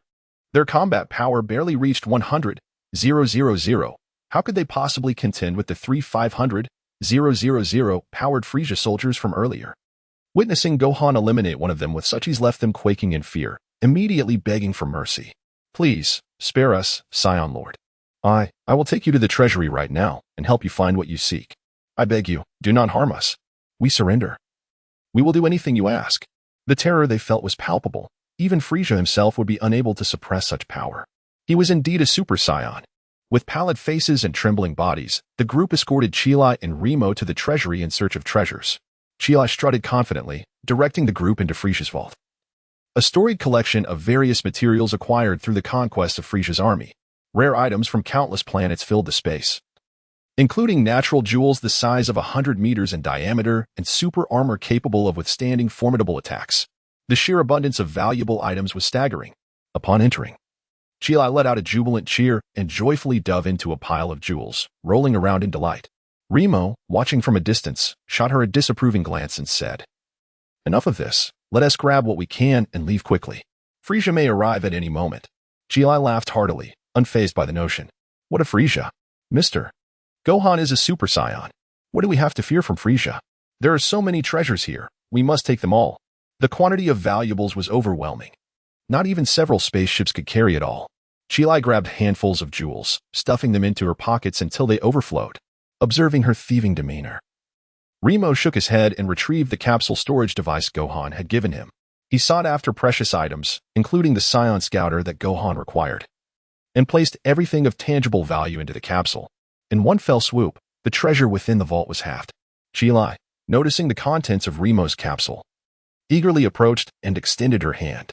"Oh, let me have your capsule. I want to take some of these precious jewels back too." Remo shot her a stern look. "Be cautious. Do not claim these for yourself. They are meant for the Scion Lord. If he finds out, you might find yourself in grave danger." Chilai nodded vigorously, her face alight with excitement. "I know. These treasures are for my sister 18 and that other sister, Biddy. They will surely adore the jewels. If I bring them back and they are pleased, perhaps they will gift me a piece or two. I would be quite fortunate." Each jewel was worth a fortune. Even acquiring a couple would bring her immense joy. She seized the capsule storage and packed it with numerous jewels. The duo had effectively plundered a significant portion of Frisia's treasury. Upon Frisia's return, he would surely be infuriated. With their spoils in hand, the two swiftly departed to report back to Gohan. At that moment, Gohan's energy cannon had already decimated a substantial part of Frisia's army, igniting the entire Frisia army base in flames, the extent of casualties unknown. This time, Frisia's Cosmic Legion would undoubtedly suffer a grievous blow. Gohan, not yet satisfied, unleashed one final blast of the Super Kamehameha, obliterating the entire treasure vault along with the central spaceship. The explosion resonated like that of a celestial body erupting, setting the sky ablaze with flames. Observing this spectacle, Gohan wore a look of contentment, his gaze sweeping over the two companions behind him. It was evident that they had collected all the treasures they could carry. With a wave of his hand, he returned to the spaceship. "We are departing now. It is time to leave." Chilai gazed at the distant flames flickering in the cosmos, overwhelmed with admiration. With a beaming smile, she remarked, "Hee hee. King Frisia is surely going to be infuriated by this. Lord Gohan, we have gathered quite a bounty. The treasures in Frisia's vault were abundant, and we nearly couldn't carry it all." She eagerly presented the capsules to him. Gohan nodded appreciatively, accepting them, and planned to examine their spoils once aboard the spaceship. Knowing that Android 18 and Videl would be eagerly awaiting his return, he promptly boarded the spacecraft and piloted it away from the area. The spaceship of Gohan departed, and within half an hour, another vessel arrived at the location. Upon receiving the news, Frisia swiftly returned to the base aboard his main ship, only to be met with a scene of utter devastation. Seated within his cosmic chamber, Frisia's expression soured, and in that moment, the veins on his forehead throbbed ominously.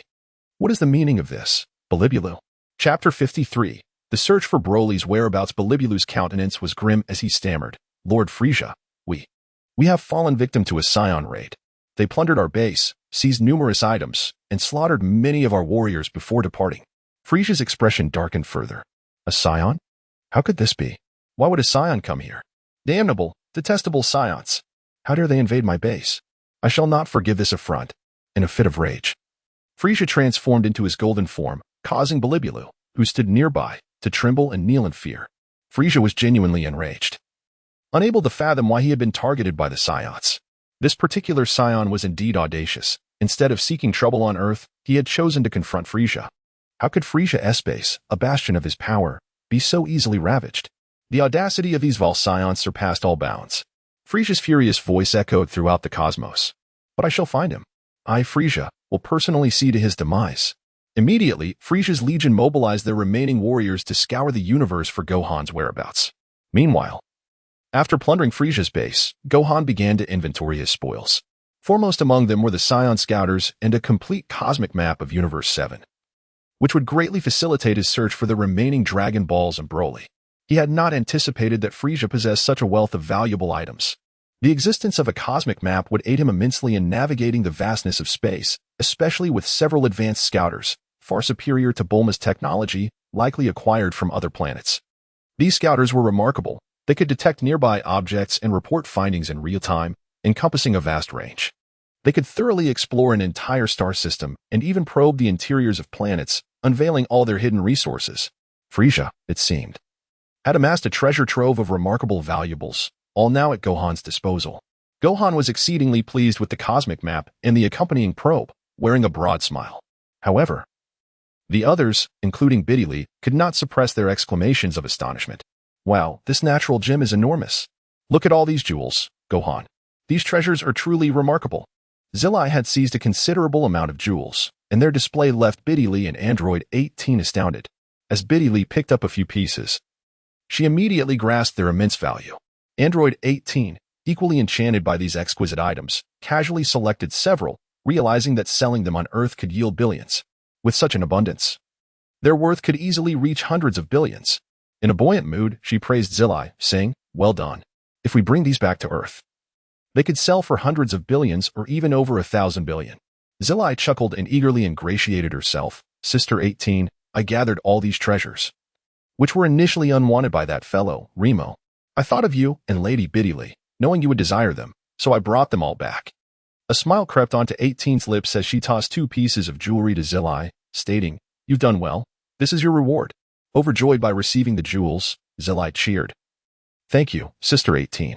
This is wonderful." Kiki. Acquiring 2 pieces made her ecstatic, as even one could fetch a substantial amount of cosmic currency. 2 would suffice for a lifetime of indulgence, considering these were treasures from Frisia's hoard. While 18 and Biddily delicately examined the jewels, Gohan directed Remo to pilot the ship towards a certain planet. Observing Gohan's instructions, Remo's expression shifted, prompting him to speak up. Scion Lord. Are we truly seeking this individual named Broly? I have heard he harbors animosity towards your kind, as his father was a follower of Frisia and one of those responsible for the destruction of the Scion planet. Broly is intertwined with the devastation of the Scion homeworld, and his father had a notoriously vile temperament. However, I must admit, Broly possesses formidable strength. His immense combat prowess would make an excellent training subject for self-improvement. With a serious demeanor, he expressed his eagerness to acquire the ability to draw lots once more. Fear not, I merely wish to challenge him. He is the strongest Super Saiyan transformation among your people. I am keen to witness the true power of this primordial transformation. With an air of confidence, Gohan rendered Remo speechless, fully aware of Gohan's formidable prowess. He piloted the spacecraft, following the navigation system directly to Broly's planet. At the vessel's cruising speed, they would arrive in merely half a day. Upon reaching a desolate planet characterized by its harsh conditions, they encountered colossal monsters roaming the terrain. One such creature resembled a dinosaur, a testament to the perilous nature of this world where survival was a challenge for ordinary beings. It was precisely because of the Scion's remarkable abilities that they could endure in such an environment. Broly, having been abandoned on this planet since childhood for rigorous training by his father, was subjected to relentless discipline aimed at preparing him to rival Prince Vegeta. His father, consumed by the ambition to see Broly surpass Vegeta, neglected his son's well-being, pushing him to the brink through incessant and perilous training. Gohan truly came to rescue him.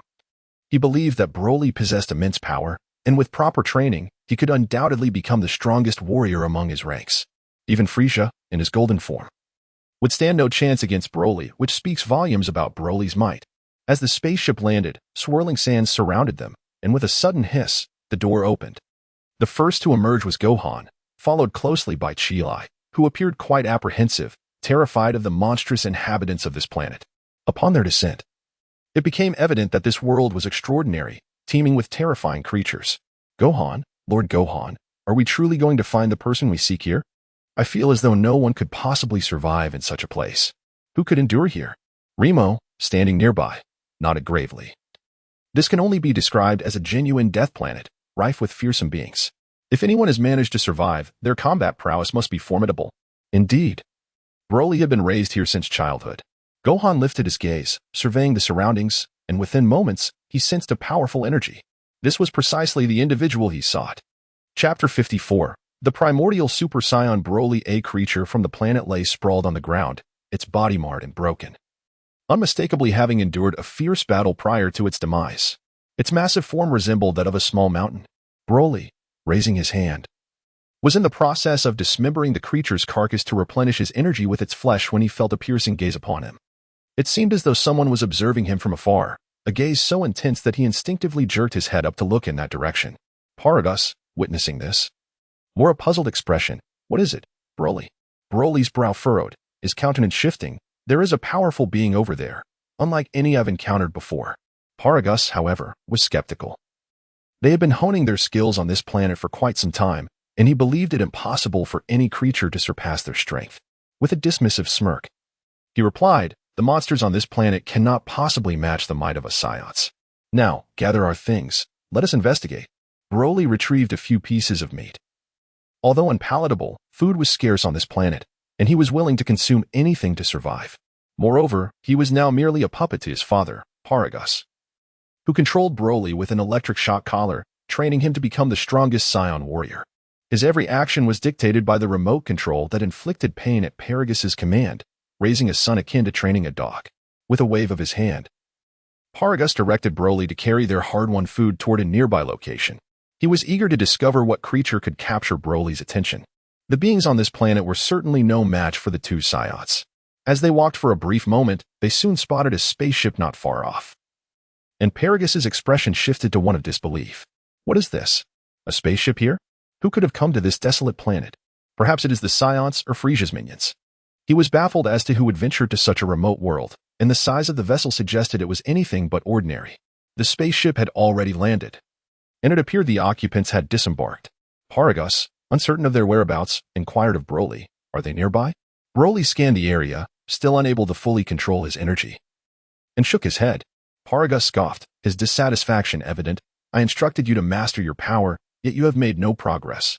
It seems my efforts in training you have been in vain." Broly lowered his head, remaining silent. Paragus, gazing at the spaceship ahead, smirked with a gleam of intrigue. Since the ship is here, it must contain a wealth of supplies. Without a second thought, he commanded, "Broly, go and destroy that ship. Retrieve whatever is inside." Broly's expression shifted. He was reluctant to engage in such thievery and was about to refuse when Paragus seized the electric remote from around his neck, threateningly declaring, "Go over there and take everything from the ship. If you disobey me, you know the consequences." Broly's face darkened as he cast a fearful glance at the remote, stepping back while his gaze lingered on the spaceship. Yet, he ultimately advanced towards it. However, as he approached and made contact with the vessel, a beam of energy shot forth. "What do you intend to do?" Boom. The energy laser fired by Android 18 caused Broly's expression to change dramatically, forcing him to retreat as he witnessed the beam obliterate a small hill. He understood that the opponent was formidable. Paragus, with a cold smirk upon witnessing a woman emerge, remarked icily, "It appears the ship belongs to you. A mere girl dares to obstruct us. Broly, eliminate her and seize her ship. Do you understand?" As Broly hesitated, Paragus pressed the electric button in his hand. Crackling sounds filled the air as electricity surged forth, causing Broly to clutch his collar, his body trembling. In an instant, he cried out in agony, "Ah! Ah!" His pained expression elicited a frown from Android 18, and even Videl, standing beside her, felt a tinge of sympathy for him. Who were they, and why did Paragus treat his own son in such a manner? Android 18 regarded Paragus and couldn't help but acknowledge that some Saiyans lacked any semblance of familial bonds, driven solely by self-interest. Once the electric shock subsided, Broly complied with Paragus' orders and charged toward Android 18, delivering a powerful punch. Android 18's expression shifted as she realized that, despite the electric shock, Broly's speed had increased dramatically, his unleashed power evidently surpassing that of a Super Saiyan. She now comprehended that he was indeed extraordinary. No wonder Gohan had come to this planet to seek him out. Rather than evade, Android 18 chose to confront him head-on, engaging in a fierce exchange of blows. The two fought fiercely, causing energy waves to erupt from the ground to the sky, leaving numerous craters in their wake. As she sensed Android 18's strength, Broly continuously tapped into his latent potential, his power surging exponentially, causing Android 18 to furrow her brow. Realizing she could not continue the fight, she promptly retreated, casting a peculiar glance at this exceptional Saiyan. This individual is too strange. He possesses the strength of a Super Saiyan without even transforming. At this moment, she recognized that her own power, which was certainly above Super Saiyan 1 and bordering on Super Saiyan 2, was insufficient to contend with this extraordinary being in his base form. Indeed, this Broly is remarkably formidable even without transforming, which has certainly put Android 18 on high alert. Fortunately, just as Broly was about to make his move, a voice resonated through the air. "Hey, you two rascals, how eager you are. I just went looking for you, only to find that you have returned to my ship. Are you planning to plunder my vessel?" Gohan returned with the two companions, having searched for Broly earlier, only to find no trace of him. It dawned on him that the adversary had somehow located his spaceship, prompting an immediate return. Upon the emergence of Gohan, Paragus' countenance shifted dramatically. Upon beholding Gohan's figure, he instantly recognized him, his expression filled with profound astonishment. You are a Saiyan." "No, that cannot be right. The blood coursing through your veins is that of a hybrid." "Wait, who is your father? Were not all Saiyans annihilated? How is it possible that a descendant still exists? Do you happen to know Vegeta?" In an instant, the thought of Vegeta crossed his mind. Paragus observed Gohan, his expression fluctuating as he comprehended the lineage that enveloped Gohan. He was indeed of half-Saiyan heritage. This hybrid Scion status confirmed that Gohan was a descendant of the Scions, leading him to speculate that Vegeta might still be alive. Gohan curled his lip and cast a glance at the individual before him, his expression tranquil as he spoke. I have no connection with Vegeta. You are indeed Broly's father. Are you not? Alas, having a father like you is his misfortune. Allow me to guide him instead. Paragus' countenance shifted, perplexed by the Scion's words. Upon hearing Gohan mention his acquaintance with Vegeta, he clenched his fists, fury etched across his face as he exclaimed, the wretched Vegeta is still alive. I shall capture you and extract the whereabouts of Vegeta. Broly, seize him alive. With a swift motion, he raised his hand, issuing another command to Broly.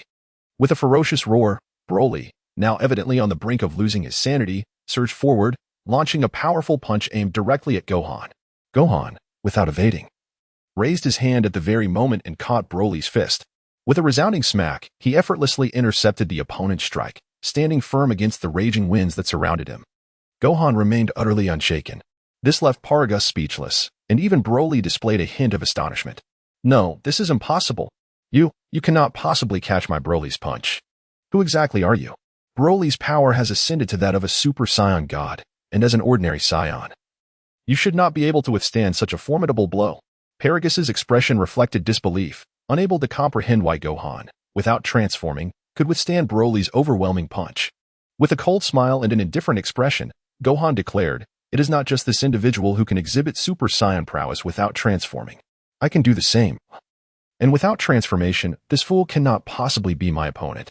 With that, he seized Broly's arm and effortlessly hurled him away towards a nearby hill. Boom. Broly's body collided with the hillside, shattering several mounds before coming to a halt, his body marred with injuries.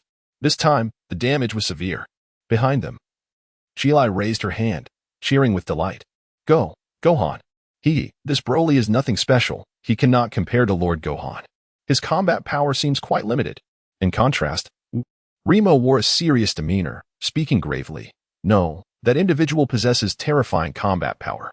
Since he has caught Lord Gohan's attention, he must have some extraordinary potential that is yet to be unleashed. Just wait and see. Chilai gazed at Broly with curiosity, although she felt a certain fondness for him. Her admiration for Gohan was far greater.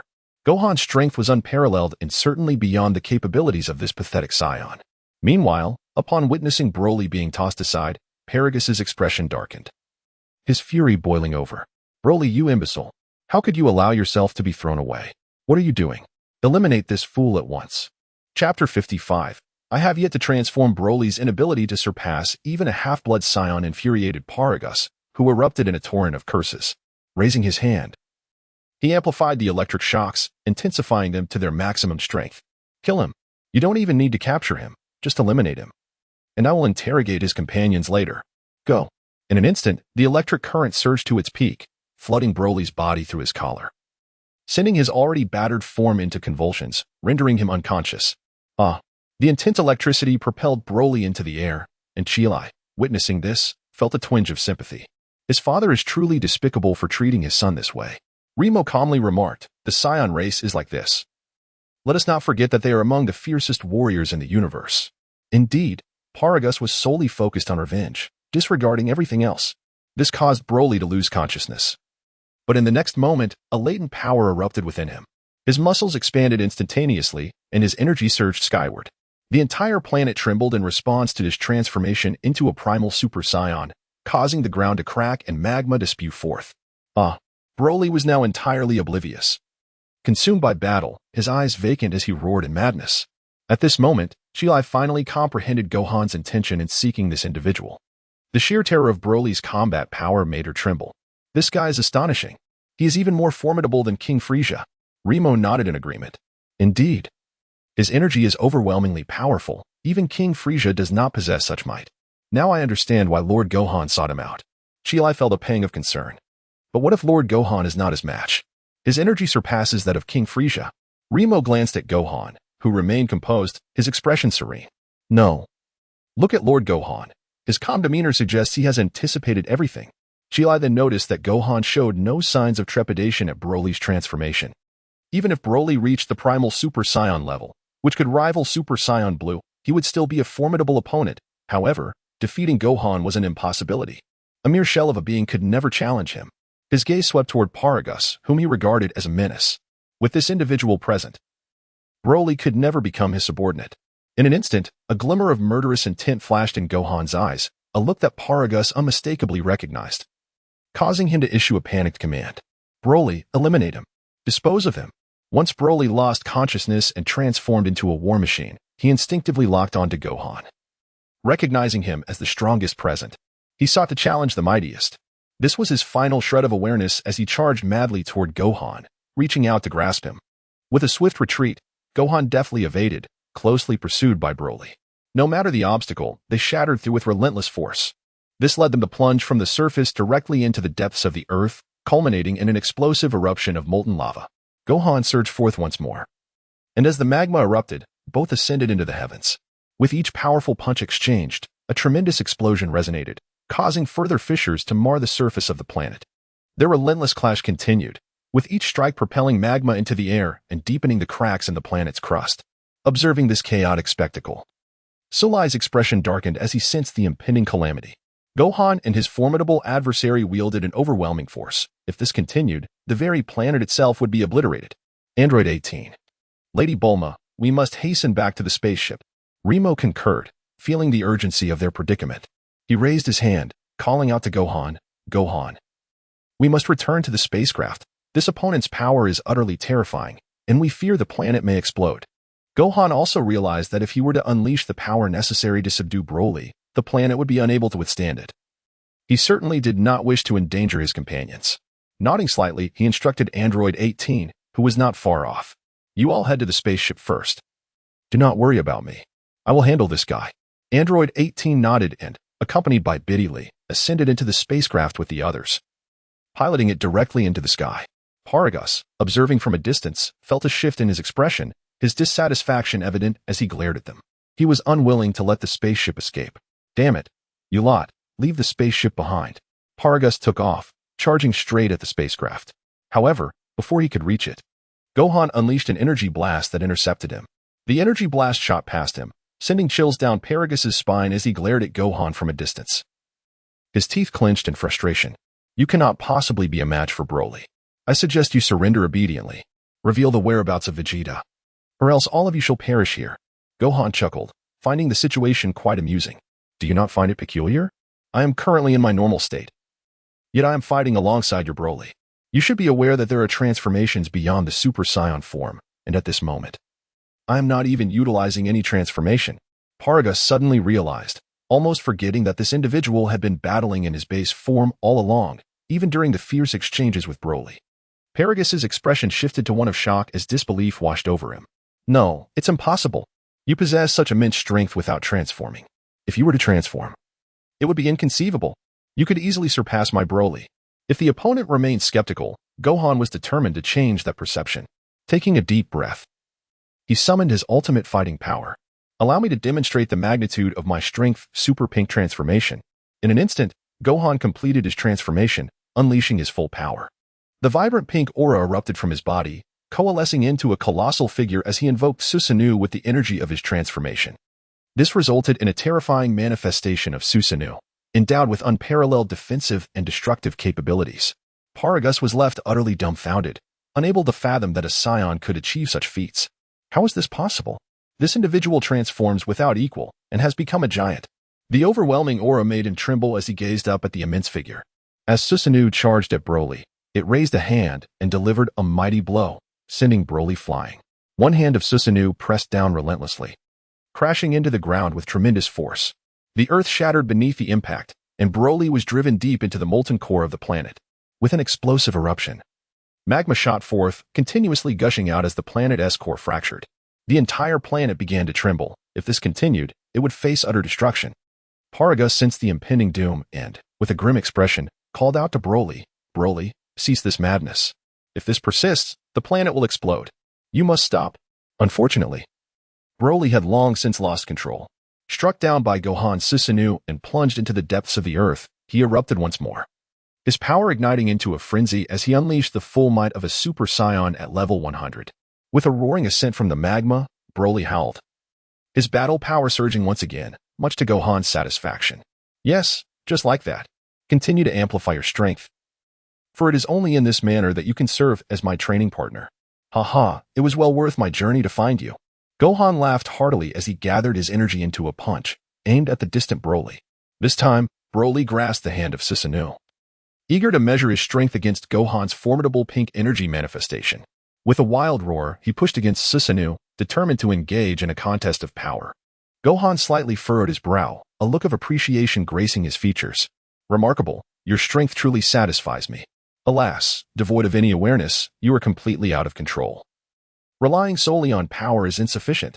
As he spoke, Gohan waved his hand, retracting the Susanoo, all the energy returning to his body.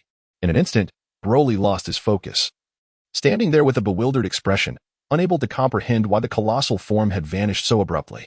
With his energy reabsorbed, Gohan initiated his pink transformation, taking a deep breath. A glimmer shone in his eyes, and the next moment, the 100-fold Kaioken was unleashed, propelling his speed to its utmost limit. In a flash, a crimson streak darted past. Broly, still frozen in place, remained oblivious. Gohan, embodying the pinnacle of the 100-fold Kaioken, appeared before Broly, who was still unresponsive, and with a swift motion. He delivered a powerful punch, sending him plummeting into the molten lava below. The impact resonated with tremendous force, driving Broly deeper into the planet's core, causing the very heart of the planet to shatter. Exploding magma surged forth, engulfing the entire celestial body. It was evident that the planet could not withstand such destruction. And within mere minutes, it would erupt. Paragus' expression turned grim, his face drained of color, utterly unprepared for the unfolding chaos. He watched in horror as fissures began to form beneath his feet. No longer wishing to engage in battle, he realized that without a spaceship, they were doomed should the planet explode. His face contorted with dread, he called out to Broly amidst the molten chaos, "Enough, Broly. We must cease this. Our lives are at stake. The planet is about to explode. Hurry, stop." Gohan cast a fleeting glance at him, disdain etched across his face, and remarked with an air of indifference, "Now that you wish to cease, it is far from an easy task with your presence here. Broly." Returning to a state of normalcy is exceedingly difficult. With that, Gohan raised his hand, directing it towards Paragus. Paragus' expression shifted dramatically. He attempted to resist. Yet Gohan offered him no opportunity. Perish. With a swift motion, a beam of energy shot forth, and Paragus' countenance paled in horror. In that moment, he found himself utterly incapable of countering Gohan's might, who clearly intended to bring about his demise. He raised his hand in a futile attempt to block the assault. But the laser pierced through his body, obliterating half of him in an instant. Overwhelmed by agony and despair, he collapsed to the ground. His eyes filled with a profound sense of unwillingness. Gohan cast a fleeting glance, entirely disregarding the scene, and continued to focus on the molten lava below. With a smirk, he did not hesitate to provoke Broly. "Your father is dead. If you wish to avenge him, come find me now. You can hear me, can't you? Surely. You won't perish so easily. With your strength, mere lava cannot claim your life on this planet." A jet of lava erupted forth. Broly reappeared, his eyes locking onto the lifeless body of his father, his expression darkening as he clenched his fists. The intensity of his emotions erupted once more. "Father! Father!"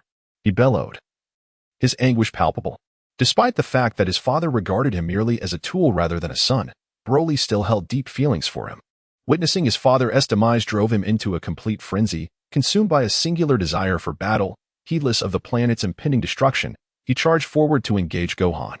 The two clashed high above, descending into the fiery depths of the molten core.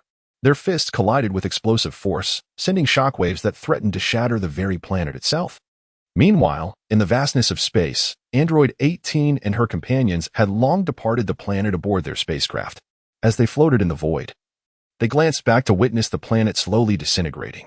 Zhangya's face registered astonishment. This battle was the most ferocious she had ever witnessed, surpassing even the previous invasion of Frisia's army. "This is utterly terrifying. The planet is on the verge of annihilation. Gohan will be all right, won't he?" she mused, her expression grave yet trusting. "If it's him, he surely has a way to escape." Remo quickly spotted two figures soaring into space, exclaiming, "Look, that is my Lord Gohan, along with that fellow Broly." The others turned their attention, witnessing the two ascend into the cosmos just as the planet erupted. Though space lacked air, their formidable powers allowed them to endure for several minutes without difficulty. Chapter 57. It's because I am powerful the two emerged. Engaging in fierce combat amidst the stars, their clashes causing nearby meteors to shatter under the strain. Explosions rippled through space as they fought, their power creating violent tremors. They traversed from one planet to another, with Broly relentlessly pursuing Gohan, who maintained a leisurely distance, luring his adversary. The scene left the crew of the spaceship in awe. Such overwhelming strength disregarded both environment and terrain. They obliterated an entire planet, countless meteors shattered around them, and the two combatants landed on another desolate world. Upon landing, Gohan watched as Broly charged at him. Just as Broly collided with him, Gohan deftly sidestepped, allowing Broly to crash into the barren planet. With a resounding impact, Broly plunged deep into the planet's core, unable to regain his bearings. Seizing this opportunity, Gohan raised his hands, preparing to conclude this fierce confrontation. Enough. The final Kamehameha. Perfect 100 Kamehameha, obliterate this planet. As he unleashed the energy, a crimson glow emanated from his palms. Before Broly could escape, Gohan released the colossal wave, which engulfed the entire planet, pushing Broly back before he could flee. This time, Broly was utterly unable to resist. Colliding with the Kamehameha and being sent crashing into the planet's interior, the desolate world erupted violently, a massive shockwave radiating throughout the universe. The spacecraft, where Android 18 and the others were situated, shook violently. The crew clung desperately to the handrails, preventing themselves from being thrown about. The entire vessel rocked under the impact of the energy wave, and it took several minutes before the tumult subsided. Once the shaking ceased, everyone exhaled in relief, astonished that Gohan had managed to obliterate a planet upon his arrival. Ahead, Gohan hovered in the air, sensing the diminishing energy of Broly. With a smirk, he ascended and swiftly returned to the spacecraft. Android 18 opened the hatch, and Gohan dove inside, grateful for the oxygen within the ship. He took a deep breath and remarked, "That guy is indeed tenacious. I nearly suffocated out there." Combat in space without oxygen is exceedingly difficult for prolonged periods. Nearby, Zangya gazed anxiously at the remnants of the exploding planet and turned to Gohan, asking, Lord Gohan, is that guy dead?" With a casual wave of his hand, Gohan remarked, "No, that fellow is remarkably resilient. He cannot possibly be dead. However, he should be unconscious for the time being. Let's navigate the spaceship over and retrieve him first." Zilai, with a worried expression, became visibly frightened upon hearing Gohan's words. "Lord Gohan, we still need to rescue his mother. I fear that when he regains consciousness, he may once again go on a rampage. His father is no longer present, right? Will he not seek vengeance upon us?" Gohan felt no concern whatsoever. That man's father was nothing but trash, and his demise was inconsequential. Broly, however, proved to be quite valuable. Gohan understood that he was undoubtedly being sought by Frieza's army, eager to recruit a formidable ally to challenge Frieza and protect his ship. With a wave of his hand, he confidently declared, "Do not fear. When he awakens, I possess the means to subdue him. Let us retrieve him now, for in a few moments, he may truly perish." Remo immediately piloted the ship towards the nearby exploding planet. Soon, he spotted the unconscious Broly. Under Gohan's direction, he donned a spacesuit, ventured into the void of space, and secured Broly, returning him to the ship. Broly regained consciousness a day later. After binding Broly securely, Gohan resumed his quest for the Super Dragon Balls of Universe 7. Observing Frieza's cosmic map, he pinpointed the direction and noticed a slight commotion nearby. Suddenly, the voice of Chaili interrupted his thoughts. "Lord Gohan, he has awakened." As Gohan turned his head, he discovered that the bound Broly had regained consciousness, despite being restrained. The bindings posed no real hindrance to someone of his formidable power. Noticing that Broly had awakened, Gohan set aside the cosmic map and approached him directly. As Broly lifted his gaze from his stupor, it was clear that, despite having lost his reason in battle, he was acutely aware of the tragic demise of his father before him. This individual had nearly brought about his own death amidst the cosmos, leaving him bewildered as to why he had been rescued and brought aboard the spaceship. However, his hatred clouded his judgment, and he glared furiously. On the verge of losing control, terrified, Chilai quickly sought refuge behind Gohan, exclaiming, "Lord Gohan, this individual should not have been saved. He may erupt into rage again, and our ship could be destroyed." Gohan cast a cold, indifferent gaze, unleashing the overwhelming might of his conqueror's haki, momentarily ensnaring his opponent with an illusion. With a tranquil demeanor, he observed Broly's furious reaction and spoke softly, "Broly, I can offer you the freedom you desire. Would you be willing to serve as my subordinate and assist me in conquering this universe?" Yet, as he raised his hand, Broly unexpectedly broke free. His face contorted with rage as he shouted, "My father died because of you. I will avenge him." Gohan merely curled his lip in disdain. Unfazed by the seething anger before him, he continued, his tone unyielding, "Your father brought this upon himself. He sought to seize my spaceship and sought my life. That was his own folly. This world belongs to the strong, and because I am mightier, he perished. Otherwise, it would have been me meeting my end. The reason I stand here today is my unparalleled strength. Broly's expression shifted, a tumult of emotions crossing his face as he reluctantly acknowledged the truth in Gohan's words. In the vast cosmos, strength reigned supreme, and even with his own power unleashed, he knew he could not match the prowess of the individual before him. His countenance darkened, pallid with uncertainty, as he questioned, Why do you not kill me?" Gohan spoke softly, "It is because you possess value, a certain utility, that I do not dare to hope for your forgiveness. My strength surpasses yours, thus, you must yield to me. I offer you the chance for vengeance against your father. Should you possess the capability to triumph, I am willing to aid you in avenging him." Broly's expression shifted dramatically, completely taken aback by the calm demeanor of the individual before him. Chapter 58. The culinary arts captivate the heart. Broly's countenance darkened, still struggling to believe the words of the man before him. "Why should I trust you?" He scowled, hatred radiating from his gaze. Beside him, Chilai pouted, clearly displeased.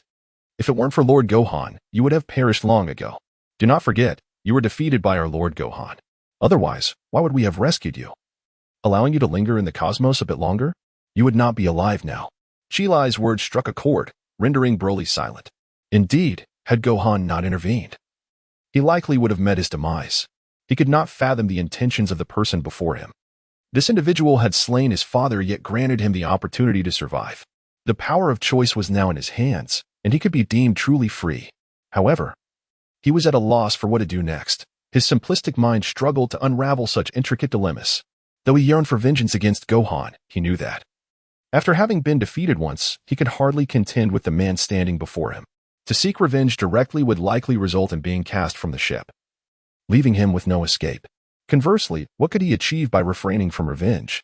Would he truly become this man's subordinate, assisting him in his endeavors? Broly's face contorted with turmoil and anguish. Observing from the side, Chilai approached and gently placed a hand on his shoulder, offering consolation. In truth, aligning yourself with Lord Gohan is quite advantageous. He is far superior to King Frieza and notably better than your father. Your father was exceedingly brutal, restraining you with a collar. Yet, look at Lord Gohan. He has never resorted to such measures. Chilai's persuasive words seemed to awaken a realization within Broly. He acknowledged that his father had indeed been cruel. Compared to the man before him, Gohan was unquestionably more benevolent. Bowing his head, he fell silent. Chilai shrugged, returning to Gohan's side, and spoke softly, "Lord Gohan, this individual may erupt at any moment if we keep him aboard our ship. Should we consider restraining him further?" With a casual wave of his hand, Gohan expressed no concern, stating, "There's no need to rush. Let him figure things out in his own time." He continued with his own pursuits, leaving the resolution of the matter entirely up to the other party. Turning away, Gohan began to examine the cosmic map, seeking the whereabouts of the third Dragon Ball. The spacecraft swiftly locked onto a planet, guided by the Dragon Ball radar, setting its course toward the celestial body. As they navigated through the vastness of space, darkness enveloped them. While traversing several star systems, they encountered numerous peculiar planets, each adorned with breathtaking vistas that left the occupants of the spacecraft in awe.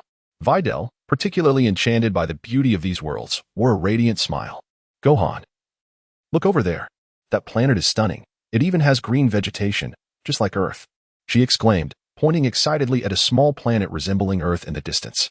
Gohan also noticed the response from the Dragon radar, indicating that ahead lay the Super Dragon Balls he sought. "Let us fly over. This should be the location of the Super Dragon Balls," he declared. Commanding Remo to pilot the spaceship, they set course for a small Earth-like planet. Upon landing, they discovered a remarkable similarity to Earth, with verdant flora flourishing everywhere and breathable oxygen present. Numerous creatures thrived here, yet the absence of humans was striking. Only animals roamed about. As the group disembarked from the spacecraft, Broly followed closely behind. For him, this was his first journey beyond the confines of a hellish existence. Having escaped such a grim environment, he gazed around in astonishment, never having anticipated the existence of such a serene planet devoid of monsters or any threatening beings. He began to question why his father had subjected him to such a dreadful upbringing. Lowering his gaze to his collar, his expression shifted uneasily. Not far off, Android 18 and Biddy had already unpacked provisions, eager to indulge in a meal. "Gohan, this picnic is delightful. We brought plenty of food from the spaceship," exclaimed Android 18. With their numbers increasing, the food supply was dwindling rapidly, but fortunately, Bulma had prepared an ample stock. The rations gathered could sustain them for several months. As the delectable dishes from Earth appeared, Remo and Chilai's eyes lit up with excitement. They approached, captivated by the sight of authentic roasted chicken, duck, and an assortment of hamburgers and fries. The moment they tasted the food, they were overwhelmed by its exquisite flavor. Earth's culinary delights were unparalleled. Gohan, your earthly cuisine is truly divine. These past few days aboard the ship have offered me the finest meals of my life, Chilai exclaimed joyfully. Devouring a hamburger in mere bites, she savored every morsel, licking her fingers in delight, while Remo continued indulging without pause. However, Broly observed from a distance. Wary and hesitant to approach, Chilai noticed his reticence and, shaking her head, she directly placed a hamburger into his hand. Here, eat. Are you afraid we might poison you? Humph. Gohan would never stoop to such treachery. Enjoy your meal. I wager you've never tasted anything this good in that dreadful place you came from. Staring at the hamburger before him, Broly was momentarily at a loss. When had he ever tasted such a meticulously crafted delicacy? On his former planet, even consuming cooked meat was a rarity, often resorting to raw fare, which was far from palatable. With a bite of the hamburger, Broly's eyes widened in astonishment. And as he grasped the concept of fine cuisine, he began to devour it voraciously, entering a state of gluttony. Witnessing the scene before him, Gohan could hardly believe his eyes. It appeared that this individual's Achilles heel was none other than the delectable cuisine of Earth. There was no need for him to utter a single word. Merely presenting earthly delicacies was enough to ensnare him. As Broly devoured a hamburger with gusto, Zal playfully nudged him with her elbow, smiling as she remarked, "How does it feel to follow our esteemed Gohan? You are well fed and free. Far superior to that wretched father of yours." Broly instinctively nodded but quickly shook his head, lifting his gaze to glare at her with indignation. Zal feigned ignorance, her smile unwavering as she continued, "You've admitted it yourself. Deep down, you are acutely aware of your father's cruelty. Doesn't he even provide you with good food, whereas our Gohan is generous with his offerings?" Broly's eyes remained fixed on the hamburger before him, silent. Zal's dissatisfaction grew. "If not for Gohan, you would have perished long ago. Your father views you merely as a tool for murder. Gohan has liberated you. You truly lack appreciation." Broly paused in his consumption, the silence prompting him to set the hamburger down. Observing him, Zal furrowed her brow, convinced that he was being obstinate. Just as she contemplated saying more, an alarm blared from the spaceship. Beep, beep. Remo, with a watchful gaze on his monitoring device, suddenly paled, urgently addressing Gohan. "This is bad, Gohan. A fleet of ships is approaching us. Look at their insignia. They belong to Frisia's army." Frisia's legion had roamed much of the universe before finally pinpointing their location. Upon their arrival, the fleet immediately surrounded them. Furious Frisia intent on avenging the theft of his base. "Lord Frisia, those miscreants have landed on a nearby planet. This presents an opportunity. We must encircle them and ensure they do not escape." Frisia, seated at the helm, glowered at the ships resting on the planet's surface. His teeth clenched, Frisia's demeanor darkened. How dare they pilfer from the great Frisia? Regardless of their numbers, he vowed that they would perish here. "Mobilize everyone. This time, not a single one shall escape." His subordinates readily complied, swiftly deploying their spacecraft. Consequently, over 1,000 ships spread out across the cosmos, encircling Gohan on the very planet they occupied. The Frisia army had arrived. Zal quickly noticed the impending threat, her face draining of color as she sought refuge behind Gohan, trembling uncontrollably. Her fear of Frisia was palpable. For in the 7th universe, the name of Frisia echoed throughout the cosmos, even eclipsing that of the Destroyer. For years, it had been Frisia who had executed various deeds for the Destroyer, allowing the latter to remain idle. No one was oblivious to the terror that Frisia instilled. Remo's expression mirrored her dread. If it were merely Frisia, it would be manageable, but now he approached with his legion. The army, numbering in the thousands, filled the skies, clearly intent on ensuring that none of them would escape. Gohan raised his head and immediately spotted Frisia seated in a baby carriage. Suspended high in the air, his visage contorted with fury. His gaze first fixated on Remo and the others, and with a disdainful snort, Frisia exuded an unmistakable wrath. "Remo! Zilai, you traitorous scoundrels! How dare you betray Lord Frisia? Your only fate awaits you, a path leading to death. Rest assured, I shall relish in tormenting you until your last breath. I will not allow you the mercy of a swift demise." Frisia harbored a profound disdain for betrayal, resolving to exact a torturous retribution upon any who dared oppose him. The true instigator of this treachery was none other than that scion. Frisia cast an icy glare in his direction, grinding his teeth in rage, his entire being trembling with fury. "And you loathsome scion, Your kind is utterly detestable. And you even dare to plunder my base. Chapter 59. The Emergence of Golden Frieza, you despicable scion. In you, I see the shadow of my most detested adversary. I too shall take pleasure in your suffering. All of you shall perish here. Frieza's fiery wrath was directed squarely at Gohan. The ranks of Frieza's legion were poised for battle. Over 10,000 warriors had gathered around, a formidable force indeed. It was evident that Frieza was genuinely incensed. For his base had suffered considerable damage, and he had lost a significant amount of resources. The devastation inflicted upon Frieza's stronghold was catastrophic. Leaving him in a state of explosive fury, he was determined to annihilate those who dared to assail him. Gohan lifted his head and gazed over, finding Frieza rather unimpressive. However, the presence of a legion consisting of 10,000 individuals was somewhat daunting, as chaos could easily ensue, potentially endangering Biddy and others such as Android 18. He cast a glance at Broly, who stood not far off, and with a slight smirk, addressed him, "Leave the one at the front to me.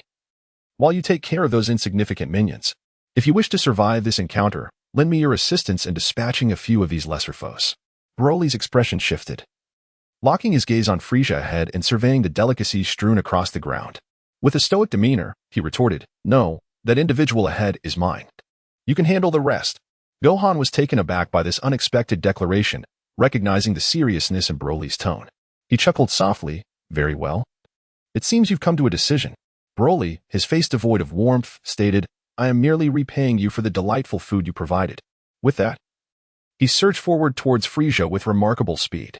Frieza furrowed his brow, perplexed as to why this individual would recklessly approach him without provocation. His expression darkened as he raised a hand, unleashing an energy blast. To his astonishment, Broly effortlessly deflected the energy blast with a mere flick of his wrist. It was at that moment Frieza comprehended the gravity of the situation, his demeanor shifting to one of concern. "I did not anticipate that you two are a scion." Thus began the fierce confrontation between Broly and Frieza, both of whom remained in their base forms. Broly pursued Frieza, who, while seated in his vehicle, evaded attacks and retaliated with energy blasts. It appeared that Broly could indeed hold Frieza at bay for a time. Seizing the opportunity, Gohan resolved to eliminate the remaining adversaries all at once. He was determined to conclude this battle swiftly, unwilling to prolong the conflict any further. "All right, from here on, I shall handle the rest. You all stay back. I intend to eradicate this entire legion of 10,000 in one fell swoop." Gohan's words caused both Sulai and Remo to exchange glances, their expressions shifting unpredictably as they recognized Gohan's formidable strength. They silently retreated, positioning themselves at a distance, awaiting Gohan's next move. As Gohan stepped forward, the multitude of warriors from Frieza's army erupted into laughter. These individuals were oblivious to Gohan's true strength, naively believing that their sheer number of over 10,000 guaranteed them victory. "Huh, you dare to challenge more than 10,000 of us alone? What gives you the audacity?" They mocked. "This scion is utterly ridiculous. Our power vastly exceeds that of those at the base, especially with so many of us here. With our numbers, we could easily overwhelm him. Even if he transforms into a super scion, what difference would it make? Can he truly annihilate us all at once? There is no need for Lord Frieza to intervene. We can easily dispose of this fool ourselves." The 1,000-strong legion of Frieza's warriors roared with derisive laughter, directing their scorn at Gohan. Gohan found the situation amusing. These individuals truly delighted in their mockery. Taking a deep breath, he cast a piercing gaze towards them and, with an expression of indifference, declared, "I can eliminate all of you in one go." For him, vanquishing these 10,000 soldiers of the Frieza force was a trivial task. Raising his hand, Gohan initiated a technique to create shadow clones. "Do you think sheer numbers can prevail? In my presence, they are but inconsequential," he proclaimed. Summoning 100 clones, manifesting in an impressive display of 1,000 shadow duplicates. In an instant, a cloud of smoke enveloped the area, and within a heartbeat, Gohan had multiplied into 1,000 identical figures. He unleashed all his clones. For dealing with such insignificant foes, even a fraction of his power was more than sufficient. As the sky became dense with his duplicates, the 1,000 soldiers of the Frieza force were left dumbfounded, their expressions reflecting disbelief. They struggled to comprehend how this one individual could transform into 1,000 identical beings. The 1,000 soldiers exchanged bewildered glances, unsure of the circumstances at play. What sorcery is this? This individual is not merely one person. How could he suddenly manifest so many? Frustration brewed among them as some refused to accept the reality of Gohan's clones, suspecting deception. "Perhaps it is all an illusion. I refuse to be fooled." One audacious soldier, undeterred by fear, charged directly towards one of Gohan's clones. Even if Gohan's clone possessed merely a fraction of his true power, it still boasted a combat strength in the millions. With a clenched fist, the clone struck out, sending the approaching soldier of the Frieza force flying with a single punch. In the blink of an eye, Gohan unleashed the Kamehameha wave, obliterating his opponent mid-air. The explosion created a cloud of smoke that dispersed like fireworks. The soldiers of Frieza's army stood in stunned silence, realizing that Gohan's doppelgangers were indeed real, and their combat prowess was terrifying. One doppelganger was already a formidable foe. But here, there were 1,000. All 1,000 clones surged forward, charging at the Frieza soldiers, launching Kamehameha waves and energy spheres. They mercilessly descended upon the 10,000 Frieza warriors, creating an overwhelmingly one-sided battle. The Frieza soldiers found themselves utterly unable to resist. They now comprehended the extent of Gohan's extraordinary abilities, too late to flee. The Kamehameha struck several soldiers, who barely had time to scream before they were reduced to ash. Not to mention the energy spheres, which disregarded defenses and spiraled forth. Before any could react, 10 were cleaved in half. Chaos erupted among Frieza's ranks as fear gripped them. This is unbearable. This guy's doppelgangers are too fearsome. No, we cannot continue like this. We will all perish here. They cried out in desperation. Frieza, save us. No. Don't come this way. They were astounded that he had created so many doppelgangers, each possessing combat powers in the millions. Faced with 1,000 beings, each with such power, they realized they stood no chance. Run, quickly. This scene caught Frieza's attention from a distance. He could hardly believe that his army could not withstand even half an hour. They had been decimated, with at least 2,000 casualties. The remaining soldiers, terrified, turned to flee, unwilling to confront the enemy. Frieza was enraged by this turn of events. Stop running. I, Frieza, and my army are invincible. Those accursed scions, I will annihilate the both of you. In a moment of fury, Frieza transformed. Achieving his ultimate form, Golden Frieza. His body glimmered as if coated in gold, hovering majestically in the air, abandoning his previous form. With an air of arrogance, he completed his most potent transformation, gazing coldly at Broly. The game is over, Scion. Your demise is imminent. My Golden Frieza was meant to confront a Super Saiyan. But now, it seems you shall be the honored one. Broly, unaware of Golden Frieza's formidable strength, charged recklessly forward. Unfortunately, without transforming into a Super Saiyan, he was no match for Golden Frieza. Frieza effortlessly dodged Broly's punch and ensnared him by the neck with his tail, lifting him high into the sky. Helpless, Broly struggled in agony, unable to break free, as Frieza maintained his grip, rendering him devoid of any combat power. With a mocking smile and a haughty demeanor, Golden Frieza taunted, "You pathetic scion, you dare to compare yourself to me? How ludicrous! I shall make you the first to perish." Just as he prepared to snap Broly's neck, an energy blast flew from a distance, striking his tail. With a crack, it shattered, prompting Golden Frieza to glance over and see Gohan approaching, his expression darkening immediately. With a serene expression, Gohan looked over and coldly stated, "Frieza, this fellow possesses considerable potential. We cannot simply allow you to eliminate him. He is one of my subordinates, and his true strength is beyond your current capabilities." Golden Frieza, listening to Gohan's words with an air of derision, observed Broly narrowly escaping death, and sneered, "This worthless scion, capable of surpassing me? How utterly absurd. You, who interrupted me just now, shall be the first to perish." With that, Golden Frieza moved swiftly towards Gohan, who, unhurriedly, retreated without transforming. He maneuvered Frieza to a nearby flat battleground, ensuring they were at a safe distance. He feared that a clash similar to the one with Broly might ensue, risking planetary destruction and endangering others. As Gohan leaped away, the Golden Frieza followed closely behind, gritting its teeth in anger. "You little brat, stop hiding. I, Golden Frieza, am the victor." Chapter 90. Frieza's information is outdated. Golden Frieza brimmed with confidence, for this transformation was prepared specifically to confront Kakarot. In its view, the Scion before it could merely transform into a Super Saiyan. Its power had long surpassed that of the Super Saiyans, and typical Super Saiyans were no match for it. Even the Super Saiyan 3 could not rival its might. Thus, Frieza's confidence swelled as it regarded Gohan from a distance with the mentality of a cat toying with its prey. Gohan led him to a secluded plain, and once the distance was deemed sufficient, he finally halted his steps. Noticing Frieza's mocking expression, a smirk crept across his own face. "Frieza, it seems you possess a great deal of confidence. Do you truly believe that Golden Frieza can triumph over my father, Goku?" Frieza furrowed his brow, suddenly realizing who this individual was. No wonder he appeared so familiar. This was none other than Goku's son. Clenching his fists in rage, Frisia's anger ignited. Provoked directly by Gohan's words. You little brat. I never expected you to be that man's son. Now I understand why I saw you so angry. Damn Goku. I shall eliminate you first, and then I will seek out that man on Earth. Wufan found it utterly ridiculous and chuckled. Frisia, if you can defeat me, you would undoubtedly surpass my father. Frisia paused, his expression one of disbelief as he gazed back. Oh, so you are even more formidable than your father, Kakarot? How is it that I cannot perceive this? Besides those trivial tricks, what else can you possibly do? Do not cower or hide. Before my golden form, Frisia. Everything about you is insignificant. Arrogant and self-assured, Frisia remained unwavering in his confidence. After all, this character was steadfast in his nature until the very end. Continuously seeking trouble with the Scions, he certainly proved to be a stubborn individual. Gohan wore a cold smile as he gazed intently at his opponent, his expression serene.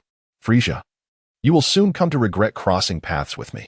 I intend to rely on you to achieve my full pink transformation. Clenching his fist. Gohan understood that his current pink transformation had yet to reach its full potential, thus, he had not yet secured the next draw. He needed to hasten the completion of his pink transformation to its utmost capacity. Frisia, standing before him, could assist him in attaining the final stage of this transformation. Frisia looked on in astonishment, unable to comprehend Gohan's words. Ah, pink transformation? Is that perhaps a term for a Super Saiyan? Ah, Super Saions are but trifles in my presence. They are utterly insignificant, mere waste. You seem unaware of the true power of my golden Frisia. The opponent merely regarded the pink transformation as another form of Super Saiyan. Wufan perceives that the current Frisia embodies a profound ignorance, recently resurrected from the depths of hell. Frisia is only aware of the first transformation of the Super Saiyan. Consequently, upon arriving on Earth, he is utterly oblivious to the fact that both Kakarot and Vegeta have attained the transformation of Super Saiyan God Blue.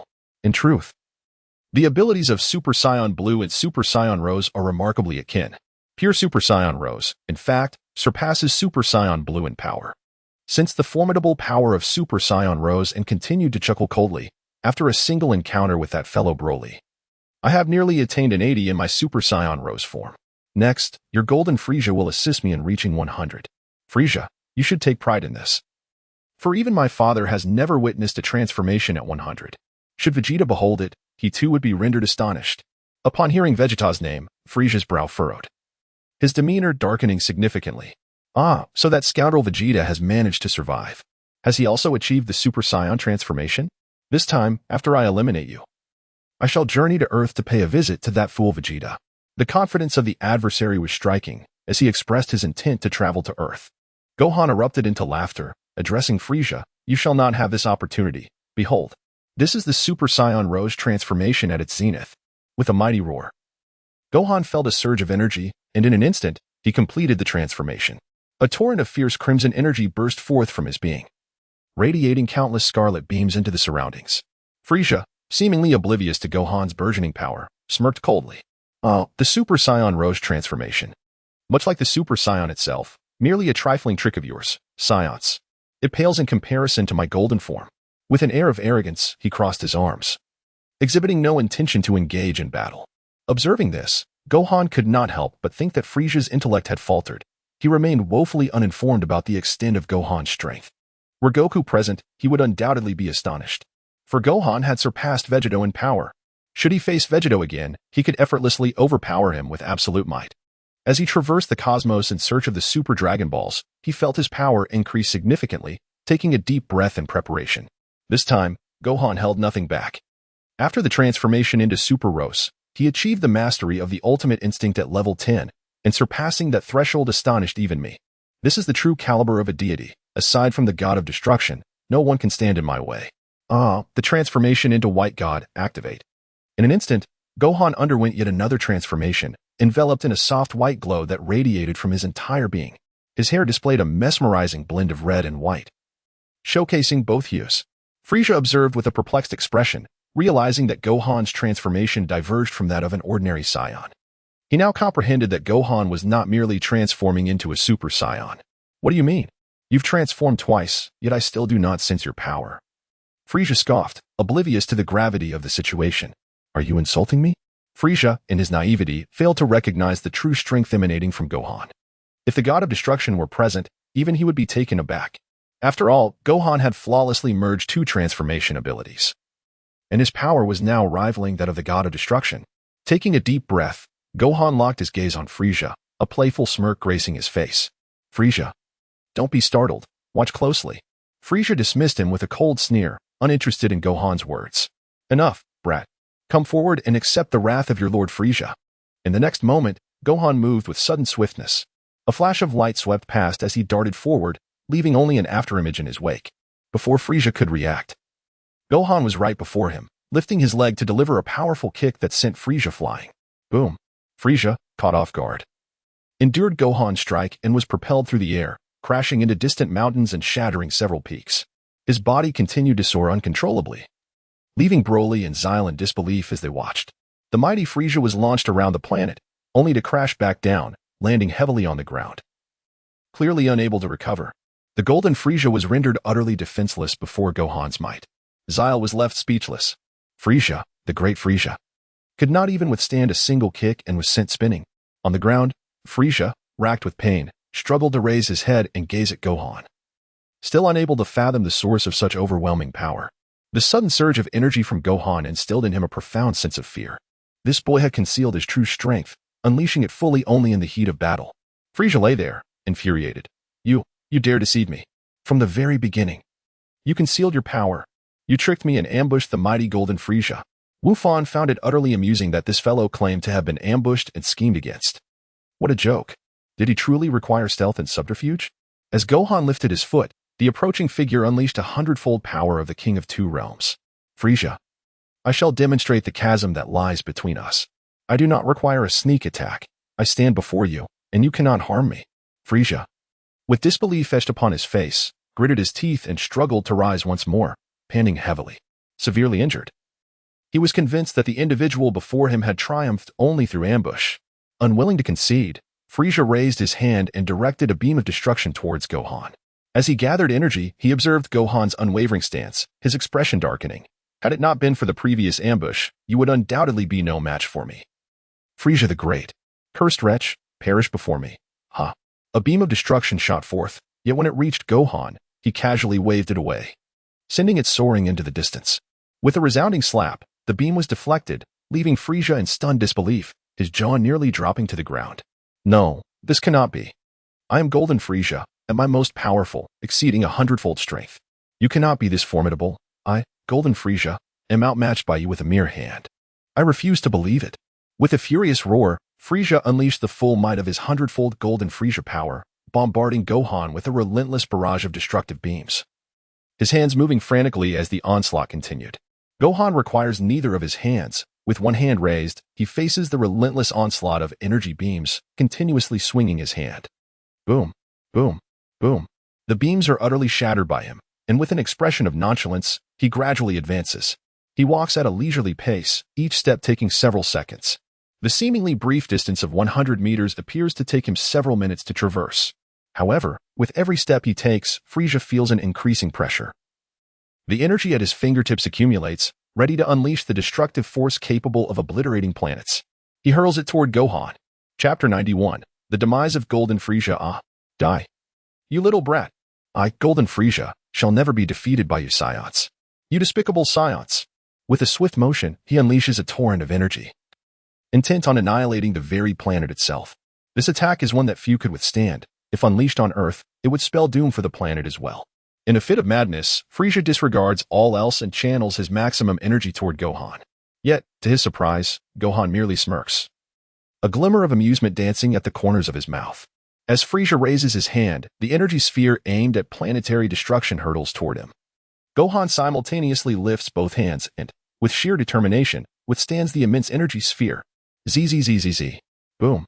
Boom. The entire energy sphere rages uncontrollably as Gohan, with both hands raised, gathers his strength and moves forward. Frieza, witnessing this astonishing spectacle, is left in utter disbelief. This individual is actually pushing forward against his energy sphere. Even his most powerful planetary destruction energy cannot halt Gohan's advance by even a single step. As Gohan advanced, Frieza's expression grew increasingly grim. With a fierce determination, Gohan raised his hand and forcefully pushed Frieza back, a feat that even Kakarot in his Super Saiyan Blue form might struggle to achieve. Yet now, Gohan had surpassed those limits. Harnessing Frisia's energy, his rose-tinted transformation was significantly amplified, breaking through barriers and transcending limits. The Scion's rose-tinted form finally reached its zenith, escalating to 90, 95, 100. The ultimate form of the rose hue erupted forth, culminating in a deafening roar as his energy exploded in an instant. The energy radiating from him left Frieza utterly astonished, unable to fathom that Gohan's power could reach such terrifying heights. The intensity was overwhelming. This young warrior was indeed countless times more formidable than Kakarot, and Frieza regretted confronting Gohan. He had not perfected his golden Frieza transformation. The reluctance gnawed at him. However, Gohan offered no opportunity for regret. With a mighty shout, the power of the 100 Rose transformation surged to unprecedented levels. A resounding cry echoed as he unleashed the 100 Rose power, preparing a single-handed Kamehameha.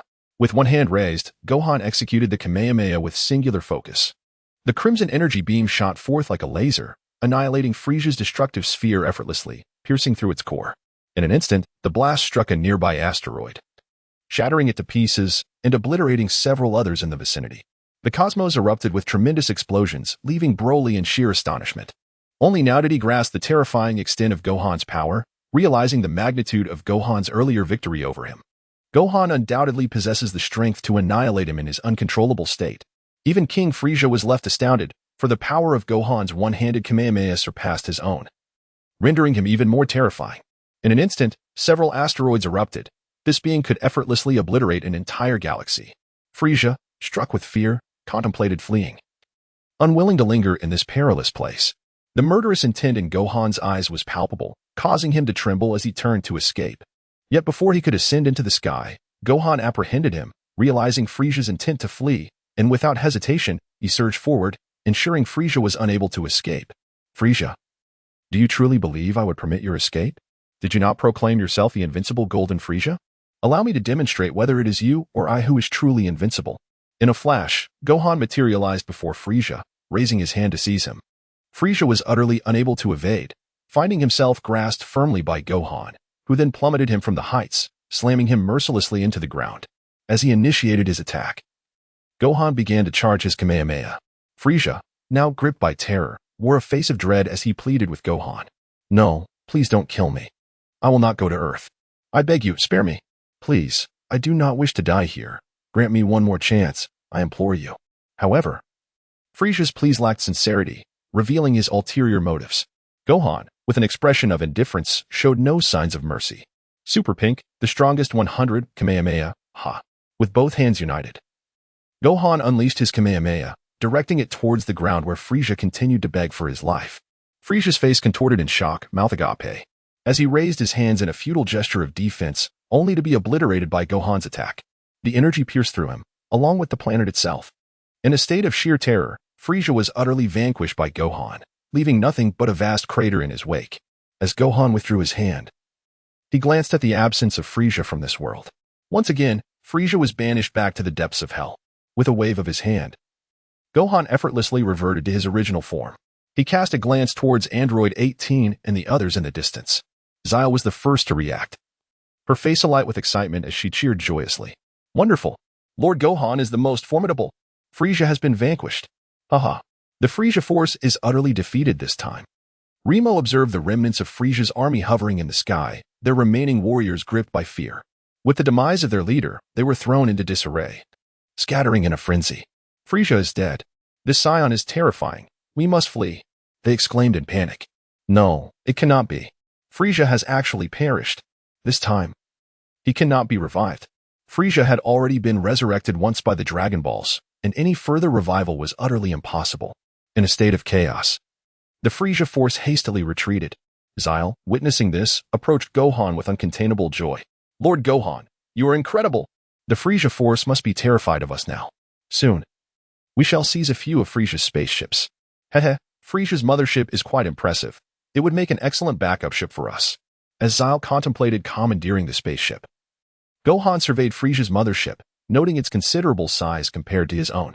If they were to venture to Universe 9, an additional ship would prove beneficial. With a nod of agreement, Zyle dashed off to take possession of Frieza's mothership, approaching it unchallenged. She brazenly entered the control room of Frieza's flagship. Chapter 92. Seizing Frieza's mothership. A group of Frieza's soldiers quivered in fear. No, please don't kill us. Spare us. Frisia cannot possibly be dead. They pleaded. Zyle, I have spoken with you before. I beg you, do not let that scion slay us. The soldiers knelt before Zyle, begging for mercy. With a radiant smile, Zyle beamed with pride, reveling in her newfound power. Addressing the trembling soldiers, she declared, "This ship belongs to us, and everything aboard is under Lord Gohan's command. Now, you have two choices: obey Lord Gohan's orders, or face certain death." With no other options remaining, the soldiers surrendered, trembling at the thought of the mighty Super Saiyan. One by one, they capitulated, allowing Zyle to take control of the spaceship with ease. Gohan and his companions accompanied him aboard Frisia's spaceship, marveling at the advanced facilities that surpassed their own. Android 18 and Videl were notably astonished. This magnificent vessel was worth a fortune, and seizing it for use in other universes seemed most appropriate. Gohan, the spaceship is enormous. With this addition, we will have 2 ships at our disposal. We need not fear even the 9th universe, one of them remarked. The 9th universe poses no substantial threat, aside from the god of destruction and the formidable assassin head, who wields significant control over time. His time manipulation abilities are indeed commendable, but as long as we remain undetected by the god of destruction, we should be fine. As he surveyed the interior of the spaceship, he noted its cloaking capabilities and an array of combat supplies. Notably, a large healing chamber stood nearby. No matter how severe the injuries, anyone entering it could recover in a matter of hours. This was something their previous ship lacked. And with such an abundance of combat equipment, little else needed to be prepared. Gohan intended to designate this vessel as their primary combat ship, entrusting its operation to Remo. Addressing Remo, Sai, and Broly, he declared, "Remo, you shall be the operator of this ship, controlling its maneuvers. Sai, you will serve as the ship's commander and act upon my directives. As for you, Broly, you will serve as a combat operative aboard the ship. Should any matters arise, I will summon you to ensure the vessel's protection." This time, Broly nodded in agreement. Having come to recognize Gohan's intentions and understanding that Gohan would not lead him astray. Yearning for freedom, he wished to continue exploring the universe, seeking his purpose for existence. Sai was elated at her new role as commander of the spaceship, her excitement bubbling over as she cheered. "This is fantastic. Hee. I am now the captain. Gohan, command these individuals as you see fit. They still hold value to us. Should they dare to defy us, we shall eliminate them." She directed her attention toward the group left behind by Frisia, eager to assert her authority over them. Wu Fan cast a cold glance and uttered a single sentence, instilling a tremor of fear in those present. "Very well, should they dare to disobey, I can readily send them to meet Frisia." The words of Gohan compelled several warriors to immediately plead for mercy. No, Lord Saiyan, we shall undoubtedly comply. We are now willing to submit to you, for you are our new sovereign." "Indeed, long live King Gohan. Long live King Gohan. Lord Gohan is the mightiest in the universe." The extraterrestrial warriors erupted in cheers, displaying commendable fervor, their demeanor solely dictated by fear, fully aware of the vast disparity in strength. They dared not resist. As soon as Gohan merely twitched a finger, their lives would be extinguished. How could they dare to resist? They complied obediently, allowing Zillai to direct their actions. Having seized Frisia's spaceship, they further captured Frisia's personnel.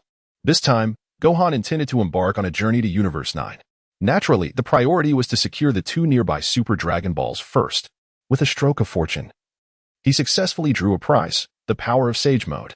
The power of Sage Mode enables the user to enter Sage Mode, harnessing the strength of a sage, channeling their ki to reach a level of 100, thereby enhancing their combat prowess.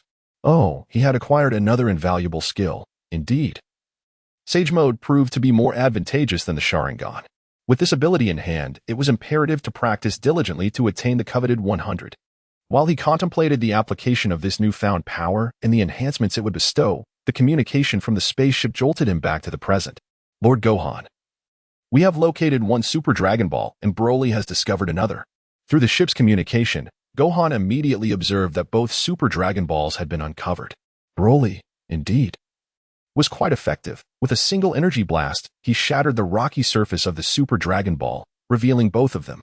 Zillai, brimming with excitement, reported this to him while Gohan relaxed aboard his spaceship, accompanied by Videl and Android 18, indulging in snacks with the 2 women. He felt an unparalleled sense of ease as he watched the Dragon Balls being retrieved.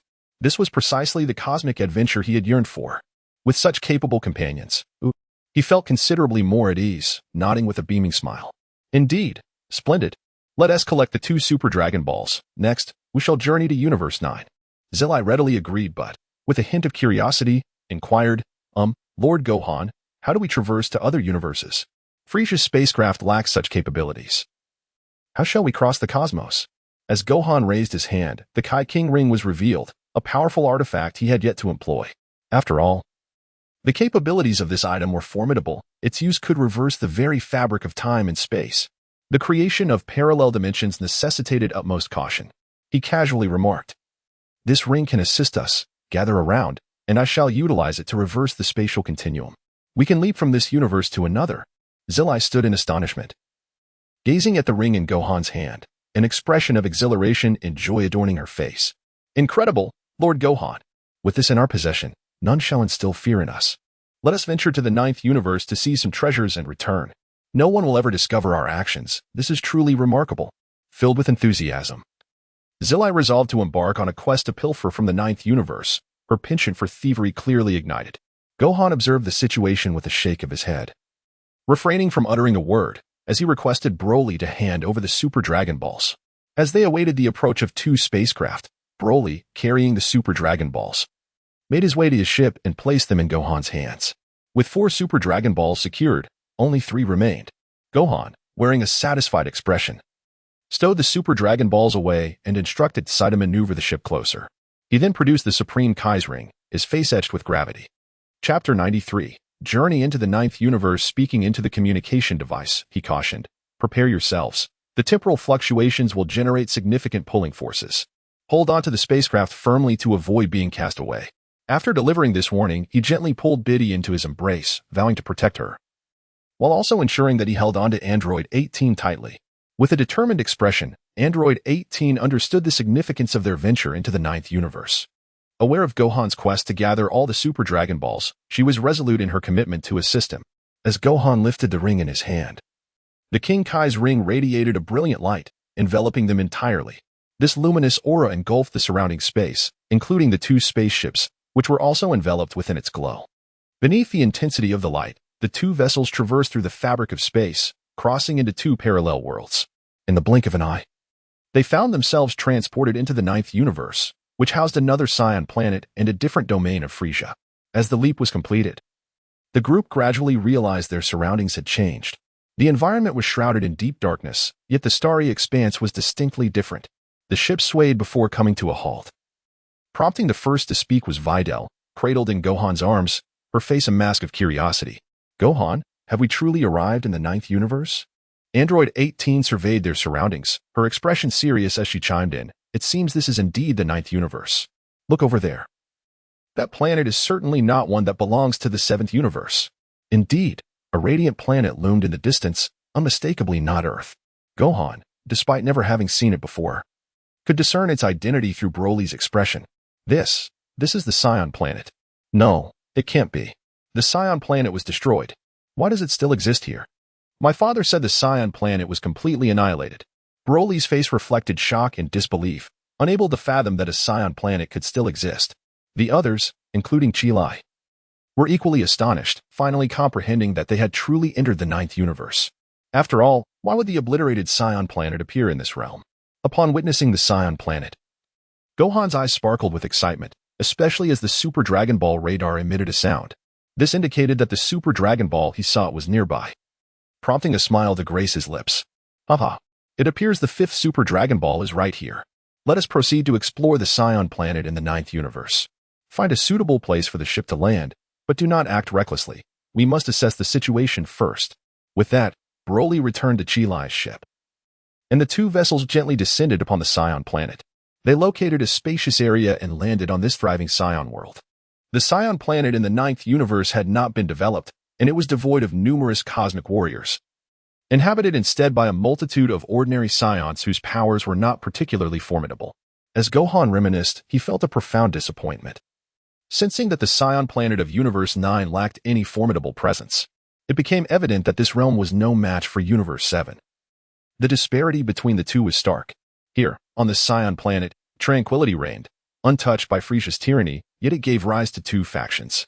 The Saiyans engaged in mutual rivalry and conflict, with the benevolent scions constituting a significant majority, a stark contrast to the dynamics of Universe 7.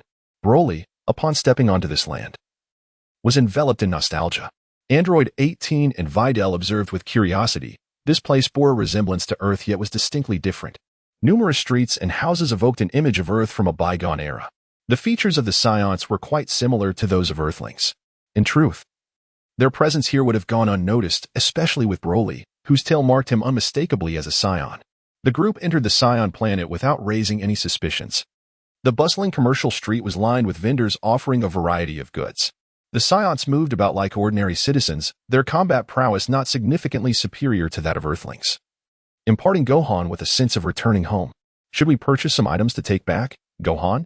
Videl suggested, her eyes lighting up at the sight of the planet's specialties as she accompanied Android 18 to explore further.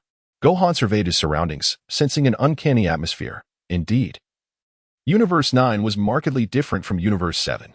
Beside him, Sai leaned in and spoke softly, Master Gohan, should we consider plundering this planet? Gohan cast a fleeting glance at the others, remarking that he seemed almost akin to Frieza.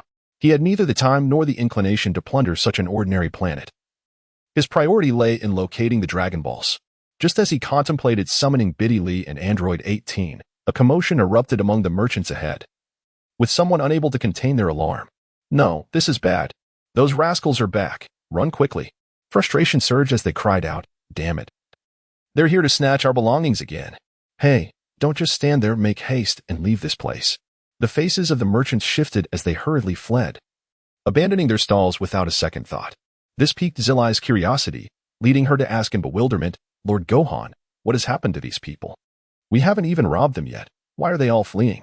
As Gohan raised his head, he quickly sensed a faint aura, realizing that this group of scions possessed a propensity for villainy. It was indeed intriguing. The individuals before him resembled a band of petty ruffians.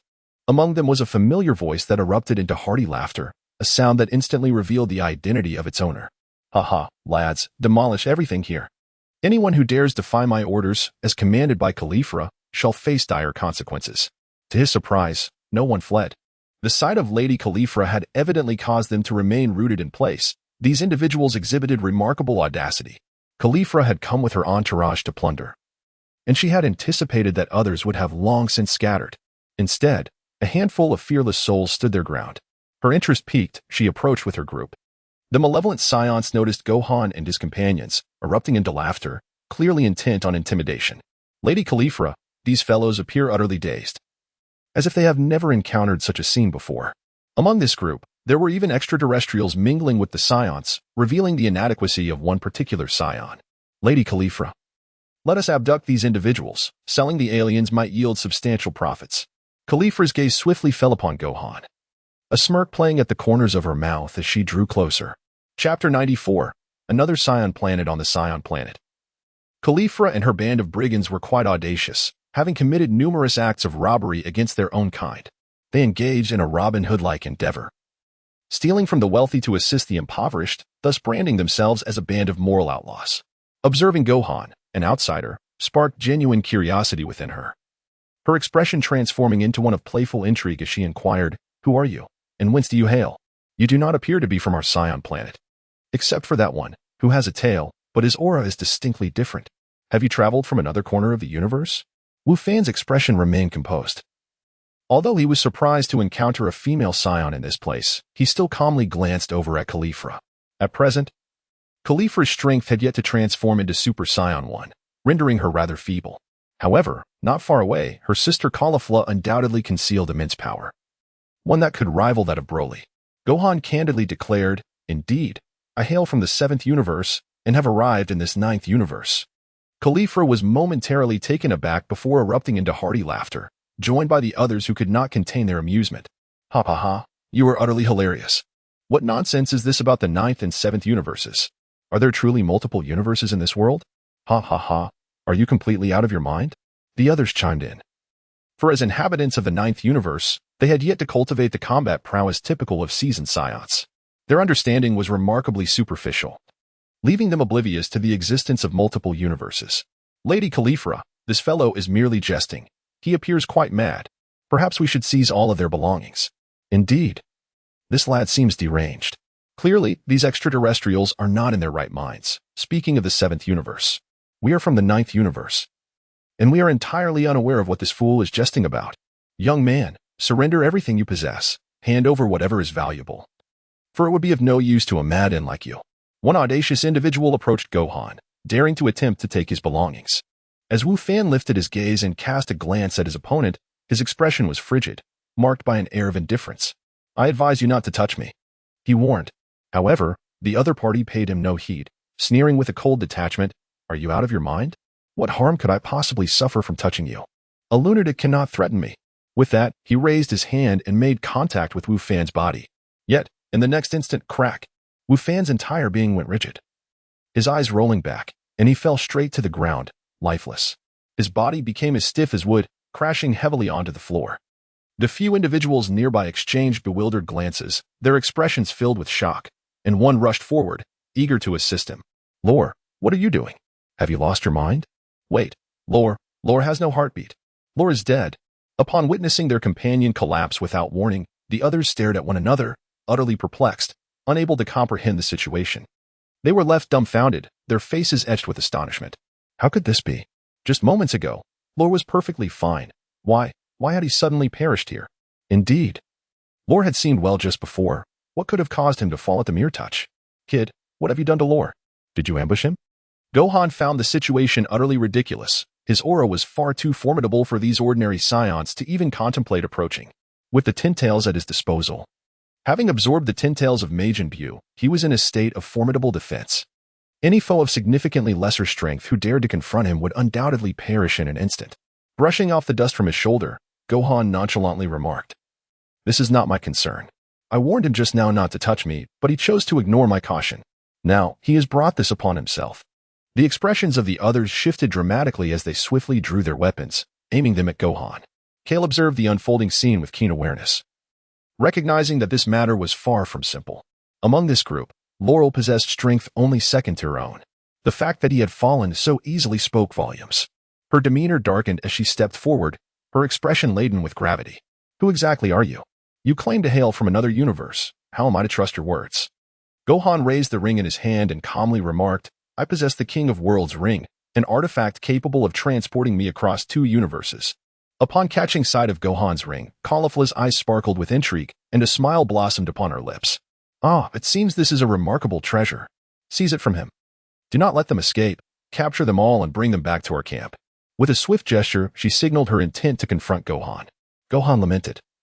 This girl truly enjoys narrowing her own path. Despite his kind reminders, she insists on confronting him directly. Now, as he observed a throng of individuals rushing towards Kale, he paid them no heed, merely exchanging a glance with Broly. With a resounding roar, Broly unleashed an overwhelming surge of combat prowess. Charging forward, Broly required no transformation. Even in the face of Kale's hundreds of subordinates, their numbers were utterly inconsequential. As they advanced, he effortlessly swatted one aside, sending it crashing into others. Over 10 were struck, spitting blood and hurtling away, collapsing onto the ground, many rendered unconscious. Broly raised his foot once more, causing the very ground to shatter. Amidst the seismic turmoil, Kale's subordinates could scarcely maintain their footing, each one tumbling to the earth, further allowing Broly to surge forward and wreak havoc. As Broly eliminated several of Kale's minions, Gohan observed, yet he wished for their numbers to remain intact. After all, they held considerable utility. Being scions, their transformation still bestowed upon them significant combat capabilities. Broly, do not slay too many. Spare half of them. Broly ceased his lethal onslaught, instead incapacitating them one by one. His overwhelming dominance rendered any semblance of resistance from Kale's subordinates utterly futile. Kale's expression soured, fear etched upon her visage as she beheld Broly. She comprehended the truth. He was a monster. A genuine combat beast. Cease. All of you, stand down. Command your monster to stop. How infuriating. Were it not for your presence, we would never have faced defeat. You merely lurk behind him, hiding away. If you possess any valor, confront me directly. Kale shouted at Gohan, her countenance reflecting her displeasure. Gohan, with an amused expression, observed his opponent's provocation. He gestured for Broly to step back and confidently approached. With a smile, he addressed Kale, saying, All right. If you wish for me to engage in battle, I shall oblige. However, should I emerge victorious, I have one condition. Kale, maintaining a stern demeanor, replied icily. What is your condition? As Wu Fan raised his hand, he pointed at Caulifla and brazenly declared, "You shall become my slave." Caulifla trembled, her countenance darkening, fists clenched in fury. Shaking with indignation, this wretch was utterly insufferable, demanding that she, Caulifla, submit as another's servant. It was simply inconceivable. On planet Sion, no one could display such audacity aside from her. Fueled by rage, she tightened her fists and charged forward, gritting her teeth as she retorted, "You insolent fool. Fine. If you lose, you shall serve me as a slave. Humph. I command you to refer to me as your majesty." Caulifla's extreme temperament shone through. Her desire to be a queen consumed her, and without hesitation, she advanced, ready to unleash a powerful punch. Gohan did not evade. Instead, he simply raised a single finger, making it abundantly clear to Caulifla the disparity in their strengths. With just one finger, he effortlessly thwarted her attacks. Bang, bang, bang. After 3 strikes, Caulifla's fists were entirely blocked by Gohan's solitary digit. Her expression morphed into one of astonishment, as she was utterly unprepared for the realization that her assaults were utterly futile. Little did she anticipate that while Broly was indeed a monster, this individual was a veritable monster among monsters. The sheer magnitude of his power was terrifying, as he possessed an overwhelming superiority from the very beginning. With each exchange, Caulifla grew increasingly alarmed and astonished, ultimately finding her efforts to be of no consequence. Frustrated, she could not even land a blow on his finger, prompting her to stomp her foot in exasperation. You fiend. Do not go too far. How dare you only use a single finger? You are utterly cunning. If you possess the ability, then unleash your full strength. Wu Fan found it utterly ridiculous that he was asked to exert his full strength. The entirety of this Sion planet, along with its entire galaxy, would be obliterated. After all, he possessed power rivaling that of a god of destruction. To request him to unleash his full potential was nothing short of a jest. With a mocking expression, Gohan remarked, "How about this? I shall demonstrate using merely 2 fingers. It is not beyond my capabilities." Caulifla, seething with anger, wore a displeased countenance, clearly infuriated. "Are you belittling me? Humph. You think you can truly defeat me with just 2 fingers? I dare say you lack the courage to face me." Even 18, standing nearby, was nearly compelled to intervene and teach this girl a lesson. Gohan felt that this female scion was indeed lacking in education. Shaking his head, he raised 2 fingers, pointing them towards Caulifla in a gesture reminiscent of a firearm. Caulifla furrowed her brow, perplexed by his intentions. In the next moment, before she could even blink, a brilliant beam shot forth from Gohan's fingertips. With a resounding crack, akin to a gunshot, the energy blast surged towards the area behind Caulifla. The force of the explosion stirred up a tremendous whirlwind, resembling a mushroom cloud erupting from the spot, obliterating the land within a several-mile radius. The earth shook with a deafening roar as everything behind her was annihilated, leaving Caulifla's subordinates stunned and kneeling in terror, gazing at the desolation where once there was life. They could hardly fathom the devastation, realizing that had Gohan aimed at them directly, none would have survived. It dawned on them that they had provoked a being far beyond their reckoning, a force of nature so formidable it was almost monstrous. Caulifla stood frozen, beads of cold sweat forming on her forehead. She understood that Gohan had indeed targeted her. Had he unleashed that power upon her, she would have been the first to perish. Her legs wobbled beneath her, while her subordinates were already begging for mercy. "Please, Great One, do not kill us. You are the mightiest. We would gladly serve as your vassals. With you at the helm, we could overthrow the tyranny of the Scion King. And we would gladly hail you as the ruler of our planet. Long live the Scion King." They cried, but Gohan dismissed their pleas with a mere smirk, fixing his gaze upon Caulifla. "So, do you concede, or would you prefer to test your luck further?" he inquired, pointing a finger at her. Caulifla, fully aware of the power behind that gesture, felt a wave of dread wash over her, her countenance darkening. Clenching her fist in defiance, she ultimately relented. I concede." Though her face betrayed her reluctance, Gohan was satisfied. He stepped closer, a suffocating aura emanating from him. Caulifla found herself unable to withstand his overwhelming presence and, in an instant, fell to her knees before him. Nearby, Kale witnessed the scene, her expression shifting dramatically. "Sister," she cried, rushing toward Caulifla. Emotions flared within her as she embraced her sister, her gaze locked angrily on Gohan. The fury radiated from her as she prepared to transform. "Do not, Kale. Even in your transformed state, you cannot match his strength. Do not act recklessly," Caulifla warned, knowing all too well Gohan's terrifying prowess. But Kale, consumed by rage, could not restrain herself. With a roar, she attempted to unleash her Scion transformation. Yet, before she could fully ascend, Gohan waved his hand, directing his energy toward her. As she began to transform, Kale trembled under the weight of Gohan's overwhelming force. In an instant, she collapsed, unconscious, falling before Gohan. Caulifla's expression shifted to one of horror. Believing her sister had been killed. "What have you done to my sister, Kale?" she exclaimed in fury.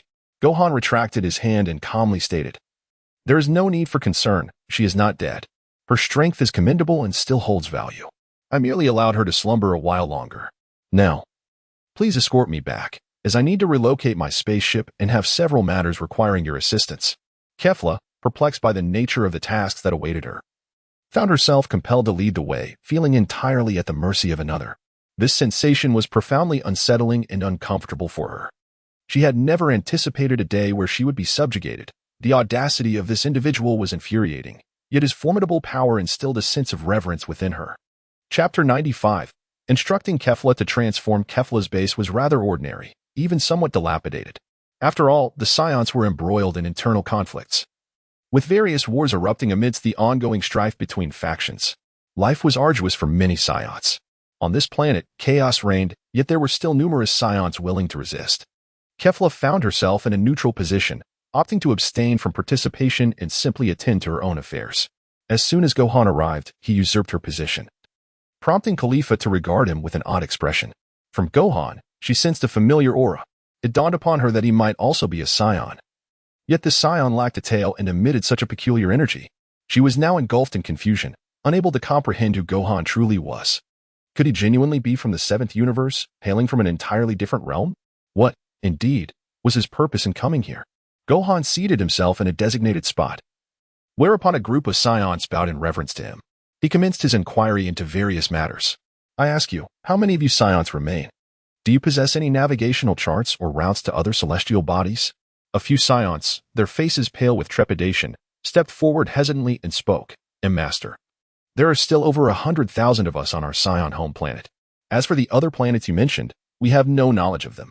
We Scions seldom venture beyond this world. This planet, devoid of the cosmic tyrant Frisia, has thus far kept them from departing its confines. They are but a group of unexploited Scions." Gohan finally understood why the inhabitants of this planet were so feeble in combat power, so fragile that even a Super Scion at level 1 could effortlessly subdue the entire world. His gaze swept across the scene once more before settling on Kale, a female Scion whose potential was undeniable. She had already mastered the transformations into both Super Scion 1 and 2. With proper training, she could even ascend to Super Scion 3. A faint smirk curled on his lips as he contemplated molding her into a formidable warrior. He needed capable subordinates to aid in his quest for the Dragon Balls, especially the elusive Super Dragon Balls. The universe was vast, and searching aimlessly with their current numbers would take far too long.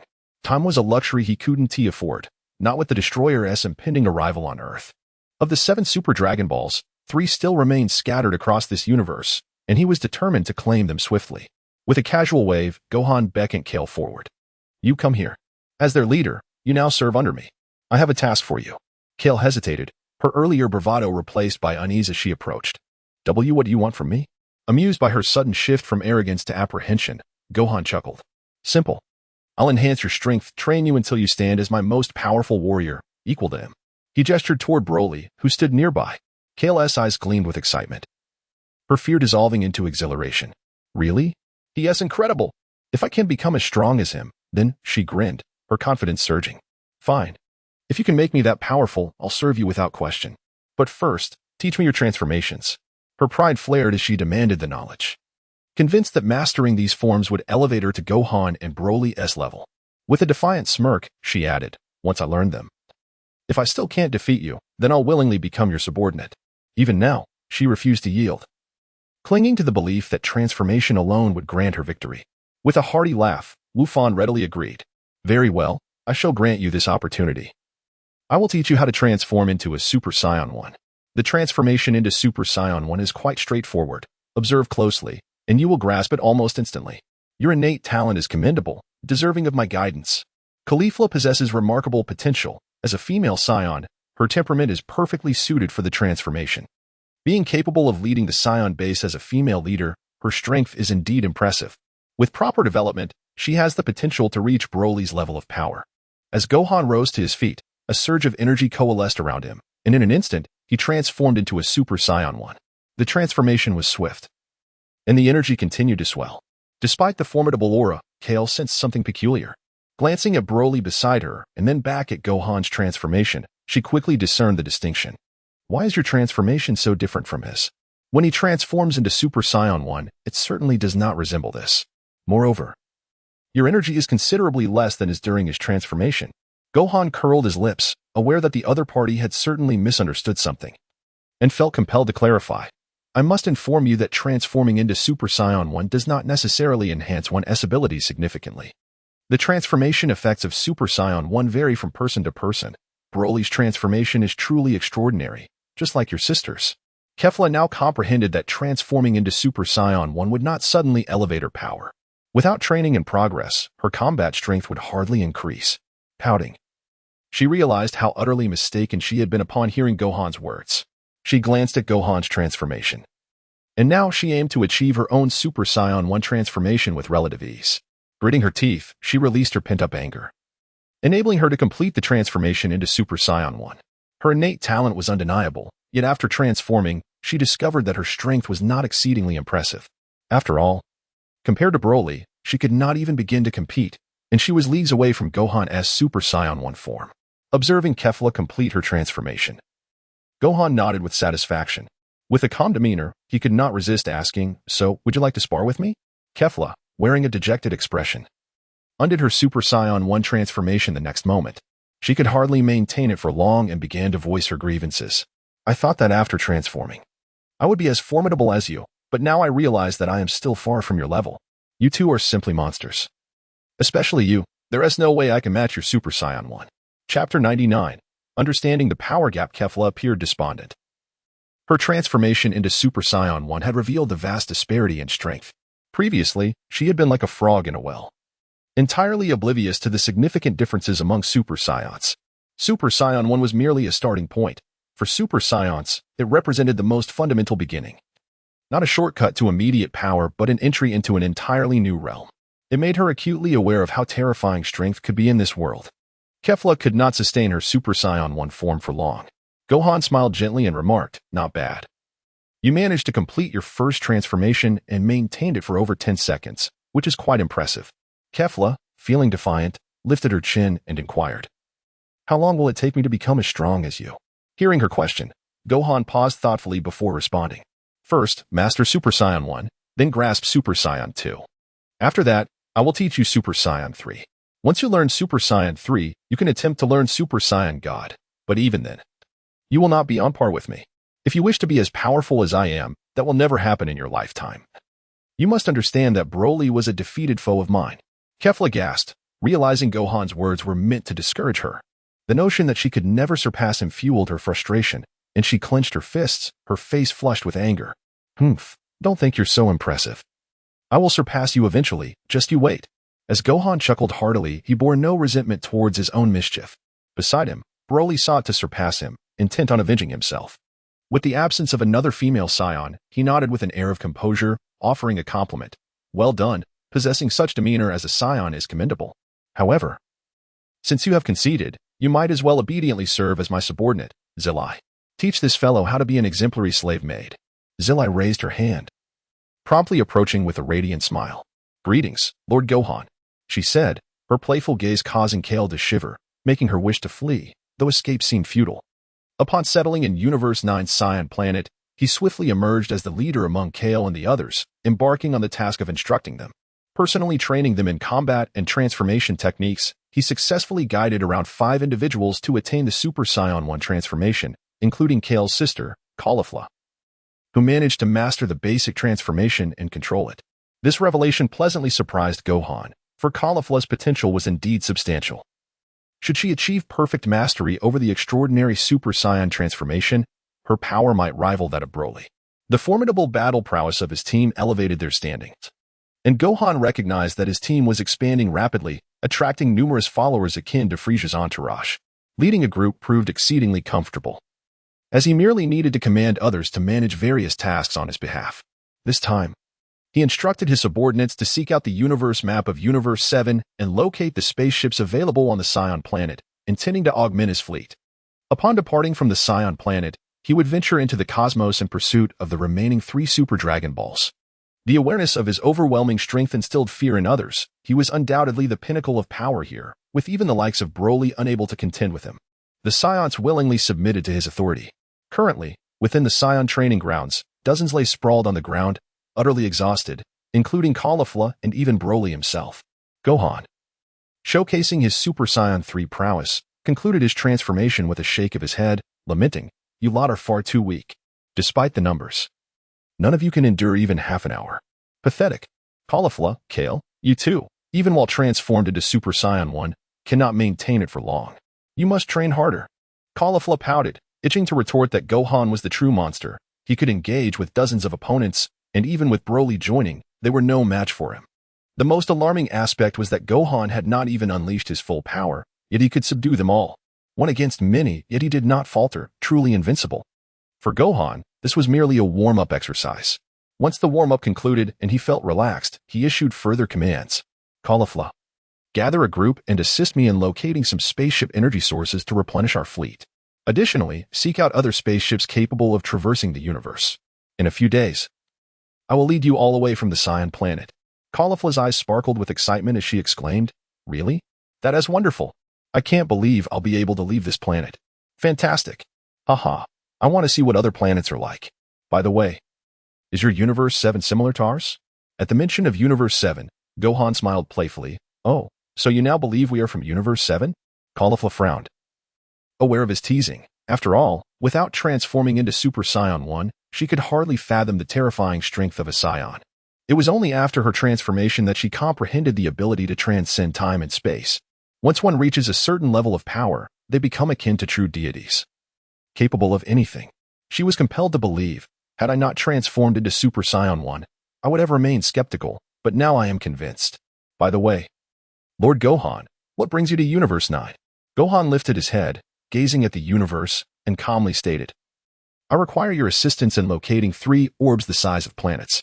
Caulifla's expression was one of curiosity, as she was unaware of what these orbs entailed. Nevertheless, as a subordinate of Gohan, she felt compelled to assist in the search. She too was eager to discover what could possibly draw such an extraordinarily formidable individual to Universe 9. The items he sought were undoubtedly significant, and she longed to witness their true nature. Now, with her subordinates, several of whom could transform into Super Saiyans after enhancing their powers, they were among the mightiest warriors of the Saiyan planet. Even seizing the Saiyan throne would not pose a challenge. However, without Gohan's command, they would refrain from such actions, merely following his instructions to gather spaceship fuel and seek out functional spacecraft. All these resources were exclusively held by the Saiyan royal family. Hence, they would inevitably encounter conflict with the royal lineage, albeit unwillingly. Chapter 97, The Plunder of the Saiyan Planet. This was a war-torn Saiyan planet within Universe 9, embroiled in a struggle for power. Chaos reigned as conflicts erupted between the Saiyan royal family and villainous armies. Among them was Gabe, a staunch supporter of the Saiyan King. A mere ordinary Saiyan, he fought for his survival and was now troubled by the sudden appearance of a group of adversaries. What? The Saiyan royal family has been attacked? How could this be? Gabe could hardly believe that the noble Saiyan lineage had come under assault. As a loyal supporter of the royal family, he watched the newcomers with apprehension. They were royal warriors, visibly troubled and gritting their teeth. This group had arrived unexpectedly, intent on seizing spaceship energy and wreaking havoc upon the royal family, especially their leader, a female Saiyan whose transformation revealed her terrifying strength, her long golden hair signifying her immense combat prowess. Gabe was astonished. Transformations among Saiyans were typically monkey-like. Why was there a different form? The royal warriors were equally bewildered, as this group had suddenly appeared and pilfered numerous items from the royal family.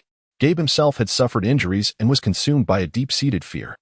He could not comprehend the situation. The Saiyan royal family was in utter disarray, and the king himself was in peril. Upon hearing that the king may be killed, Gabe's face turned grave, and he stood up resolutely, knowing he had to intervene. Even without great power, he felt it was his duty to defend the Saiyan royal family. No, I cannot allow them to destroy our noble lineage. The king is a proud warrior, a great individual. I must not permit others to ruin our entire Saiyan race.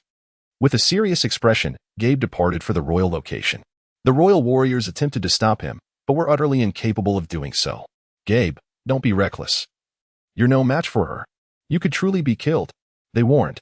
However, Gabe was unconcerned for his own safety. He was determined to uncover who was invading the royal family and the extent of their formidable strength. Filled with curiosity, he arrived at the royal residence, only to witness a scene of utter chaos. The grand palace, reminiscent of ancient Chinese architecture, lay in ruins, with walls destroyed and flames engulfing the area. The air was filled with the cacophony of shouting and chaos. And Gabe's expression darkened as he realized the gravity of the situation. The Scion royal family was indeed in peril. The place had been entirely overtaken by invaders, and the royal warriors were unable to withstand the onslaught. Not far off, a transformed Super Saiyan female, with long yellow hair, commanded her subordinates with an air of arrogance. "You lot, gather everything. Take all that Gohan desires, as well as the royal treasures. Take whatever you can until you can carry no more." Caulifla laughed heartily, relishing the chaos as she orchestrated the plunder of the royal family. Not only was she after the items Gohan needed, but she also aimed to seize as many treasures as possible. Just then, a voice interrupted her, surprising her. A Saiyan dared to stand before her. "Stop." Gabe stepped forward, his face contorted with anger. Caulifla regarded him with narrowed eyes, recognizing his boldness. "Oh, you dare to stand before me, Caulifla? You must not realize who I am. Do you wish to challenge me?"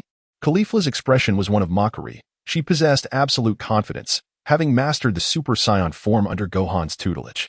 With the ability to maintain her Super Saiyan state, how could an ordinary Saiyan hope to rival her? Among the Saiyans, she was invincible. Many of the royal warriors were no match for her, and her confidence swelled. Gabe gritted his teeth, his expression furious as he tightened his fists, filled with indescribable rage. "I will not allow you to destroy our Saiyan planet. I will not let you ruin our royal family." "Halt." With that, he charged forward, throwing a punch at Caulifla. She merely scoffed, not even glancing at him. As he approached, she effortlessly seized him and flung him aside. It was evident that Gabe's strength was no match for Caulifla's. He crashed heavily to the ground, spitting blood and struggling to rise. Observing this, Caulifla smirked disdainfully. "Enough. You are utterly worthless. You cannot even compare to my little finger. The gap between us is insurmountable." Just then, Gabe managed to stand once more, surprising Caulifla. "Oh, I didn't expect you to have such spirit. I admire you. How about this? Serve my master, Gohan, and with your strength, you could be a squad leader." Gabe felt insulted, his fury igniting anew as he charged at her once more. This incited Caulifla's irritation. Witnessing his obstinacy, she felt a surge of murderous intent. As Gabe advanced, he clenched his fist, energy surging within it, radiating light. "You truly wish to die?" Gabe's expression shifted as he sensed her overwhelming power, realizing the vast gulf between them. Caulifla, genuinely enraged, made him feel the impending threat of death, causing him to tremble in fear. He was on the verge of losing his life. Not far away, a figure emerged, causing Caulifla to halt her actions abruptly. Her expression shifted dramatically, replacing her earlier fury with surprise. She called out to the individual in the distance. "Lord Gohan, you have arrived. We are currently gathering energy for the spaceship, and we have also discovered several intriguing items." Upon seeing Gohan, Caulifla eagerly approached him, laughter bubbling forth. It is undeniable that after several training sessions, she had been thoroughly impressed by his prowess, and as a result, she had become quite obedient. Chapter 98. Capturing two Super Saiyans. Wufan cast a fleeting glance at the individual before him, sensing that Caulifla's mastery of Super Saiyan 1 was commendable, allowing her to grasp the nuances of Super Saiyan 2. Additionally, she could conveniently delve into the intricacies of Super Saiyan 3, thereby enhancing the combat prowess of his subordinates. In due course, Caulifla would undoubtedly assist him in numerous endeavors. His gaze swept across the vicinity, landing on a figure not far away, and upon recognizing the individual, he realized it was none other than Vegeta's disciple. This fellow possessed an intriguing demeanor, with a commendable character and, as an ordinary Saiyan, exceptional potential. He advanced with purpose. But as he approached, Gabe's expression grew increasingly grim, his fist clenched as he glared back. It was evident that he was angered, declaring, "Yo, why did you attack the royal lineage of the Saiyans?" Wufan observed the situation before him, recognizing the anger directed at him by the royal Saiyan lineage. With a calm demeanor, he stated, "In the Saiyan clan, strength alone determines kingship. If your king can ascend to the throne, why can I not do the same?" Wufan's words left Gabe momentarily stunned, almost rendering him speechless. His face flushed with embarrassment as he could only respond with a pained expression. You are not a Saiyan. Why do you wish to be our king?" Gohan chuckled heartily, reveling in the essence of his Saiyan form. With an air of pride, he proclaimed, "I am a Saiyan. Who dares to say otherwise?" As he showcased his transformation, it became evident to all that he, too, was of Saiyan lineage. With a deep breath, Gohan completed his transformation into Super Saiyan 1, astonishing Gabby, who had never anticipated that Gohan also possessed the power of a Super Saiyan. This individual was undeniably a Saiyan. Despite lacking a tail, he was a genuine Saiyan through and through. Gabby stood in utter disbelief, his expression a testament to his shock, which did not escape Gohan's notice. Wu Fan calmly remarked, "You are called Gabe, correct? Your strength is insufficient to protect the royal lineage of the Saiyans. If you wish to uphold the Saiyan royalty, I can offer you this opportunity. Join me as my subordinate, and I shall teach you the transformation into Super Saiyan 1. You may refer to me as your master, for I am willing to accept you as my disciple." Gabe's expression was one of bewilderment. He could hardly fathom that this individual before him was actually offering to instruct him in the art of transformation. Meanwhile, Kale, standing beside him, felt a twinge of jealousy. Her fists clenched tightly. In that moment, she genuinely regretted not having struck this person down just moments ago. Gabe gritted his teeth, still unwilling to concede. "Why should I allow you to teach me?" Wu Fan chuckled. "The reason I am superior to you is evident. You are aware that Califula yielded to me because she is not as formidable as I am. My strength surpasses hers, considering your abilities, which fall short of hers. Can you fathom the magnitude of our disparity? It is indeed vast." Gaby's countenance darkened as he felt the weight of defeat. All his strength seemed to evaporate, leaving him with no choice but to concede. With a bitter smile, he lifted his gaze and said, You must not continue to harm the Saiyans. I shall agree to your terms." Wu Fan glanced at the current situation. Several items had already been collected. He did not intend to seize the Saiyans. He merely asked Kale to find some energy sources, never anticipating that it would escalate to such an extent. Nodding in agreement, he stated, "Very well. As long as those individuals do not cause any trouble, I shall not trouble them in return." Gabe took a deep breath, and this time, he obediently knelt upon the ground and decisively called out, "Master." Gohan felt a deep sense of satisfaction. This individual indeed possessed the potential for instruction, thus augmenting their fighting prowess. He intended to recruit him directly, with the aim of forming a Saiyan team, far superior to Frisia's army. Imagine a cadre of warriors capable of transforming into Super Saiyan 1, capable of dominating not only Universe 9 and Universe 7 but also other realms. With a smile, he approached and patted the other's shoulder. "Very well, I shall now impart to you the technique for transforming into Super Saiyan 1. In the future, you will follow Caulifla, serving as her subordinate and learning from her diligently. After all, mastering the transformation into Super Saiyan 1 requires gradual comprehension. Only then can I guide you in other transformations." Gabe's face reflected astonishment, disbelief evident in his expression. "Aside from that transformation, are there others?" Caulifla, unable to contain her displeasure, felt an immediate aversion towards him, sensing that he could usurp her position. Having painstakingly established herself as one of Gohan's most promising Saiyan subordinates, the arrival of yet another Saiyan threatened her status. Gritting her teeth, she coldly remarked, "You are utterly ignorant. Lord Gohan's strength surpasses mere Super Saiyan 1. That is merely the beginning. He could effortlessly overshadow even a single finger of Lord Gohan." Gabe was left speechless, unable to fathom that the terrifying power of Super Saiyan 1 could be eclipsed by merely a fingertip of another. Such a formidable individual could indeed obliterate the entire Saiyan race. Not to mention, he could easily annihilate this planet itself. Swallowing hard, his expression grew anxious, and his fear pleased Gohan immensely. Thus, he had secured a second valuable Saiyan subordinate. This expedition to Universe 9 had proven exceptionally fruitful. With a smile, he began instructing Gabe in the transformation to Super Saiyan 1.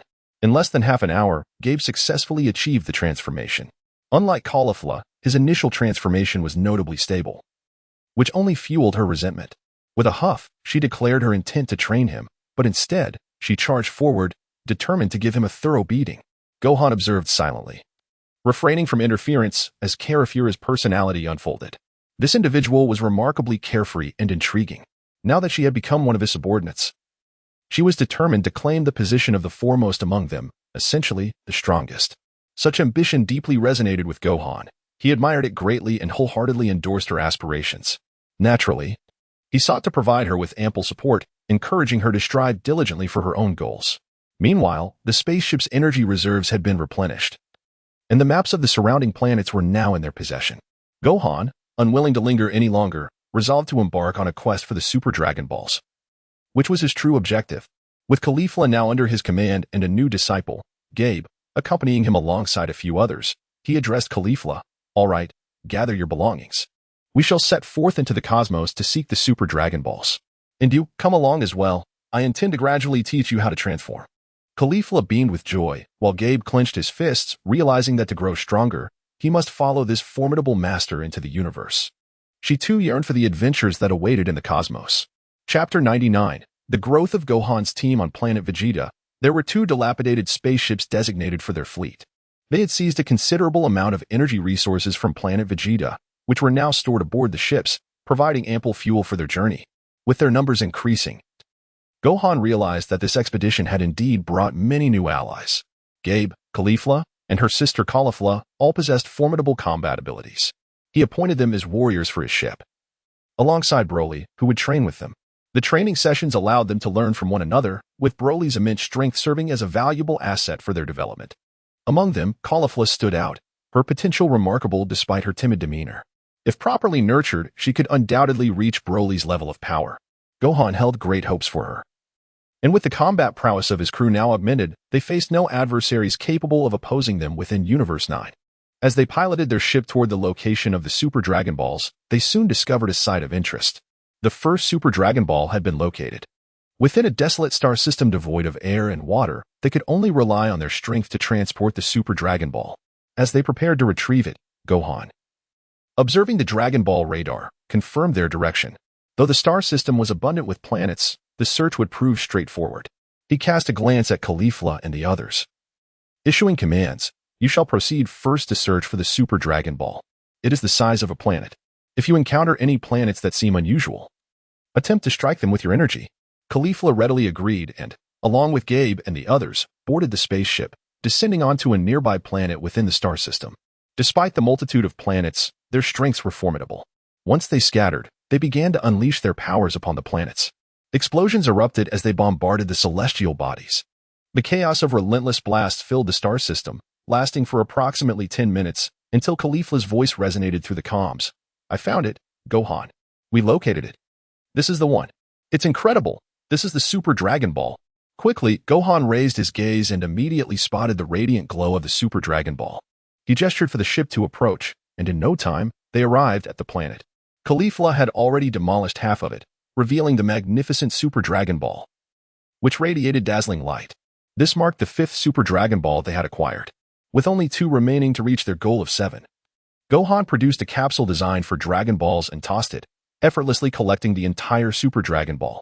With the 5th Super Dragon Ball secured, Gohan wore a satisfied expression. Meanwhile, Caulifla remained awestruck, marveling at the power of the Super Dragon Ball and the remarkable item Gohan had just retrieved. "Gohan, what exactly is this Super Dragon Ball? And how did you manage to collect an entire planet so effortlessly? It's extraordinary. What is it?" Calmly, Gohan picked up the capsule and offered an explanation. "The Super Dragon Balls have the power to fulfill my wishes, and I have now gathered the 5th one, leaving only 2 more to complete the collection. In this 9th universe, 2 remain. Once we acquire them, we will be able to realize any desire." He felt a sense of anticipation, eager to enhance his strength with these Super Dragon Balls. With only 2 left to find, he gazed at the 9th universe, confident that they would soon be located. With a wave of his hand, he led a group back. They boarded the spaceship once more, setting course for their next destination. This upcoming location was somewhat distant, situated in another galaxy where extraterrestrial beings also resided. After a day of traveling through the cosmos, Gohan arrived at another planet. He calculated that he had been on this journey for about 4 days. Collecting all the Dragon Balls within a week posed quite a challenge. Moreover, summoning the Eternal Dragon would require the dragon language, which could only be spoken by the Kais. Who could he possibly consult? This thought plunged him into contemplation. Meanwhile, Kale excitedly rushed over to him, exclaiming, "Gohan, we've arrived. This planet is enormous and remarkable. However, it seems teeming with aliens. It's as if every kind of being from various planets is here." It resembled a central supply station, bustling with numerous extraterrestrial life forms living and trading goods. As the spaceship docked, Gohan sought to locate a cosmic map to swiftly identify the remaining Dragon Balls. Descending from the ship with Kale and the others, they stepped onto the planet's surface. Their presence drew the attention of several aliens, as Gohan and his companions appeared quite formidable, their numbers substantial and their ship impressive. Inevitably attracting curious gazes, Gohan sensed the malevolent intentions of several extraterrestrial menaces. With a disdainful smirk, he dismissed these weaklings with a combat power of merely 5. turning instead to his companion Caulifla. Let us refrain from causing too much trouble. Once we acquire the surrounding maps, we shall depart from this place. We must hasten to collect the 9th and 7th Dragon Balls. Caulifla nodded in agreement. Had Gohan not suggested this, she might have been inclined to stir up a ruckus. For she was not one to shy away from chaos. With a cold glance that swept over the hostile aliens, she and Kale set off in search of the planetary map. Gohan, accompanied by Android 18 and Biddy ventured into the bustling merchant street. Encountering an array of peculiar wares, they stumbled upon an assortment of bizarre items, such as the hearts and heads of monsters.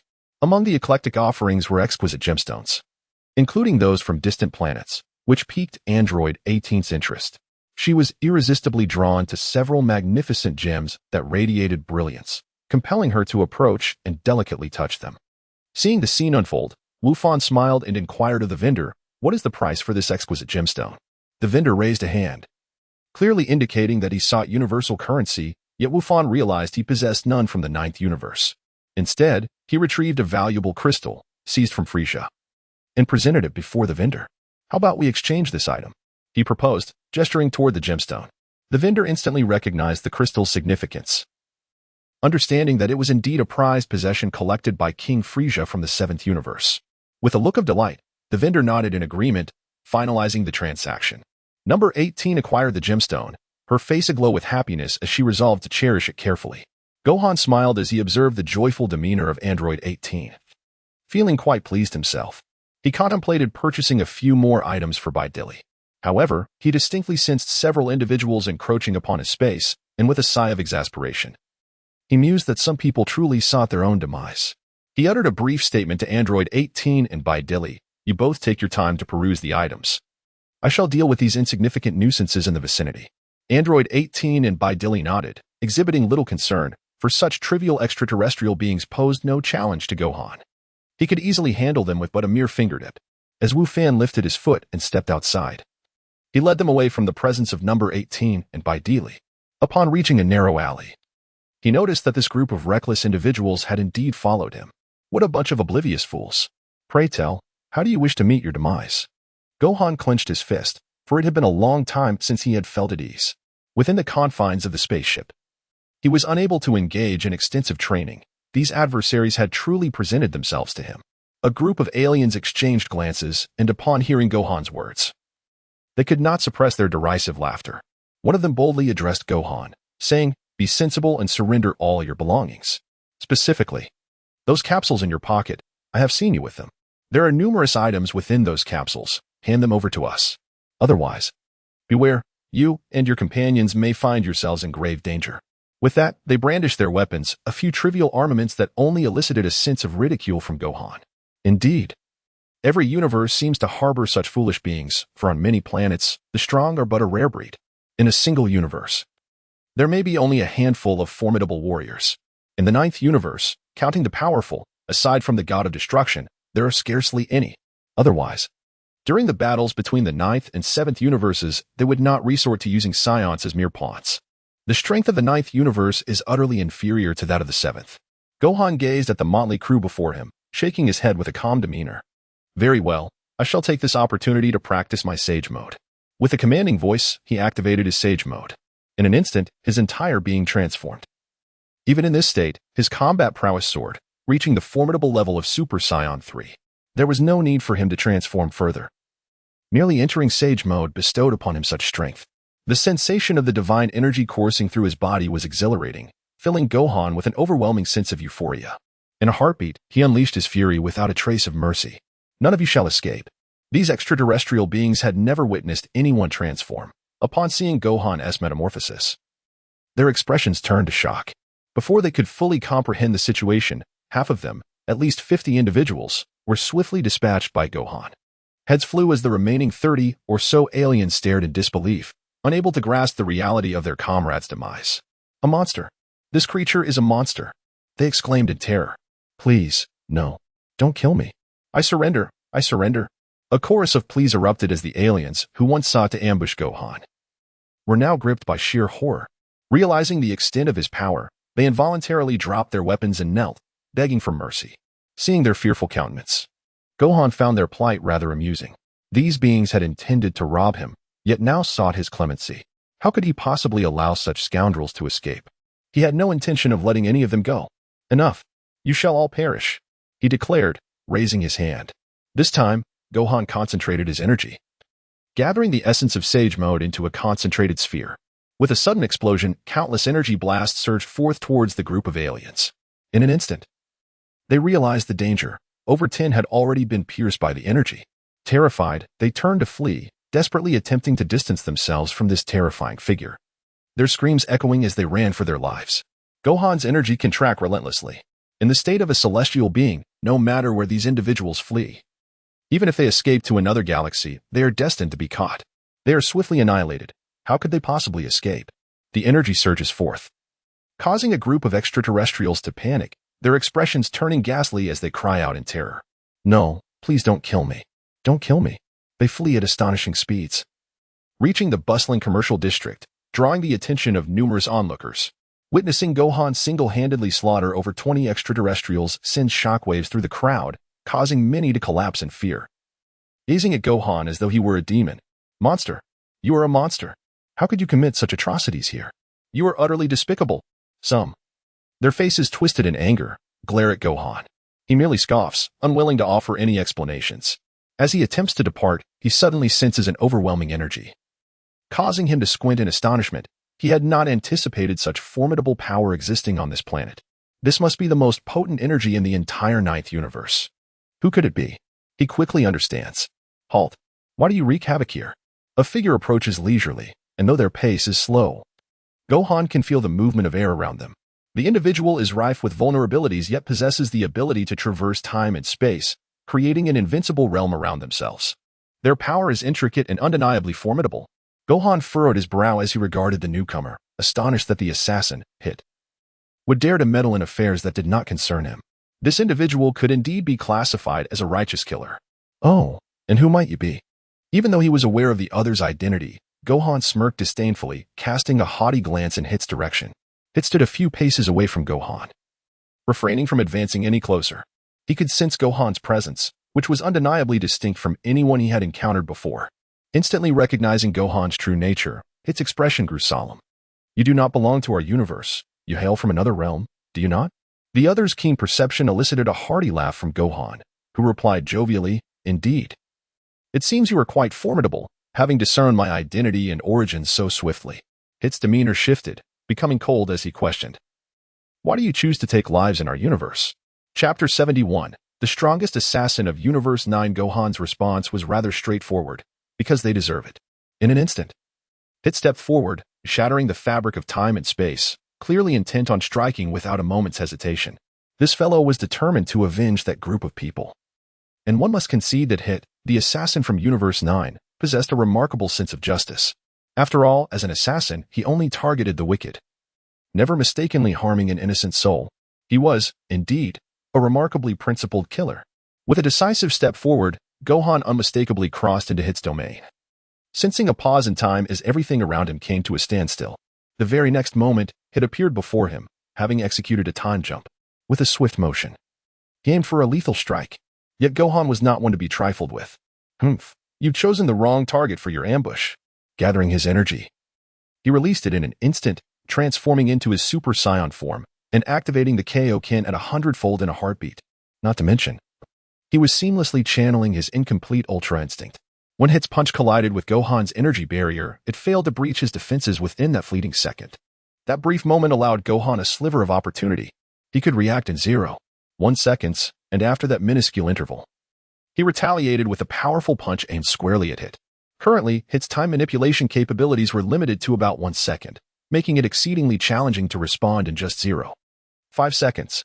The 0.2 seconds he had were insufficient for a proper reaction, resulting in Gohan's fist delivering a mighty blow that sent Hit flying. Boom. Hit's initial assault ended in retreat, a turn of events he had not anticipated, realizing that Gohan had been prepared from the outset. It seemed as though Gohan was intimately familiar with Hit's abilities, deftly evading his lethal strike in such a swift manner. This adversary was undeniably formidable. Far from an ordinary opponent, Hit's expression shifted unpredictably. He had become genuinely wary. Meanwhile, Gohan regarded Hit's cautious demeanor with a sense of ease. Enough. I lack the time to engage in this skirmish with you. I have other matters to attend to. Given your current time jump capability of approximately 1 second, you stand no chance against me unless you manage to push it to 0. 5 seconds or 0. 2 seconds. Hit furrowed his brow, clearly affected by Gohan's words. You seem quite familiar with me. When I made my move earlier, it was as if you had a deep understanding of my abilities. Who exactly are you? With a gentle smile, Wu Fan waved his hand dismissively and remarked, perhaps you will come to understand in due time. After his encounter with Hit, he found himself rather disappointed. During their initial confrontation, it was evident that his opponent lacked maturity. After all, in order to grow stronger, Hit must first engage in battle with Kakarot to attain that coveted enhancement. At this moment, he truly does not possess formidable strength. Should he unleash his full potential, he could effortlessly overwhelm Hit. In Wu Fan's eyes, it was merely inadequate. He refrained from ending his life, as he wished to encourage his growth. There was no need for him to strike down someone who had yet to prove their worth against him. As Gohan turned to leave, Hit's expression was a whirlwind of uncertainty. He sensed an aura emanating from Gohan, one he had never encountered before. In this universe, he had long been an invincible force. Even the God of Destruction would find it arduous to capture him. He could evade the God of Destruction at will, taking the lives of whomever he chose. Reigning supreme as the mightiest in Universe 9. Yet now, upon encountering Gohan, he felt woefully inadequate. The gap in their strength was staggering. Had the battle continued, victory would have eluded him. He had unleashed his most formidable techniques, yet if they could be countered, they were rendered useless. His temporal abilities constituted his entirety. But now, he realized that beyond skills, true power was genuinely terrifying. He could not breach Gohan's protective shield. Its face was etched with frustration. He recognized the necessity to hone his abilities to attain the level of a true warrior. He was painfully aware of how far he still had to go. Soon, on this planet, they acquired what they needed. After tidying up, they prepared to set forth once more, prioritizing the quest for the Super Dragon Balls. Meanwhile, as Gohan embarked on his journey at the residence of the God of Destruction within Universe 9, Beerus' attendant, Whis, raised his staff, striking it against the ground, causing the entire planet of the God of Destruction to tremble. Boom! The planet shook violently, sending Kappa, who had been resting, tumbling from his bed. With a bewildered expression, he glanced around, confusion etched on his face. What is happening? Is the planet exploding? Whis, what are you doing? Seeing Kappa's furious demeanor, Whis chuckled lightly, wearing a broad smile. Lord Kappa, I have something to inform you. The day before yesterday, I sensed a disturbance in Universe 7. It appears someone has utilized the Kaishin's ring, crossing into our universe. Kappa, bemused, yawned, his attention peaked at the mention of Universe 7, where his brother Beerus resided. Oh, what is that rascal Beerus up to in our universe?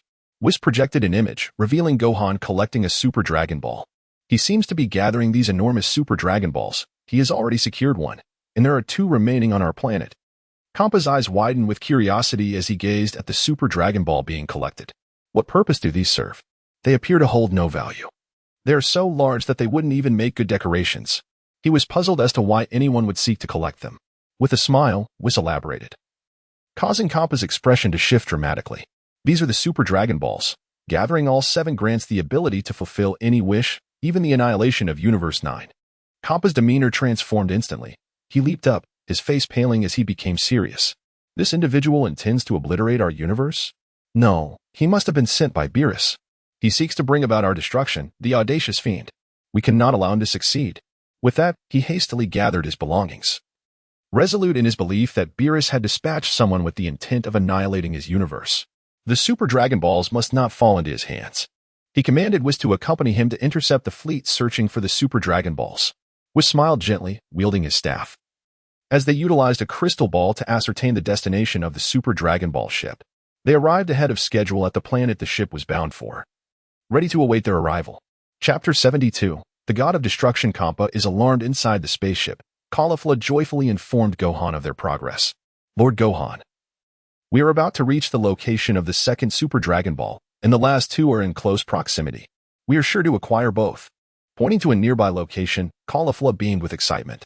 As Wu Fan observed keenly, a slight curl of his lips revealed his anticipation for the last 2 Dragon Balls, which he yearned to acquire swiftly. However, he soon sensed an unusual energy rapidly approaching from the front. Raising his hand, he halted the spacecraft's forward momentum, his brow furrowed, for he recognized the distinct nature of this energy. Within Universe 9, the only force capable of surpassing that of Hit would belong solely to a deity of destruction. such as Kappa. Gohan was genuinely taken aback to find that he had attracted the attention of the god of destruction. A cursory glance at the godly ring in his possession quickly illuminated the truth. It was evidently connected to his ring. The godly ring transcended the boundaries of time and space, prompting an instant response from the angelic beings. Upon sensing the disturbance caused by the godly ring, the angels promptly notified the god of destruction, who had come to investigate the matter. Furthermore, it was apparent that Kappa had misconstrued the situation, having been summoned here by the angels. Upon seeing several spaceships, Kappa's expression darkened, and clenching his fists, he voiced his indignation. "Hey, you there. You must be sent by Beerus, right? How dare you attempt to wreak havoc upon our Universe 9? That Beerus has the audacity to send someone here. Come forth and reveal who Beerus has dispatched." Kappa seethed with anger, hurling insults directed at Beerus. After all, the god of creation was intertwined with the god of destruction. If the godly ring of Universe 7 were to fall into the wrong hands, Beerus would undoubtedly be aware of it. The fact that Beerus was aware and yet permitted this individual's strength implied his tacit approval. Unfortunately, Kappa remained oblivious to the fact that Gohan had obtained the godly ring and had instantly arrived in Universe 7. Beerus was entirely unaware of this development. Observing Kappa's loud outburst, the spaceship's caulifla furrowed her brow and addressed Gohan. "Lord Gohan, allow me to deal with this ruffian.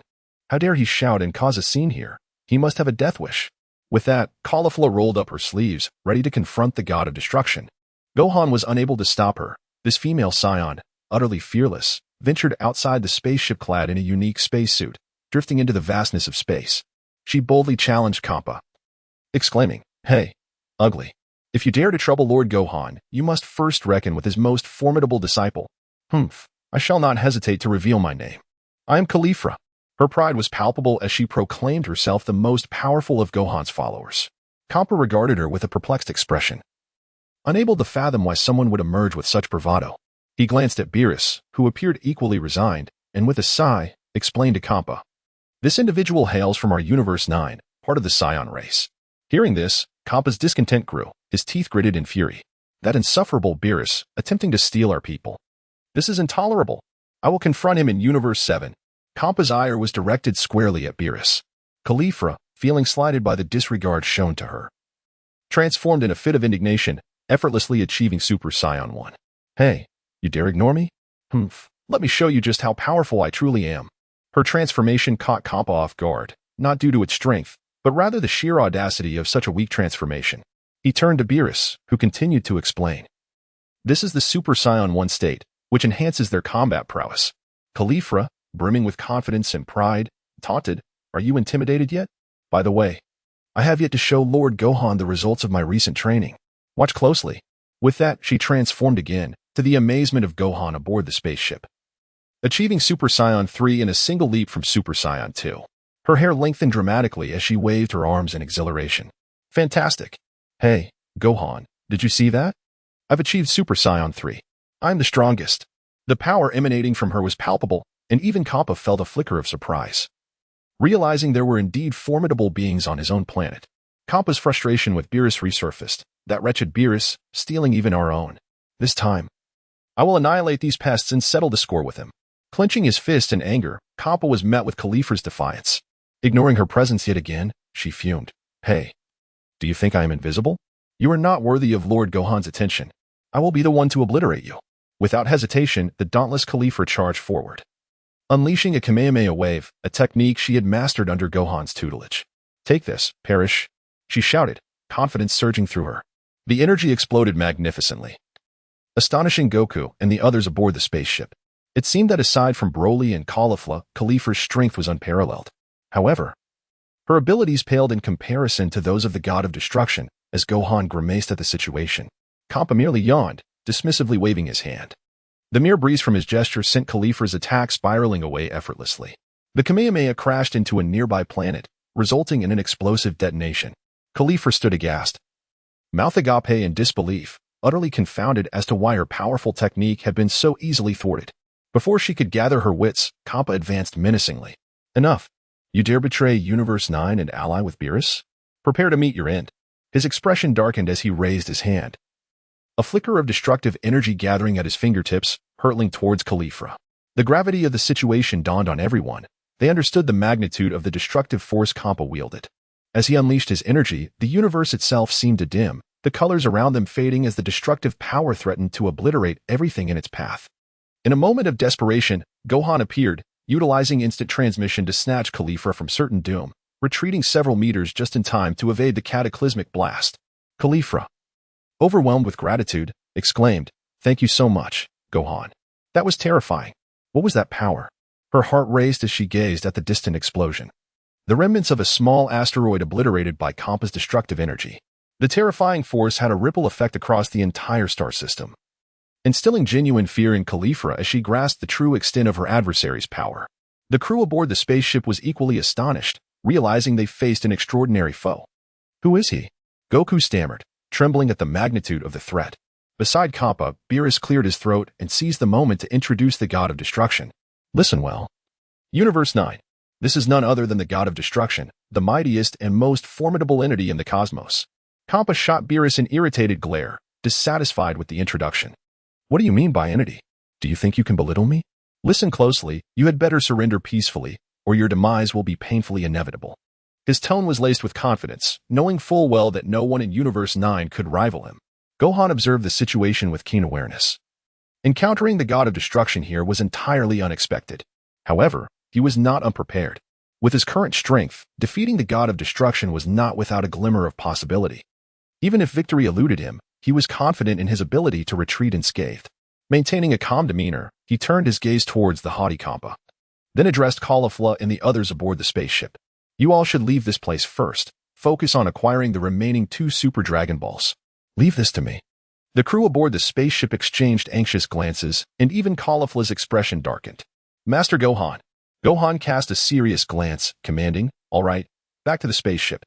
Despite Caulifla's desire to stay, she understood that her presence would serve no purpose. Reluctantly, she turned away, her expression clouded with discontent as she returned to the ship. Meanwhile, as Caulifla boarded the vessel, several spaceships prepared to depart, completely disregarding him. Kampa was infuriated, his displeasure palpable. "Hey, you lot. I never said you could leave. Do you not hear my words? How do you think you can escape? What I meant was perish." With a swift motion, Kampa conjured a destructive energy sphere and hurled it towards the nearby spaceship. However, just before the sphere reached its target, Gohan instantaneously appeared in front of the ship, completing a teleportation in the blink of an eye. In the next moment, with a mere flick of his hand, he deflected the god of destruction's energy ball. This unexpected display astonished not only Kampa but also Beerus, who stood nearby, taken aback by Gohan's peculiar strength. Indeed, it was peculiar. While she sensed the immense energy concealed within Gohan, there existed an array of bizarre abilities beyond that energy. For instance, his ability to exploit the weakness of the energy sphere and strike it with precision was not merely a testament to his power, but rather a demonstration of cleverness. This revelation left her astonished, clearly indicating that Gohan was no ordinary being. "Lord Kappa," she cautioned, "it appears he is not one of Beerus's warriors. His aura bears no resemblance to Beerus, nor does it align with that of any angel from Universe 7. Thus, he is undoubtedly not affiliated with Beerus." Unfazed, Kappa gritted his teeth, watching in fury as the spaceship distanced itself. Regardless of who he was, anyone daring to intrude upon his territory would not be allowed to depart. "You shall not escape my watchful gaze." With that declaration, Kappa surged forward, engaging Gohan in combat. Although he did not unleash his full power, even a fraction of it was formidable. In an instant, he appeared before Gohan, delivering a powerful punch. Gohan raised both hands, effectively blocking the attack. With a resounding boom, he intercepted the entirety of the force, causing several nearby planets to explode instantaneously. The loud crack resonated throughout the galaxy, obliterating numerous celestial bodies. Bardos, situated not far away, was unable to intervene in time. Meanwhile, Kampa, whose punch was thwarted by Gohan, displayed an intriguing expression, his face alight with amusement. "Oh, you are quite interesting indeed. Managing to stop my fist. How delightful," he exclaimed, before launching a relentless assault on Gohan, compelling him to adopt a defensive stance. In response, Gohan had no choice but to unleash his most formidable transformation. With a swift activation of the Super Pink transformation, he triggered a reaction from Bardos, who furrowed her brow, her expression becoming peculiar. "You, my dear, exude the aura of a deity." "Lord Kampa, this individual is rather unusual. I doubt you can capture him now," she cautioned. Kampa, visibly irritated, retorted with impatience, "You are quite verbose, Bardos. Do you think I cannot discern that for myself? Chapter 74. The epic battle on the planet Kampa clearly noted the peculiar energy emanating from Gohan, which had reached the divine realm, a power not characteristic of an ordinary being. Stirring his curiosity. Young man, who sent you? Are you in any way connected to that fellow Beerus? What brings you to our universe in search of those so-called Super Dragon Balls? Gohan, with a nonchalant demeanor, spoke effortlessly. Beerus is an old friend of mine. Indeed. It is Beerus who has summoned me this time. Lord Beerus has matters that require the Super Dragon Balls, and I am merely assisting in their collection. As soon as the words left his lips, Kampa's expression shifted dramatically, his anger flaring. I knew it. This is undoubtedly connected to that rascal Beerus. Bardock. You cannot deny it any longer. Bardock shook her head, fully aware that Gohan was intentionally framing Beerus for this predicament. It was evident that he aimed to cast the blame upon Beerus. Kampa, now infuriated, declared he would confront Beerus without hesitation. That insufferable Beerus! How dare he send someone to our universe? What on earth is he plotting? Gohan unleashed his energy, summoning all his strength, and with an air of pride declared, Beerus, allow me to teach you a lesson and pilfer a few treasures from your world. With that, he instantly activated the Kaioken times 100 and charged forward. This sudden onslaught from Gohan nearly startled Kampa, who was caught off guard and had yet to react, as Gohan's fist struck its face. Even though it was a god of destruction, it was caught off guard and sent flying by a single blow. The impact was indeed substantial, as the force propelled Kampa directly into a celestial body, shattering it upon collision. Witnessing this, Beerus' attendant, Vados, covered her mouth and stifled a laugh. Kampa, infuriated by being knocked back, especially at the sight of Vados laughing, gritted his teeth in rage. How dare you ambush me, regardless of whether you serve Beerus? I shall not let you escape, Vados. Stop laughing and seal off this entire space. Without hesitation, Vados raised her angelic staff, utterly obliterating the surrounding space. Dear Lord Kampa, do refrain from causing too much chaos, or you may risk annihilating this entire universe. At present, the space around them had been completely sealed off. This served a dual purpose, to prevent Gohan from fleeing and to establish a protective barrier against the overwhelming force that could tear the entire space asunder, threatening the existence of the universe itself. Once Vados erected her shield, Kampa immediately broke into a wide grin, a foolish smirk adorning his face. It seems I must unleash a fraction of my power. You are quite entertaining. Very well, let us engage in some delightful play. 20 no? 30 times the power of a god of destruction. Upon uttering these words, Vados' expression tightened with concern. 30 times the power of a god of destruction was indeed terrifying. A mere sneeze could obliterate a planet, and a casual wave of the hand could extinguish an entire galaxy. She looked at Gohan, worry etched on her face, suddenly feeling anxious for this scion. She was aware that he hailed from Universe 7, and that Beerus of Universe 7 and Kampa of Universe 9 were indeed blood brothers, sharing the same race before being appointed as gods of destruction. Thus, the 9th and 7th universes were undeniably sibling universes, even if Kampa did not know Beerus. He was acquainted with the Supreme Kai, prompting Vados to address Gohan. I advise you to surrender and admit your faults. Perhaps Lord Kampa might take pity and spare you, allowing you to acquire the Supreme Kai's ring. You must have a good rapport with the Supreme Kai and know Beerus. So surely you do not wish to perish here. Feeling Vados' concern, Gohan was taken aback by her unexpected worry for his well-being. As Gohan smiled, a confident expression adorned his face. He was no longer afraid. Instead, he felt a stirring anticipation. It seemed that as a traveler, he had been invigorated by the scion blood coursing through his veins. The opportunity to engage in battle with a god of destruction was exceedingly rare. Now, having triumphed over the fusion of Kakarot and Vegeta in Universe 7, he found himself in Universe 9, where even the formidable assassin Hit posed no challenge to him. He could truly be considered invincible, though such invincibility brought a sense of solitude. Without rivals, it was difficult to enhance his abilities. Encountering a god of destruction like Kampa was undoubtedly a fortuitous opportunity. Although fraught with peril, risk and reward are invariably proportional. The chance to battle a god of destruction is something few experience. Bardos, does one's strength alone guarantee selection as a god of destruction? If I were to surpass a god of destruction, might I not have the opportunity to ascend to that role myself? His curiosity regarding the gods of destruction was piqued. He truly wished to see if he could surpass them.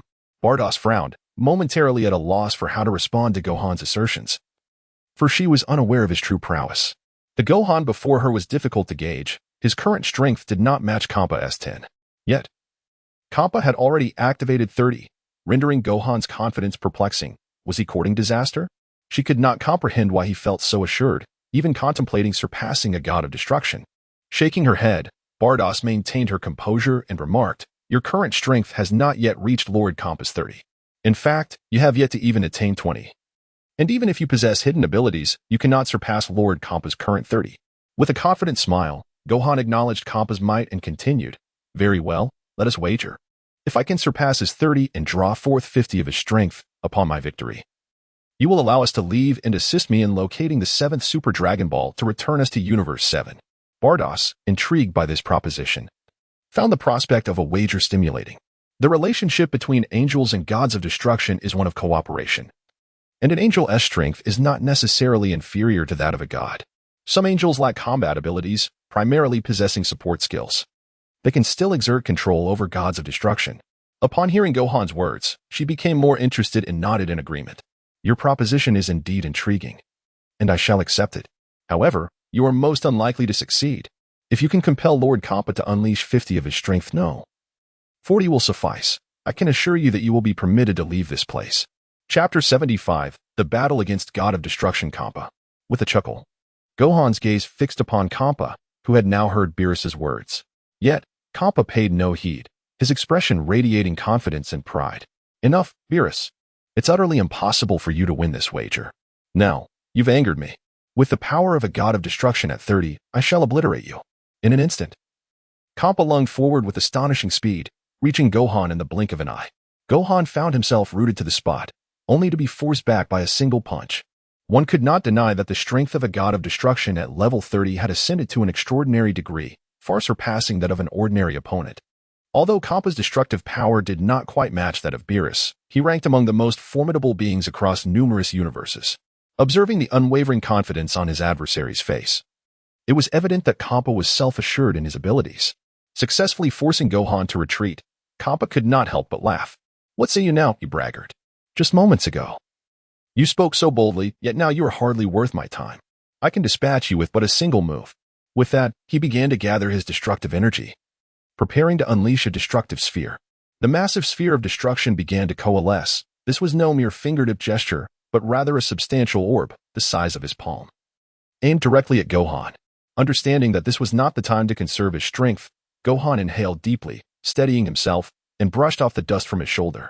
He performed a brief warm-up, much to Kappa's bewilderment, who could hardly comprehend the young man's actions. "Are you mad, boy? I intend to annihilate you along with the entire universe, you wretched creature." As Gohan took a moment to gather himself, he began to slowly channel his energy in a distinctly unique manner, creating a palpable aura of electricity that surrounded him. Observing this spectacle, Xiangpa felt no particular emotion. Yet Bados's expression shifted dramatically, revealing her unease. "Wait, Xiangpa, Lord Xiangpa, this individual is rather peculiar." Xiangpa's demeanor turned grave, though he concealed any signs of uncertainty, responding, "Bados, what are you insinuating? This fellow is vastly inferior to me, even if he were to transform. Could he possibly reach my level?" Bados shook her head, her expression turning serious as she replied, "No, that's not it. The energy emanating from him is quite extraordinary. It bears the essence of a divine being. This individual possesses the ability of the ultimate instinct." Upon hearing these words, Xiangpa's countenance transformed, his face reflecting sheer astonishment. "What did you just say? The ultimate instinct? This is inconceivable. How could this lad possibly master such a technique? Are you certain you haven't misjudged?" Bados, however, could not have been mistaken. She had clearly discerned that Gohan's energy was indeed that of the ultimate instinct. Gohan, with his eyes closed, suddenly opened them, a radiant smile illuminating his face as he declared, "Indeed, this is the ultimate freedom technique, level 15, quite formidable indeed." Were you startled? There is something even more powerful. Behold the white god transformation. In an instant, Gohan's hair transformed to a brilliant white, his entire being crackling with electric energy. As the lightning swirled around him, the atmosphere shifted dramatically. Kappa was rendered speechless, and Beerus wore an expression of sheer astonishment. To Beerus' disbelief, Gohan claimed there was an even greater power. Could it be that the ultimate freedom technique was merely the beginning? Regrettably, after transforming into the white god, the rose form became ineffective. However, I can still wield the King Kai fist at 100 times its strength. Now, let me summon the Ten Tails Jinchuriki. As he spoke, Gohan invoked the power of the Ten Tails, instantly activating the Tailed Beast Bomb defense mode. Several Tailed Beast balls materialized behind him, encircling him protectively. Next, Gohan closed his eyes once more, then opened them again, unleashing two abilities in quick succession. Kaleidoscope Sharingan, activate. Sage Mode, activate. In that moment, Gohan's aura expanded dramatically, the combination of these two powers significantly boosting his combat prowess. This revelation left Beerus aghast, realizing that Gohan had concealed far too much. Even she had failed to perceive it. After all, the final transformations were exceedingly peculiar. Lord Kappa. This fellow is rather unusual. You must exercise caution. Kappa, oblivious to the strangeness of Gohan's current state, continued to unleash destructive energy spheres. Regardless of Gohan's mastery of the ultimate freedom technique, he thought, let destruction reign. A destructive energy sphere surged forward, colliding with Gohan in a fierce impact. With a swift motion, Gohan raised his hand, and in the next instant, the tailed beast ball hurtled toward him, colliding with the destructive energy sphere. Boom. While the initial impact did not shatter it, a torrent of over 100 self-generated projectiles relentlessly bombarded the sphere, ultimately obliterating it. Remarkably, Gohan remained motionless, leaving Kappa agape. Finally comprehending that Beerus's claim was indeed accurate, this adversary was exceedingly peculiar. It was my turn. As Gohan sprang into action, he appeared before Kappa, who, at a mere power level of 30, seemed insignificant in comparison. With a casual flick, Gohan seized Kappa by the head, and before the latter could mount any resistance, he was effortlessly tossed aside. Kappa crashed heavily against the protective barrier, which had now transformed into an instrument of harm. Staggered and reeling, Kappa was met with Gohan's relentless assault. A Kamehameha wave struck him squarely, engulfing him in an explosive barrage. The Kamehameha wave connected flawlessly, causing Kappa's body to erupt in a series of violent blasts, pinned against the protective screen, leaving him with no avenue for escape. Kappa, now resembling a spiky hedgehog, was charred black, akin to coal. Beside him, Beerus was rendered speechless. The devastation inflicted upon Kappa was entirely unforeseen, shaking off the smoke. Kappa glared at Gohan with newfound seriousness. How dare you injure me? I will not let you escape unscathed. He bellowed, unleashing a surge of power. My divine power reaches 40. Each enhancement could only yield a 10-point increase, for his strength was immense and had lain dormant for too long. Achieving a power level of 100 was indeed arduous. A 10-point increase was commendable, yet the pace was excruciatingly slow. Even with his power now at 40, it was still insufficient to match Gohan's prowess. Seizing the opportunity as Kappa ascended, Gohan charged forward once more. With a mere gesture, Susanoo materialized in an instant. An embodiment of Gohan's total energy, wielding a colossal energy sword. He swung it toward Kappa, striking him directly. Bam! Kappa was sent crashing into a nearby planet, and the force of the impact shattered 3 planets in succession without respite. Beerus, witnessing the spectacle, was left in a state of shock. Kappa was utterly overwhelmed. Even with his divine power at 40, he was no match for Gohan. She now questioned whether even Kappa's full strength of 50 could contend with this formidable foe. This was truly terrifying. Gohan's assertion of surpassing a god of destruction was no jest. It was evident that his mastery of Ultra Instinct was far from its pinnacle. If he were to achieve perfection, Kappa would likely stand no chance against him. With an air of confidence, Gohan observed the battered Kappa, a smirk gracing his lips as he turned his gaze toward Beerus. So, it seems this fellow is about to unleash his god of destruction power at 50%. If I emerge victorious, will you uphold your promise? Beerus cast a glance at Kappa, chuckling lightly. Sure, but let's see if you can truly surpass the current Kappa first. Kappa, now enraged and with eyes aflame, unleashed the full force of his 50% god of destruction power. How dare you, you detestable wretch! Cursed Beerus! With this power, I shall obliterate you. In a moment of fury, Kappa stood up, ready to unleash his destructive might, intent on annihilating the entire galaxy. Realizing the gravity of the situation, Beerus raised a hand to activate a protective barrier, smiling at Gohan. If you survive, I shall honor your request. As Gohan pursed his lips, he sensed the vast range of energy ahead, emanating from Kappa and spreading out in a perfectly circular wave of destructive force. Calmly, he remarked with a cold smirk, "Oh, so it is settled then." With a swift motion, he summoned Susanoo to shield himself, channeling the full power of the Ten Tails. In response to the oncoming wave of destructive energy, he unleashed all his might against it. The friction of energy crackled violently, causing explosions that shattered the surrounding space into fragments. Nothing remained. Even the air and space were utterly obliterated. Boom, boom, boom. 10 seconds later, everything around Gohan had transformed into nothingness. Nearby, Beerus observed in astonishment, unable to fathom how Gohan managed to withstand such a force. Now, aside from her presence, Only Gohan's vicinity retained a semblance of existence.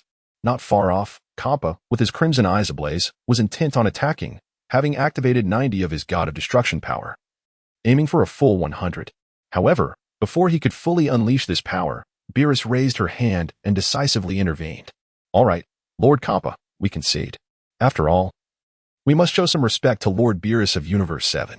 With that, she raised her staff, restoring everything around them as time rewound, causing Kappa's energy to dissipate and Gohan to return to his original position.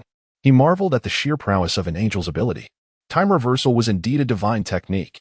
Kappa, now forced back to 10 of his power, bore a disgruntled expression. Beerus, what are you doing? I was just about to unleash my full 100 power. This sprite is no match for me. Beerus sighed, but I had promised him, and I must return him to his realm. The angels of Universe 7 have a special bond with me. I cannot harm him. Kappa, gritting his teeth in frustration, could only watch as Beerus approached Gohan with an air of composure. What is your purpose in seeking the Super Dragon Balls? Surely, it is not merely to wreak havoc upon our Universe 9? Gohan dismissed the notion, stating calmly, I have no interest in destroying universes. My aim is to enhance my own abilities. Reassured, Beerus nodded at Kappa. See, Lord Kappa? He has no intention of destroying Universe 9. While Kappa felt a sense of relief, he could not help but express his dissatisfaction. Beerus, I recall you summoned me here, claiming they intended to destroy our Universe 9. Now you say they will not? With a chuckle, Beerus replied, Did I? I seem to have forgotten. Kappa fumed. Beerus, this rascal. Ignoring Kappa's ire, Beerus turned her attention back to Gohan, intrigued. By the way, from whom did you learn your Ultra Instinct? The fact that you possess such a technique suggests you could potentially become a god of destruction. At her words, Kappa flinched, his expression darkening as he exclaimed, Beerus, what are you implying? You wouldn't dare.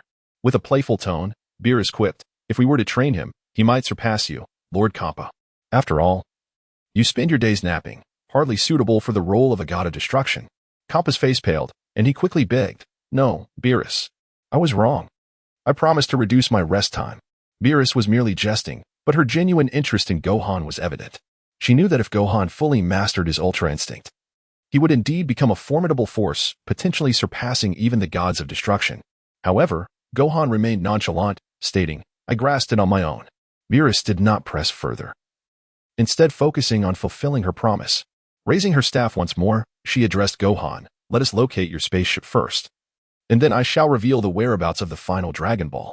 Upon hearing her words, Gohan realized, it seems Caulifla has already found the 9th Dragon Ball. Excellent. We are now only one away from summoning the Eternal Dragon. His spirit soared, knowing that with Beerus by his side, who understood the language of the dragon, he could directly make his wish. Though he felt slightly guilty towards Bulma, the urgency of his wish took precedence. Chapter 77. The angels successfully outmaneuvered Beerus's angelic abilities allowed for swift travel across star systems, covering distances in mere minutes. With Beerus at his side, nothing could elude capture. Now, Beerus was fulfilling her promise. Angels always kept their word. In a sudden appearance before the spaceship, Beerus halted its movement, causing Caulifla and the others to exchange alarmed glances, fearing Gohan had been kidnapped. Furious, Caulifla shouted, Release Lord Gohan at once. We have gathered the 9th Super Dragon Ball. We are only one away from our wish. Her threats fell on deaf ears as Beerus, with a serene smile, replied, You will require my assistance to locate the 7th Dragon Ball. Furthermore, even if you gather all 7, without knowledge of the divine language, you cannot make a wish. Caulifla stood speechless, utterly unaware that the Super Dragon Balls required a divine tongue to fulfill wishes. Gohan stepped forward, gesturing for the door of the spaceship to be opened. His expression serene. Open the door. Beerus will assist us in locating the final Dragon Ball. Upon hearing Gohan's words, the others comprehended that he was unharmed, their faces lighting up with excitement as they promptly opened the spaceship's entrance, allowing Beerus and Kappa to enter. As the two stepped inside, they immediately sensed the uniqueness of the vessel, filled with various items, particularly those brought from Earth. The earthly delicacies captivated Kappa's attention. Like an inquisitive child, Kappa explored the spaceship, peering here and there. Eventually, his gaze fixed upon a dessert, a cake from Earth, that piqued his curiosity. What is this? He inquired, his demeanor betraying a hint of tension befitting a god of destruction. Beside him, Kappa responded with a quaver in his voice, It's cake, cake. A delightful treat. Kappa's eyes brightened as he raised his hand, tasting the creamy frosting of the cake, which caused him to squint with delight and shudder in excitement. He leapt up, exclaiming, Incredible! It's absolutely delicious. Is there more? Kappa hesitated to reply, glancing towards Gohan, who stood nearby, with a casual wave of his hand. Lufan indicated the abundance of cakes stored in his warehouse, instructing Gaby to fetch them.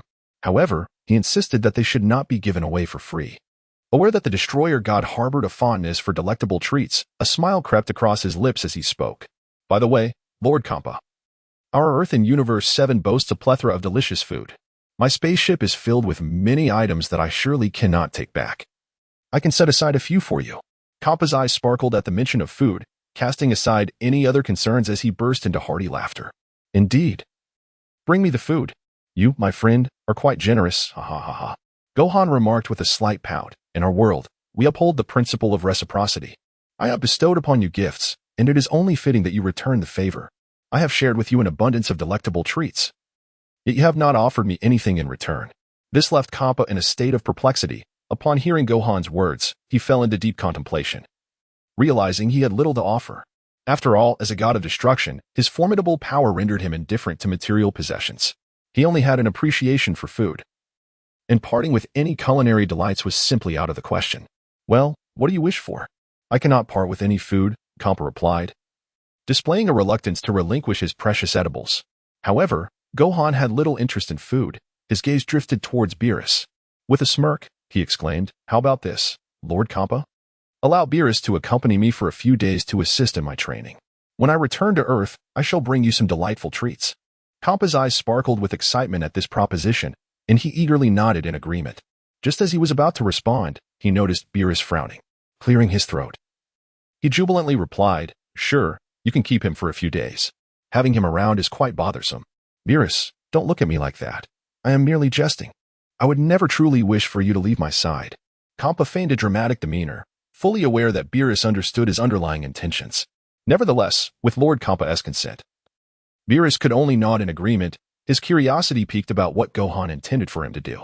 Meanwhile, the spaceship continued its journey in search of the final Super Dragon Ball.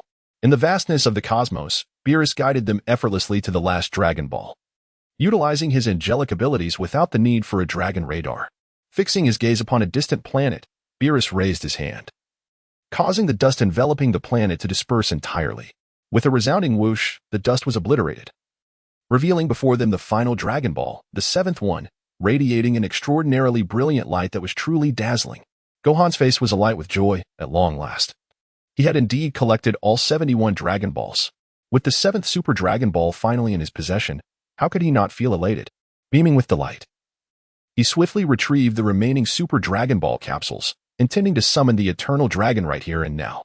There was no need to venture to Universe 7 for the summoning. He wished to avoid rousing the peculiar temper of Beerus. Furthermore, he could not let Bulma discover this. Upon returning, he could simply claim that the Super Dragon Balls were not found. All right, Pados, please assist me in summoning the Eternal Dragon. I am ready to make my wish. Pados nodded, casting a glance at Gohan as he prepared to summon the Eternal Dragon with the Super Dragon Balls. She inquired, what wish do you intend to make? Gohan contemplated and quickly identified the first possibility, the ultimate mastery of freedom. He made a wish, desiring his mastery to reach its utmost pinnacle. However, Beerus furrowed his brow before speaking. The ultimate mastery of freedom transcends even the gods and angels. Achieving its highest form is beyond our capabilities as archangels. I believe the Eternal Dragon can only assist you in attaining 50. Reaching 100 is impossible. The limitation to 50 left Gohan somewhat disappointed, yet it was still preferable to having nothing at all. With a score of 50, he could transform into the ultimate form of the White God, which was commendable in its own right. Chapter 78, Breakthrough of the Ultimate Mastery of Freedom 5. He nodded in affirmation. All right, 50 will suffice. After all, with the assistance of the Eternal Dragon, he possessed the time-space ring, enabling him to traverse dimensions in search of the Eternal Dragon once more. Without further ado, Beerus summoned the Eternal Dragon upon hearing Gohan's wish. The Dragon Balls converged, and this time, the Eternal Dragon awakened instantaneously. In a dazzling display, countless rays of light illuminated the eyes of those present, momentarily brightening the pitch-black expanse of the universe. As Gohan experienced everything around him, he found it truly miraculous. As a traveler, he was filled with longing for the Super Dragon. Appearing within the depths of the Super Dragon, he could sense its immense aura. Indeed, it was the Super Dragon. Its colossal form could traverse an entire star system. What a feat to journey across the universe. As he accompanied the lengthy body of the dragon, they finally reached its head, where he beheld the magnificent cosmic super dragon. Once the super dragon manifested, Vados did not hesitate to assist Gohan by translating his wish. The super dragon nodded, fixing its gaze upon Gohan. In the next moment, a powerful beam of light enveloped Gohan, flooding him with an exhilarating sensation. Most importantly, his mastery of the Ultimate Instinct technique surged forward in that instant. The Ultimate Instinct technique broke through, reaching level 20. It then advanced to 30. Subsequently, it soared to 40. Ultimately, it surpassed 50, and Gohan comprehended a perfect form of the White God, not the ultimate form, but rather a perfected enhanced state. With the Ultimate Instinct technique reaching level 50, he attained perfect mastery of it, gaining 100 points in physical evasion, a 200-point increase in energy waves, and ascended to the Angel Realm. The Angel Realm empowered him to reach angelic standards, significantly augmenting his combat prowess. Level 50 signifies the Angel Realm, equating to angelic levels. Should he reach level 100, he might surpass even the Omni King, a truly formidable prospect. Completing the Angel Realm filled Gohan with joy over this newfound ability. Now, he needed to consider how to train this power, his gaze settling on Vados. As there were numerous things he wished for her to teach him, there was no need to seek out the angels near Beerus. Vados was indeed quite capable, her strength not far behind that of Beerus's angels. In any case, Kappa had already granted him permission, and he was eager to master the Ultimate Instinct technique swiftly. He realized he had been away for quite some time, fearing that Bulma's birthday celebration had already commenced. Reluctant to linger, having fulfilled his wish, he intended to return to Earth. Turning to Vados, he spoke. All right, Vados, let us return to Earth together. Coincidentally, Lord Kappa has permitted you to accompany me. I have an event to attend on Earth, so let us take my ship back to Universe 7. Vados nodded, without further ado, raised her staff, and together with Gohan, led the fleet of ships back to Universe 7. Traversing 2 universes was effortless for Vados. Upon their return, Gohan felt a surge of happiness at the sight of the familiar cosmic environment, his gaze drifting to the Azure planet not far away. Having been away for so many days, he found himself nostalgic. He was no longer the same person he had been before. This time away had indeed taken longer than expected. However, the rewards were substantial. He had garnered many followers, including the Angel Vados from Universe 9, who now accompanied him. Now, he piloted the ship back to Earth, wondering how Bulma's birthday party was faring. That fellow, Bruce, must have awakened by now. No one on Earth could rival the might of this destroyer. He needed to hasten his return. Meanwhile, aboard a luxurious yacht, Bulma had meticulously prepared for this birthday celebration, dedicating considerable time to its organization. Yet, as the party commenced, one person was conspicuously absent. Gohan, Goku's son, had not yet made contact. She had made numerous calls and even enlisted Jaco's help to reach Gohan across the cosmos. She was determined that even if the Super Dragon Balls were not found, he must return promptly to attend her birthday party. The matter of the Super Dragon Balls was of little concern to her. The priority was simply his presence. However, with several calls going unanswered and no sign of Gohan at home, Bulma's expression shifted from hope to frustration. Gohan, I've said it before, my birthday party is about to start. You haven't forgotten about my celebration, have you? How infuriating. When he arrives, I will surely have words with him. Clenching her fists, Bulma seethed with anger, feeling dejected that he would miss her birthday festivities. At that moment, Goku's whereabouts were also unknown, and notifications had been sent out. If these individuals failed to show, her birthday party would lack excitement.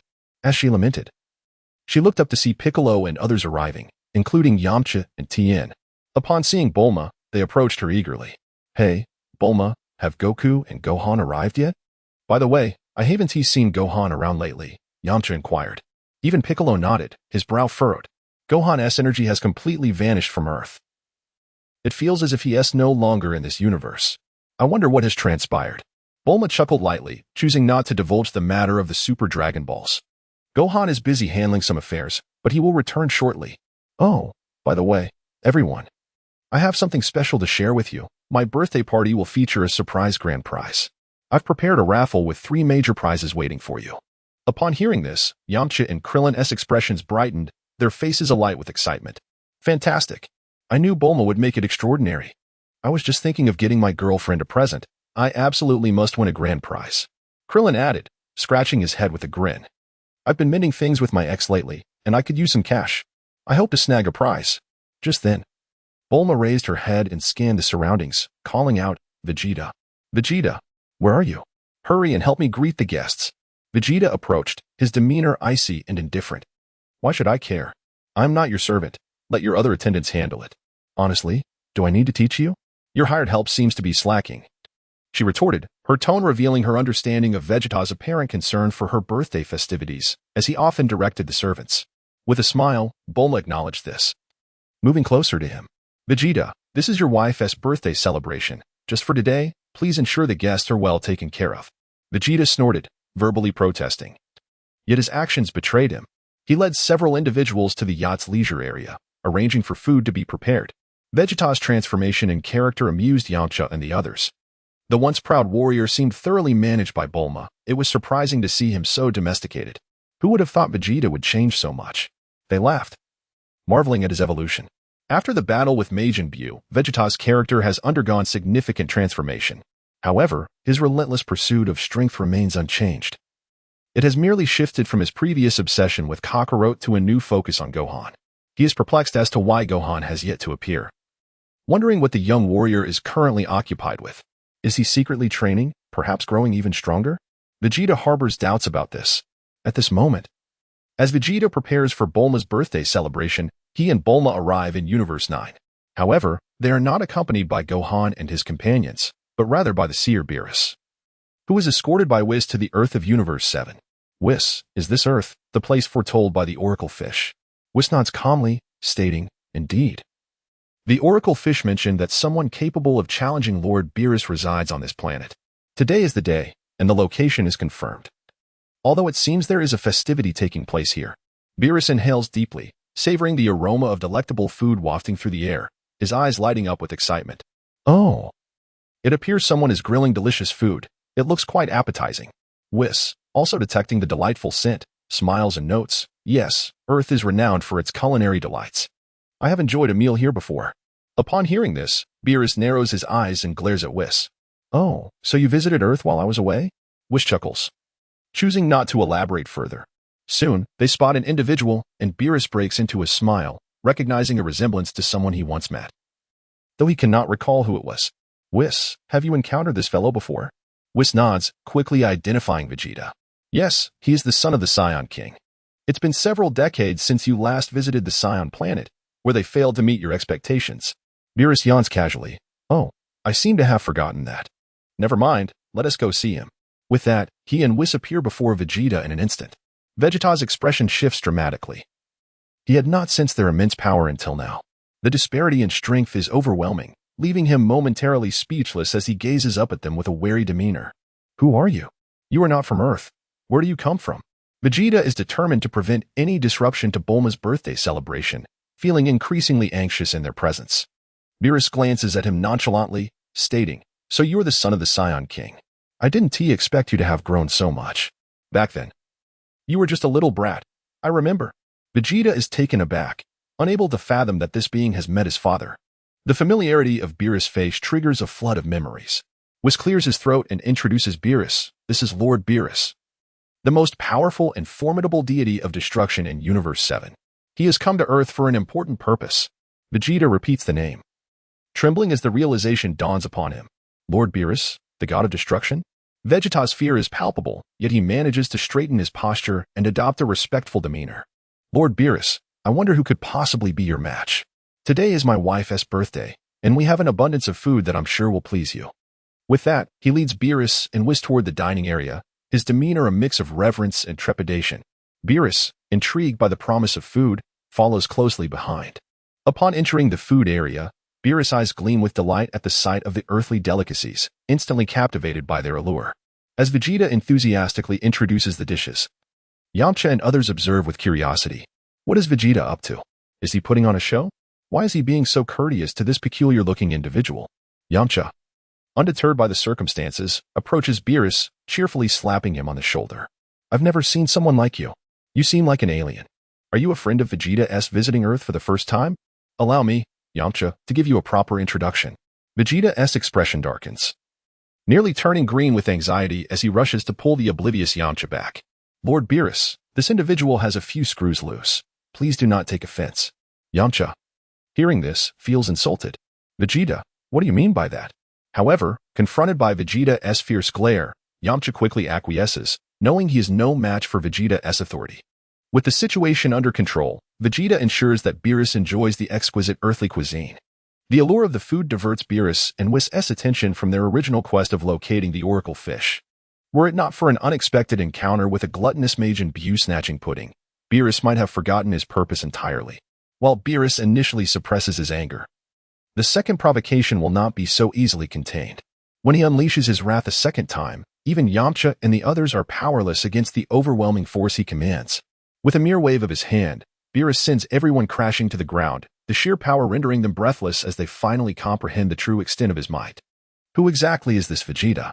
Yamcha and his companions were utterly depleted, having been effortlessly subdued by a mere finger from their opponent, leaving them in a state of profound shock.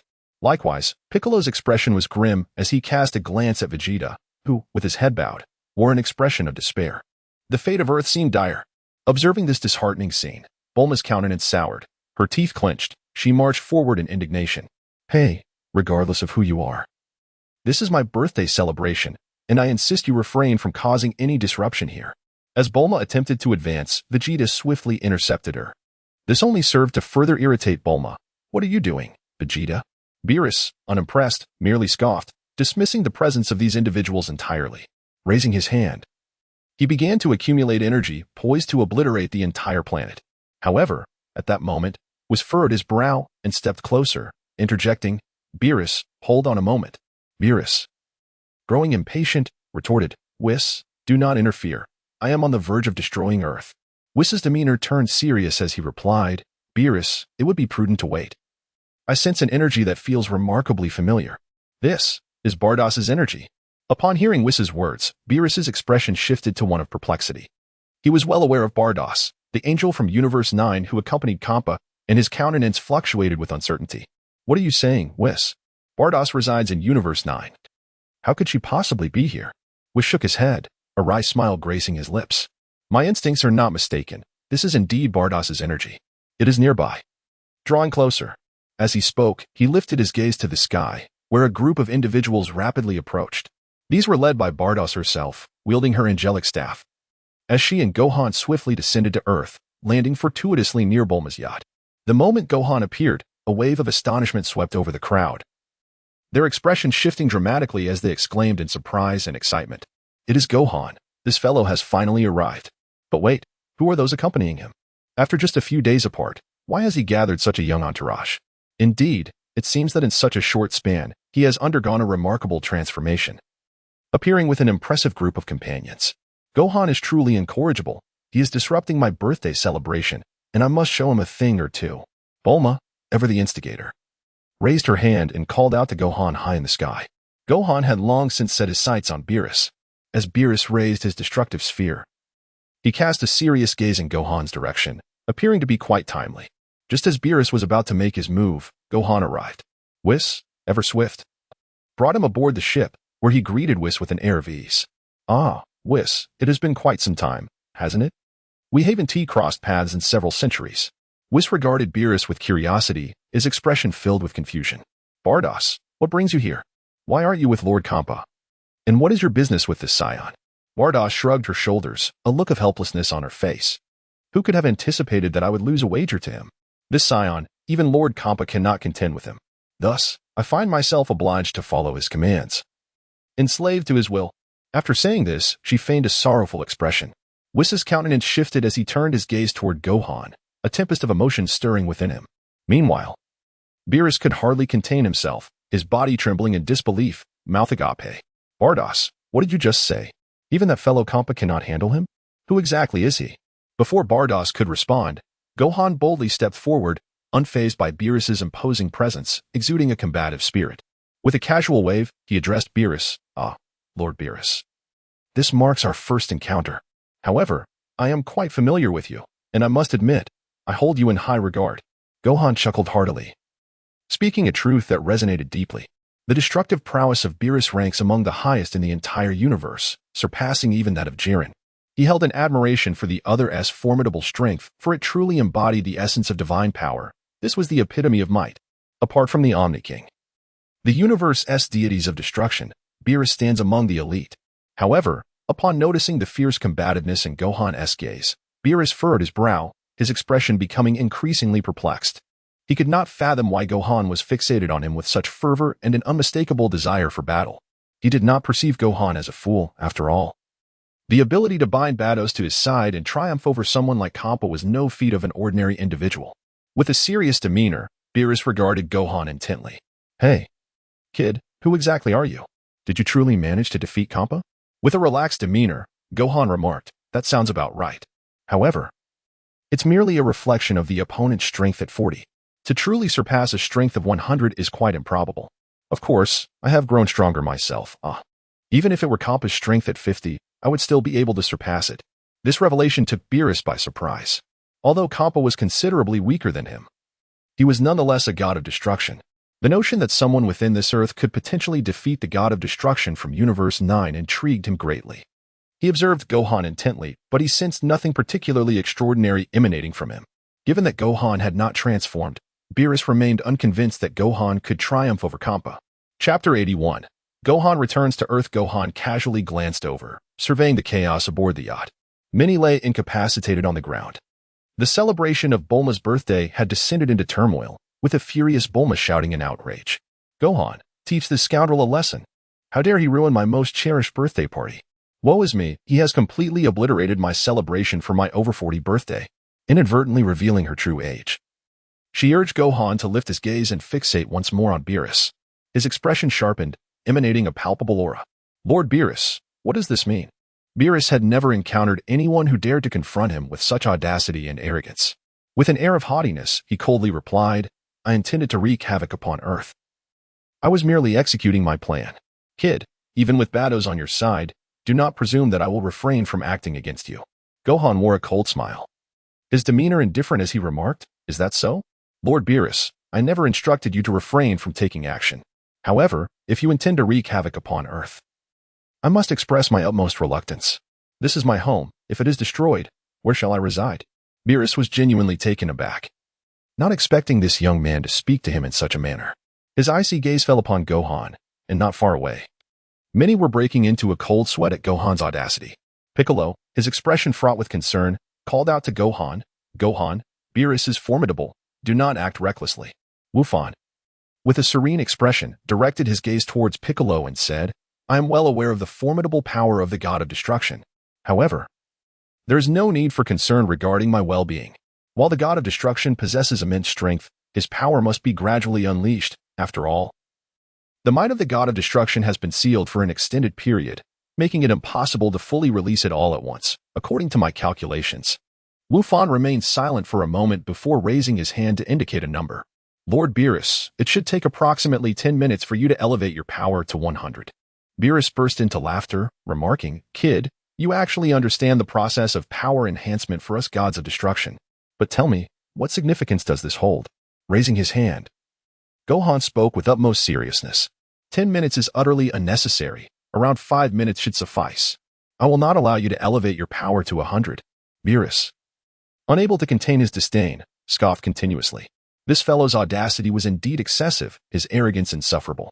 Such insolence irked Beerus, who was already known for his volatile temperament. But Gohan's words provoked him even further. In a surge of anger, he amplified his god of destruction power by 20. He charged directly at Gohan, exclaiming, "You are far too arrogant, little brat." As he lunged forward, he threw a punch aimed squarely at Gohan, a simple strike that approached him swiftly. However, before the blow could make contact, Gohan vanished in an instant.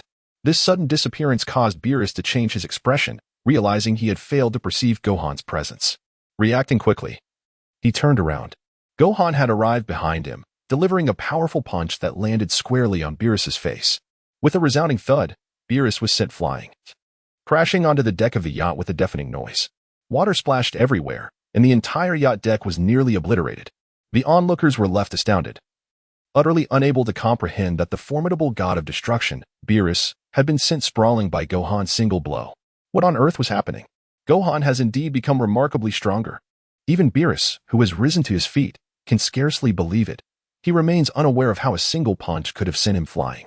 Gritting his teeth, he wipes the blood trickling from the corner of his mouth, still in disbelief as he gazes at Gohan and turns to Whis, who stands not far away.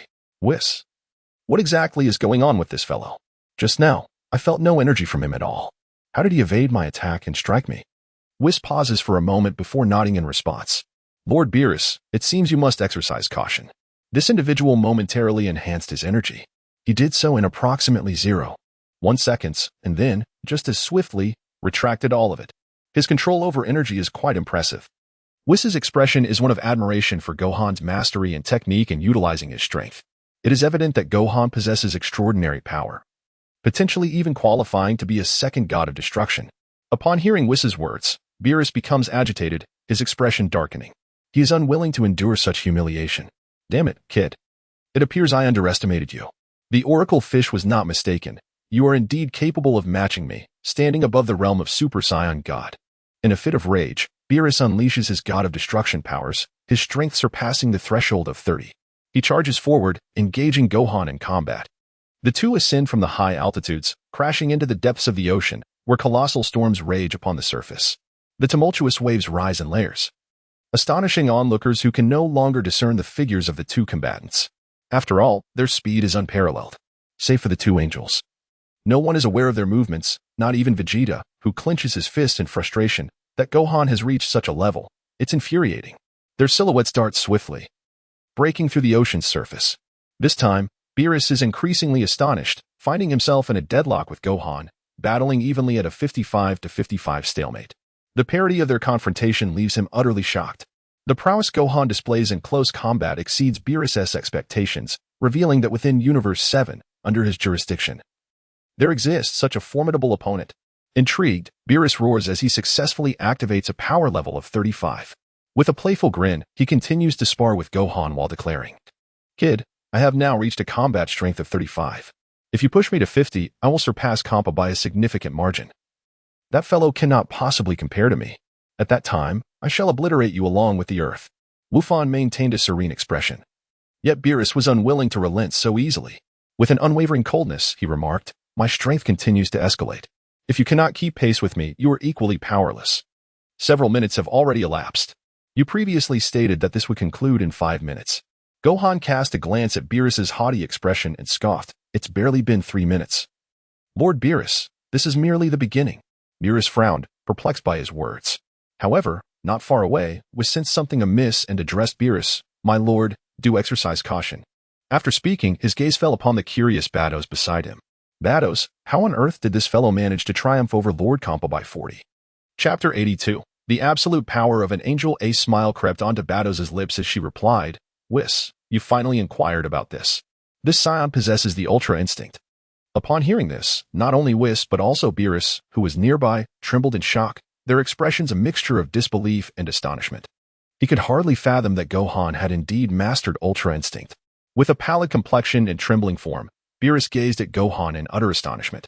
No, it cannot be. You can wield Ultra Instinct? At this moment, Gohan deemed it unnecessary to retain his strength, revealing his full power. Indeed, Lord Beerus, take note. The power of the White God at 50, the mastery of Ultra Instinct, and the Angel Mode activated. With a tremendous force, the entire ocean erupted in tumultuous waves. The surging water coalesced into a colossal storm, sweeping the surrounding sea into a grand water tornado. Ultimately, the sea tornado burst apart, causing the ocean to recede in an instant. Like celestial maidens scattering blossoms, countless droplets of seawater cascaded from the heavens. Before Beerus stood Gohan, whose form left him utterly astonished. It appeared that Gohan wielded not only Ultra Instinct but had reached the pinnacle of 50. This individual was terrifying, truly monstrous. Gohan's eyes widened, flickering with lightning intensity. A mere gesture unleashed formidable power. 50 in Ultra Instinct represented the true Angel Mode. Even Whis, positioned nearby, was astounded, never having anticipated that Gohan could achieve 50 in Ultra Instinct. This level of strength was already on par with that of the angels. No wonder the previously unleashed power could contend with Beerus. This angelic state at 50 instilled a sense of trepidation in Beerus himself. In a sudden burst of motion, Gohan lunged forward and struck Beerus squarely on the head. The impact was resounding. Beerus' skull caved in from the force of the blow, leaving him momentarily dazed and trembling. Before he could fully comprehend the situation, Gohan seized his head and delivered a forceful kick to his body. Beerus, reeling from the assault, spat out a mouthful of clear water as Gohan continued to pummel him mercilessly. The onslaught was relentless, propelling Beerus from the ground to the depths of the ocean and then soaring into the sky. Ultimately, with a final punch from Gohan, Beerus was hurled beyond the atmosphere, ascending into the void of space. Gohan, summoning his strength, radiated a brilliant white light, his form resembling a pillar of luminosity. He surged upward once more, landing another devastating blow on Beerus, this time causing him to spew forth blood instead of water. Whis, covering his mouth in disbelief, could hardly fathom the overwhelming power Gohan had unleashed. It was evident that Gohan intended to dominate Beerus before he could harness any greater strength. Beerus, initially underestimating Gohan, found himself caught off guard and mercilessly beaten. It was only when he drifted into outer space that he finally regained his senses. Clenching his fists, he prepared to retaliate as Gohan approached once more, a fierce rage igniting within him. "Enough, you insolent brat. You have provoked my wrath. You shall not triumph over my divine power of destruction." With that proclamation, Beerus unleashed the full extent of his energy, launching a devastating sphere of destructive energy directly at Gohan. Gohan deftly evaded the attack, skillfully dodging the destructive energy sphere, and aimed directly at Beerus, unleashing a barrage of energy blasts. Gritting his teeth, Beerus raised his hand, obliterating Gohan's energy completely into nothingness. Once more, he lifted his hand, gathering an even more colossal energy sphere of destruction, which ultimately expanded to a planetary size, threatening both Gohan and the Earth behind him. "Prepare to meet your demise, boy. I shall obliterate you along with the Earth." After taking a deep breath, Wufan once again unleashed the Kamehameha wave. As he raised his hand, the Kamehameha collided forcefully with Beerus's destructive energy sphere. Beerus gritted his teeth, persistently applying downward pressure. Gohan's Kamehameha, evidently, was somewhat weaker from the outset. However, he harbored no concerns, as he had yet to unleash his full potential. As Beerus intensified his efforts, Gohan held back little. With the activation of the 100x Kaioken, a powerful surge erupted. In that fleeting moment, he successfully thwarted Beerus's destructive energy sphere, momentarily suspending it in midair. Beerus's expression shifted to one of astonishment, utterly taken aback. This young warrior still possessed formidable strength. It seemed that even his 50 energy could not withstand such power. Indeed, with the activation of Gohan's 100x Kaioken alongside the Sage Mode, a terrifying energy once again surged forth from his being, significantly amplifying the Kamehameha. This formidable force completely repelled Beerus's destructive sphere. With a resounding crash, the energy sphere was sent hurtling away, landing squarely upon Beerus, who let out a pained cry, suffering substantial injury from his own attack. In that moment of realization, he acknowledged the severity of his wounds. Enraged, Beerus unleashed 80 of his destructive power. "You little brat. You have infuriated me. You are the first to force me into such a predicament," he bellowed. In his fury, Beerus unleashed his terrifying abilities, impacting the surrounding atmosphere. The entire solar system trembled under the sheer ferocity of Beerus's wrath. Gohan, indeed, yearned to challenge the 80 destructive power, yet he understood that his current strength was insufficient. He recognized the need for further training. This battle with Beerus had imparted him with significant insights. His Sage Mode had reached 80, tantalizingly close to the coveted 100. As Beerus seethed with rage, he unexpectedly reverted to his normal state, exhibiting an air of calmness. This sudden shift bewildered Beerus, who could not comprehend the intentions of his adversary. Had Gohan suddenly resigned himself to defeat? With a smile, Gohan spoke directly, "Lord Beerus, I have indeed learned a great deal from this battle. However, there is no necessity for us to continue fighting. At this point, engaging in a life-and-death struggle serves no purpose. After all, we belong to the 7th universe and stand on the same side." Beerus's expression became peculiar. Having unleashed all of his power, he felt irritated and furious at Gohan's sudden declaration of peace. "What do you mean, kid? Are you suggesting that you wish to surrender now?" Gohan shook his head, an enigmatic expression adorning his face. "No, Lord Beerus, I am not begging for mercy. Rather, I wish to negotiate terms. Engaging in a battle would yield no benefit for either of us." Chapter 83. Do you believe I cannot surpass you? In the end, should you be unable to kill me and destroy the Earth, I will undoubtedly seek vengeance upon you. Given my strength, do you truly believe I cannot exceed your prowess? Beerus was momentarily taken aback, listening intently to Gohan's words, his expression fluctuating between darkness and indifference. "What exactly are you trying to convey?" Goku, with both hands raised, expressed, "I believe Lord Beerus is well aware that this world encompasses more than just a single universe. Beyond Universe 7, there exist Universes 8, 9, and 10. With so many universes coexisting, what is the rank of our universe? If we are positioned towards the lower end, do you not think that our universe faces the peril of annihilation? Beerus shuddered at the thought, his countenance darkening. After all, among these universes exists the Omni King, who, alongside the Grand Minister, evaluates all realms. Should our universe receive a low score, its ranking could indeed place it at risk of outright destruction. Gohan's words instilled a sense of concern within him. Recently, he had not been diligent in maintaining the order of the universe, where individuals of formidable strength were scarce. The person before him undoubtedly possessed considerable combat prowess, and he grasped the essence of Gohan's message. Consequently, his anger subsided considerably. Wu Fan observed intently, a gentle smile gracing his lips as he continued to speak. Lord Beerus must surely comprehend that a universe, apart from its destroyer god, requires mightier warriors to enhance its rating. And as you have now realized, my strength is considerable. Therefore, let us collaborate to forge the universe's most formidable rating, ensuring that we cannot be eradicated. Beerus, with a sullen expression, regarded him with an unusual gaze and replied coldly, "Speak plainly. Just how much do you truly know?" Gohan, of course, possesses an abundance of knowledge. After all, he is a time traveler. This insight enables him to deceive the formidable Beerus effortlessly.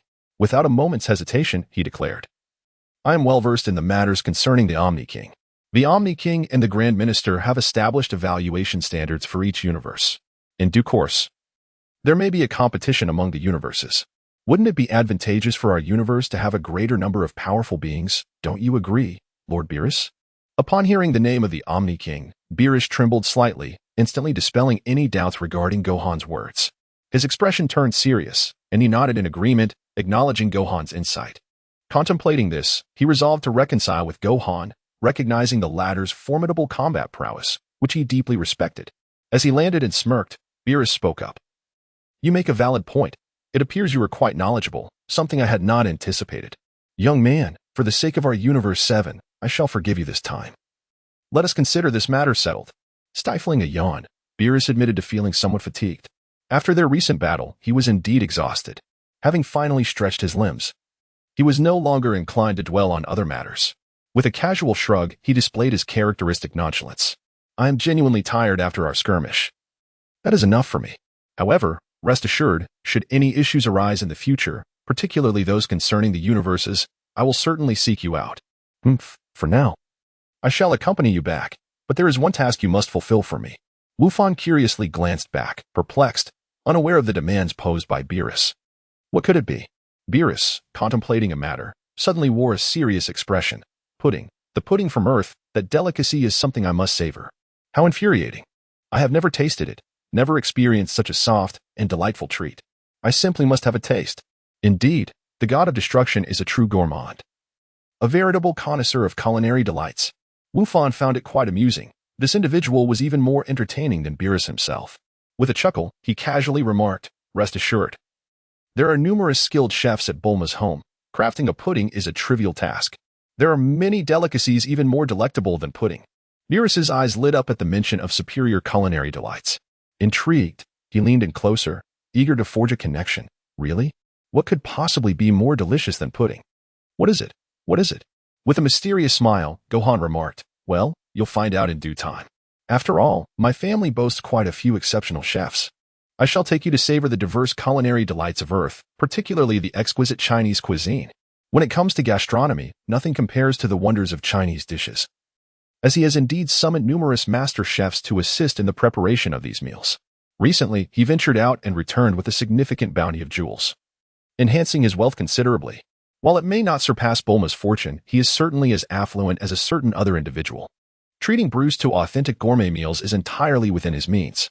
Moreover, he has several tasks in mind for Bruce, whose formidable prowess makes him the ideal training partner. By making Bruce his training subject, Gohan envisions a seamless and fruitful journey of self-improvement. This plan is quite promising. Upon their return to Earth, they arrived at a yacht, where their camaraderie and laughter drew the attention of onlookers. Many were astonished, as it was truly unexpected for Gohan to manage the god of destruction.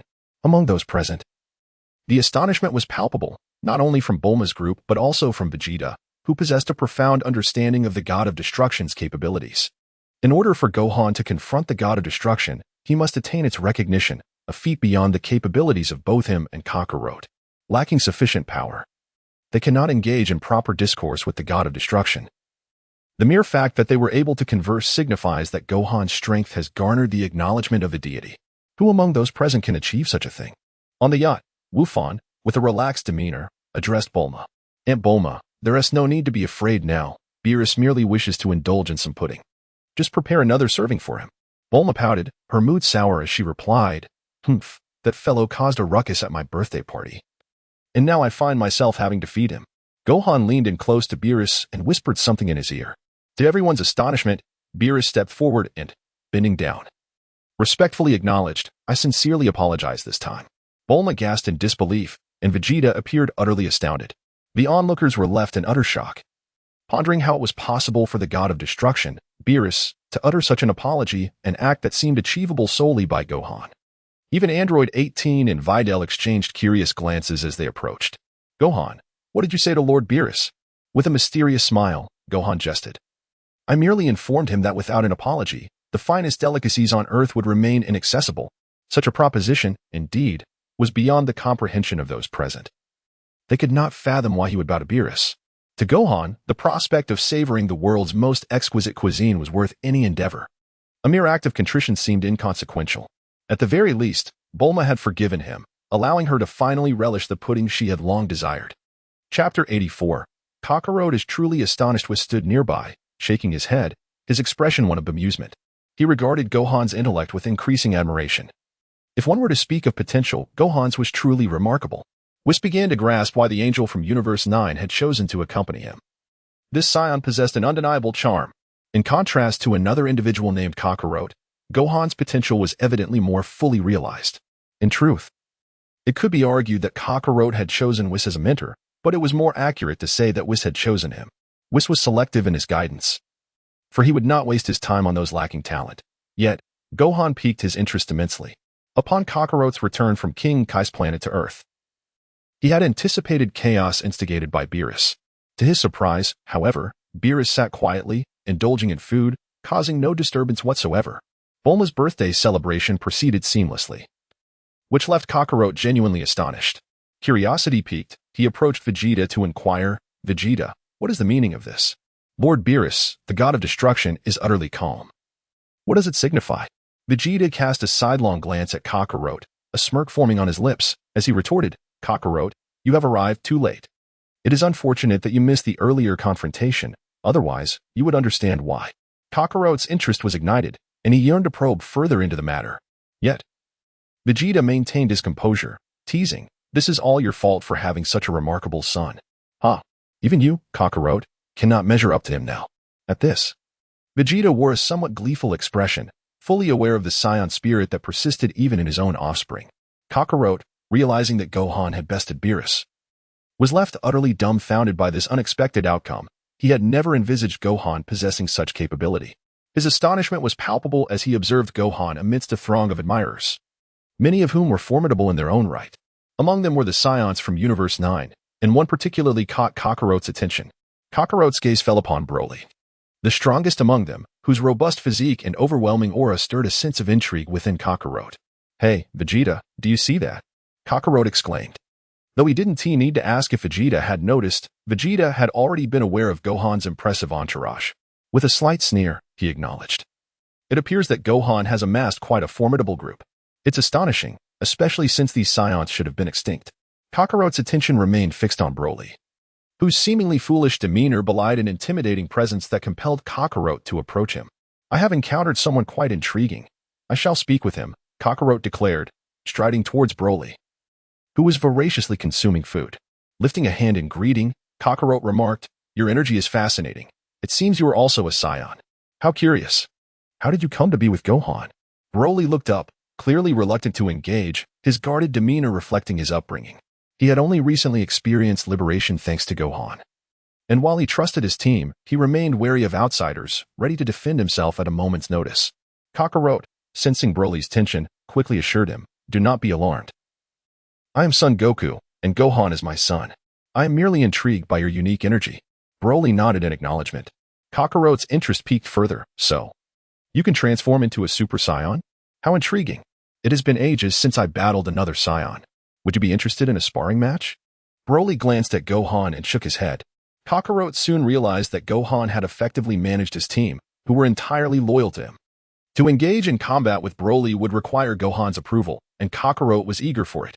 He raised his hand to Gohan, calling out, "Gohan, this individual is quite fascinating. I wish to test my skills against him. Would you permit me to engage in battle?" As Gohan accompanied Beerus, he heard his father Kakarot's words and calmly shook his head. Unable to restrain himself, he spoke up. "Father, you claim you cannot defeat Broly in your current state. You have yet to comprehend Super Saiyan Blue. It is simply impossible for you to be his match." The moment these words escaped his lips, Kakarot's curiosity was piqued, and an eager expression crossed his face. "Haha, so this fellow is indeed formidable. How intriguing. I shall not hold back." With that, in an instant, Kakarot transformed into a Super Saiyan and launched a punch toward Broly. This sudden move did not go unnoticed by Broly, who swiftly evaded the attack with remarkable agility. Kakarot could hardly contain his excitement. "Oh, impressive. Your reflexes are beyond my expectations. Indeed, your power is extraordinary." It is worth noting that Broly's strength was inherently above that of Super Saiyan Blue, capable of enduring even against a god of destruction, should he fully unleash his potential. In this moment, Kakarot stood no chance against him, observing as the confrontation unfolded. With a casual demeanor, Wu Fan spoke up. "Broly, transform directly into Super Saiyan and spar with my father. Consider it a means to hone your skills. This would allow you to better master the control of your abilities." Broly nodded, recognizing this as a valuable form of training. It would aid him in perfecting his formidable Super Saiyan 1 transformation. For him, Kakarot was undoubtedly the ideal opponent and the best source of learning, making it quite advantageous to have Kakarot assist him in his training. With a smile gracing his face, Gohan stood to the side, observing the intense clash between the two combatants. Chapter 85. Both can grow. As Broly became serious, he transformed into a Super Saiyan, unleashing 10 of his power without succumbing to rage. Goku's Super Saiyan form was swiftly overwhelmed as Broly dominated the fight with sheer ferocity. From the heights of the sky to the depths of the ocean, Goku found himself mercilessly crushed, a spectacle that left onlookers in disbelief. Krillin and the others watched in stunned silence, their expression shifting as they pondered the identity of this formidable fighter whom Gohan had brought along. Is he really someone Gohan introduced? He appears incredibly powerful. Yamcha nodded in agreement, recognizing the astounding battle prowess of Broly, who seemed capable of overpowering Goku. Initially, this group of fighters did not seem remarkable, but now even Beerus, who was casually eating, wore a serious expression, his brow furrowed. He sensed the immense hidden energy within Broly, a force that even he found unsettling. Meanwhile, was quietly approached, smiling as he spoke. "Lord Beerus, it seems this fellow has quite a number of powerful allies. If you were to rally them all, do you believe you could subdue them?" Beerus pondered the question. While he could handle Broly alone, the prospect of facing multiple powerful adversaries sent a chill down his spine. He harbored a fear of overwhelming odds. Victory would not come easily, even if he did not foresee defeat. Fortunately, this individual does not appear to have a great number of such allies. It is wise that they chose to cease hostilities and coexist peacefully. Beerus remarked gravely, "What was his name again?" "Broly, right? His full power has already reached divine levels. There must be more to him than that." With a knowing smile, Whis nodded, "Indeed, his potential is remarkable. With training, he could very well match 50 of Lord Beerus' strength. If he has more like him, that would mean 3 of you with equal prowess." Upon hearing this, Beerus shuddered, sensing the implications of Whis' peculiar smile. "Whis, what do you mean by that?" he snapped, gritting his teeth.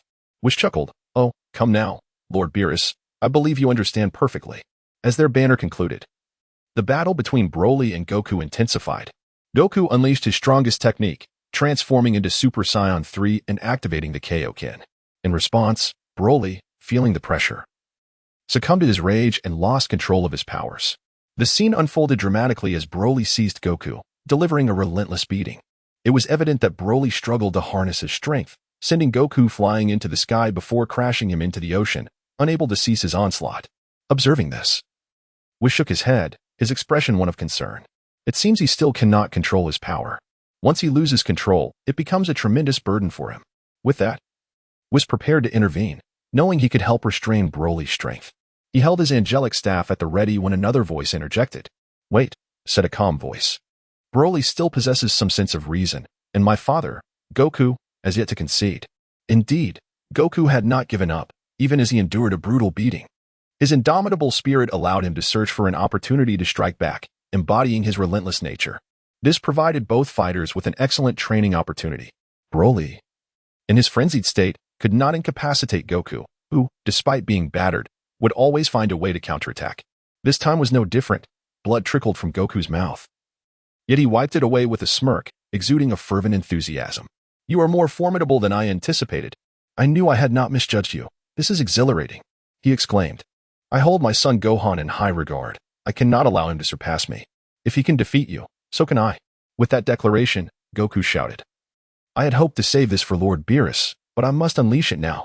He recalled Gohan's transcendent transformations and, fueled by determination, Goku achieved his Super Saiyan God transformation. In a moment of renewed strength, Goku surged forward, combining his Super Saiyan God form with the Kaioken, overpowering Broly once again.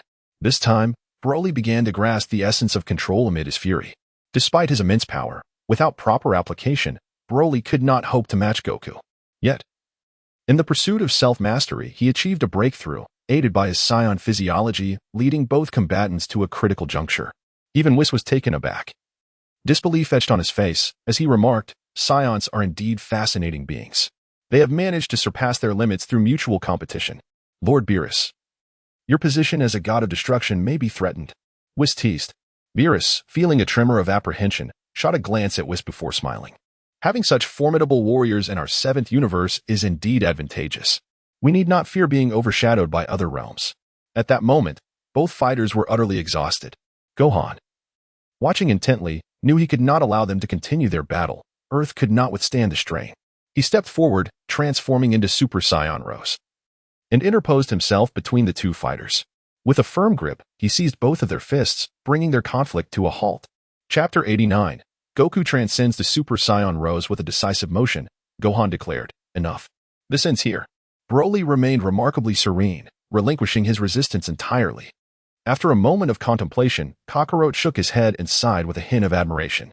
"Gohan, I initially thought that by transforming into Super Saiyan Red, I had caught up to you, but it seems you have grown even stronger.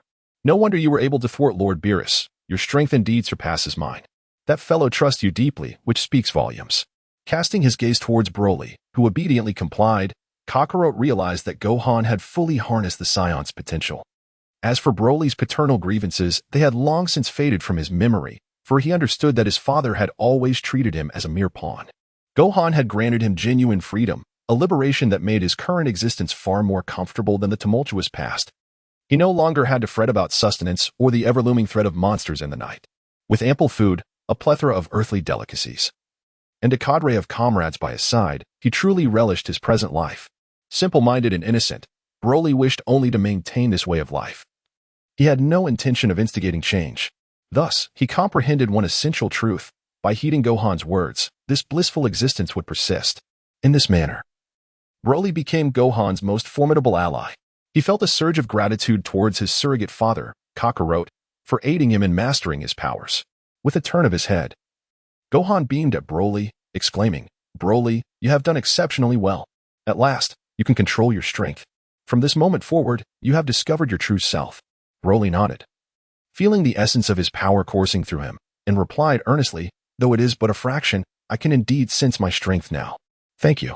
This was the first time someone had expressed gratitude towards him, which elicited a smile from Gohan, who chuckled heartily. At last, Broly grasped the benevolence behind Gohan's intentions. Moving forward, as Broly surrounded himself with increasingly powerful allies, he understood that in the impending cosmic battles, having a larger, more potent team would be advantageous. Such chaotic intergalactic conflicts necessitated collective effort. He needed to expand his ranks to secure ultimate victory. At this juncture, Broly alone could not suffice. He must also elevate the capabilities of his companions, including Gabe and others. The most effective approach was to seek training from Whis. Observing Whis, Gohan wore a contemplative expression. This mentor truly possessed remarkable teaching prowess. He too must strive to enhance his own abilities, as his white god form was only at 50%. And he needed to expedite the elevation of his other powers to 100%. After all, he sought another opportunity for a rewarding draw. Early one morning, Gohan found himself nestled between Biddy Lee and Android 18, only to be roused by the unexpected arrival of Beerus and Whis at his villa. Having just returned to Earth after a day of respite, these two were evidently eager to indulge in the authentic Chinese cuisine he had spoken of. To prepare for this occasion, Gohan had sought out Satan to bring in the finest Chinese culinary chef from Earth. Thus, that very morning, he had meticulously arranged a feast of one of the pinnacle dishes of Chinese cuisine, Chinese noodles, in comparison to the ramen from the island nation, which often consisted of instant varieties. The diversity of Chinese noodles and their intricate soup preparation stood unrivaled. After sampling two distinct types of Chinese noodle soups, the unique texture and flavor immediately captivated both Beerus and Whis. In just half an hour, these two gluttons managed to devour 50 bowls of noodles, leaving even the hired chef in a state of astonishment. When Goku descended, he could see these two gluttons still indulging in their feast. He stifled a yawn, utterly perplexed. Whis, you needn't have come so early just to mooch off our food and drinks. Furthermore, I had promised to let you assist in our training, which is set to commence in the afternoon. We still have several hours until then. Whis chuckled heartily, deflecting all blame onto Beerus. I originally had no intention of coming, but Lord Beerus insisted on tasting the Chinese noodles, stating he would only have a single bowl. Yet, to my astonishment, Lord Beerus devoured 40 bowls in one go and showed no signs of stopping. Beerus, slightly flushed, retorted, Whis, you can't blame me. Was it not you who claimed this lad had hired a Chinese chef for us to sample the cuisine? Clearly, it was your desire to indulge that brought me here. Whis laughed heartily, showing no intention of owning up to the truth. Gohan descended the stairs, feeling indifferent to these trifling matters. All right, let's not discuss this any further. How about the training this afternoon, Gabe? Are they all engaged in their training? Whis nodded in affirmation. Indeed, they have commenced their training, and it is all being managed by Bardoss. With her presence, there is no need for concern. After all, Bardoss is an angel. She possesses the ability to utilize her celestial powers to guide these individuals in their training. The regimen for angels is notoriously rigorous, and this time, under Gohan's influence, the intensity of the training is bound to be even more formidable. Whis couldn't help but chuckle as he remarked, however, is it not a tad premature to have them train in the transformation techniques of the Super Saiyan God? Calmly seated, Gohan spoke with an air of tranquility. There is no need for concern. The Saiyan constitution is quite extraordinary. The more they are challenged, the stronger they become. Intense training only serves to benefit them, and transforming into a Super Saiyan God sooner rather than later is advantageous. With that, Gohan intended to enjoy his breakfast. Whis observed keenly, aware that Gohan's training methods were distinctly unique. After all, Gohan had withstood 50% of Beerus's power, indicating that this training required Beerus's assistance. Thus, Gohan remained unhurried, finishing his meal before preparing a lunch consisting of various Chinese delicacies, and together they returned to the God of Destruction's planet. Upon arrival, a massive, pitch-black cube descended from the heavens with a resounding crash. The force was undeniable, barreling toward them. Gohan raised a hand and struck the cube, surprised that it did not shatter but rather halted mid-air. It was indeed extraordinarily dense and heavy, too much for a single hand to manage. Ah, Whis, you've arrived. Haha, Gohan. You came at the perfect time. The training for these fellows is about to enter a new phase. I was just planning to use this object to apply some pressure. Raising his gaze, Gohan noticed Broly and the others struggling beneath the oppressive weight of the cube, gasping for breath and lying motionless on the ground. The others, including Gabe, were also training vigorously, albeit without the cube, and were visibly intimidated by the situation. Vegeta and Kakarot were engaged in a similar weight training regimen under the cube's immense pressure, both straining to avoid being flattened. It was evident that they were enduring a grueling training session. Gohan, observing the scene, smirked and casually lifted the cube, casting it aside with a thunderous crash that drew everyone's attention. Vegeta, astonished, watched as Gohan effortlessly disposed of the heavy object, unwilling to be outdone. Vegeta grit his teeth and exerted himself, managing to lift the cube significantly. Beside him, Bardoss's eyes glimmered with delight as she remarked to Gohan, "It seems your presence has greatly inspired everyone. At this rate, some may achieve the transformation into Super Saiyan God sooner than expected." Her gaze flitted over the group, pausing on Gabe, surprising Gohan, for Gabe was the weakest among them. Yet Bardoss believed he could achieve the Super Saiyan God transformation, akin to Vegeta.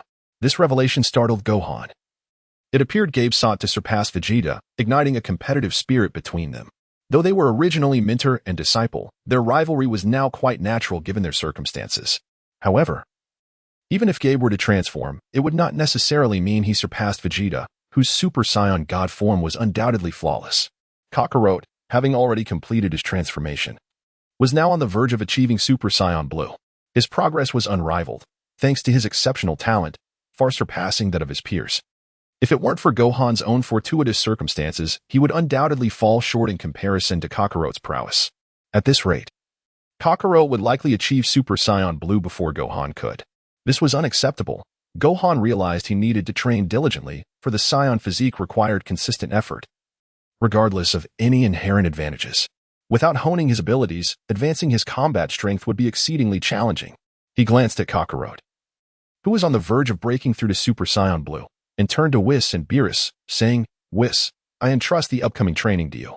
And Lord Beerus, you need not concern yourself with lunch.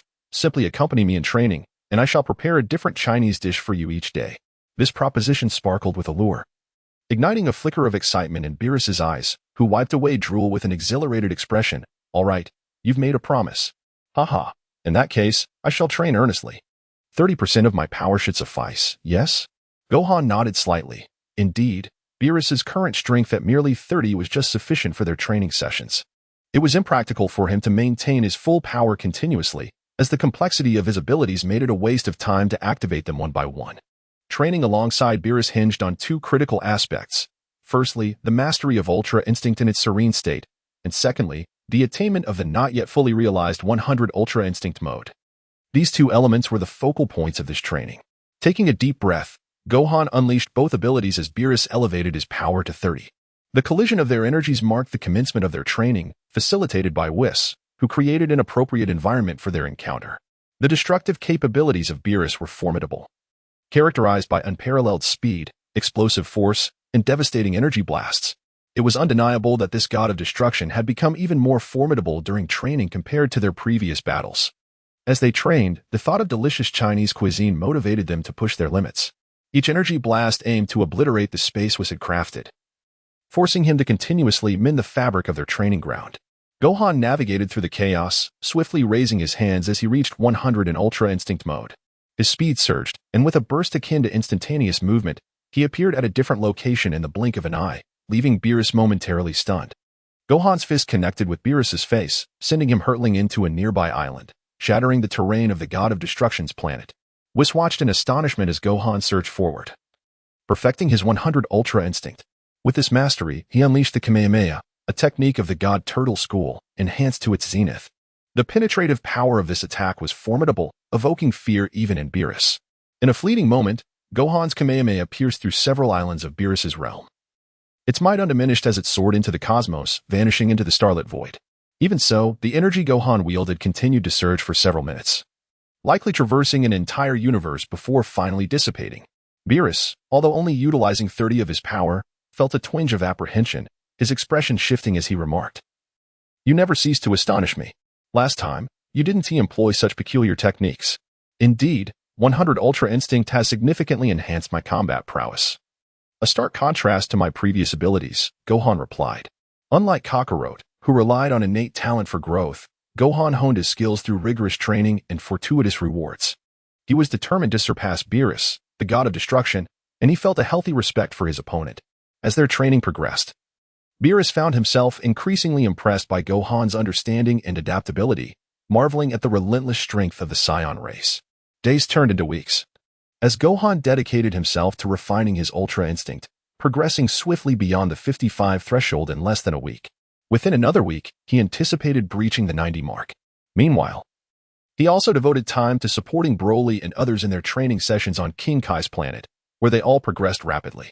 Among them, Caulifla had mastered Super Saiyan 3 flawlessly, while Broly had gained control over the Super Saiyan transformations to rival Kakarot's Super Saiyan Blue. This burgeoning camaraderie between Gohan and Broly blossomed through their shared battles, fostering an extraordinary friendship. Gohan admired Kakarot's unique ability to forge friendships through combat, as anyone who survived a fight with him invariably became a friend.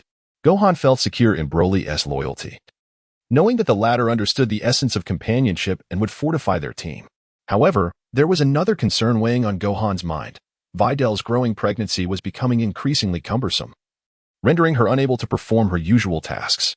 Hence, Gohan seized the opportunity to take Whis aside from Beerus's planet. Knowing that Whis had developed a fondness for Chinese cuisine and would be inclined to assist. "Are you suggesting that I assist your wife in expediting the birth of your child?" "That is a simple task indeed," Whis replied readily, and Gohan smiled, eager to alleviate Vidal's burdens. Soon, they arrived at Gohan's luxurious residence on Earth, where Whis prepared to assist with Vidal's delivery. However, as he surveyed the area, his gaze landed on Android 18, who was attending to household duties. With a teasing remark, he turned to Gohan and said, "Are you certain you only require my assistance for one?" Wufan's expression was one of bewilderment. He could not comprehend the meaning behind the other's words. "What do you mean?" he inquired. With a mysterious smile, Whis replied, "In truth, I possess the ability to expedite the development of a child under 1 month old. They can be born prematurely without any adverse effects on their health." As Gohan followed the gaze of the other, he beheld Android 18, clearly taken aback by the situation. In contrast, Vidal wore an expression of pure joy, genuinely elated for her sister. "Sister 18, could it be that you two are expecting? How remarkable!" Gohan exclaimed. "But wait. Sister 18, aren't you an android? How is it possible for you to have a child?" Upon hearing this inquiry, Android 18 cast a glance at Gohan, who cleared his throat, intending to elucidate this intricate matter to Vidal later. He then turned to Whis and inquired, "Would two be permissible? However, could we specify their age to be above a certain threshold?"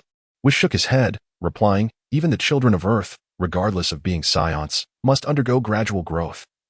Although I could accelerate their development instantaneously, yet that would be of no assistance to her. Around the age of 1 would suffice. We cannot hasten their maturation, lest we engage in the folly of forcing growth." Regrettably, Gohan's aspirations of expanding his family to forge a lineage of scion warriors seemed to dissipate. Nonetheless, the prospect of having 2 children of scion heritage, preferably daughters, remained a delightful consolation. Gohan leaned closer to Whis and spoke directly. "In the coming days, visit me alone every few days, and I shall prepare for you the most exquisite Chinese cuisine. There is so much to offer, such as mapo tofu and delectable Chinese skewers, which you have undoubtedly never savored before." Whis' eyes sparkled with anticipation, and with a hearty laugh, he agreed. "Rest assured, I shall not disclose this to the god of destruction. He is rather rigid. Should he learn that I am nurturing his offspring, he might intervene. Moreover, Whis possesses admirable abilities, thus it is only fitting to reward him generously. After all, a mere taste of Chinese cuisine could easily persuade him to acquiesce to my requests. What a bargain!" At that moment, without hesitation, Whis raised his staff with effortless grace, and a flash of light illuminated the scene. The radiance passed through Vidal's form, and a child was born from her womb. Little Pan had arrived. The light did not dissipate. It traversed through Android 18's body, and unexpectedly, another daughter emerged. It seemed that Android 18's constitution was peculiar, as her first child had to be a girl. Observing the adorable infant, Gohan named her Little Wan. The connection of the 2 scion bloodlines and the bond to his own lineage felt delightful. Both children were exceptionally beautiful. As they emerged, they cried out joyfully, instantly awakening the maternal instincts within Vidal and Android 18. The sight of the 2 little girls brought forth an atmosphere of warmth and tenderness. Gohan observed the situation, feeling reassured that the 2 girls were safe. He held a high regard for Whis' capabilities. Whis, gazing at the 2 children, spoke with a serious countenance. "Indeed, these 2 possess remarkable lineage, extraordinary in nature. It appears their heritage transcends that of mere scions and humans. There is something else at play, though regrettably, I cannot discern what it is." It was evident that Whis had perceived something significant, yet he remained perplexed. Only Gohan truly understood, as a time traveler. His own lineage was distinctly different. These 2 children were, in fact, infused with the bloodline from another Earth. Their potential for growth was likely far greater. He stepped forward, observing the adorable little ones, and began to play with them. To his delight, he discovered that little Fong was undeniably a spirited child. She showed no fear of his large hand. Instead, she eagerly grasped it, giggling incessantly.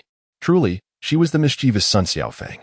As for the other child, little Luen, Gohan was taken aback by her timid and fearful demeanor. Upon his outstretching hand, she burst into tears. If it hadn't been for Android 18's furrowed brow and her sharp reprimands, the crying would have surely continued unabated. Wu Fan could hardly fathom that such a strong-willed individual as number 18 would have given birth to a baby who is so prone to tears. Nevertheless, he cherishes both children dearly and eagerly anticipates the day when his 2 little girls will grow up. In truth, their maturation will not take long. Although Whis cannot elevate their ages significantly all at once, he can still incrementally advance their years. Gradually, he will impart his knowledge and abilities to his daughters.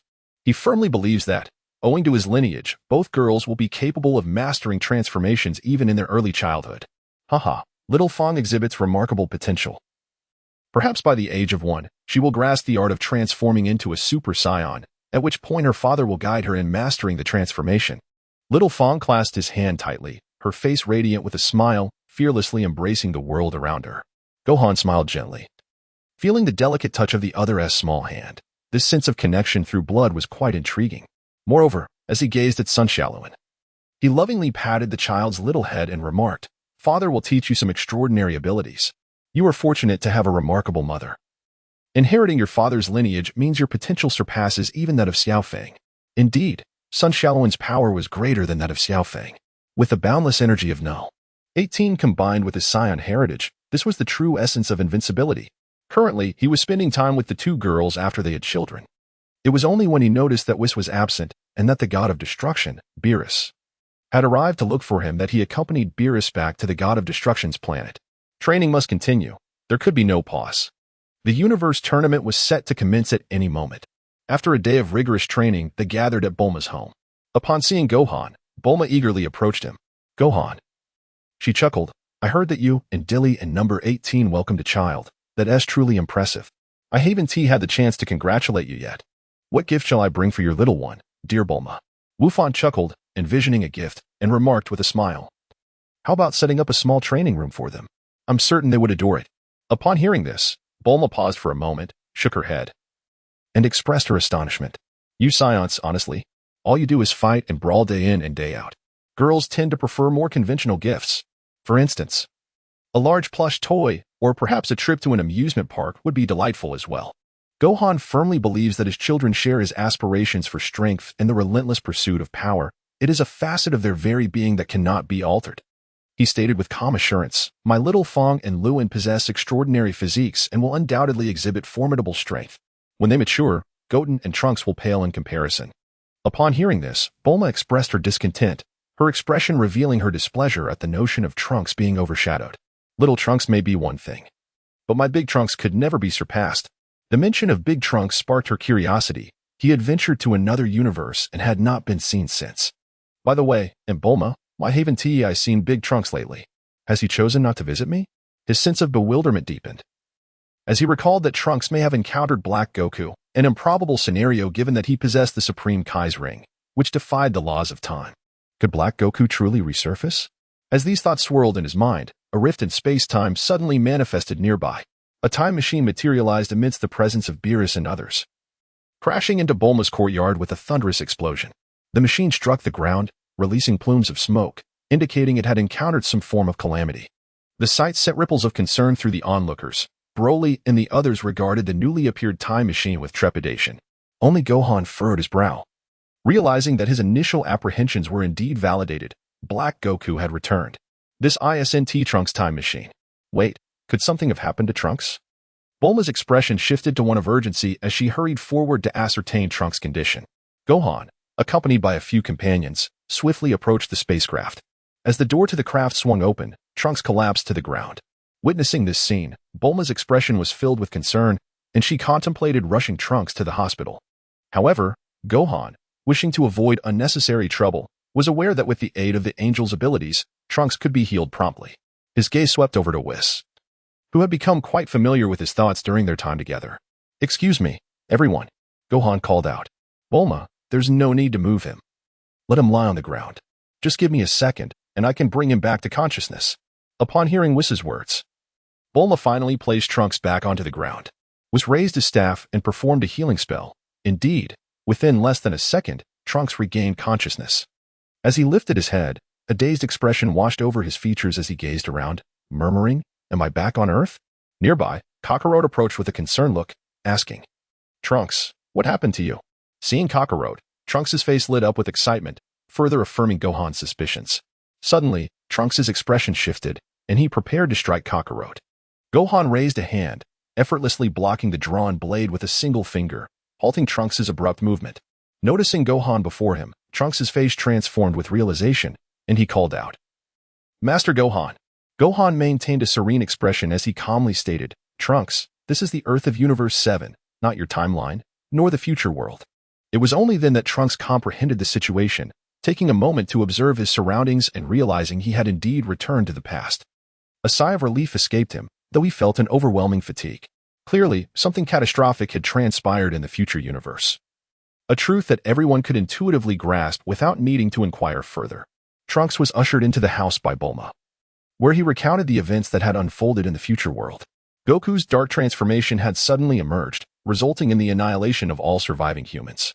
In that particular timeline, even the Supreme Kai had been slain, leading to the demise of the god of destruction, Beerus, who had been in his company. Zamasu, ruthless and cunning, was indeed a mastermind. After all, he was an apprentice Supreme Kai who had seized Goku's body in an attempt to upend the entire world. Yet, his methods were rather juvenile. Could he truly believe that a spree of murders would suffice to overturn the laws of the future world? Little did he realize that beyond the future realm, other universes teemed with even more formidable beings. Chapter 90, The Dark Goku of the Future. Trunks elucidated the situation, allowing everyone to grasp that the future timeline had encountered significant issues. The emergence of Black Goku had led to the devastation of the entire world. Goku, perplexed, noticed the scrutinizing gazes of the group and found himself equally baffled. After all, given his nature, it was inconceivable for him to indiscriminately slay innocents. Even in the future world, he could not fathom why he would pose a threat to those in the future. Trunks, did you truly see me? Trunks, filled with animosity, nodded vigorously, his fists clenched, clearly demonstrating the extent of the harm inflicted upon him by Black Goku, as the entire future world lay in ruins. Meanwhile, Whis, having listened intently, stepped forward, contemplating a revelation. Well, considering your account, it is highly probable that someone has forcibly taken possession of Goku's body. Such a feat is indeed achievable. Trunks looked astonished, his expression one of disbelief at Whis' words. Whis glanced at Gohan, who was evidently aware of the implications. And Gohan did not shy away from revealing that he possessed the Supreme Kai's ring. As a time traveler, he grasped the situation quite well. Indeed, based on Trunks' narrative, it was very likely that the Goku of the future had been usurped by another. By the way, Trunks, did you notice if he had a ring like this? Gohan raised his hand, showcasing the Supreme Kai's ring, which he had yet to return. After all, once something was in his possession, he had no intention of relinquishing it. Upon seeing the ring in Gohan's hand, Trunks' expression shifted dramatically. Gohan, why do you possess a ring identical to that of that individual? At that moment, without Gohan needing to elaborate, Whis had already discerned the situation and stepped in to clarify. It appeared that someone had indeed commandeered Kakarot, or Goku, causing turmoil in the future world. However, Bulma interjected, what does this mean for the time machine in the future world? She chuckled nervously, refraining from claiming it as her own invention. Whis did not delve deeper into the matter, as the implications of Gohan's Supreme Kai ring were already proving to be quite a headache. With a sigh, he finally spoke, very well. I shall investigate who possesses the ring that Trunks has encountered. In the meantime, you all may wish to venture into the future world to assess the situation. Wu Fan also agreed to allow Whis to seek out Thomas, and they planned to venture into the future world. This time, they intended to take only a few individuals with them. It was essential to bring capable companions to provide assistance. After all, Tete was considered his disciple, and it was only fitting to lend a hand, especially since he was eager to ascertain the true extent of that Dark Goku's abilities. Gohan lifted his head, casting a glance at Broly and the others, intending to take only Broly with him. Broly will accompany me. The rest of you shall remain here. And, Father and Vegeta, you plan to join us too, don't you? The two nodded. At present, both had mastered Super Saiyan Red. Not only Kakarot, but also Vegeta had attained this transformation. What Gohan did not anticipate, however, was that the power of Super Saiyan Red was insufficient to contend with Black Goku. After acquiring an immortal physique, Black Goku had also gained all of Goku's abilities. Together with Thomas, they formed an undeniably formidable alliance, even if Kakarot and Vegeta transformed into Super Saiyan Blue. They would struggle to cope. This only underscored the terrifying nature of their combat prowess. Gohan felt a surge of anticipation, for he was currently in search of an opportunity. Having developed Super Saiyan Red to its fullest potential, he had yet to discover a new transformation and was eager to achieve Super Saiyan Blue before Kakarot did. His training with Beerus had reached a bit of a bottleneck, as Beerus's laziness prevented his Saiyan heritage from being fully realized. Only by facing stronger adversaries could he unlock his true power and advance further. This time, he intended to venture forth, as traveling to the future world was remarkably simple. With the Kaioshin's ring in hand, he could effortlessly make the journey without the need for a time machine. Trunks, aware of his plans, wore a joyous expression. The group prepared for their first expedition to the future world. Initially, Biddy and Android 18 harbored some concerns, but Gohan offered a reassuring smile, gently patting the children in their arms. We will only be gone for a few minutes. Time flows differently across dimensions. A few days there will equate to merely minutes here. When I return, I shall teach you both how to transform into Super Saiyans. The two women nodded in agreement, while Vegeta, observing from a distance, let out a cold snort. It was not jealousy, but disbelief that this fellow claimed he would teach his children to transform into Super Saiyans. What nonsense was this? These two children were still infants, and he expected them to master such transformations? He could not believe that becoming a Super Saiyan was so trivial. As he accompanied Gohan on their departure, Vegeta's expression remained a tempest of uncertainty. Hey, do you know something? Are you fully aware of the situation regarding Kakarot being usurped? Wufan chuckled lightly, expressing his anticipation. I merely had this foreboding. My father's strength is formidable, and it is likely that many will take an interest. Such occurrences have transpired before, and their recurrence is, indeed, foreseeable. Indeed, during Frisia's battles, similar events had unfolded. This marks the second instance of Sun Wukong's body being coveted. His physique has aroused the desires of far too many. Vegeta contemplated for a moment, casting a glance at Kakarot, and let out a disdainful huff, clearly displeased that the attention was directed toward Kakarot rather than himself.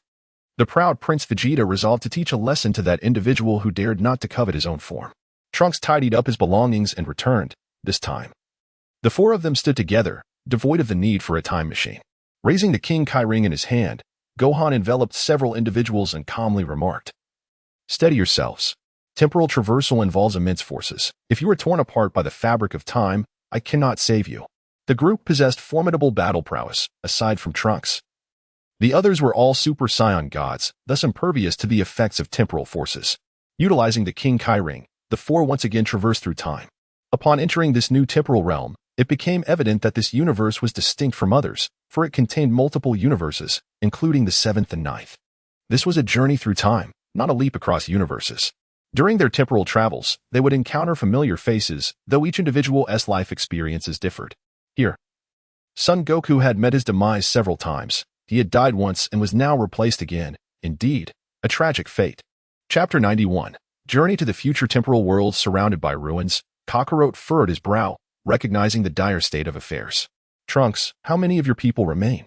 Trunks, wearing a grim expression, replied, Fewer than 100,000 humans are left. This is the last of our fighting force. Ordinary humans stand no chance against that fiend. The disparity in strength is insurmountable. Even in my Super Saiyan 3 form, I am no match for him. Trunks had indeed mastered the Super Saiyan 3 transformation, a skill imparted by Gohan. Alas, before Black Goku, Super Saiyan 3 was utterly inadequate, resulting in a crushing defeat. He could not hope to resist, let alone those humans whose combat power barely reached 5, sending them against an entity surpassing even the Super Saiyan gods with sheer folly. It was akin to an ant challenging an elephant. Black Goku's strength had eclipsed that of the current Kakarot, casting a somber pall over the group. As they were uncertain of Black Goku's true power, Kakarot, wearing a serious expression, surveyed the surroundings, hoping to catch a glimpse of Black Goku. Unbeknownst to him, someone had spotted him not far away. A girl's voice rang out, "That scoundrel is here. He has kidnapped Trunks. Everyone, focus your fire and take him down." As she spoke, she raised her hand, prompting the gathering of humans to brandish their weapons, aiming them directly at Kakarot. Before Kakarot could react, a multitude of assault rifles and sniper rifles were aimed at him, leaving him momentarily stunned. It was evident that he was mistaken for Black Goku, after all. The two were essentially one and the same. Such a misunderstanding was hardly surprising. Trunks, witnessing the scene, changed color and attempted to intervene, but it was too late. Gohan had already taken action. These foolish humans, armed with such inadequate weapons, began to fire indiscriminately, enveloping him in a hail of bullets. Without hesitation, he raised his hand, conjuring an energy shield to deflect all the incoming projectiles, leaving the nearby armed humans in shock, unable to comprehend what they had just witnessed. The lead girl, gritting her teeth in fury, exclaimed, "Curse be this guy. He has allies. They must be in cahoots with that fiend. No wonder he is so formidable. It turns out there are others assisting him. Fire rockets at him, bombard him. Rest assured, Trunks can transform. He will be safe." A group of humans then readied their rocket launchers, preparing to attack Gohan. Gohan found it utterly ridiculous. How could such a capability possibly contend against Black Goku? These humans were truly overestimating themselves. As the adversary launched a rocket launcher, he simply waved his hand and approached the leading girl, who stood not far away. Trunks, witnessing this, changed his expression and attempted to intervene. But how could Gohan heed his counsel? Gohan, wait. Her name is Shiwu. She is the leader of the human army. Assist me in battling another Mr. Goku. She is one of us. Calmly, Gohan remarked, I understand. However, these individuals are far too obstructive. If we do not impart a lesson to them, they will remain oblivious to the true nature of the disparity in strength. Their combat abilities are inadequate. And this group must be shown a stark reality. Without an awareness of their own limitations, how can they possibly awaken to the truth? Thus, Gohan resolved to deliver a lesson. As he stepped forward, the surrounding humans exchanged perplexed glances, bewildered by his apparent willingness to face certain doom. In an instant, a barrage of rocket fire was aimed directly at Gohan, unleashing a coordinated assault upon him. As Wu Fan raised his hand, in that fleeting moment, a barrage of rockets, shrouded in thick smoke, halted before him, inexplicably suspended in midair. Not a single missile could advance further. Over 100 rockets lingered, frozen in place, leaving the onlookers aghast. At that instant, despair enveloped the hearts of all humanity, as a collective gasp escaped from the crowd. Another monster had emerged, indeed. This individual was a creature of extraordinary power. No, it was inconceivable. Who was he, and how could he possess such strength? We are doomed. Our fate is sealed. No, do not approach. Stay back. Xiao's expression mirrored her dread. She had not anticipated that this newcomer could rival the terrifying Black Wukong. One formidable adversary was already challenging enough. And now two had appeared, instilling her with profound fear, her complexion pale and her heart steeped in hopelessness. As she gazed at him, he gestured, and all the missiles soared towards her. She braced herself for the worst, expecting imminent death. Yet, the rockets detonated behind her, unleashing a ferocious blaze. Gohan stepped forward with an air of composure, stating, Listen carefully. From this moment onward, you shall obediently follow my commands. Whatever I instruct you to do, you shall do without question. With such a meager level of combat prowess, do you truly believe you can confront the Black Goku? Collectively, your combat strength does not even exceed 1,000, rendering you utterly ineffective. Shiwu's expression was one of astonishment, yet she remained oblivious to the implications of his words.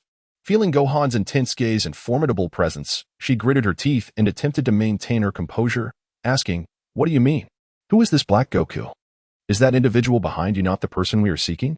Gohan shook his head, his expression grave as he turned to look. He is not the one. Pay close attention. The attire and demeanor of the two are distinctly different. He continued, to distinguish which one is Black Goku, it is the Supreme Kai Ring. My father does not possess it, but I do. With that, he raised the ring in his hand, allowing Xiaowu to comprehend instantly. As her gaze swept towards Kakarot not far away, she realized that there was indeed a disparity between the two. After all, Black Goku's temperament was volatile. It was inconceivable that he would remain so composed while they attacked. The true Kakarot emanated a serene aura. And the fact that the other had yet to make a move clearly indicated that they were not the same individual. Shiwu grasped this, her mind at ease. And she scrutinized Gohan with a curious expression. Who are you, and what is your relationship with Trunks? Gohan smirked and said, I am Trunks' master. The crowd's eyes brightened. Not only Xiaowu, but everyone else also wore expressions of joy and excitement. How wonderful! You are Gohan's master and you have come to aid us. You are extraordinary. With your presence, humanity stands a chance. Truly splendid. Those moves you displayed earlier were simply astonishing, Captain Xiaowu. We now have hope, the hope of survival. Xiaowu was equally exhilarated. Being Trunks' master, he must be far more formidable than Trunks himself. Chapter 92. The furious protector of his wife Xiaowu's happiness was evident. It was clear that Gohan possessed considerable strength, and the group behind him were also no ordinary fighters. Humanity was in dire need of assistance. And she naturally desired more allies to confront the sinister Black Goku. Aware of Gohan's identity, she immediately took the lead, guiding Gohan and the others to the remaining human survivor base. Presently, there existed but one base for humanity. In their struggle against Black Goku, they had suffered significant losses, teetering on the brink of total annihilation. This survivor base was all that remained of humanity, with scant food reserves. Most individuals lacked even sustenance, existing in an environment reminiscent of the apocalypse. Residing in a dim and damp basement, it was remarkable that this group had endured for so long. Is this all of you? Wu Fan cast a glance at the dire situation. This world, this earth, seemed on the brink of destruction. The number of survivors was tragically few, and uncertainty loomed over whether the Dragon Balls still existed in this realm. Were they of any use? However, with the deity deceased and Namek possibly obliterated, the Dragon Balls were surely rendered ineffective. It appeared that this group of individuals had little hope of resurrection. Shiwu's countenance darkened, her head bowed in despair. Yet, there remained a faction outside, searching for the whereabouts of the Dark Goku. However, no matter how many ventured forth, none returned. That individual was indeed formidable. How could an ordinary person possibly rival such power? They would likely be annihilated before even drawing near, struck down in an instant by a mere finger. Those pursuing him were essentially courting death. With a calm demeanor, Wu Fan remarked, "You are no match for that individual. Even a single finger of his surpasses you. It would be wise for you to remain here quietly and focus on survival." After this, he intended to deliberate on a strategy, confident that a singular Black Goku posed no threat. However, he was acutely aware that another presence lingered. Thomas was undoubtedly lurking in the shadows. When Thomas emerged, the potential for him to merge with Black Goku loomed ominously. It was imperative for Wu Fan to be vigilant, while he felt unafraid. He did not wish to inadvertently forge a formidable adversary. He had come to hone his skills, not to invite unnecessary suffering. "Ah, you being Trunks mentor, you must be incredibly powerful, right? I wish to follow you. I seek to protect Earth and become stronger." Xiao's expression turned serious as she earnestly gazed at him. He recalled that she was once an ally of a minor antagonist, who, upon encountering a crisis on Earth, had joined the resistance driven by her sense of justice. This girl possessed a commendable heart. Alas, the limitations of human physiology imposed significant constraints on her potential for enhancement. Gohan shook his head, his expression serene as he stated, "You lack the capability to participate in this battle." With that, he exchanged a glance with Trunks and the others, signaling them to discuss their strategy. He was resolute in his decision to exclude humanity from this conflict. After all, their feeble combat abilities would only serve to complicate matters. Observing Gohan's indifferent gaze made it abundantly clear that he was unwilling to allow humans to join the fray. Shiwu, her face etched with frustration, clenched her fists and cast a lingering glance at Gohan. She was undeniably discontented. To simply surrender was not in her nature. Without a second thought, she stealthily followed them, determined to exert her utmost effort in safeguarding the Earth. Upon arriving at a desolate wasteland, it became evident that the entirety of the Earth lay in ruins. The relentless battles had gone unchecked, leaving this place in a state of irreversible decay. Witnessing the devastation, Kakarot furrowed his brow in contemplation as he cast a serious glance at Trunks, aware that Trunks had transformed into a Super Saiyan 3. It baffled him that even in this form, he could not prevail against the entity that had seized his body. His curiosity was piqued. "Trunks, what is the situation with that being who took over my body? Haven't you transformed into Super Saiyan 3? Are you truly unable to defeat him?" Trunks offered a rueful smile and shook his head, replying, "I have no means to contend with him. His abilities surpass even those of Uncle Goku. He is far more formidable. It is virtually impossible for me to inflict any harm upon him." Kakarot's expression turned to one of astonishment. Perplexed by the gravity of the situation, Wu Fan interjected, "Given that he possesses the King Kai's ring, it is highly plausible that he is connected to the King Kai himself, who wields considerable powers. It is only natural for him to harness these abilities to enhance himself. Even if Gogeta were to appear, victory would remain elusive. At present, without transforming into Super Saiyan Blue, Gogeta is indeed no match for this Black Goku." Kakarot's expression turned grave as he clenched his fists, brimming with indignation. "Damn it, this fiend has usurped my body and must have slain my wife and family here. Otherwise, he could not have taken possession of me. I am truly enraged now. Encountering this villain, I shall undoubtedly deliver him a sound thrashing." Gohan observed keenly and conceived a plan, a smile gracing his lips. "Father, how about this? You and Trunks engage in a sparring match to lure that individual out. If it is indeed the one seeking to usurp your body, he will undoubtedly be intrigued. By releasing your energy alongside Trunks, you may very well attract him." Kakarot's eyes brightened at this suggestion, and he concurred with the idea. He too sensed that this entity possessed a profound understanding of him, which only fueled his curiosity further. He pondered the enigma of why this adversary had such insight into him, and why he sought to seize his body. Given that this being had a vested interest in him, it was indeed fitting for him to act as bait to ensnare his foe. Gohan turned to Vegeta and Broly, saying, "Let us conceal ourselves a bit further. Do not reveal our presence. When that individual arrives, we shall emerge." Broly nodded in agreement, while Vegeta scoffed disdainfully, his pride evident. "That brute is no match for me. I can handle him alone. None of you dare interfere." His fist clenched in fury, Vegeta seethed. How infuriating. That wretch has even slain Bulma in this world. Broly, equally incensed, shared in Vegeta's wrath. Gohan, however, understood that Vegeta would not be capable of facing this adversary alone. At that moment, he yearned to comprehend the true extent of Black Goku's power. In fact, he recalled that Black Goku's might was indeed extraordinary. Ultimately, it required the intervention of the Omni King to resolve the matter after Black Goku's fusion, showcasing a level of combat prowess that was genuinely formidable, one that even Vegito could not vanquish. With a sense of anticipation, Wufan enlisted Kakarot as bait, engaging in combat with Trunks while he observed the situation from the sidelines. Indeed, Kakarot and Trunks clashed fiercely, both unleashing their Super Saiyan 3 forms, resulting in a chaotic standoff that appeared evenly matched. The ground bore numerous shattered remnants, and the fluctuating energy radiated far and wide. As long as that Dark Goku remained on Earth, he would undoubtedly sense these two powerful auras. Chapter 93, The Immortal Dark Goku. That formidable adversary possessed immense fighting prowess. And with Goku's body at his disposal, he would surely come to investigate upon sensing the energy. Gohan wore a solemn expression as he gazed ahead.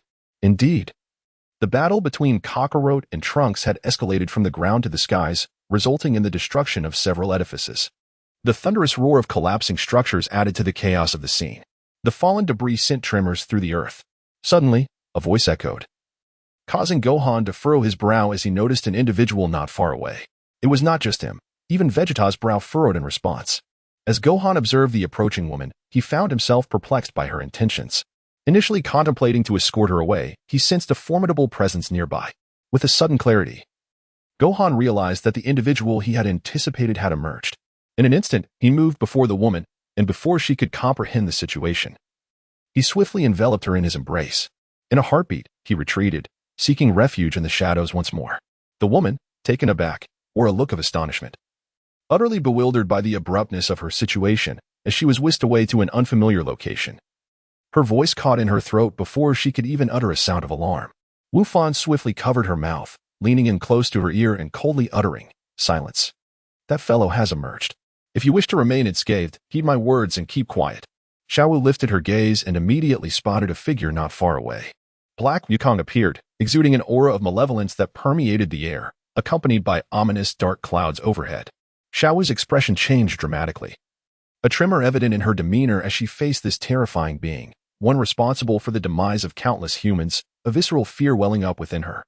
The sheer power of this entity was such that a single individual could obliterate the entire planet. No one could withstand such might. Gohan sensed her trembling and offered some words of reassurance. "It's all right.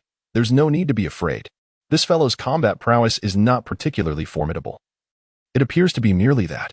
If it weren't for his immortality, he would stand no chance against Kakarot or Trunks." He held on to Xiaowu, urging her to remain still while he observed the unfolding situation.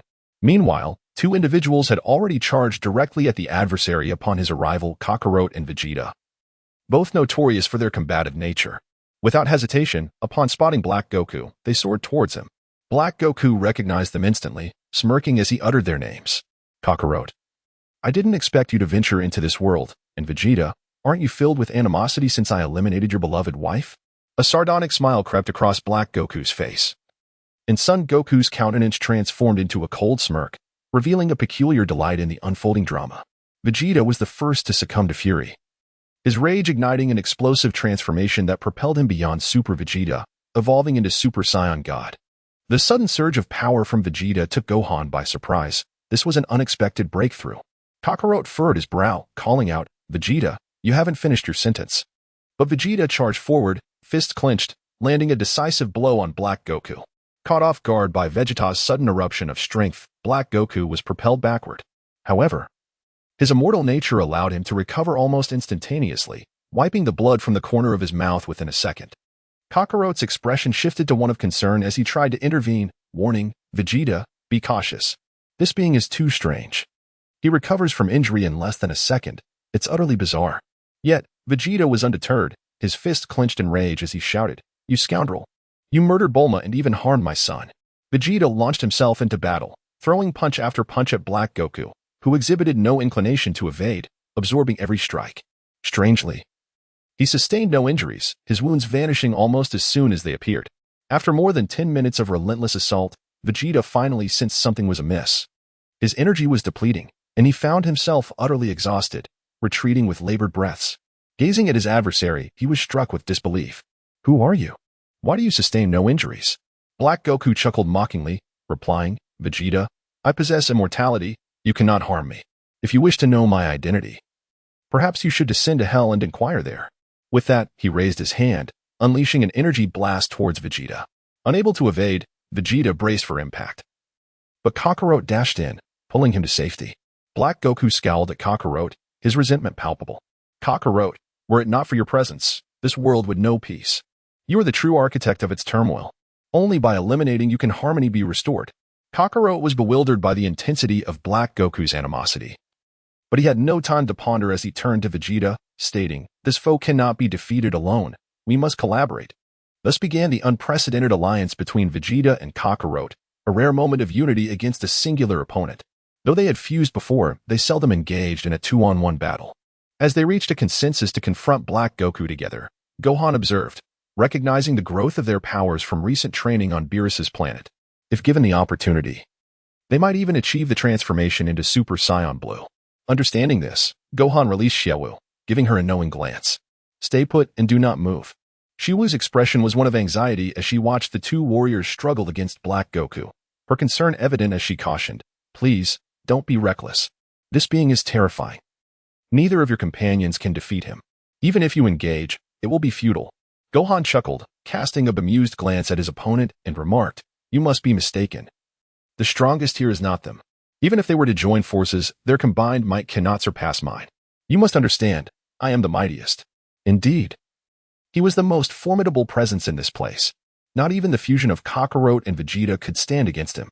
Without hesitation, he stepped forward, prepared to confront the two, while the Black Goku, equally tenacious, bristled with anticipation. Chapter 94. Gohan's transformation into Super Blue. Xiaowu gazed in disbelief, utterly astonished by the confidence radiating from the individual before her. She never expected him to assert such superiority, especially in the presence of Kakarot and Vegeta, who were already immensely powerful. Without needing to compare, she instinctively knew they far surpassed Trunks. What level of strength had this individual achieved? Her curiosity was piqued. As Gohan advanced, he raised a hand, prompting Kakarot and Vegeta to cease their skirmish. Leave this one to me. You stand no chance against him, he declared. He possesses immortality, and even if you were to fuse, you would not be able to contend with this individual. This is ample. As Gohan spoke, both Kakarot and Vegeta's expressions shifted dramatically, casting a profound glance at Gohan. The true extent of Gohan's power is known best by the two of them. Even if they both transformed into a vibrant pink hue, it was evident that they could not possibly contend with Gohan.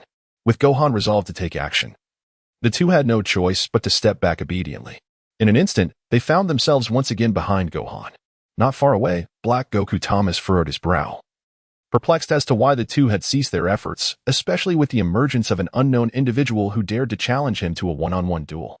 A sardonic smile crept upon his lips as he surveyed Gohan's haughty demeanor, and he coldly remarked, You may as well come at me together. For the two of you are utterly incapable of being my match. And now, with just you alone, do you truly believe you can triumph over me? Gohan soared into action, flexing his hands as a cacophony of cracking bones reverberated through the air. Observing the confidence radiating from the Dark Goku before him, he smiled calmly as he raised the King Kai's ring, intending to instill a sense of trepidation in his opponent. Thomas, he declared, I know you well. Do you see what I hold in my hand? I have encountered the Eternal Dragon and made a wish upon it. I must say, gathering 7 Dragon Balls is quite the arduous task. You must have invested considerable time in your quest. Upon seeing the King Kai's ring in Gohan's possession, the expression on Dark Goku's face shifted dramatically, revealing disbelief and a flicker of bewilderment in his eyes. He was taken aback, unable to comprehend how his adversary seemed to know his every secret. The revelation that Gohan had encountered the Eternal Dragon astonished him beyond measure. Had Gohan merely been making idle claims, Dark Goku would have dismissed them. But the ring in Gohan's hand was unmistakably the same as his own, capable of transcending time and traversing 2 universes. There was no doubt Gohan spoke the truth. Possessing the King Kai's ring and knowledge of the Super Dragon Balls implied a past pursuit. Yet, Dark Goku could not fathom what wish this individual might have made. Was it an immortality similar to his own? With a grave demeanor, Dark Goku inquired, Who are you truly, and what is your connection to Son Goku? Why am I unaware of your existence, when your strength surpasses his? Unbeknownst to him, Gohan was a traveler from another realm, not the authentic Gohan. This fact alone was why Thomas would not recognize him, even if he acknowledged Gohan's prowess in seizing the original Gohan's body. He could not possibly attain the current strength of Dark Goku. It was Gohan's status as a traveler that had granted him a lottery system, thus bestowing upon him such formidable power, while the original Gohan had been merely ineffectual. It was only logical that Dark Goku remained oblivious to this reality. Gohan smirked and replied, "You will soon discover my true identity, and it will leave you utterly astonished. Speaking of which, I have yet to showcase my prowess to Vegeta and my father. They have both ascended to Super Saiyan God with their Rose transformations, while I have already transcended to an entirely different realm." This statement was directed not only at Dark Goku but also intended for Kakarot and Vegeta, who, upon hearing his words, exchanged glances that spoke volumes of their shared realization. In truth, their transformations into Super Saiyan God with Rose forms had hinted at the existence of even greater forms beyond, allowing them to fully harness the power of Super Saiyan God specifically. The Super Saiyan Blue transformation. Gohan took a deep breath, and as he spoke, an immense energy radiated from his entire being. This time, he did not engage in any unnecessary actions. Instead, he decisively initiated his Super Saiyan Blue transformation in one fluid motion. Whoosh, whoosh, whoosh. A tempest arose. Swirling winds converged around Gohan, and a tornado materialized, centered on him. As the tornado formed, in the next instant, Gohan's hair transformed dramatically. His entire body surged with an overwhelming aura, distinct from the Super Saiyan Rose form. The Super Saiyan Blue transformation represented a heightened level of power, fully revealing the capabilities of a Super Saiyan God. This transformation had been achieved just a few days prior, even astonishing Whis at the time. After attaining the Super Saiyan Blue form, his Ultra Instinct had surpassed the 90 mark. In contrast to the God of Destruction's 50, he could now easily handle it. And in comparison to half of a God of Destruction's power, he had gained the upper hand. Now, having completed the Super Saiyan Blue transformation instantaneously, Gohan could feel the immense strength coursing through him. Gazing ahead at Thomas, he realized that the opponent, embodying Black Goku, was utterly outmatched. This Black Goku could merely attain the Rose form. He was no match for Gohan's Super Saiyan Blue. With his Ultra Instinct, the opponent was nothing but trivial. "Do you think I can defeat you in mere seconds, leaving you unable to rise?" With an air of nonchalance, Gohan cast a glance over, his expression shifting as he beheld the transformation into the striking Super Saiyan Blue. Black Goku's countenance betrayed a mix of reluctance and disbelief. Little did he know the formidable strength of the individual before him. He had intended to seize this being's body. Yet he was utterly unprepared for the existence of a Saiyan with greater potential than Son Goku. Observing Black Goku's displeasure, Gohan smirked knowingly, having already surmised his opponent's thoughts. "I can see what you're thinking," he taunted. "You must be regretting not taking my body. However, had you truly attempted that, you would not have survived.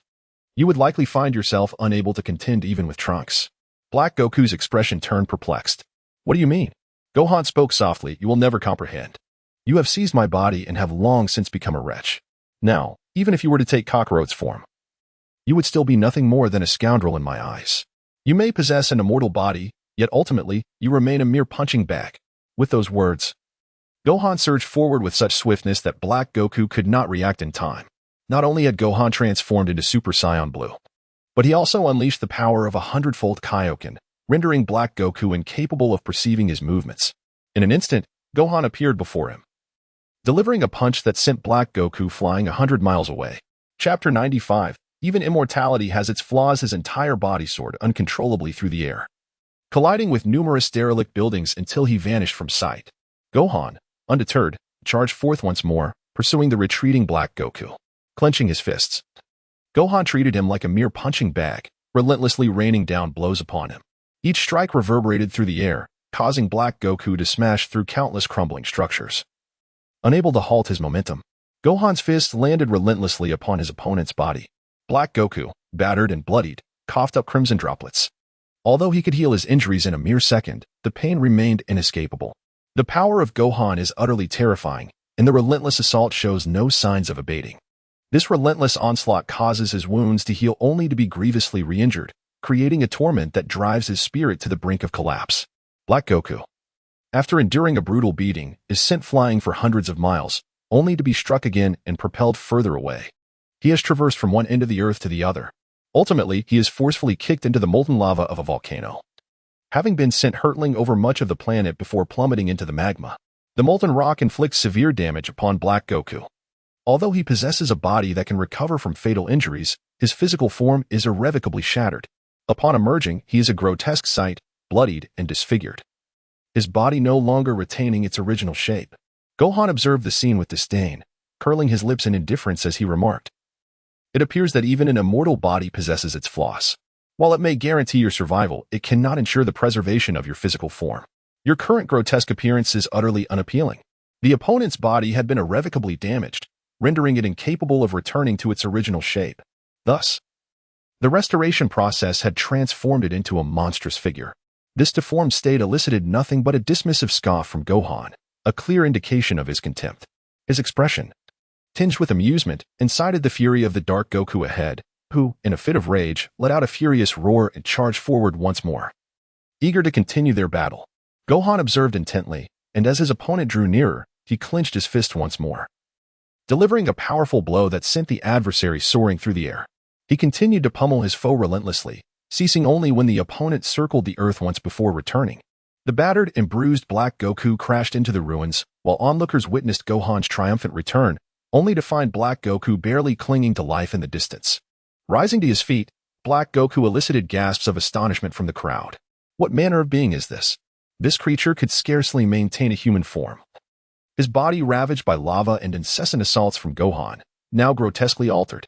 His contorted physique and distorted features rendered him a hideous monstrosity. Shiwu, witnessing this horrific spectacle, was utterly terrified. How could he still be alive in such a wretched state? Typically, one would perish long before reaching such a grotesque form. Yet, due to his immortal nature, he remained unharmed. Even in his disfigured state, he laughed maniacally, reveling in his invincibility. "Ha! I possess immortality. No matter how many times you strike me, I shall not die. I am truly invincible. You cannot kill me," Wu Fan observed keenly, curling his lip in disdain as he replied coldly, "Oh, do you truly believe you are invulnerable to death?" The Dark Goku was perplexed by the other's assertion. Did he possess some hidden means? If such a method existed, it should have been revealed by now.